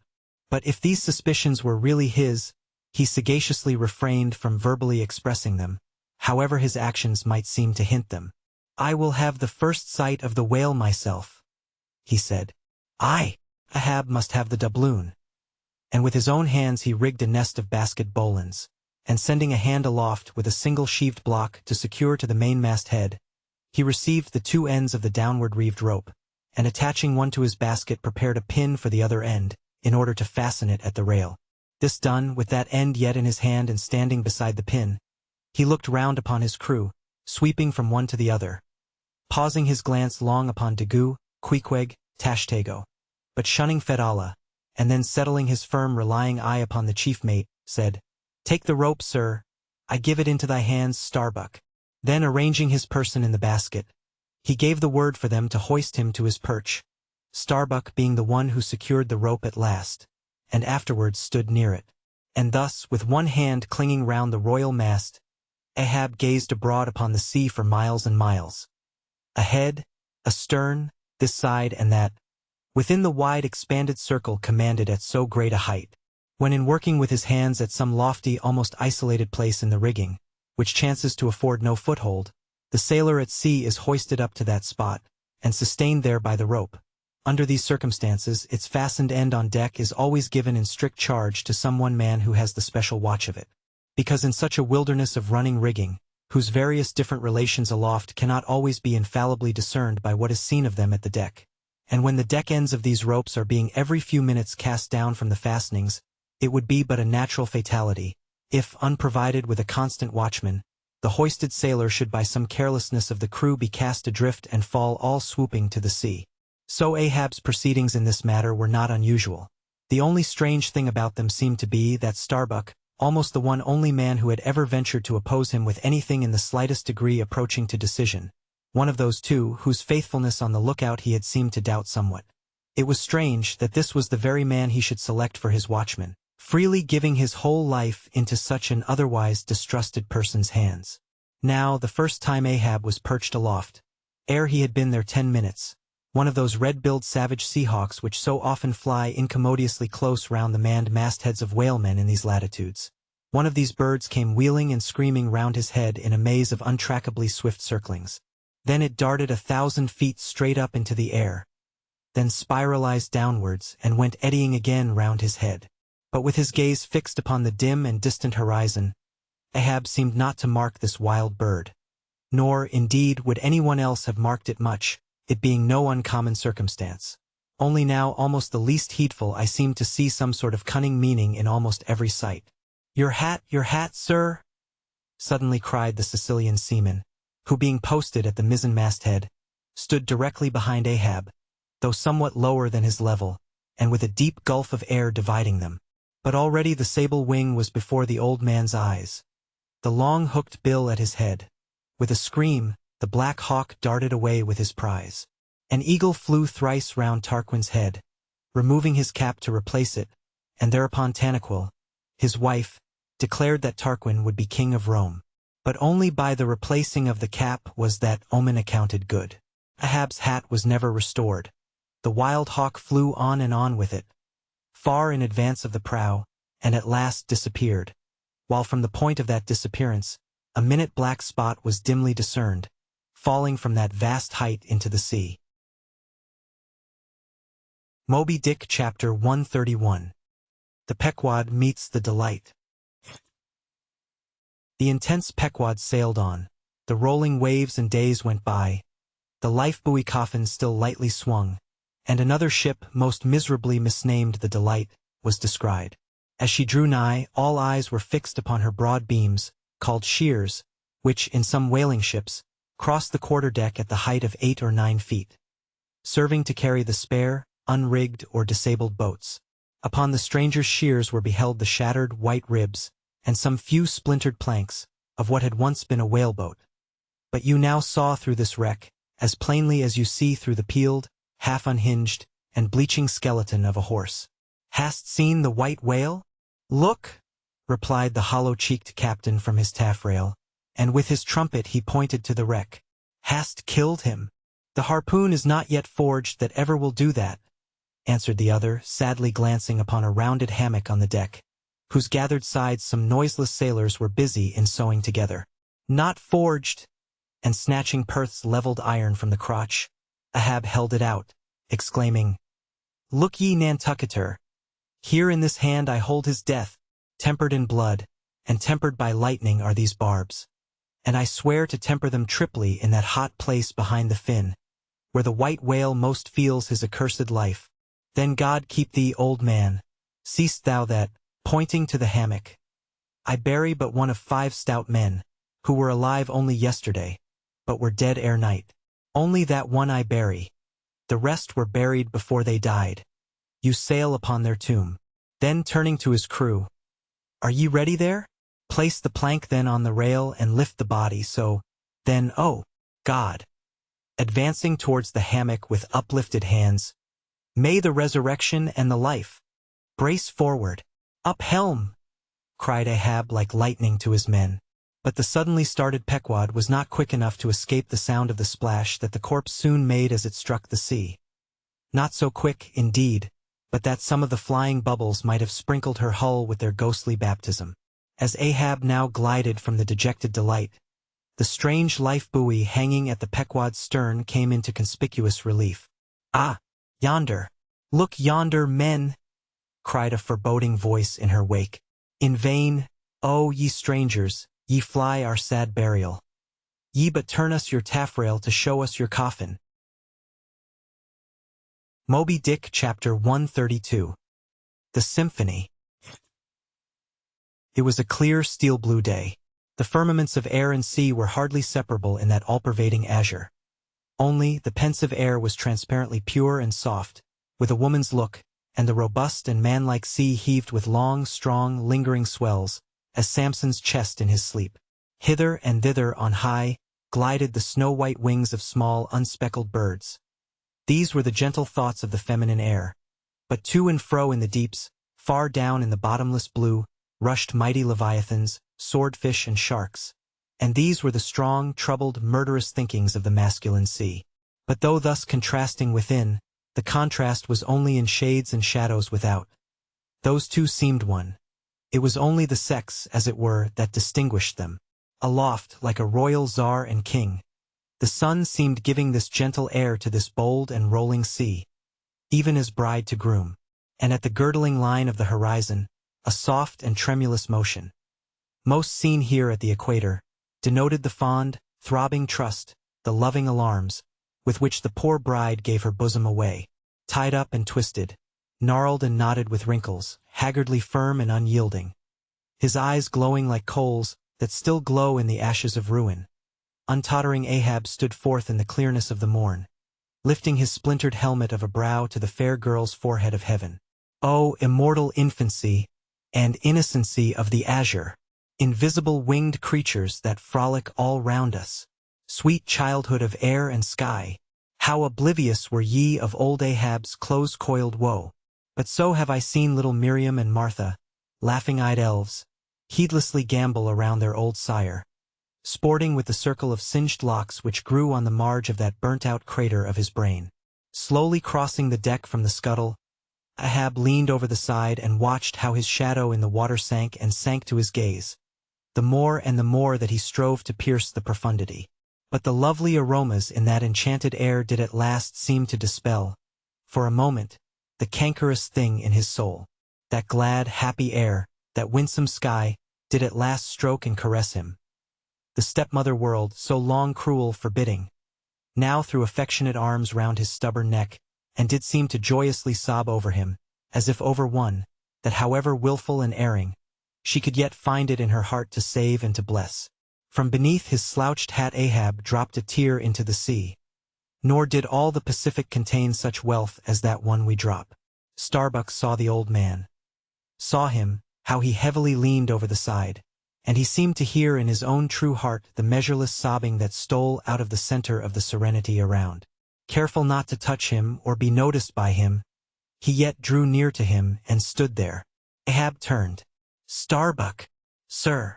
Oh, Starbuck! It is a mild, mild wind, and a mild-looking sky. On such a day, very much such a sweetness as this, I struck my first whale, a boy harpooner of 18, 40 years ago. 40 years of continual whaling, 40 years of privation, and peril, and storm time, 40 years on the pitiless sea. For 40 years has Ahab forsaken the peaceful land. For 40 years to make war on the horrors of the deep. And yes, Starbuck, out of those 40 years I have not spent 3 ashore. When I think of this life I have led, the desolation of solitude it has been, the mass-owned, walled town of a captain's exclusiveness, which admits but small entrance to any sympathy from the green country without, oh weariness, heaviness, Guinea Coast slavery of solitary command. When I think of all this, only half suspected, not so keenly known to me before, and how for 40 years I have fed upon dry salted fare, fit emblem of the dry nourishment of my soil. When the poorest landsman has had fresh fruit to his daily hand, and broken the world's fresh bread to my moldy crusts, away, whole oceans away, from that young girl wife I wedded past 50, and sailed for Cape Horn the next day, leaving but one dent in my marriage pillow. Wife. Rather a widow with her husband alive. I widowed that poor girl when I married her, Starbuck. And then, the madness, the frenzy, the boiling blood and the smoking brow, with which, for 1,000 lowerings old Ahab has furiously, foamingly chased his prey. More a demon than a man. What a 40 years old fool has old Ahab been. Why this strife of the chase? Why weary, and palsy the arm at the oar, and the iron and the lance? How the richer or better is Ahab now. Behold, O Starbuck, is it not hard, that with this weary load I bear, one poor leg should have been snatched from under me? Here, brush this old hair aside. It blinds me that I seem to weep. Locks so gray did never grow but from out some ashes. But do I look very old, so very, very old, Starbuck? I feel deadly faint, bowed, and humped, as though I were Adam, staggering beneath the piled centuries since paradise. God! Crack my heart, stave my brain. Mockery, bitter, biting mockery of gray hairs, have I lived enough joy to wear ye, and seem and feel thus intolerably old? Stand close to me, Starbuck. Let me look into a human eye. It is better than to gaze into sea or sky, better than to gaze upon God. By the green land, by the bright hearthstone, this is the magic glass, man. I see my wife and my child in thine eye. No, stay on board.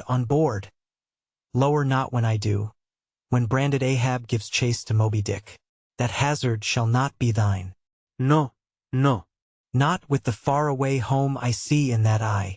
Oh, my captain, noble soul, grand old heart after all. Why should anyone give chase to that hated fish? Away with me. Let us fly these deadly waters. Let us home. Wife and child, too, are Starbuck's. Wife and child of his brotherly, sisterly, playfellow youth. Even as thine, sir, are the wife and child of thy loving, longing, paternal old age. Away! Let us away! This instant let me alter the course. How cheerily, how hilariously, O my captain, would we bowl on our way to see old Nantucket again. I think, sir, they have some such mild blue days even as this in Nantucket. They have. I have seen them some summer days in the morning. About this time, yes, it is his noon nap now, the boy vivaciously wakes, sits up in bed, and his mother tells him of me, of cannibal old me, how I am abroad upon the deep, but will yet come back to dance him again. 'Tis my Mary herself. She promised that my boy, every morning, should be carried to the hill to catch the first glimpse of his father's sail. Yes, no more. It is done. We head for Nantucket. Come, my captain, study out the course, and let us away. See, the boy's face from the window, the boy's hand on the hill. But Ahab's glance was averted. Like a blighted fruit tree he shook, and cast his last, cindered apple to the soil. What is it? What nameless, inscrutable, unearthly thing is it? What cozening, hidden lord and master, and cruel, remorseless emperor commands me? That against all natural lovings and longings, I so keep pushing and crowding, and jamming myself on all the time, recklessly making me ready to do what in my own proper, natural heart, I durst not so much as dare. Is Ahab? Is it I, God, or who, that lifts this arm? But if the great sun move not of himself, but is as an errand boy in heaven, nor one single star can revolve, but by some invisible power. How then can this one small heart beat? This one small brain think thoughts, unless God does that beating, does that thinking, does that living, and not I? By heaven, man, we are turned round and round in this world, like yonder windlass, and fate is the handspike. And all the time, lo, that smiling sky, and this unsound sea. Look, see yon albicore, who put it into him to chase and fong that flying fish. Where do murderers go, man? Who's to doom, when the judge himself is dragged to the bar? But it is a mild, mild wind, and a mild-looking sky, and the air smells now as if it blew from a faraway meadow. They have been making hay somewhere under the slopes of the Andes, Starbuck, and the mowers are sleeping among the new-mown hay. Sleeping? I toil we how we may, we all sleep at last on the field. Sleep? Aye, and rust amid greenness. As last year's scythes flung down, and left in the half-cut swaths, Starbuck, but blanched to a corpse's hue with despair, the mate had stolen away. Ahab crossed the deck to gaze over on the other side, but started at two reflected, fixed eyes in the water there. Fedallah was motionlessly leaning over the same rail. Moby Dick Chapter 133. The Chase, First Day. That night, in the mid-watch, when the old man, as his wont at intervals, stepped forth from the scuttle in which he leaned, and went to his pivot-hole, he suddenly thrust out his face fiercely, snuffing up the sea air as a sagacious ship's dog will, in drawing nigh to some barbarous isle. He declared that a whale must be near. Soon that peculiar odor, sometimes to a great distance given forth by the living sperm whale, was palpable to all the watch. Nor was any mariner surprised when, after inspecting the compass and then the dog vane, and then ascertaining the precise bearing of the odor as nearly as possible, Ahab rapidly ordered the ship's course to be slightly altered, and the sail to be shortened. The acute policy dictating these movements was sufficiently vindicated at daybreak, by the sight of a long sleek on the sea directly and lengthwise ahead, smooth as oil, and resembling in the pleated watery wrinkles bordering it, the polished metallic-like marks of some swift tide-rip, at the mouth of a deep, rapid stream. Man the mastheads! Call all hands! Thundering with the butts of 3 clubbed handspikes on the forecastle deck, Daggoo roused the sleepers with such judgment claps that they seemed to exhale from the scuttle, so instantaneously did they appear with their clothes in their hands. "What d'ye see?" cried Ahab, flattening his face to the sky. "Nothing, nothing, sir," was the sound hailing down in reply. "T'gallant sails, stun sails, alow and aloft and on both sides." All sail being set, he now cast loose the lifeline, reserved for swaying him to the main royal-mast head, and in a few moments they were hoisting him thither, when, while but 2/3 of the way aloft, and while peering ahead through the horizontal vacancy between the main topsail and topgallant sail, he raised a gull-like cry in the air. "There she blows! There she blows! A hump like a snow-hill! It is Moby Dick!" Fired by the cry which seemed simultaneously taken up by the 3 lookouts, the men on deck rushed to the rigging to behold the famous whale they had so long been pursuing. Ahab had now gained his final perch, some feet above the other lookouts, Tashtego standing just beneath him on the cap of the topgallant mast, so that the Indian's head was almost on a level with Ahab's heel. From this height the whale was now seen some mile or so ahead, at every roll of the sea revealing his high sparkling hump, and regularly jetting his silent spout into the air. To the credulous mariners it seemed the same silent spout they had so long ago beheld in the moonlit Atlantic and Indian Oceans. "And did none of ye see it before?" cried Ahab, hailing the perched men all around him. "I saw him almost that same instant, sir. That Captain Ahab did, and I cried out," said Tashtego. "Not the same instant. Not the same, no, the doubloon is mine, fate reserved the doubloon for me. I only, none of ye could have raised the white whale first. There she blows! There she blows! There she blows! There again! There again!" he cried, in long-drawn, lingering, methodic tones, attuned to the gradual prolongings of the whale's visible jets. "He's going to sound! In stun sails! Down topgallant sails! Stand by 3 boats! Mr. Starbuck, remember, stay on board, and keep the ship. Helm there! Luff! Luff a point!" So, steady, man, steady. There go flukes. No, no. Only black water. Already the boat's there. Stand by, stand by. Lower me, Mr. Starbuck. Lower, lower. Quick, quicker. And he slid through the air to the deck. He is heading straight to leeward, sir, cried Stubb. Right away from us. Cannot have seen the ship yet. Be dumb, man. Stand by the braces. Hard down the helm. Brace up. Shiver her. Shiver her. So, well that. Boats, boats. Soon all the boats but Starbuck's were dropped. All the boat sails set. All the paddles plying, with rippling swiftness shooting to leeward, and Ahab heading the onset. A pale, death glimmer lit up Fedallo's sunken eyes. A hideous motion gnawed his mouth. Like noiseless nautilus shells, their light prows sped through the sea, but only slowly they neared the foe. As they neared him, the ocean grew still more smooth, seemed drawing a carpet over its waves, seemed a noon meadow so serenely it spread. At length the breathless hunter came so nigh his seemingly unsuspecting prey, that his entire dazzling hump was distinctly visible, sliding along the sea as if an isolated thing, and continually set in a revolving ring of finest, fleecy, greenish foam. He saw the vast, involved wrinkles of the slightly projecting head beyond. Before it, far out on the soft Turkish rugged waters, went the glistening white shadow from his broad, milky forehead, a musical rippling playfully accompanying the shade.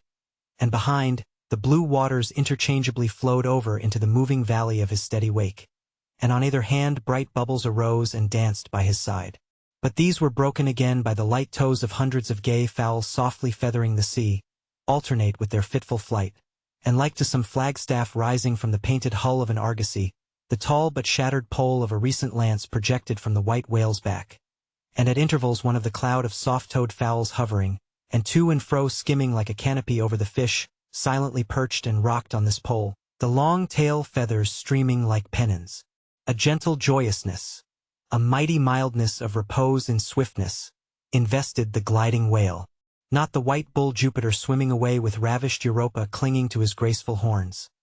His lovely, leering eyes sideways intent upon the maid, with smooth, bewitching fleetness, rippling straight for the nuptial bower in Crete. Not Jove, not that great majesty supreme, did surpass the glorified white whale as he so divinely swam. On each soft side, coincident with the parted swell, that but once leaving him, then flowed so wide away, on each bright side, the whale shed off enticings. No wonder there had been some among the hunters who, namelessly transported and allured by all this serenity, had ventured to assail it, but had fatally found that quietude but the vesture of tornadoes. Yet calm, enticing calm, O whale, thou glidest on, to all who for the first time eye thee, no matter how many in that same way thou mayst have bejuggled and destroyed before. And thus, through the serene tranquillities of the tropical sea, among waves whose hand-clappings were suspended by exceeding rapture, Moby Dick moved on, still withholding from sight the full terrors of his submerged trunk, entirely hiding the wrenched hideousness of his jaw. But soon the fore part of him slowly rose from the water. For an instant his whole marbleized body formed a high arch, like Virginia's natural bridge, and warningly waving his bannered flukes in the air, the grand god revealed himself, sounded, and went out of sight. Hoveringly halting, and dipping on the wing, the white seafowls longingly lingered over the agitated pool that he left. With oars apeak, and paddles down, the sheets of their sails adrift, the three boats now stilly floated, awaiting Moby Dick's reappearance. "An hour," said Ahab, standing rooted in his boat's stern, and he gazed beyond the whale's place, towards the dim blue spaces and wide wooing vacancies to leeward. It was only an instant, for again his eyes seemed whirling round in his head as he swept the watery circle. The breeze now freshened. The sea began to swell. "The birds! The birds!" cried Tashtego. In long Indian file, as when herons take wing, the white birds were now all flying towards Ahab's boat, and when within a few yards began fluttering over the water there, wheeling round and round with joyous, expectant cries. Their vision was keener than man's. Ahab could discover no sign in the sea, but suddenly as he peered down and down into its depths, he profoundly saw a white living spot no bigger than a white weasel, with wonderful celerity uprising, and magnifying as it rose, till it turned, and then there were plainly revealed 2 long crooked rows of white, glistening teeth, floating up from the undiscoverable bottom. It was Moby Dick's open mouth and scrolled jaw, his vast, shadowed bulk still half blending with the blue of the sea. The glittering mouth yawned beneath the boat like an open-doored marble tomb, and giving one sidelong sweep with his steering or Ahab whirled the craft aside from this tremendous apparition. Then, calling upon Fedallah to change places with him, went forward to the bows, and seizing Perth's harpoon, commanded his crew to grasp their oars and stand by to stern. Now, by reason of this timely spinning round the boat upon its axis, its bow, by anticipation, was made to face the whale's head while yet under water. But as if perceiving this stratagem, Moby Dick, with that malicious intelligence ascribed to him, sidelingly transplanted himself, as it were, in an instant, shooting his pleated head lengthwise beneath the boat. Through and through every plank and each rib, it thrilled for an instant, the whale obliquely lying on his back, in the manner of a biting shark, slowly and feelingly taking its bows full within his mouth, so that the long, narrow, scrolled lower jaw curled high up into the open air, and one of the teeth caught in a rowlock.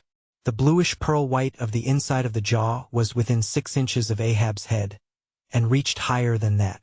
In this attitude the white whale now shook the slight cedar as a mildly cruel cat her mouse.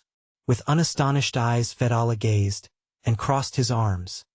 But the tiger-yellow crew were tumbling over each other's heads to gain the uttermost stern. And now, while both elastic gunwales were springing in and out, as the whale dallied with the doomed craft in this devilish way, and from his body being submerged beneath the boat, he could not be darted at from the bows, for the bows were almost inside of him as it were. And while the other boats involuntarily paused, as before a quick crisis impossible to withstand, then it was that monomaniac Ahab, furious with this tantalizing vicinity of his foe, which placed him all alive and helpless in the very jaws he hated. Frenzied with all this, he seized the long bone with his naked hands, and wildly strove to wrench it from its gripe. As now he thus vainly strove, the jaw slipped from him. The frail gunwales bent in, collapsed and snapped, as both jaws, like an enormous shears, sliding further aft, bit the craft completely in twain, and locked themselves fast again in the sea, midway between the 2 floating wrecks. These floated aside, the broken ends drooping, the crew at the stern wreck clinging to the gunwales, and striving to hold fast to the oars to lash them across. At that preluding moment, ere the boat was yet snapped, Ahab, the first to perceive the whale's intent, by the crafty upraising of his head, a movement that loosed his hold for the time. At that moment his hand had made one final effort to push the boat out of the bite, but only slipping further into the whale's mouth, and tilting over sideways as it slipped, the boat had shaken off his hold on the jaw, spilled him out of it as he leaned to the push, and so he fell flat-faced upon the sea. Ripplingly withdrawing from his prey, Moby Dick now lay at a little distance, vertically thrusting his oblong white head up and down in the billows, and at the same time slowly revolving his whole spindled body, so that when his vast wrinkled forehead rose, some 20 or more feet out of the water, the now rising swells, with all their confluent waves, dazzlingly broke against it, vindicatively tossing their shivered spray still higher into the air. So, in a gale, the but half-baffled channel billows only recoil from the base of the Eddystone, triumphantly to overleap its summit with their scud. This motion is peculiar to the sperm whale. It receives its designation, pitchpoling, from its being likened to that preliminary up and down poise of the whale lance, in the exercise called pitchpoling previously described. By this motion the whale must best and most comprehensively view whatever objects may be encircling him. But soon resuming his horizontal attitude, Moby Dick swam swiftly round and round the wrecked crew, sideways churning the water in his vengeful wake, as if lashing himself up to still another and more deadly assault. The sight of the splintered boat seemed to madden him, as the blood of grapes and mulberries cast before Antiochus's elephants in the book of Maccabees. Meanwhile Ahab half smothered in the foam of the whale's insolent tail, and too much of a cripple to swim, though he could still keep afloat, even in the heart of such a whirlpool as that. Helpless Ahab's head was seen, like a tossed bubble which the least chance shock might burst. From the boat's fragmentary stern, Fedallah incuriously and mildly eyed him. The clinging crew, at the other drifting end, could not succor him. More than enough was it for them to look to themselves. For so revolvingly appalling was the white whale's aspect, and so planetarily swift the ever-contracting circles he made, that he seemed horizontally swooping upon them. And though the other boats, unharmed, still hovered hard by, still they dared not pull into the eddy to strike, lest that should be the signal for the instant destruction of the jeopardized castaways, Ahab and all. Nor in that case could they themselves hope to escape. With straining eyes, then, they remained on the outer edge of the direful zone, whose center had now become the old man's head. Meantime, from the beginning all this had been descried from the ship's mastheads, and squaring her yards, she had borne down upon the scene, and was now so nigh that Ahab in the water hailed her. Sail on the... But that moment a breaking sea dashed on him from Moby Dick, and whelmed him for the time. But struggling out of it again, and chancing to rise on a towering crest, he shouted, "Sail on the whale! Drive him off!" The Pequod's prows were pointed, and breaking up the charmed circle, she effectually parted the white whale from his victim. As he sullenly swam off, the boats flew to the rescue. Dragged into Stubbs' boat with bloodshot, blinded eyes, the white brine caking in his wrinkles, the long tension of Ahab's bodily strength did crack, and helplessly he yielded to his body's doom. For a time, lying all crushed in the bottom of Stubbs' boat, like one trodden under foot of herds of elephants. Far inland, nameless wails came from him, as desolate sounds from out ravines. But this intensity of his physical prostration did but so much the more abbreviate it. In an instant's compass, great hearts sometimes condense to one deep pang, the sum total of those shallow pains kindly diffused through feebler men's whole lives. And so such hearts, though summary in each one's suffering, still, if the gods decree it, in their lifetime aggregate a whole age of woe, wholly made up of instantaneous intensities. For even in their pointless centers, those noble natures contain the entire circumferences of inferior souls. "The harpoon," said Ahab, halfway rising, and draggingly leaning on one bended arm. "Is it safe?" "Aye, sir, for it was not darted." "This is it," said Stubb, showing it. "Lay it before me. Any missing men?" 1, 2, 3, 4, 5. "There were 5 oars, sir, and here are 5 men." "That's good. Help me, man, I wish to stand." So, I see him. There, going to leeward still. What a leaping spout! Hands off from me. The eternal sap runs up in Ahab's bones again. Set the sail, out oars, the helm. It is often the case that when a boat is stove, its crew, being picked up by another boat, help to work that second boat, and the chase is thus continued with what is called double-banked oars. It was thus now. But the added power of the boat did not equal the added power of the whale, for he seemed to have treble-banked his every fin, swimming with a velocity which plainly showed that if now, under these circumstances, pushed on, the chase would prove an indefinitely prolonged, if not a hopeless one. Nor could any crew endure for so long a period such an unintermitted, intense straining at the oar, a thing barely tolerable only in some one brief vicissitude. The ship itself, then, as it sometimes happens, offered the most promising intermediate means of overtaking the chase. Accordingly, the boats now made for her, and were soon swayed up to their cranes, the 2 parts of the wrecked boat having been previously secured by her, and then hoisting everything to her side, and stacking her canvas high up, and sideways outstretching it with stun-sails, like the double-jointed wings of an albatross. The Pequod bore down in the leeward wake of Moby Dick. At the well-known, methodic intervals, the whale's glittering spout was regularly announced from the manned mastheads, and when he would be reported as just gone down, Ahab would take the time, and then pacing the deck, binnacle watch in hand, so soon as the last second of the allotted hour expired, his voice was heard. "Whose is the doubloon now? D'ye see him?" And if the reply was "No, sir," straightway he commanded them to lift him to his perch. In this way the day wore on. Ahab now aloft and motionless, anon unrestingly pacing the planks. As he was thus walking, uttering no sound, except to hail the men aloft, or to bid them hoist a sail still higher, or to spread one to a still greater breadth, thus to and fro pacing, beneath his slouched hat, at every turn he passed his own wrecked boat, which had been dropped upon the quarter-deck, and lay there reversed, broken bow to shattered stern. At last he paused before it. And as in an already overclouded sky fresh troops of clouds will sometimes sail across, so over the old man's face there now stole some such added gloom as this. Stubbs saw him pause, and perhaps intending, not vainly though, to evince his own unabated fortitude, and thus keep up a valiant place in his captain's mind.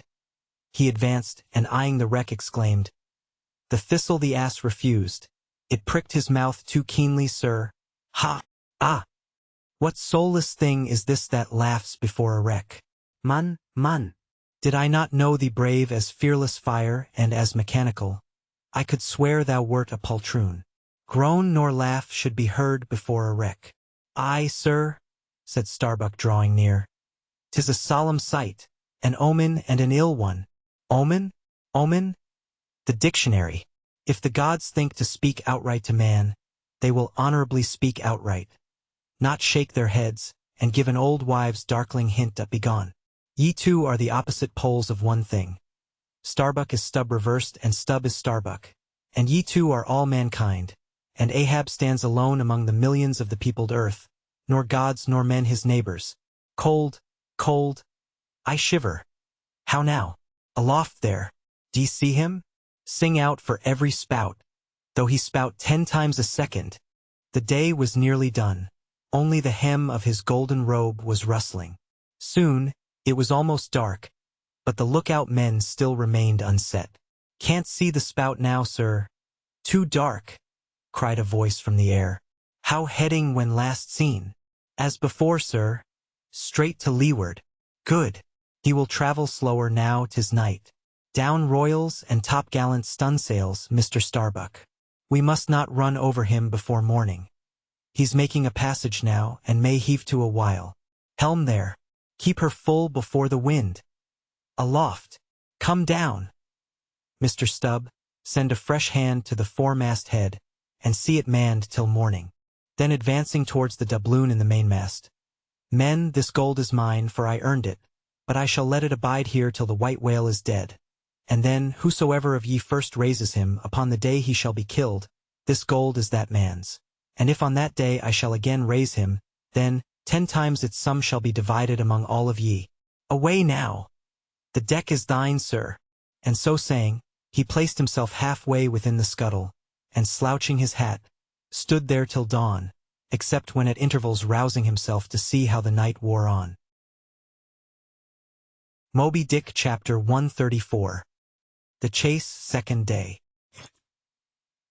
At daybreak, the 3 mastheads were punctually manned afresh. "D'ye see him?" cried Ahab after allowing a little space for the light to spread. "See nothing, sir. Turn up all hands and make sail. He travels faster than I thought for. The topgallant sails. Aye, they should have been kept on her all night. But no matter, 'tis but resting for the rush." Here be it said, that this pertinacious pursuit of one particular whale, continued through day into night, and through night into day, is a thing by no means unprecedented in the South Sea fishery. For such is the wonderful skill, prescience of experience, and invincible confidence acquired by some great natural geniuses among the Nantucket commanders, that from the simple observation of a whale when last descried, they will, under certain given circumstances, pretty accurately foretell both the direction in which he will continue to swim for a time, while out of sight, as well as his probable rate of progression during that period. And in these cases, somewhat as a pilot, when about losing sight of a coast, whose general trending he well knows, and which he desires shortly to return to again, but at some further point, like as this pilot stands by his compass, and takes the precise bearing of the cape at present visible, in order the more certainly to hit aright the remote, unseen headland, eventually to be visited. So does the fisherman, at his compass, with the whale. For after being chased and diligently marked, through several hours of daylight, then, when night obscures the fish, the creature's future wake through the darkness is almost as established to the sagacious mind of the hunter, as the pilot's coast is to him. So that to this hunter's wondrous skill, the proverbial evanescence of a thing writ in water, a wake, is to all desired purposes well nigh as reliable as the steadfast land. And as the mighty iron leviathan of the modern railway is so familiarly known in its every pace, that, with watches in their hands, men time his rate as doctors that of a baby's pulse, and lightly say of it, the up train or the down train will reach such or such a spot, at such or such an hour. Even so, almost, there are occasions when these Nantucketers time that other leviathan of the deep, according to the observed humor of his speed, and say to themselves, so many hours hence this whale will have gone 200 miles, will have about reached this or that degree of latitude or longitude. But to render this acuteness at all successful in the end, the wind and the sea must be the whaleman's allies. For of what present avail to the becalmed or windbound mariner is the skill that assures him he is exactly 93 leagues and a quarter from his port? Inferable from these statements are many collateral subtle matters touching the chase of whales. The ship tore on, leaving such a furrow in the sea as when a cannonball missent becomes a plowshare and turns up the level field. "By salt and hemp," cried Stubb. "But this swift motion of the deck creeps up one's legs and tingles at the heart. This ship and I are two brave fellows. Ha, ha! Someone take me up, and launch me spine-wise on the sea. For by live oaks, my spine's a keel. Ah, ah! We go the gate that leaves no dust behind. There she blows, she blows, she blows. Right ahead," was now the masthead cry. Aye, cried Stubb. "I knew it. Ye can't escape. Blow on and split your spout, O whale! The mad fiend himself is after ye. Blow your trump, blister your lungs. Ahab will dam off your blood, as a miller shuts his water gate upon the stream." And Stubb did but speak out for well nigh all that crew. The frenzies of the chase had by this time worked them bubblingly up, like old wine worked anew.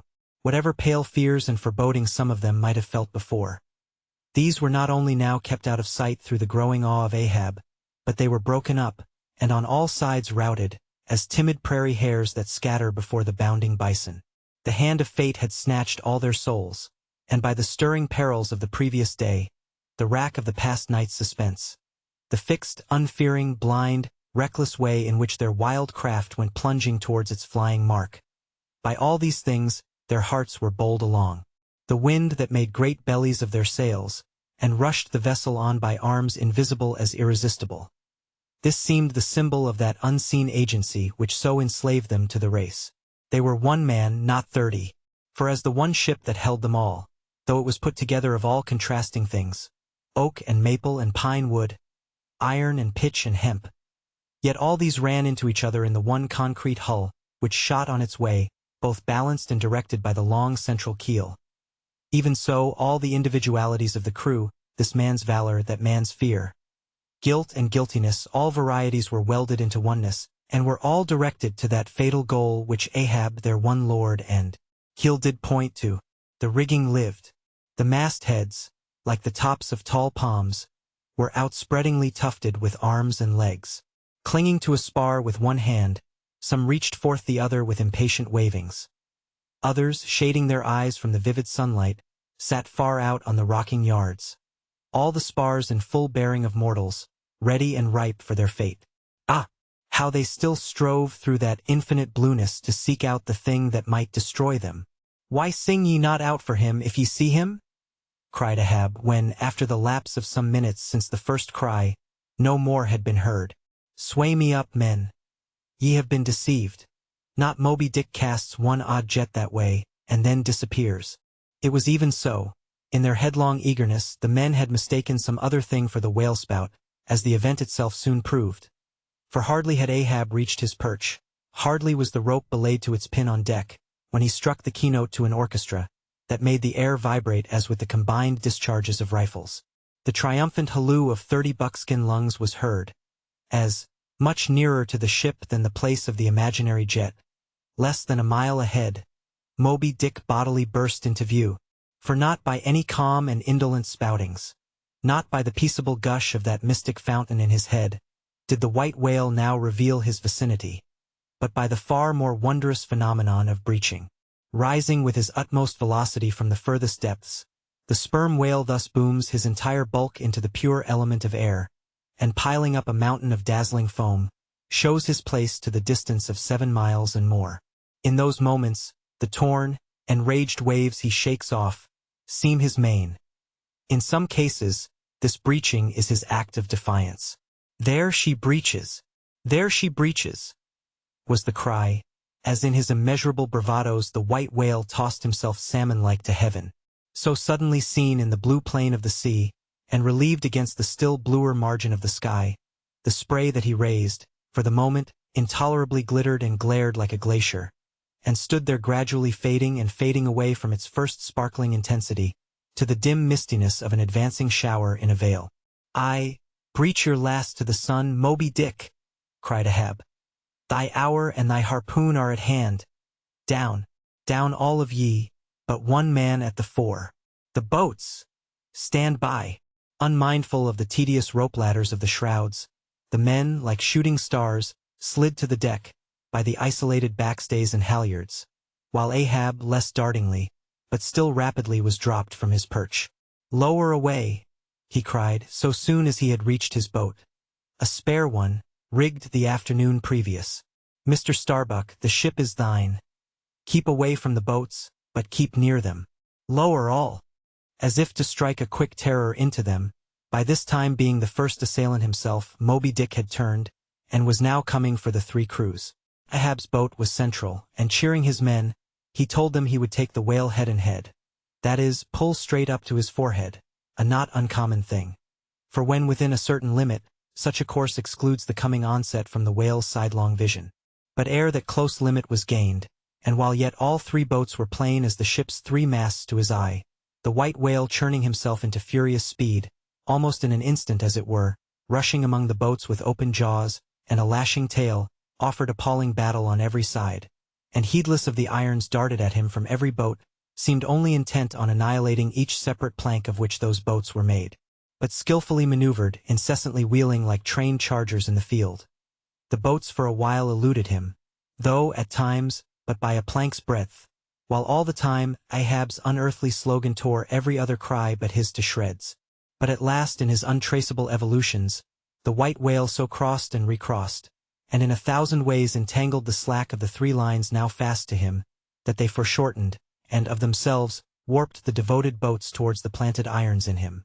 Though now for a moment the whale drew aside a little, as if to rally for a more tremendous charge.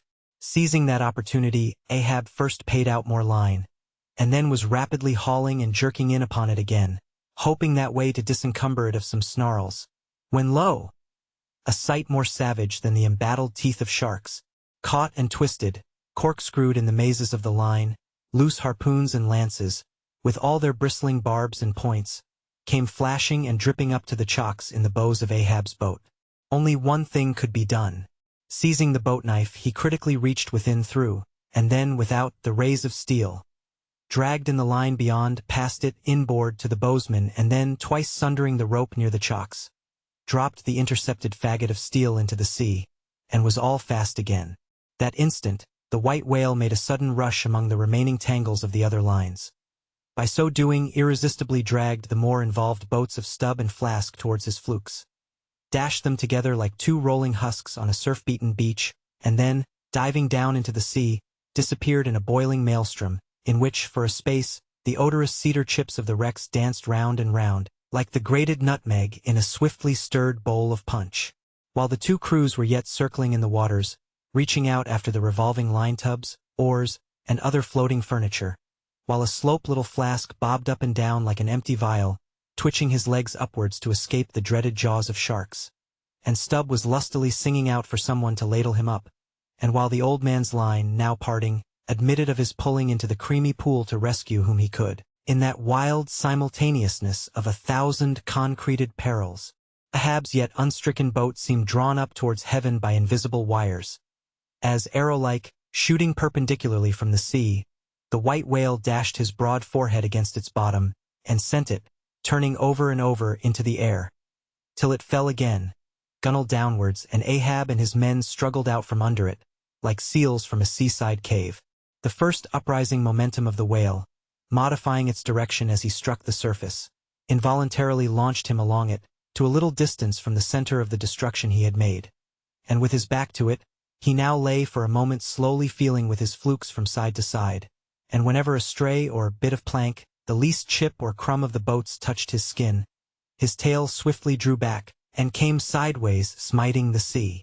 But soon, as if satisfied that his work for that time was done, he pushed his pleated forehead through the ocean, and trailing after him the intertangled lines, continued his leeward way at a traveler's methodic pace.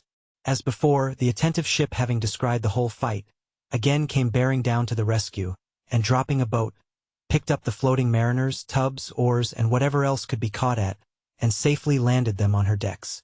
Some sprained shoulders, wrists, and ankles, livid contusions, wrenched harpoons and lances, inextricable intricacies of rope, shattered oars and planks, all these were there, but no fatal or even serious ill seemed to have befallen anyone. As with Fedallah the day before, so Ahab was now found grimly clinging to his boat's broken half, which afforded a comparatively easy float, nor did it so exhaust him as the previous day's mishap. But when he was helped to the deck, all eyes were fastened upon him, as instead of standing by himself he still half hung upon the shoulder of Starbuck, who had thus far been the foremost to assist him. His ivory leg had been snapped off, leaving but one short sharp splinter. Ay, Starbuck, 'tis sweet to lean sometimes, be the leaner who he will, and would old Ahab had leaned oftener than he has. The ferrule has not stood, sir, said the carpenter, now coming up. I put good work into that leg. But no bones broken, sir, I hope, said Stubb with true concern. Aye, and all splintered to pieces, Stubb. D'ye see it? But even with a broken bone old Ahab is untouched, and I account no living bone of mine one jot more me than this dead one that's lost. Nor white whale, nor man, nor fiend can so much as graze old Ahab in his own proper and inaccessible being. Can any lead touch yonder floor, any mast scrape yonder roof? Aloft there. Which way? Dead to leeward, sir. Up helm, then. Pile on the sail again, ship keepers. Down the rest of the spare boats and rig them, Mr. Starbuck away and muster the boat's crews. Let me first help thee towards the bulwarks, sir. Oh, how this splinter gores me now. Cursed fate, that the unconquerable captain in the soul should have such a craven mate. Sir, my body, man, not thee. Give me something for a cane, there, that shivered lance will do. Muster the men. Surely I have not seen him yet. By heaven it cannot be. Missing? Quick, call them all. The old man's hinted thought was true. Upon mustering the company, the Parsee was not there. The Parsee, cried Stubb. He must have been caught in. The black vomit wrench thee. Run all of ye above, a low cabin forecastle. Find him, not gone, but quickly they returned to him with the tidings that the Parsee was nowhere to be found. Aye, sir, said Stubb. Caught among the tangles of your line, I thought I saw him dragging under. My line? Gone. Gone? What means that little word? What death knell rings in it, that old Ahab shakes as if he were the belfry? The harpoon, too. Toss over the litter there. D'ye see it? The forged iron men, the white whales. No, blistered fool. This hand did dart it. 'Tis in the fish. Aloft there. Keep him nailed. Quick! All hands to the rigging of the boats. Collect the oars. Harpooneers! The irons. Hoist the royals higher. A pull on all the sheets. Helm there. Steady for your life. I'll 10 times girdle the unmeasured globe. Yea, and dive straight through it. But I'll slay him yet. Great God! But for one single instant show thyself, cried Starbuck. Never wilt thou capture him, old man. In Jesus' name no more of this, that's worse than devil's madness. 2 days chased. Twice stove to splinters. Thy very leg once more snatched from under thee. Thy evil shadow gone. All good angels mobbing thee with warnings. What more wouldst thou have? Shall we keep chasing this murderous fish till he swamps the last man? Shall we be dragged by him to the bottom of the sea? Shall we be towed by him to the infernal world? Oh, impiety and blasphemy to hunt him more! Starbuck, of late I felt strangely moved to thee. Ever since that hour we both saw, thou know'st what in one another's eyes. But in this matter of the whale, be the front of thy face to me as the palm of this hand. A lipless, unfeatured blank. Ahab is forever Ahab, man. This whole act's immutably decreed. 'Twas rehearsed by thee and me a billion years before this ocean rolled. Fool! I am the fate's lieutenant. I act under orders. Look thou, underling, that thou obeyest mine. Stand round me, men. Ye see an old man cut down to the stump, leaning on a shivered lance, propped up on a lonely foot. 'Tis Ahab, his body's part, but Ahab's soul's a centipede that moves upon 100 legs. I feel strained, half-stranded, as ropes that tow dismasted frigates in a gale, and I may look so, but ere I break, ye'll hear me crack, and till ye hear that, know that Ahab's hawser tows his purpose yet. Believe ye, men, in the things called omens? Then laugh aloud, and cry encore, for ere they drown, drowning things will twice rise to the surface, then rise again to sink for evermore. So with Moby Dick, 2 days he's floated, tomorrow will be the 3rd. Aye, men, he'll rise once more, but only to spout his last. D'ye feel brave, men, brave? As fearless fire, cried Stubb. And as mechanical, muttered Ahab. Then as the men went forward, he muttered on, the things called omens, and yesterday I talked the same to Starbuck there, concerning my broken boat. Oh, how valiantly I seek to drive out of others' hearts what's clinched so fast in mine. The Parsee. The Parsee. Gone?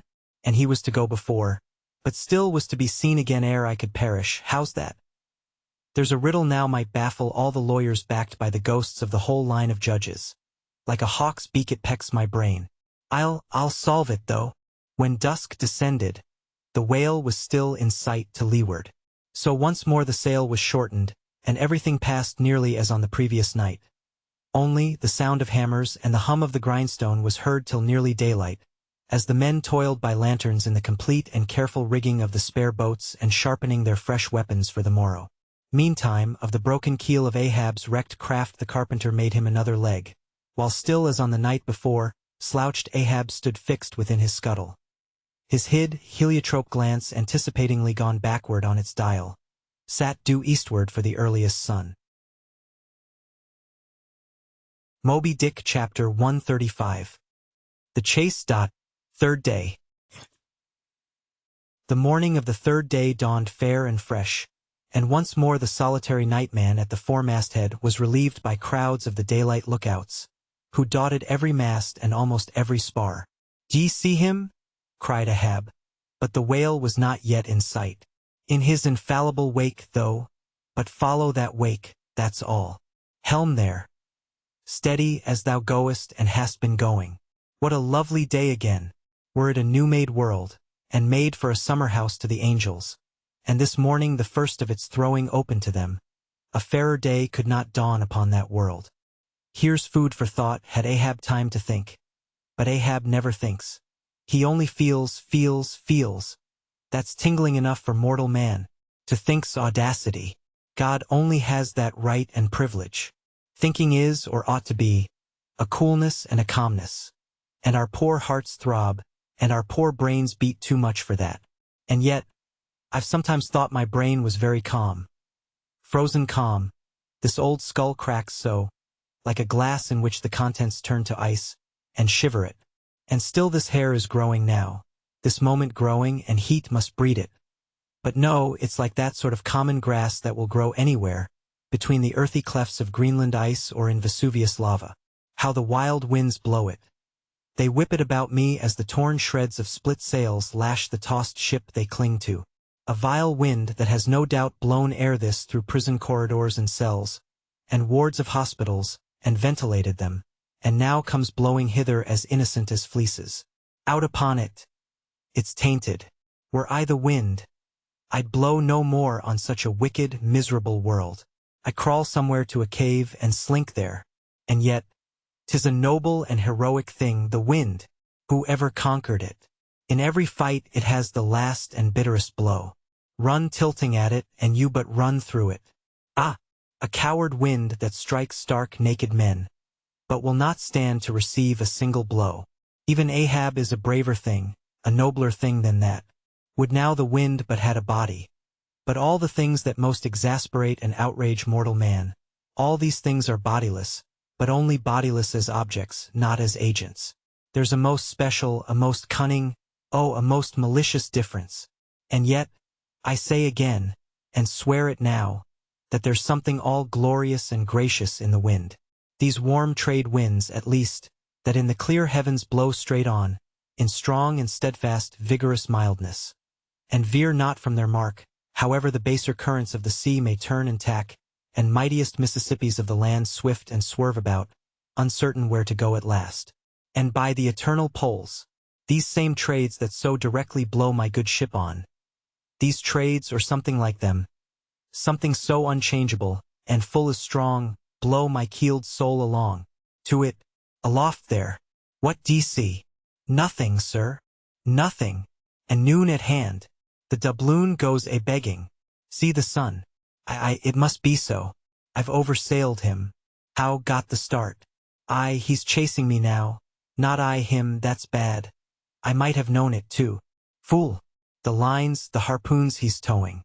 I have run him by last night. About. Come down, all of ye. But the regular lookouts. Man the braces. Steering as she had done, the wind had been somewhat on the Pequod's quarter, so that now being pointed in the reverse direction, the braced ship sailed hard upon the breeze as she rechurned the cream in her own white wake. Against the wind he now steers for the open jaw, murmured Starbuck to himself, as he coiled the new-hauled main brace upon the rail. God keep us, but already my bones feel damp within me, and from the inside wet my flesh. I misdoubt me that I disobey my God in obeying him. Stand by to sway me up, cried Ahab, advancing to the hempen basket. We should meet him soon. Aye, sir. And straightway Starbuck did Ahab's bidding, and once more Ahab swung on high. A whole hour now passed, gold beaten out to ages.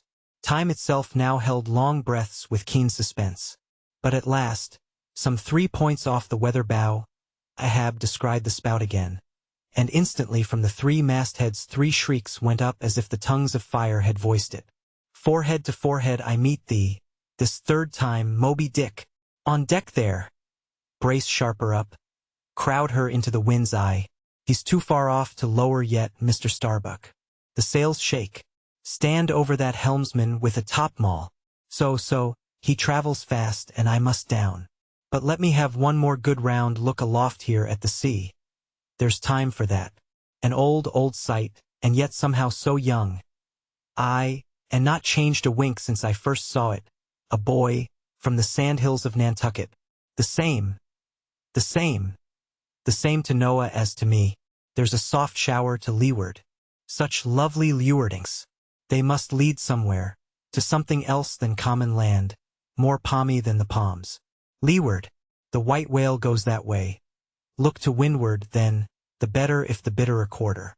But goodbye, old masthead. What's this? Green? Tiny mosses in these warped cracks. No such green weather stains on Ahab's head. There's the difference now between man's old age and matters. But old mast, we both grow old together. Sound in our hulls, though, are we not, my ship? I minus a leg, that's all. By heaven this dead wood has the better of my live flesh every way. I can't compare with it. And I've known some ships made of dead trees outlast the lives of men made of the most vital stuff of vital fathers. What's that he said? He should still go before me, my pilot. And yet to be seen again? But where? Will I have eyes at the bottom of the sea? Supposing I descend those endless stairs? And all night I've been sailing from him, wherever he did sink to. Aye, like many more thou toldst direful truth as touching thyself, O Parsee. But, Ahab, there thy shot fell short. Goodbye, masthead. Keep a good eye upon the whale the while I'm gone. We'll talk tomorrow, nay, tonight, when the white whale lies down there, tied by head and tail. He gave the word, and still gazing round him, was steadily lowered through the cloven blue air to the deck. In due time the boats were lowered, but as standing in his shallop's stern, Ahab just hovered upon the point of the descent, he waved to the mate, who held one of the tackle ropes on deck, and bade him pause. Starbuck, sir, for the 3rd time my soul's ship starts upon this voyage. Starbuck. Aye, sir, thou wilt have it so. Some ships sail from their ports, and ever afterwards are missing, Starbuck. Truth, sir. Saddest truth. Some men die at ebb tide, some at low water, some at the full of the flood, and I feel now like a billow that's all one crested comb, Starbuck. I am old. Shake hands with me, man. Their hands met, their eyes fastened. Starbuck's tears the glue. Oh, my captain, my captain. Noble heart. Go not, go not. See, it's a brave man that weeps. How great the agony of the persuasion then. Lower away, cried Ahab, tossing the mate's arm from him. Stand by the crew. In an instant the boat was pulling round close under the stern. The sharks! The sharks! Cried a voice from the low cabin window there. Oh, master, my master, come back! But Ahab heard nothing, for his own voice was high lifted then, and the boat leaped on. Yet the voice spake true, for scarce had he pushed from the ship, when numbers of sharks, seemingly rising from out the dark waters beneath the hull, maliciously snapped at the blades of the oars, every time they dipped in the water, and in this way accompanied the boat with their bites. It is a thing not uncommonly happening to the whaleboats in those swarming seas, the sharks at times apparently following them in the same prescient way that vultures hover over the banners of marching regiments in the east. But these were the first sharks that had been observed by the Pequod since the white whale had been first descried, and whether it was that Ahab's crew were all such tiger-yellow barbarians, and therefore their flesh more musky to the senses of the sharks, a matter sometimes well known to affect them, however it was, they seemed to follow that one boat without molesting the others. Heart of wrought steel, murmured Starbuck gazing over the side, and following with his eyes the receding boat. Canst thou yet ring boldly to that sight? Lowering thy keel among ravening sharks, and followed by them open-mouthed to the chase, and this the critical third day. For when 3 days flow together in one continuous intense pursuit, be sure the first is the morning, the second the noon, and the third the evening and the end of that thing. Be that end what it may. Oh, my God! What is this that shoots through me, and leaves me so deadly calm, yet expectant, fixed at the top of a shutter? Future things swim before me, as in empty outlines and skeletons. All the past is somehow grown dim. Mary, girl, thou fadest in pale glories behind me. Boy, I seem to see but thy eyes grown wondrous blue. Strangest problems of life seem clearing, but clouds sweep between. Is my journey's end coming? My legs feel faint, like his who has footed it all day. Feel thy heart. Beats it yet? Stir thyself, Starbuck. Stave it off, move, move. Speak aloud. Masthead there. See ye my boy's hand on the hill? Crazed. Aloft there. Keep thy keenest eye upon the boats. Mark well the whale. Ho! Again. Drive off that hawk. See, he pecks. He tears the vane. Pointing to the red flag flying at the main truck. Ha! He soars away with it. Where's the old man now? Seest thou that sight? Oh, Ahab! Shudder, shudder. The boats had not gone very far, when by a signal from the mastheads, a downward pointed arm, Ahab knew that the whale had sounded. But intending to be near him at the next rising, he held on his way a little sideways from the vessel, the beck-harmed crew maintaining the profoundest silence, as the head-beat waves hammered and hammered against the opposing bow. Drive, drive in your nails, O ye waves, to their uttermost heads drive them in. Ye but strike a thing without a lid, and no coffin and no hearse can be mine, and hemp only can kill me. Ah, ah! Suddenly the waters around them slowly swelled in broad circles, then quickly upheaved, as if sideways sliding from a submerged berg of ice, swiftly rising to the surface. A low rumbling sound was heard, a subterraneous hum, and then all held their breaths, as bedraggled with trailing ropes and harpoons and lances, a vast form shot lengthwise, but obliquely from the sea. Shrouded in a thin drooping veil of mist, it hovered for a moment in the rainbowed air, and then fell swamping back into the deep. Crushed 30 feet upwards, the waters flashed for an instant like heaps of fountains, then brokenly sank in a shower of flakes, leaving the circling surface creamed like new milk round the marble trunk of the whale. "Give way!" cried Ahab to the oarsmen, and the boats darted forward to the attack. But maddened by yesterday's fresh irons that corroded in him, Moby Dick seemed combinedly possessed by all the angels that fell from heaven.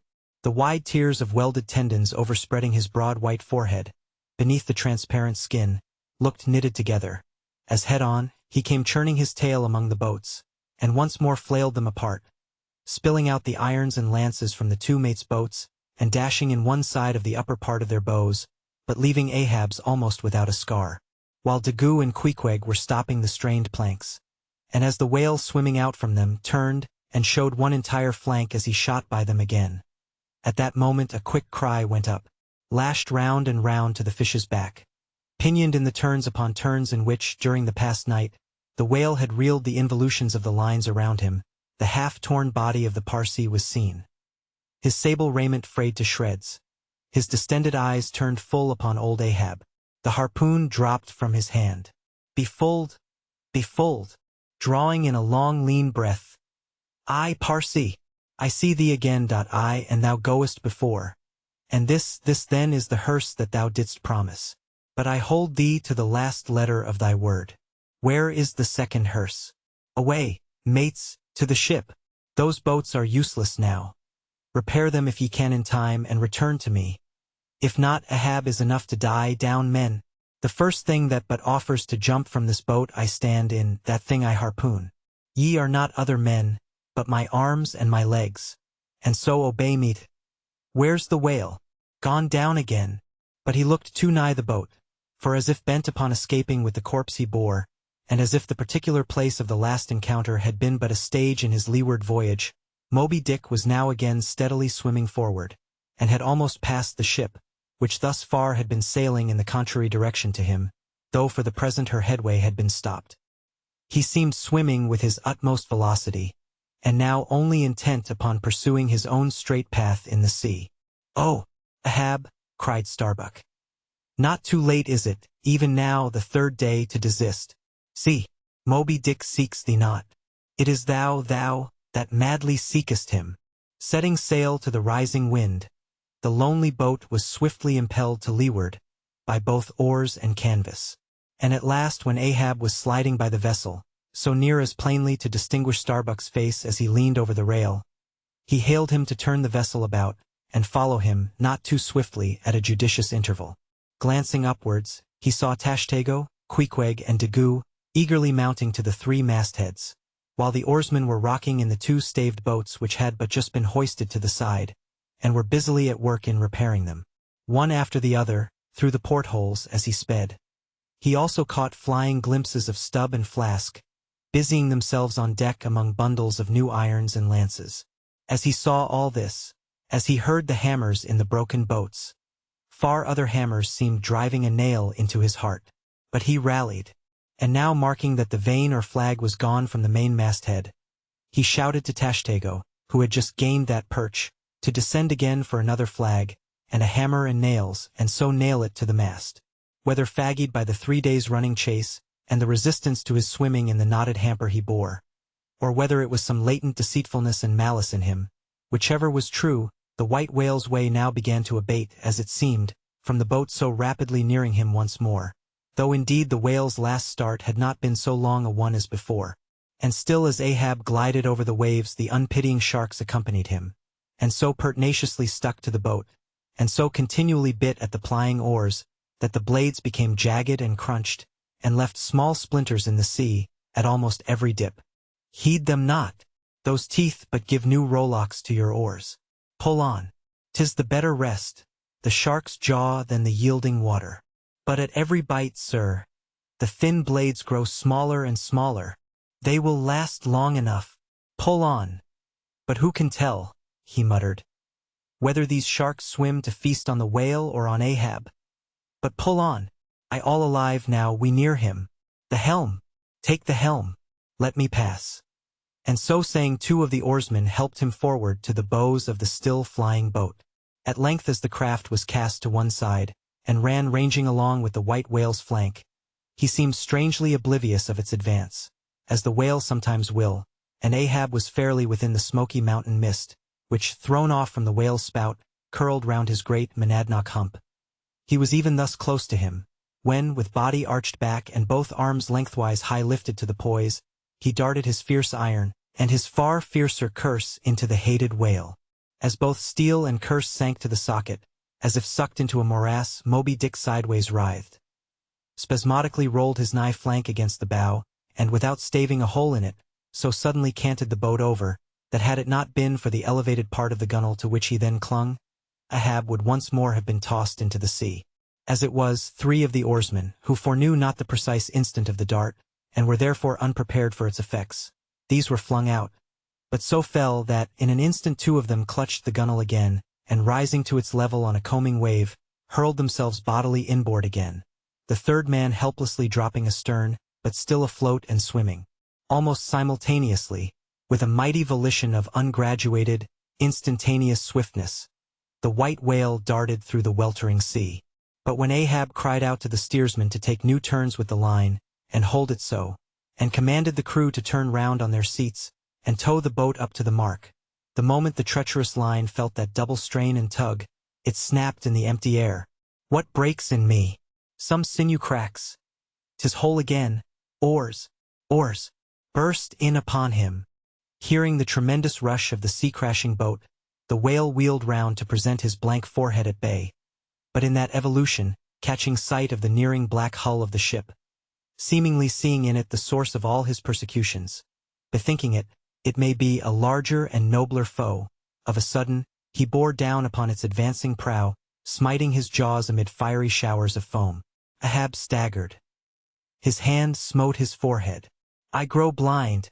Hands, stretch out before me that I may yet grope my way. Is't night? The whale! The ship! Cried the cringing oarsman. Oars! Oars! Slope downwards to thy depths, O sea, that ere it be for ever too late, Ahab may slide this last time upon his mark. I see, the ship! The ship! Dash on, my men! Will ye not save my ship? But as the oarsmen violently forced their boat through the sledge-hammering seas, the before whale-smitten bow ends of 2 planks burst through, and in an instant almost, the temporarily disabled boat lay nearly level with the waves. Its half-waiting, splashing crew, trying hard to stop the gap and bail out the pouring water. Meantime, for that one beholding instant, Tashtego's masthead hammer remained suspended in his hand, and the red flag, half-wrapping him as with a plaid, then streamed itself straight out from him, as his own forward-flowing heart, while Starbuck and Stubb, standing upon the bowsprit beneath, caught sight of the down-coming monster just as soon as he. The whale, the whale! Up helm, up helm! Oh, all ye sweet powers of air! Now hug me close. Let not Starbuck die, if die he must, in a woman's fainting fit. Up helm, I say, ye fools, the jaw! The jaw! Is this the end of all my bursting prayers? All my lifelong fidelities? O Ahab, Ahab, lo thy work! Steady! Helmsman, steady! Nay, nay! Up helm again! He turns to meet us. Oh, his unappeasable brow drives on towards one, whose duty tells him he cannot depart. My God! Stand by me now! Stand not by me, but stand under me, whoever you are that will now help Stubb. For Stubb, too, sticks here. I grin at thee, thou grinning whale! Who ever helped Stubb, or kept Stubb awake? But Stubb's own unwinking eye. And now poor Stubb goes to bed upon a mattress that is all too soft. Would it were stuffed with brushwood. I grin at thee, thou grinning whale! Look ye, sun, moon, and stars.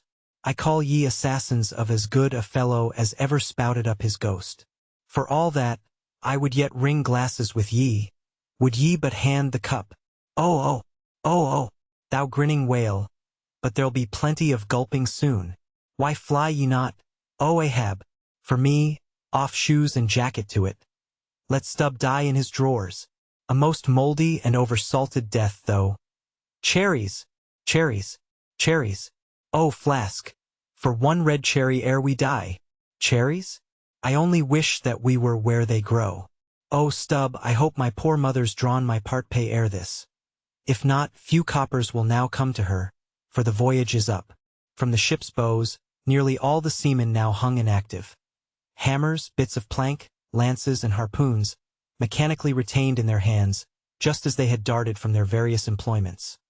All their enchanted eyes intent upon the whale, which from side to side strangely vibrating his predestinating head, sent a broad band of overspreading semicircular foam before him as he rushed. Retribution, swift vengeance, eternal malice were in his whole aspect, and spite of all that mortal man could do, the solid white buttress of his forehead smote the ship's starboard bow, till men and timbers reeled. Some fell flat upon their faces. Like dislodged trucks, the heads of the harpooneers aloft shook on their bull-like necks. Through the breach, they heard the waters pour, as mountain torrents down a flume. "The ship! The hearse! The second hearse!" cried Ahab from the boat. Its wood could only be American. Diving beneath the settling ship, the whale ran quivering along its keel. But turning under water, swiftly shot to the surface again, far off the other bow, but within a few yards of Ahab's boat, where, for a time, he lay quiescent. "I turn my body from the sun. What ho, Tashtego! Let me hear thy hammer. Oh, ye three unsurrendered spires of mine! Thou uncracked keel, and only God-bullied hull! Thou firm deck and haughty helm and pole-pointed prow! Death-glorious ship! Must ye then perish, and without me? Am I cut off from the last fond pride of meanest shipwrecked captains? Oh, lonely death on lonely life! Oh, now I feel my topmost greatness lies in my topmost grief. Oh, oh! From all your furthest bounds, pour ye now in, ye bold billows of my whole foregone life, and top this one piled comber of my death.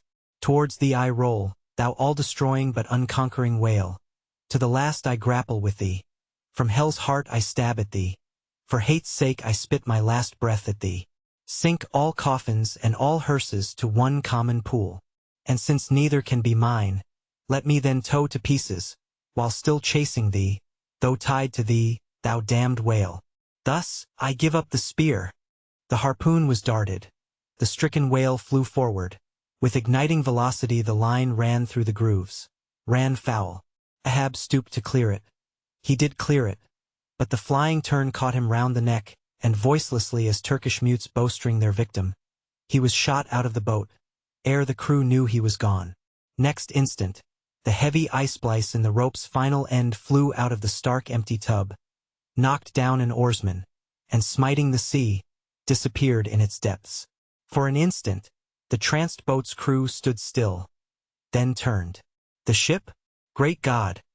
Where is the ship? Soon they through dim, bewildering mediums saw her sidelong fading phantom, as in the gaseous Fata Morgana, only the uppermost masts out of water, while fixed by infatuation or fidelity or fate, to their once lofty perches, the pagan harpooneers still maintained their sinking lookouts on the sea. And now, concentric circles seized the lone boat itself, and all its crew, and each floating oar, and every lance pole and spinning, animate and inanimate, all round and round in one vortex, carried the smallest chip of the Pequod out of sight. But as the last whelmings intermixingly poured themselves over the sunken head of the Indian at the mainmast, leaving a few inches of the erect spar yet visible, together with long streaming yards of the flag, which calmly undulated, with ironical coincidings, over the destroying billows they almost touched.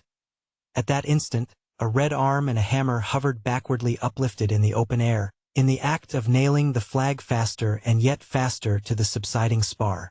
A skyhawk that tauntingly had followed the main truck downwards from its natural home among the stars, pecking at the flag, and incommoding Tashtego there. This bird now chanced to intercept its broad fluttering wing between the hammer and the wood, and simultaneously feeling that ethereal thrill, the submerged savage beneath in his death gasp, kept his hammer frozen there. And so the bird of heaven, with archangelic shrieks, and his imperial beak thrust upwards, and his whole captive form, folded in the flag of Ahab, went down with his ship, which, like Satan, would not sink to hell till she had dragged a living part of heaven along with her, and helmeted herself with it. Now small fowls flew screaming over the yet yawning gulf. A sullen white surf beat against its steep sides. Then all collapsed, and the great shroud of the sea rolled on as it rolled 5,000 years ago. Moby Dick Epilogue. And I only am escaped alone to tell to a job. The drama's done. Why then here does any one step forth? Because one did survive the wreck. It so chanced that after the Parsi's disappearance, I was he whom the fates ordained to take the place of Ahab's bowsman, when that bowsman assumed the vacant post. The same who, when on the last day the three men were tossed from out of the rocking boat, was dropped astern. So, floating on the margin of the ensuing scene, and in full sight of it, when the half-spent suction of the sunk ship reached me, I was then, but slowly, drawn towards the closing vortex. When I reached it, it had subsided to a creamy pool.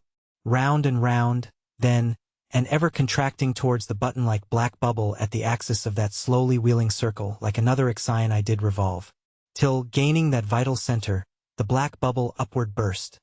And now, liberated by reason of its cunning spring, and owing to its great buoyancy, rising with great force, the coffin life buoy shot lengthwise from the sea, fell over and floated by my side. Buoyed up by that coffin, for almost one whole day and night, I floated on a soft and dirge-like main. The unharming sharks, they glided by as if with padlocks on their mouths. The savage seahawks sailed with sheathed beaks. On the second day, a sail drew nearer and picked me up at last. It was the devious cruising Rachel, that in her retracing search after her missing children, only found another orphan.